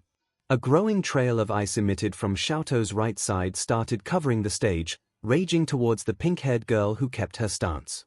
The growing hill of ice blocked his view, a similar display to his first match where he covered almost half the stage, except without the ice going over the stands and peaking above the stadium. A display that left everyone truly awestruck. There was no visible movement or activity following this, and the stillness had to be filled by Hisashi's comments. Todoroki immediately opens with an ice attack. Could it also be the last? Is the match already over? A blur of white, followed by a sickening crack and shattering of ice to his left, turned his attention to the pieces of ice now scattered, breaking part of the stage floor. What? You're worried about me getting too close? He followed the voice easily to find the source, standing, feet pressed against a near-complete downward slope of ice that couldn't hold anyone's footing, and yet Sakura was standing against it, her body straight, providing no support. How is she standing like that? 𝐿𝐴𝐷 thought the same as most of his classmates. Sakura had stated her ability to be super strength and healing, so the surface scaling took him back. She hadn't shown this skill during training, and she didn't explain the extent of her quirk to their classmates, leaving them to assume. Another current matter, Sakura was unfazed by his ice barrage, sending some of the ice back as a warning. How is Sakura standing against the ice like that? Ochako asked. I'm not sure, I guess this has something else to do with her quirk, said Izuku. While Izuku was in surgery, he had unfortunately missed half of the second round, including Sakura's match. That's why once Chiyo finished and healed him just enough to be able to walk, and although he was still feeling a lot of pain in his bones, was bandaged up heavily, and had his arms in cast still, he hurried back outside for the matches. He was eager to observe this one since he hadn't been able to collect a lot of data on either competitor. For Sakura, he had noted the super strength, healing, and cloning. Izuku didn't know what Sakura's quirk was classified, and she didn't seem eager to explain it either, and further observation proved it wasn't just super strength. If I had to choose though, I'd probably think Todoroki would win. Izuku came to this based on his match with him. The combination of ice and fire was amazing in his opinion. It was enough to keep him from being moved by the winds created from a quirk that All Might himself had and passed on to him.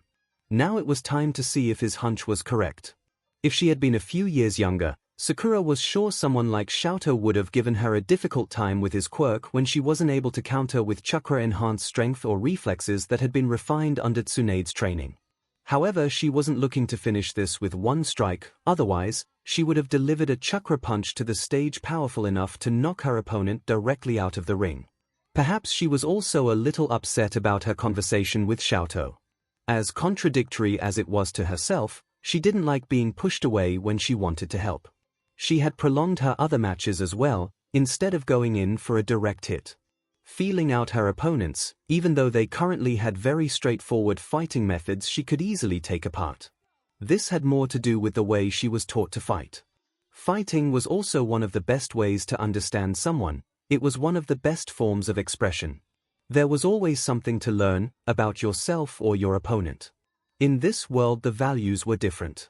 Once Sakura fell from the wall of ice that had covered most of the stage and was standing upright on it, 𝐿𝐿 came at her with another ice attack. The moment his foot set on the ground came a river of sharp solidified water. Pulling back her fist, Sakura waited until the ice was barely an arm's length away when she pulled forward and released her punch. Breaking apart the ice and shattering it along the floor, without the same amount of wind pressure Izuku presented with his attacks. However, the audience noted that she had been able to negate 𝐿𝐿's ice without breaking her bones. Haruno counters Todoroki's attack. Are we finally going to see something flashy from the rocking pink head? I knew she'd be able to counter the ice, 𝐿𝐿 thought, glaring down his opponent. 𝐿𝐿 wasn't slowing down with his ice attacks, while it did nothing to even exhaust Sakura's energy. But the young Kunoichi wasn't trying different tactics either and continued to punch the ice when it was in her reach. The ice would charge and she would scatter it every time, like breaking glass. He's got a lot of power, but little variety, and he doesn't have that same energy when he fought Izuku. 𝐿𝐿 was particularly on edge about fighting her. His fire would be the more ideal element against her, but his exhibit of power against Izuku and Sakura's words as well as his father's about control made him hesitant to do so. After his second match, Enji had waited for his son to enter the tunnel. He had such an ambitious gleam in his eyes that made 𝐿𝐿's gut wrench when he told 𝐿𝐿 he needed to learn to control his flames better. 𝐿𝐿 hadn't trained with his fire, as a symbol of defiance and rejection of his father's BLD. And yet he had revealed his flames twice against Izuku, and in one of those cases nearly set him aflame. 𝐿𝐿 didn't want to prove his father right. He didn't want to show him that he needed to learn how to use this power, or that he was embracing the left side that resembled the number 2 hero so greatly. Even though Izuku's words still weighed heavy on him. About his power belonging to him, despite it being inherited. What do I want?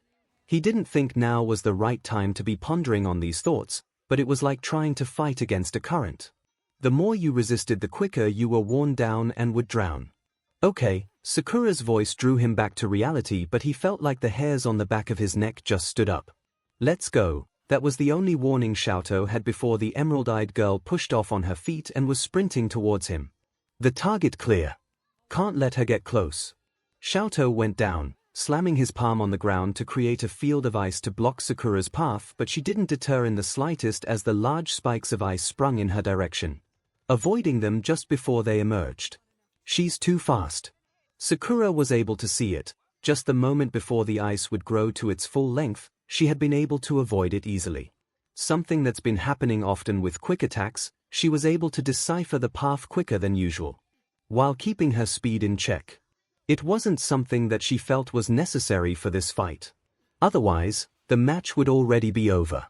You're too focused on your quirk, Sakura said when she was up in the air, right above 𝐿𝐿. He brought up a piece of ice to block her, but without breaking it, Sakura grabbed it to give her momentum and spun her body to get in front of 𝐿𝐿 again, her fingers already at his forehead, delivering a swift flick that sent him back and off the ground. But he didn't go out of bounds. A layer of ice formed beneath 𝐿𝐿, on his right, allowing him to quickly regain his balance. He moved while producing the ice to increase his mobility. Todoroki's skating across the stage and heading straight for Haruno. Looks fun. With this move, 𝐿𝐿 hoped to put himself out of Sakura's reach, but it seemed that had just become an extension when she struck the ice with her fist, causing it to scatter and sent him off. 𝐿𝐿 managed to land smoothly and was quick to raise his head, searching the stage for his opponent. Over here, 𝐿𝐿 sent his ice behind him in the direction of the voice, but Sakura avoided the attack easily by sidestepping and jumping back. He didn't waste time and continued to try and push her back to get out of her striking range. He didn't want to risk getting hit with one of those punches, because she could deliver them continuously without any repercussions. But he wasn't able to get her to go very far, and with her flexibility and speed, he couldn't get her to stagger either. Sakura wasn't afraid to reach him in close quarters despite his quirk and their clashing elements from his right and left. It looks like Todoroki might be on the ropes this time. Haruno continues to evade his cold attacks. Todoroki's attacks are powerful but too simple. He's lost his touch since his fight with Midoriya, and Haruno's using that to her advantage, 𝐻𝐿 stated. Was he still going to be able to win with just his right side as he initially intended, or was this as far as he could go? Was his father right when he said he would reach a limit with his mother's quirk?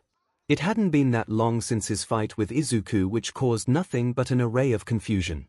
Now at this moment, he didn't know what he was aiming for. 𝐻𝐿 continued to try and get Sakura from a distance with his ice, but she was too agile and fluid with her movements. Her facial expression barely changed no matter how difficult her maneuvers were. Her talent for dodging shining through. And then adding to his turmoil and the frustrations of the match and his mind was his father's voice calling out through the crowd. Use your left side, 𝐻𝐿. Sakura glanced away from him to find his father's figure in the audience. Her arms neatly at her side, completely unguarded, but 𝐻𝐿 didn't pay attention. He had been taken aback by the interruption that seemed to put them at a standoff, as if this was the start of the match again. So, Sakura trailed, "Are you going to do it?" He didn't respond, but 𝐻𝐿 realized he had to peel his eyes away from his father and return them to his classmate. He met Sakura's sharp gaze and the hairs on his neck stood on end. His throat felt like it was constricting and his heartbeat was touching his ribcage, and 𝐻𝐿 just knew that Sakura was done playing the defense. "Well, it doesn't matter to me if you to use your fire or not, that's your choice, and like you said, none of my business, however I'm through holding back." 𝐻𝐿 noticed she called it his power, intentionally, but his focus returned to the match as Sakura drew her hands from her side, her legs crouching back. "Here I come, 𝐻𝐿." This time, Sakura was making it clear. He wouldn't be able to stand against her like this. Even though she turned away from him and started running at the giant heap of ice he created. When she pounced, her movements were barely any different than her previous, but it was as if she had allowed him to feel her intentions to finish this match now. When her fist connected with the ice, it was like watching a chain reaction, a loud crackling followed by a burst of shards before a large shadow fell over the stage on 𝐻𝐿's side. He, along with the audience, looked up in shock and awe as a large boulder of ice hung above with the figure of Sakura holding it up. Haruno's punched out a giant rock of ice and has hoisted it into the air. What's going to happen now? It just struck him, like when he watched All Might taken on that Nomyu, or when Izuku came at him during the cavalry battle. A warning going off in his mind, his senses overwhelming him, the instinct for survival taking over, making him forget the promise he made to himself, forgetting his complications and emotions. Forgetting that this was just a match without their lives on the line as his opponent flung the ice at him. It hurtled at him at high speed despite its size. 𝐻𝐿. The only thing he could think of was, fight. 𝐻𝐿 didn't even notice his temperature rising when his flames emerged from his left side. The horrible memories that would burn with this fire didn't come to light. He wasn't looking at Sakura like his opponent or annoying classmate. She was just something he wanted to stay away from him. He didn't want to draw in any closer, and he was only certain that his flames would be able to do that. His using his flames. Izuku was stunned. It had taken a lot of broken bones and headbutting before he was able to convince 𝐻𝐿 that the fire he used was his alone and not his father's. But this time when he used his flames it was different. Almost like he wasn't aware he was wielding his fire. Here it comes. Sakura watched as 𝐻𝐿 raised his left arm, his hand pointed right at her as she fell with the ice. Just as she expected. Time to end this. The flames grew, raising the heat, and then they were nearly covering the entire stage like a cloth over a table, 𝐻𝐿 being the end of it. Sakura seemed to have run straight into the fire as the ice shielding her melted from the intensity of the heat. "Sakura!" Hitoshi called from the stand as he saw her vanish into the warm colors.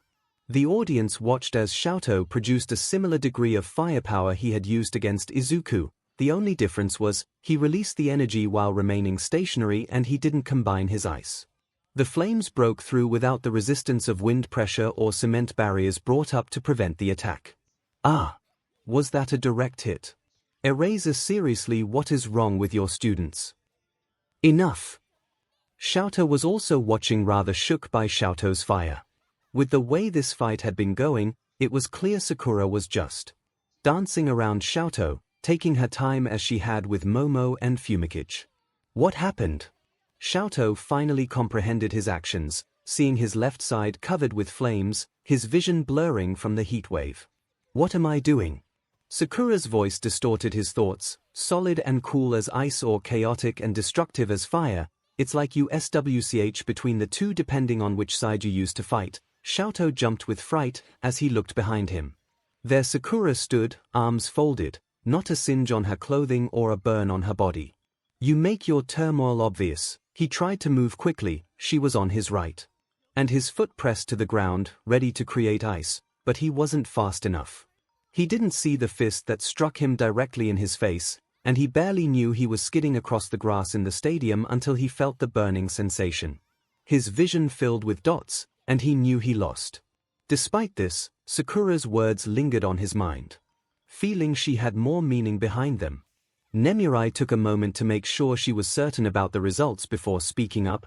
Todoroki is out of bounds, Haruno wins. Sakura glanced around the stage that was overcome with cheering, her eyes meeting with Hitoshi's, who looked like he had been running a marathon. She gave him a cheeky grin before leaving the stage, glancing behind to see 𝐿𝐴𝐷 already being carried out by and off to the nurse. Then she turned back to the stands where her classmates were seated. One more to go, holy siaping, she beat Todoroki. Denki exclaimed, gripping the ends of his hair. Seriously, Sakura's way too strong, said Hanta, hands trembling in disbelief. Izuku was glad that his surgery was over before Sakura's match started, so he was able to see it unfold. I knew she was tough, but she managed to win against Todoroki without even getting a scratch, observed a hero before turning to Katsuki and Tenya. She's in the finals, huffing. Katsuki stood up from his seat and proceeded to make his way up the stands, stopping only to watch one of the big screens to look at Sakura walk away to await her final opponent. I have to admit, I was a little doubtful about this match, stated Hitoshi when the pink-haired girl returned to him. Well, Sakura took her seat next to him. I'm sure a lot of people were surprised. That's because you're better than you make yourself out to be, Hitoshi stated, and she just responded with a coy smile, a habit he discovered when she didn't have much to say. Unknown to Hitoshi, it was actually when Sakura truly had a lot to say. She clapped her hands together. Now let's see who I'm facing off this time. Katsuki Baku advances to the final round.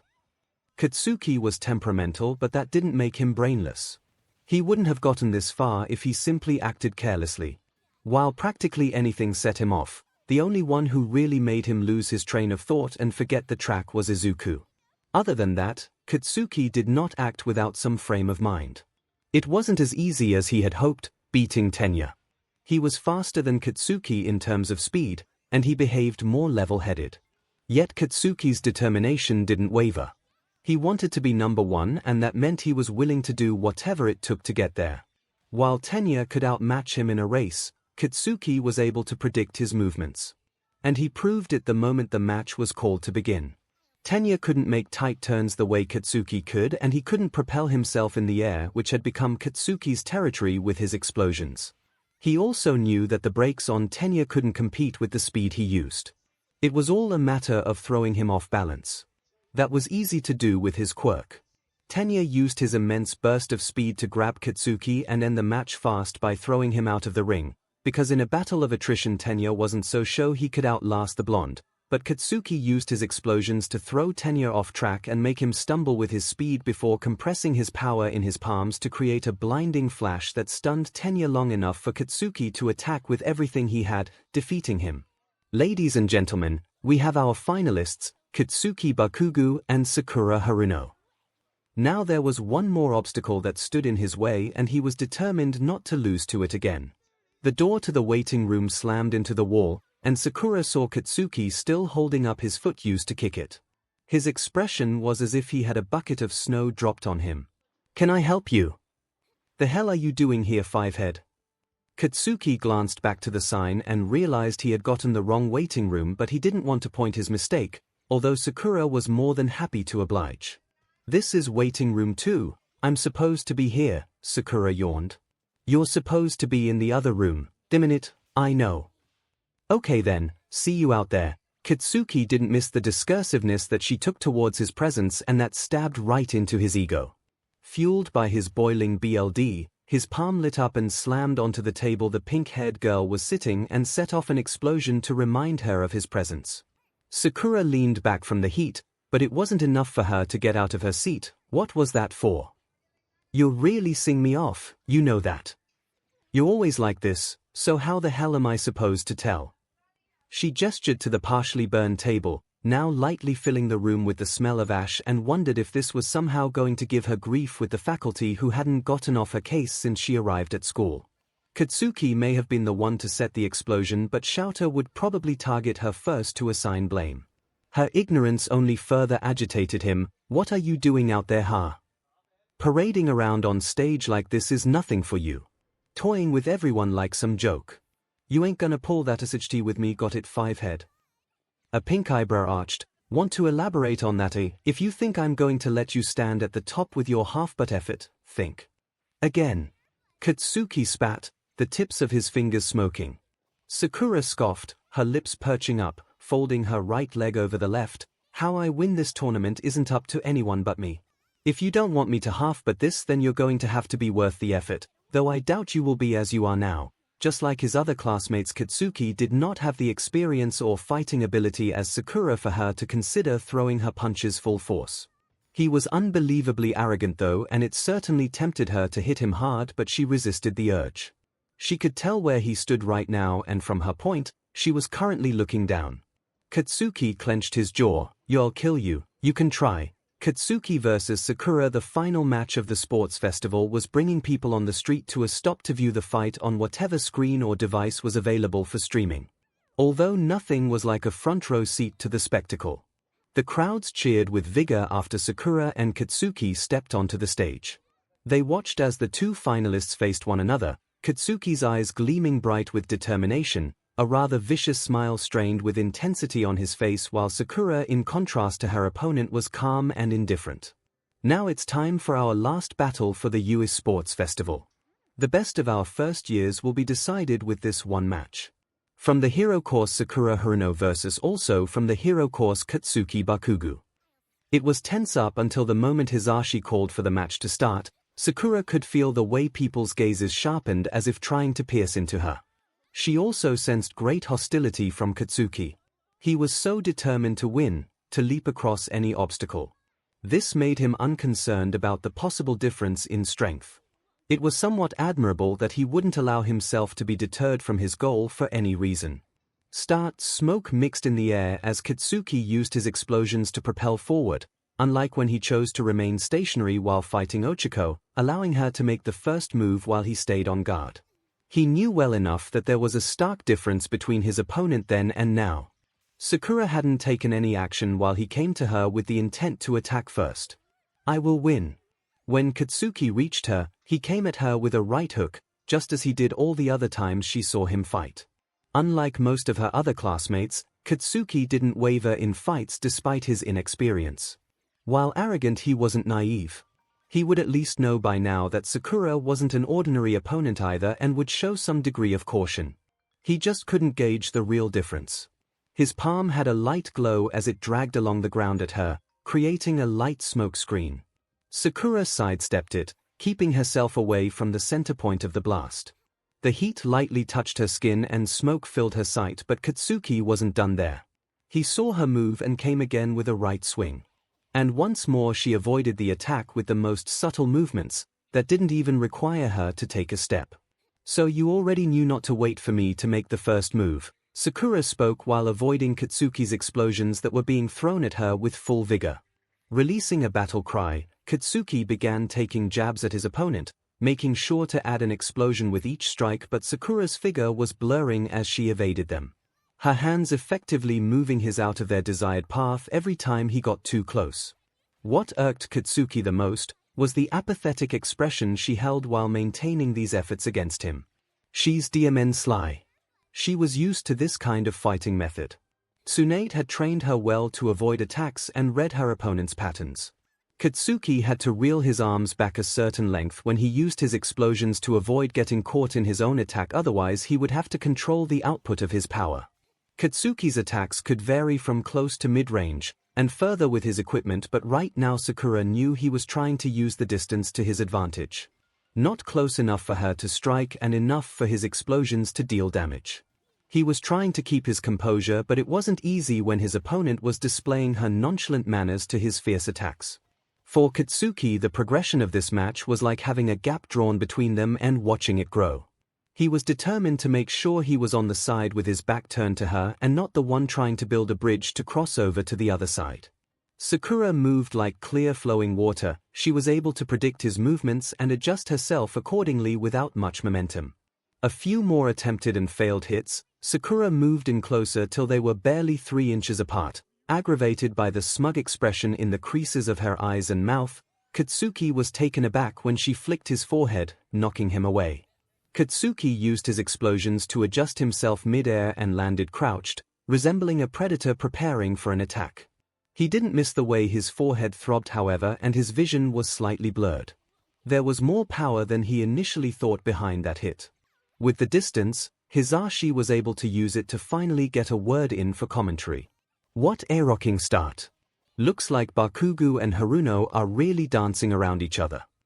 Not really, 𝐿𝐴 interjected. Bakugo's the one being dragged along the floor while Haruno's barely moved a step from where she started. She's better than I thought. When 𝐿𝐴 received first years, it was always the same routine. Taking care of kids that had no experience or resolve, with egos and temperaments that had them causing trouble over anything and everything. For a long time, he had believed Sakura Haruno also fell into that category. But she was slowly proving that her confidence was not without merit. Her actions against the villains at the USJ, her performance against her classmates during training, and now the sports festival were showing that she was more capable than he believed. 𝐿𝐴 had seen how kids coveted their quirks. Power is always disruptive in one form or another. Especially when you lacked experience. It's how he was able to find the flaws in all his students and measure their potential. Even 𝐿𝐴 Todoroki, who had such an incredible quirk coupled with his status as Endeavor's son, did not stop 𝐿𝐴 from viewing him as an inexperienced child. One that relied far too much on brute force and the sheer extent of his power. Sakura, on the other hand, was difficult for him to decipher. He believed she was just a cocky girl with a great quirk who had no idea of the harshness of the world like the rest of his class. Then she goes and acts against his expectations at the USJ. Thinking back, he had not seen her display a moment of fear. He had received a similar report from All Might, who talked about how she took down the leader of the villain group without receiving any injury. Someone he had struggled against. During her matches, Sakura hadn't unnecessarily displayed her strength and was still able to overwhelm her opponents. Perhaps her reckless behavior was not entirely unwarranted. However, that didn't mean 𝐿𝐴 believed she was anything more than a child who still lacked experience. It was just a matter of how much she was lacking that he believed he misinterpreted. At the same time, he wondered, why did someone with so much potential openly express her disdain in training to become a hero? Katsuki stared at Sakura's feet, wearing the ridiculous open-toed baby heels, seeing that she hadn't moved from her initial position. And he wasn't going to take it. You think a little forehead flick is going to stop me?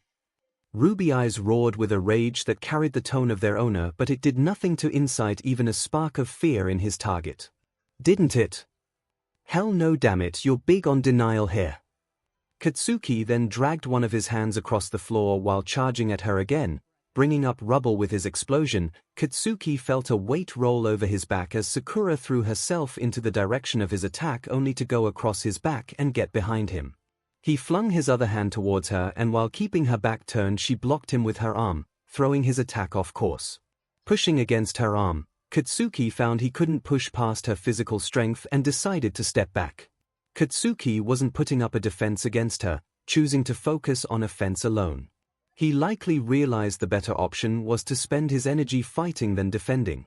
He is fierce, Sakura thought, avoiding another blast at her head. He brought his leg up to kick, without breaking eye contact, Sakura blocked him with her leg, then swatting at his hands to keep them out of range. Katsuki was trying to break through her defenses with all his strength. Again Katsuki shot into the air, using his blast to propel himself quickly down to Sakura, but she kept maneuvering out of his fire range without going too far. But it was allowing Katsuki to see the real damage distance of his blast. He was starting to maneuver around more, taking the air and attack with his blast, but he couldn't go too far or the power would dissipate before it reached her. So he took to close the distance again, meeting the same results. Katsuki could see she was too good at dodging. He needed to take her off balance. She was practically dancing around him just like she had with Xiaotou, without even a glimmer of sweat on her brow. Why can't I get a hit in? When he swiped at her, she swatted him away with ease. She countered and dodged every attack he had thrown at her, and Katsuki was seeing the gap between them grow. "What the hell are you doing?" he exclaimed. "I told you you're not going to win by half-butting this time." "Not with me." "Really, but you're having trouble already?" Sakura asked, leaning far back. "And I haven't even attacked yet, Katsuki." "Now." Katsuki jumped into the air just above her body, ready to throw down a blast directly in her face when the pink head ducked back further. Her feet left the ground and her hands fell back to push herself up and with the tip of her heel to kick at his foot. It was enough to make him lose his balance and caused him to fall flat on his back, while Sakura landed on her feet. With just the back of her heel. He was on the ground because of a move like that. Anger and embarrassment were now burning within him as he faced Sakura. More than he thought possible. This resentment was usually preserved for Izuku, but he was beginning to reflect similar feelings towards her. "Hey, I told you this isn't something joke." Blasting back in the air, Katsuki held his hands out directing at Sakura. They burned a brilliant yellow closing to white. "Don't look down on him." Stun grenade, emitting an explosion with a brighter flash, not so much for attacking but as the name entailed to stun his opponent. The momentary blindness would give him the opening he needed. At least that's what Katsuki thought. He found Sakura with her eyes shut, shielding her face as expected, and all that mattered was reaching her. "Die!" he screamed, taking her arm and grabbing the collar of her jacket. Using his explosion, Katsuki flung her across the stadium. But he wasn't leaving it to gravity to do the job, and launched himself at her, his hand ready with an explosion to blast her out of bounds. Then he heard her voice. "You think you have an advantage in the air." He didn't stop though, his palm releasing a heavy explosion, but at the same time, Sakura had started adjusting her body mid-air till she was upright with her right leg raised high in the air, before smacking it hard into the ground. The impact of her attack blended with Katsuki's to create a force that pushed him back, skidding across the ground, creating debris from the damaged stage that had cracked like glass. He waited for the dust clouds to clear. It didn't look like the kick had done that much damage since Sakura's intent was only to push him back. Yet he could see the cracks still extending along the stage as if there was still power beneath her kick. "The hell? I knew you were. Half-butting, now you're seeing me off." Straightening, Sakura spoke casually. "Your fighting style is aggressive, Katsuki, that's what makes you so easy to read. As for half-butting, I just don't overexert myself more than necessary." Her message was clear. If he wanted her to give it her all, he would have to do a lot better than his current state. Katsuki felt the vein on his forehead throb. "You'll kill you, then do it," Sakura dared. There was a quick change in Katsuki's expression, falling into surprise and disbelief. "What? It's embarrassing hearing you talk about killing as if you're that capable. So go ahead. Give me your best shot." Sakura's eyes gleamed with a new light that was like ice sent down Katsuki's spine. "You." Katsuki's fingers twitched, as he felt the sweat running down his palms. For him, it meant more power to his explosions, but there was something uncomfortable about this sudden perspiration on his body. It was the first time Katsuki was convinced that Sakura was taking him seriously, just as he wanted, and yet it was also unsettling. Still, he wouldn't waste this chance. He wouldn't let anything or anyone stand in his way of absolute victory. Even his own feelings. "Want me to kill you here?" His lips spread across his face, almost strained. "I'll show you what happens when you underestimate me." First, he took off running, getting enough speed, then he was up in the air. Uncaring that Sakura was doing nothing to prepare herself. It was like sitting on the edge of a cliff. That's how high tensions had become as the audience grew quiet watching the finalists battle. Just watch, I'll show you and everyone her that I'm number one. Katsuki began alternating his blast from his right hand to his left, spinning and propelling in the air with a set course. Continuing to grin as he closed in on Sakura. His palms lighting, the muscles in his arms tensing to point of pain that it burned as he pushed his power to its limit. 𝐒𝐬𝐽 impact. He swung out at Sakura, his palm hitting her head on before almost the entire stage was covered by the brightness and heat of Katsuki's explosion. War, Bakugo attacks adding momentum and rotation to the same blast he used against Uraraka, like a human projectile. What's become of Haruno? It doesn't look like she was able to defend against this one. Dust clouds were still too heavy on stage for anyone to make out the results. Even Katsuki was struggling to see the outcome. But he was certain that this time his attack had landed. He felt his palms against Sakura before he was blinded by his blast. He saw her body being flung back before everything was covered. Breathing softly, Katsuki pushed himself to his feet, glaring straight ahead in the general direction he expected to see Sakura. Outside of the stage bounds. How's that for killing intent her 5 head? He didn't feel the presence behind him, but her voice caused his body to tense as if a ghost was standing behind him. Not bad, you didn't hold back. Impossible. Katsuki wasn't the only one who felt like they had just missed a page in this chapter as the smoke cleared, revealing Sakura standing behind the blonde, without so much as a scuff mark on her clothing. So you expanded a powerful explosion to block any means escape. Yes. He had done that, and he had made sure she was taking the hit at blank range. So why was she standing there as if she wasn't right in front of it? As if it didn't knock her back because he saw it. He was so sure. What the hell, you're still standing? Her response was to smile. What? Haruno appears to be unharmed, but when did she dodge that huge explosion? Eraser, they're your students, thoughts. I don't know. Was the homeroom teacher's blunt reply. Although in the booth, he was quite stunned. He had been watching diligently and Sakura was in front of Katsuki's blast on impact. How could she have bypassed that attack without any indication she moved before the explosion? How did you escape? Sakura tilted her head. I wonder. Why you? All patience was lost when Katsuki attacked. Determined to leave some mark on the pink-haired girl. But when he released his blast, the back of his hand burned slightly as the explosion was compressed tightly by a smaller hand. Sakura coated her hand in chakra to shield against Katsuki's explosion, clasping his hand roughly. You and our classmates, everyone, you're so dependent on your quirks that it's become your most obvious weakness, damn it. Using his free hand, Katsuki prepared another explosion for Sakura, but she pulled him forward, at the same time drawing back her fist, and before Katsuki could release a blast, he felt himself rising in the air as the bones in his face felt like they were straining. His vision turned back before he could taste blood in his mouth and before he met the ground. Falling as fast as a bird with a broken wing. The stadium filled with thousands of spectators was terrifyingly quiet, and then finally the results were called out. Bakugo is out of bounds. The winner of the first-year sports festival, Sakura Haruno. There was a powerful sound wave of cheers that followed, signaling for Sakura to leave the stage uncompelled to give in to the hysteria and relieved that the sports festival has finally ended. Sakura's performance, however, was going to remain engraved in the minds of her classmates as they began to see just how big the difference in standing was. And would have to use that realization to push forward. Izuku watched Sakura take her leave off stage without a glance or friendly smile towards the photographers, who were eagerly snapping images. Kaken lost. He had known the blonde most of their lives, and he had always seen Katsuki as overwhelmingly strong.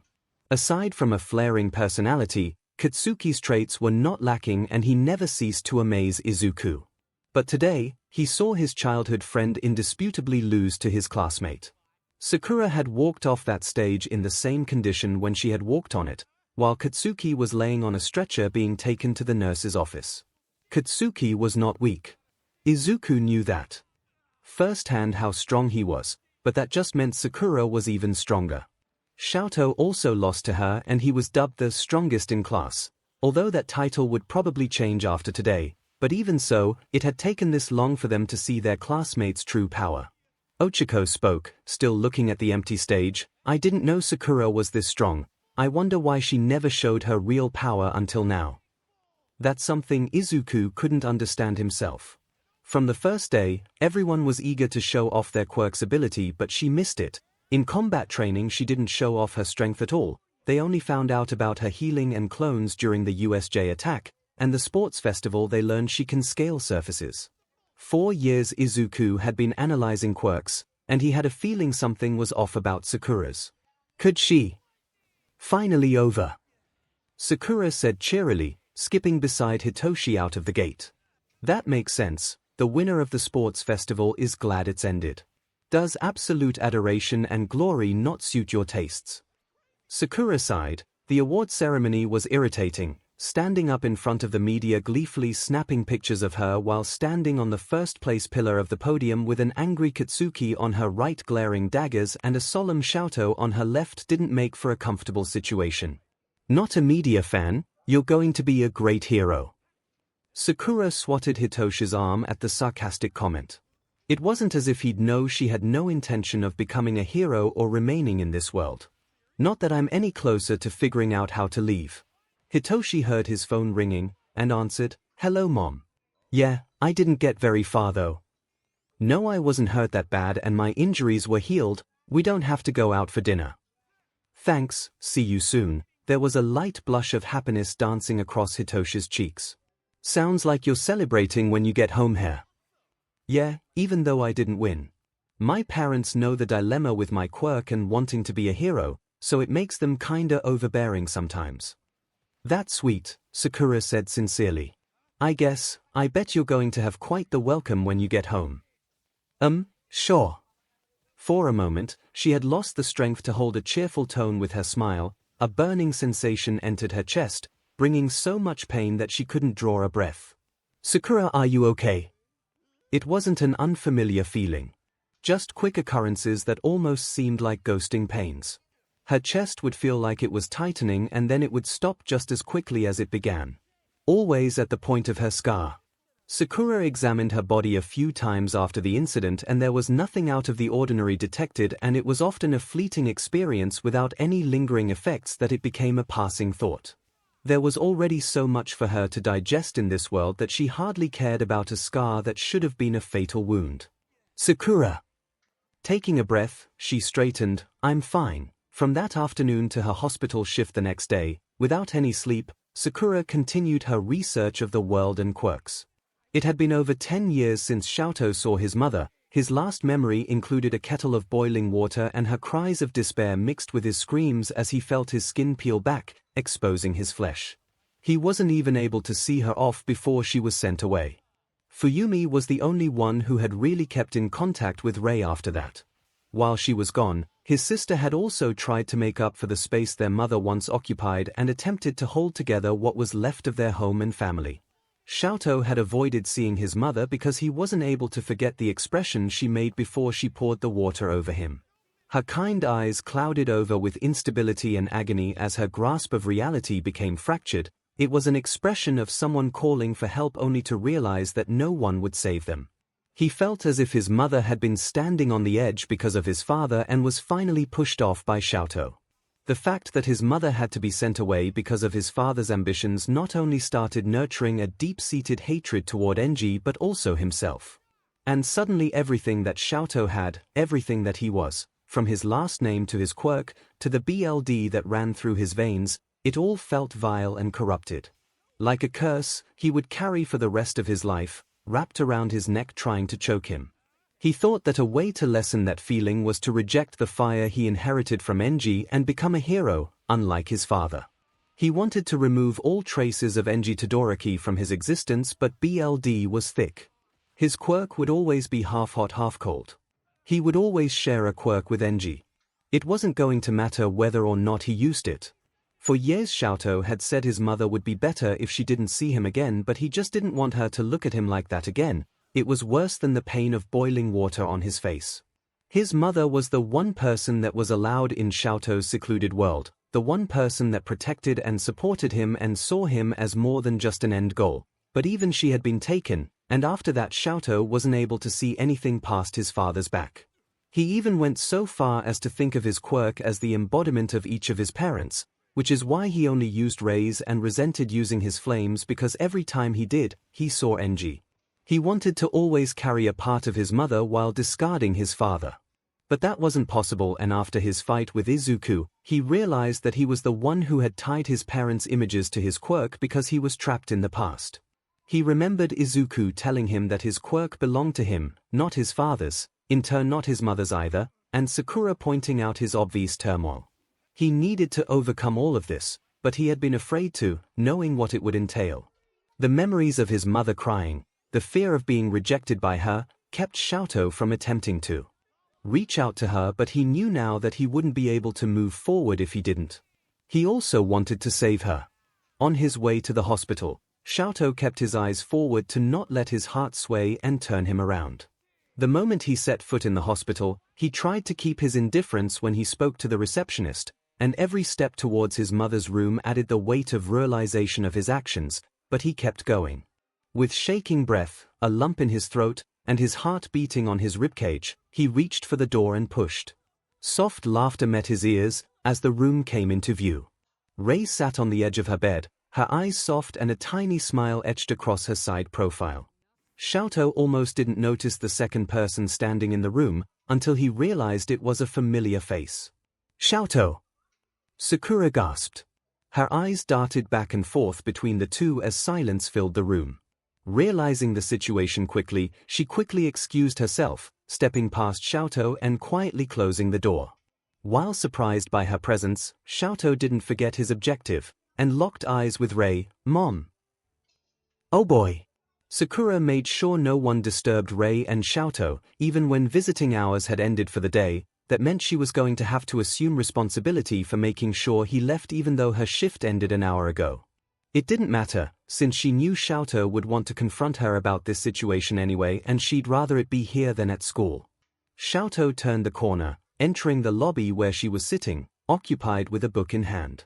She pretended not to notice, considering that locking eyes from the distance could make him waver. Like she was trying to earn the trust of a feral cat. Only when he was in front did Sakura look up. Hey! 𝐿𝐼 wanted her to follow him outside. They left the hospital premises without saying a word to one another. They walked side by side, but with a heavy silence that would convince onlookers they were strangers going in the same direction. It wasn't until the third block that 𝐿𝐼 chose to speak, but he kept his eyes ahead. You knew about me and my family from the beginning. Yes, Sakura answered, curt but honest. Why didn't you tell me? 𝐿𝐼 didn't often care about the answers to questions in this context, but this was a personal matter for him. Izuku was the only one he shared his story with, but it turned out that Sakura was the one who knew more about him from the start. Yet she had kept that to herself even when he lashed out at her. I didn't think it was necessary. Even though I know your mom's situation and we're classmates, it doesn't change the fact that we're strangers to each other. I don't think you would want a stranger confronting you about your personal matters. At that time, he knew he wouldn't have responded well and would have probably shown more animosity towards Sakura if she had tried to coax him into speaking by revealing that she already knew about his situation. He would have been hostile, as it involved his mother, and he'd likely lose all sense of reasoning. Then why did you say those things to me? Sakura knew he was referring to when she asked if he was all right and that he was welcome to talk to her. I was concerned because I saw you were upset. It wasn't because I predicted the reason. I would do it for any of our classmates. It was as if she could read his thoughts because that was the answer he had been looking for despite his aloof question. So she had just been generally concerned about him, in a non-personal sense. I see. 𝐿𝐼 paused. What I said before. I'm sorry. Sakura smiled. I understand, and I'm also sorry for prodding at you. Looking at his left hand, 𝐿𝐼 spoke in almost a whisper. I'm still considering what you said about my quirk and my conflict. I thought I had resolved never to use my flames in a fight because I wanted to reject my father, but then I faced my Doria and you, becoming overwhelmed and breaking it. I couldn't see what my decisions were doing. I could see the way you hedged when you used your left side, even though it was impulsive. It's your choice if and how you want to use your flames, but you need to consider the consequences as well. The sports festival was just a game, but life isn't. If you become a hero and you're put in a position where your flames are needed and you can't properly use it, you might end up putting someone else at risk. Xiaotou didn't want to think about this fact before, because his father had also pointed it out to him. That even if he got through high school without using his flames, it would be very different outside, but he blocked those words, and wouldn't contemplate them. Not if it meant using his left side. But seeing his mother, looking at her smile, was what reassured him that he could. He could move forward. Yeah, I had a lot to think about. I still do, but I'm going to keep moving forward and become a hero. Walking past, Sakura made her way down the street and Xiaotou knew this was the end of their conversation. She spoke again but didn't look back. The trick is to not regret the decisions you make along the way.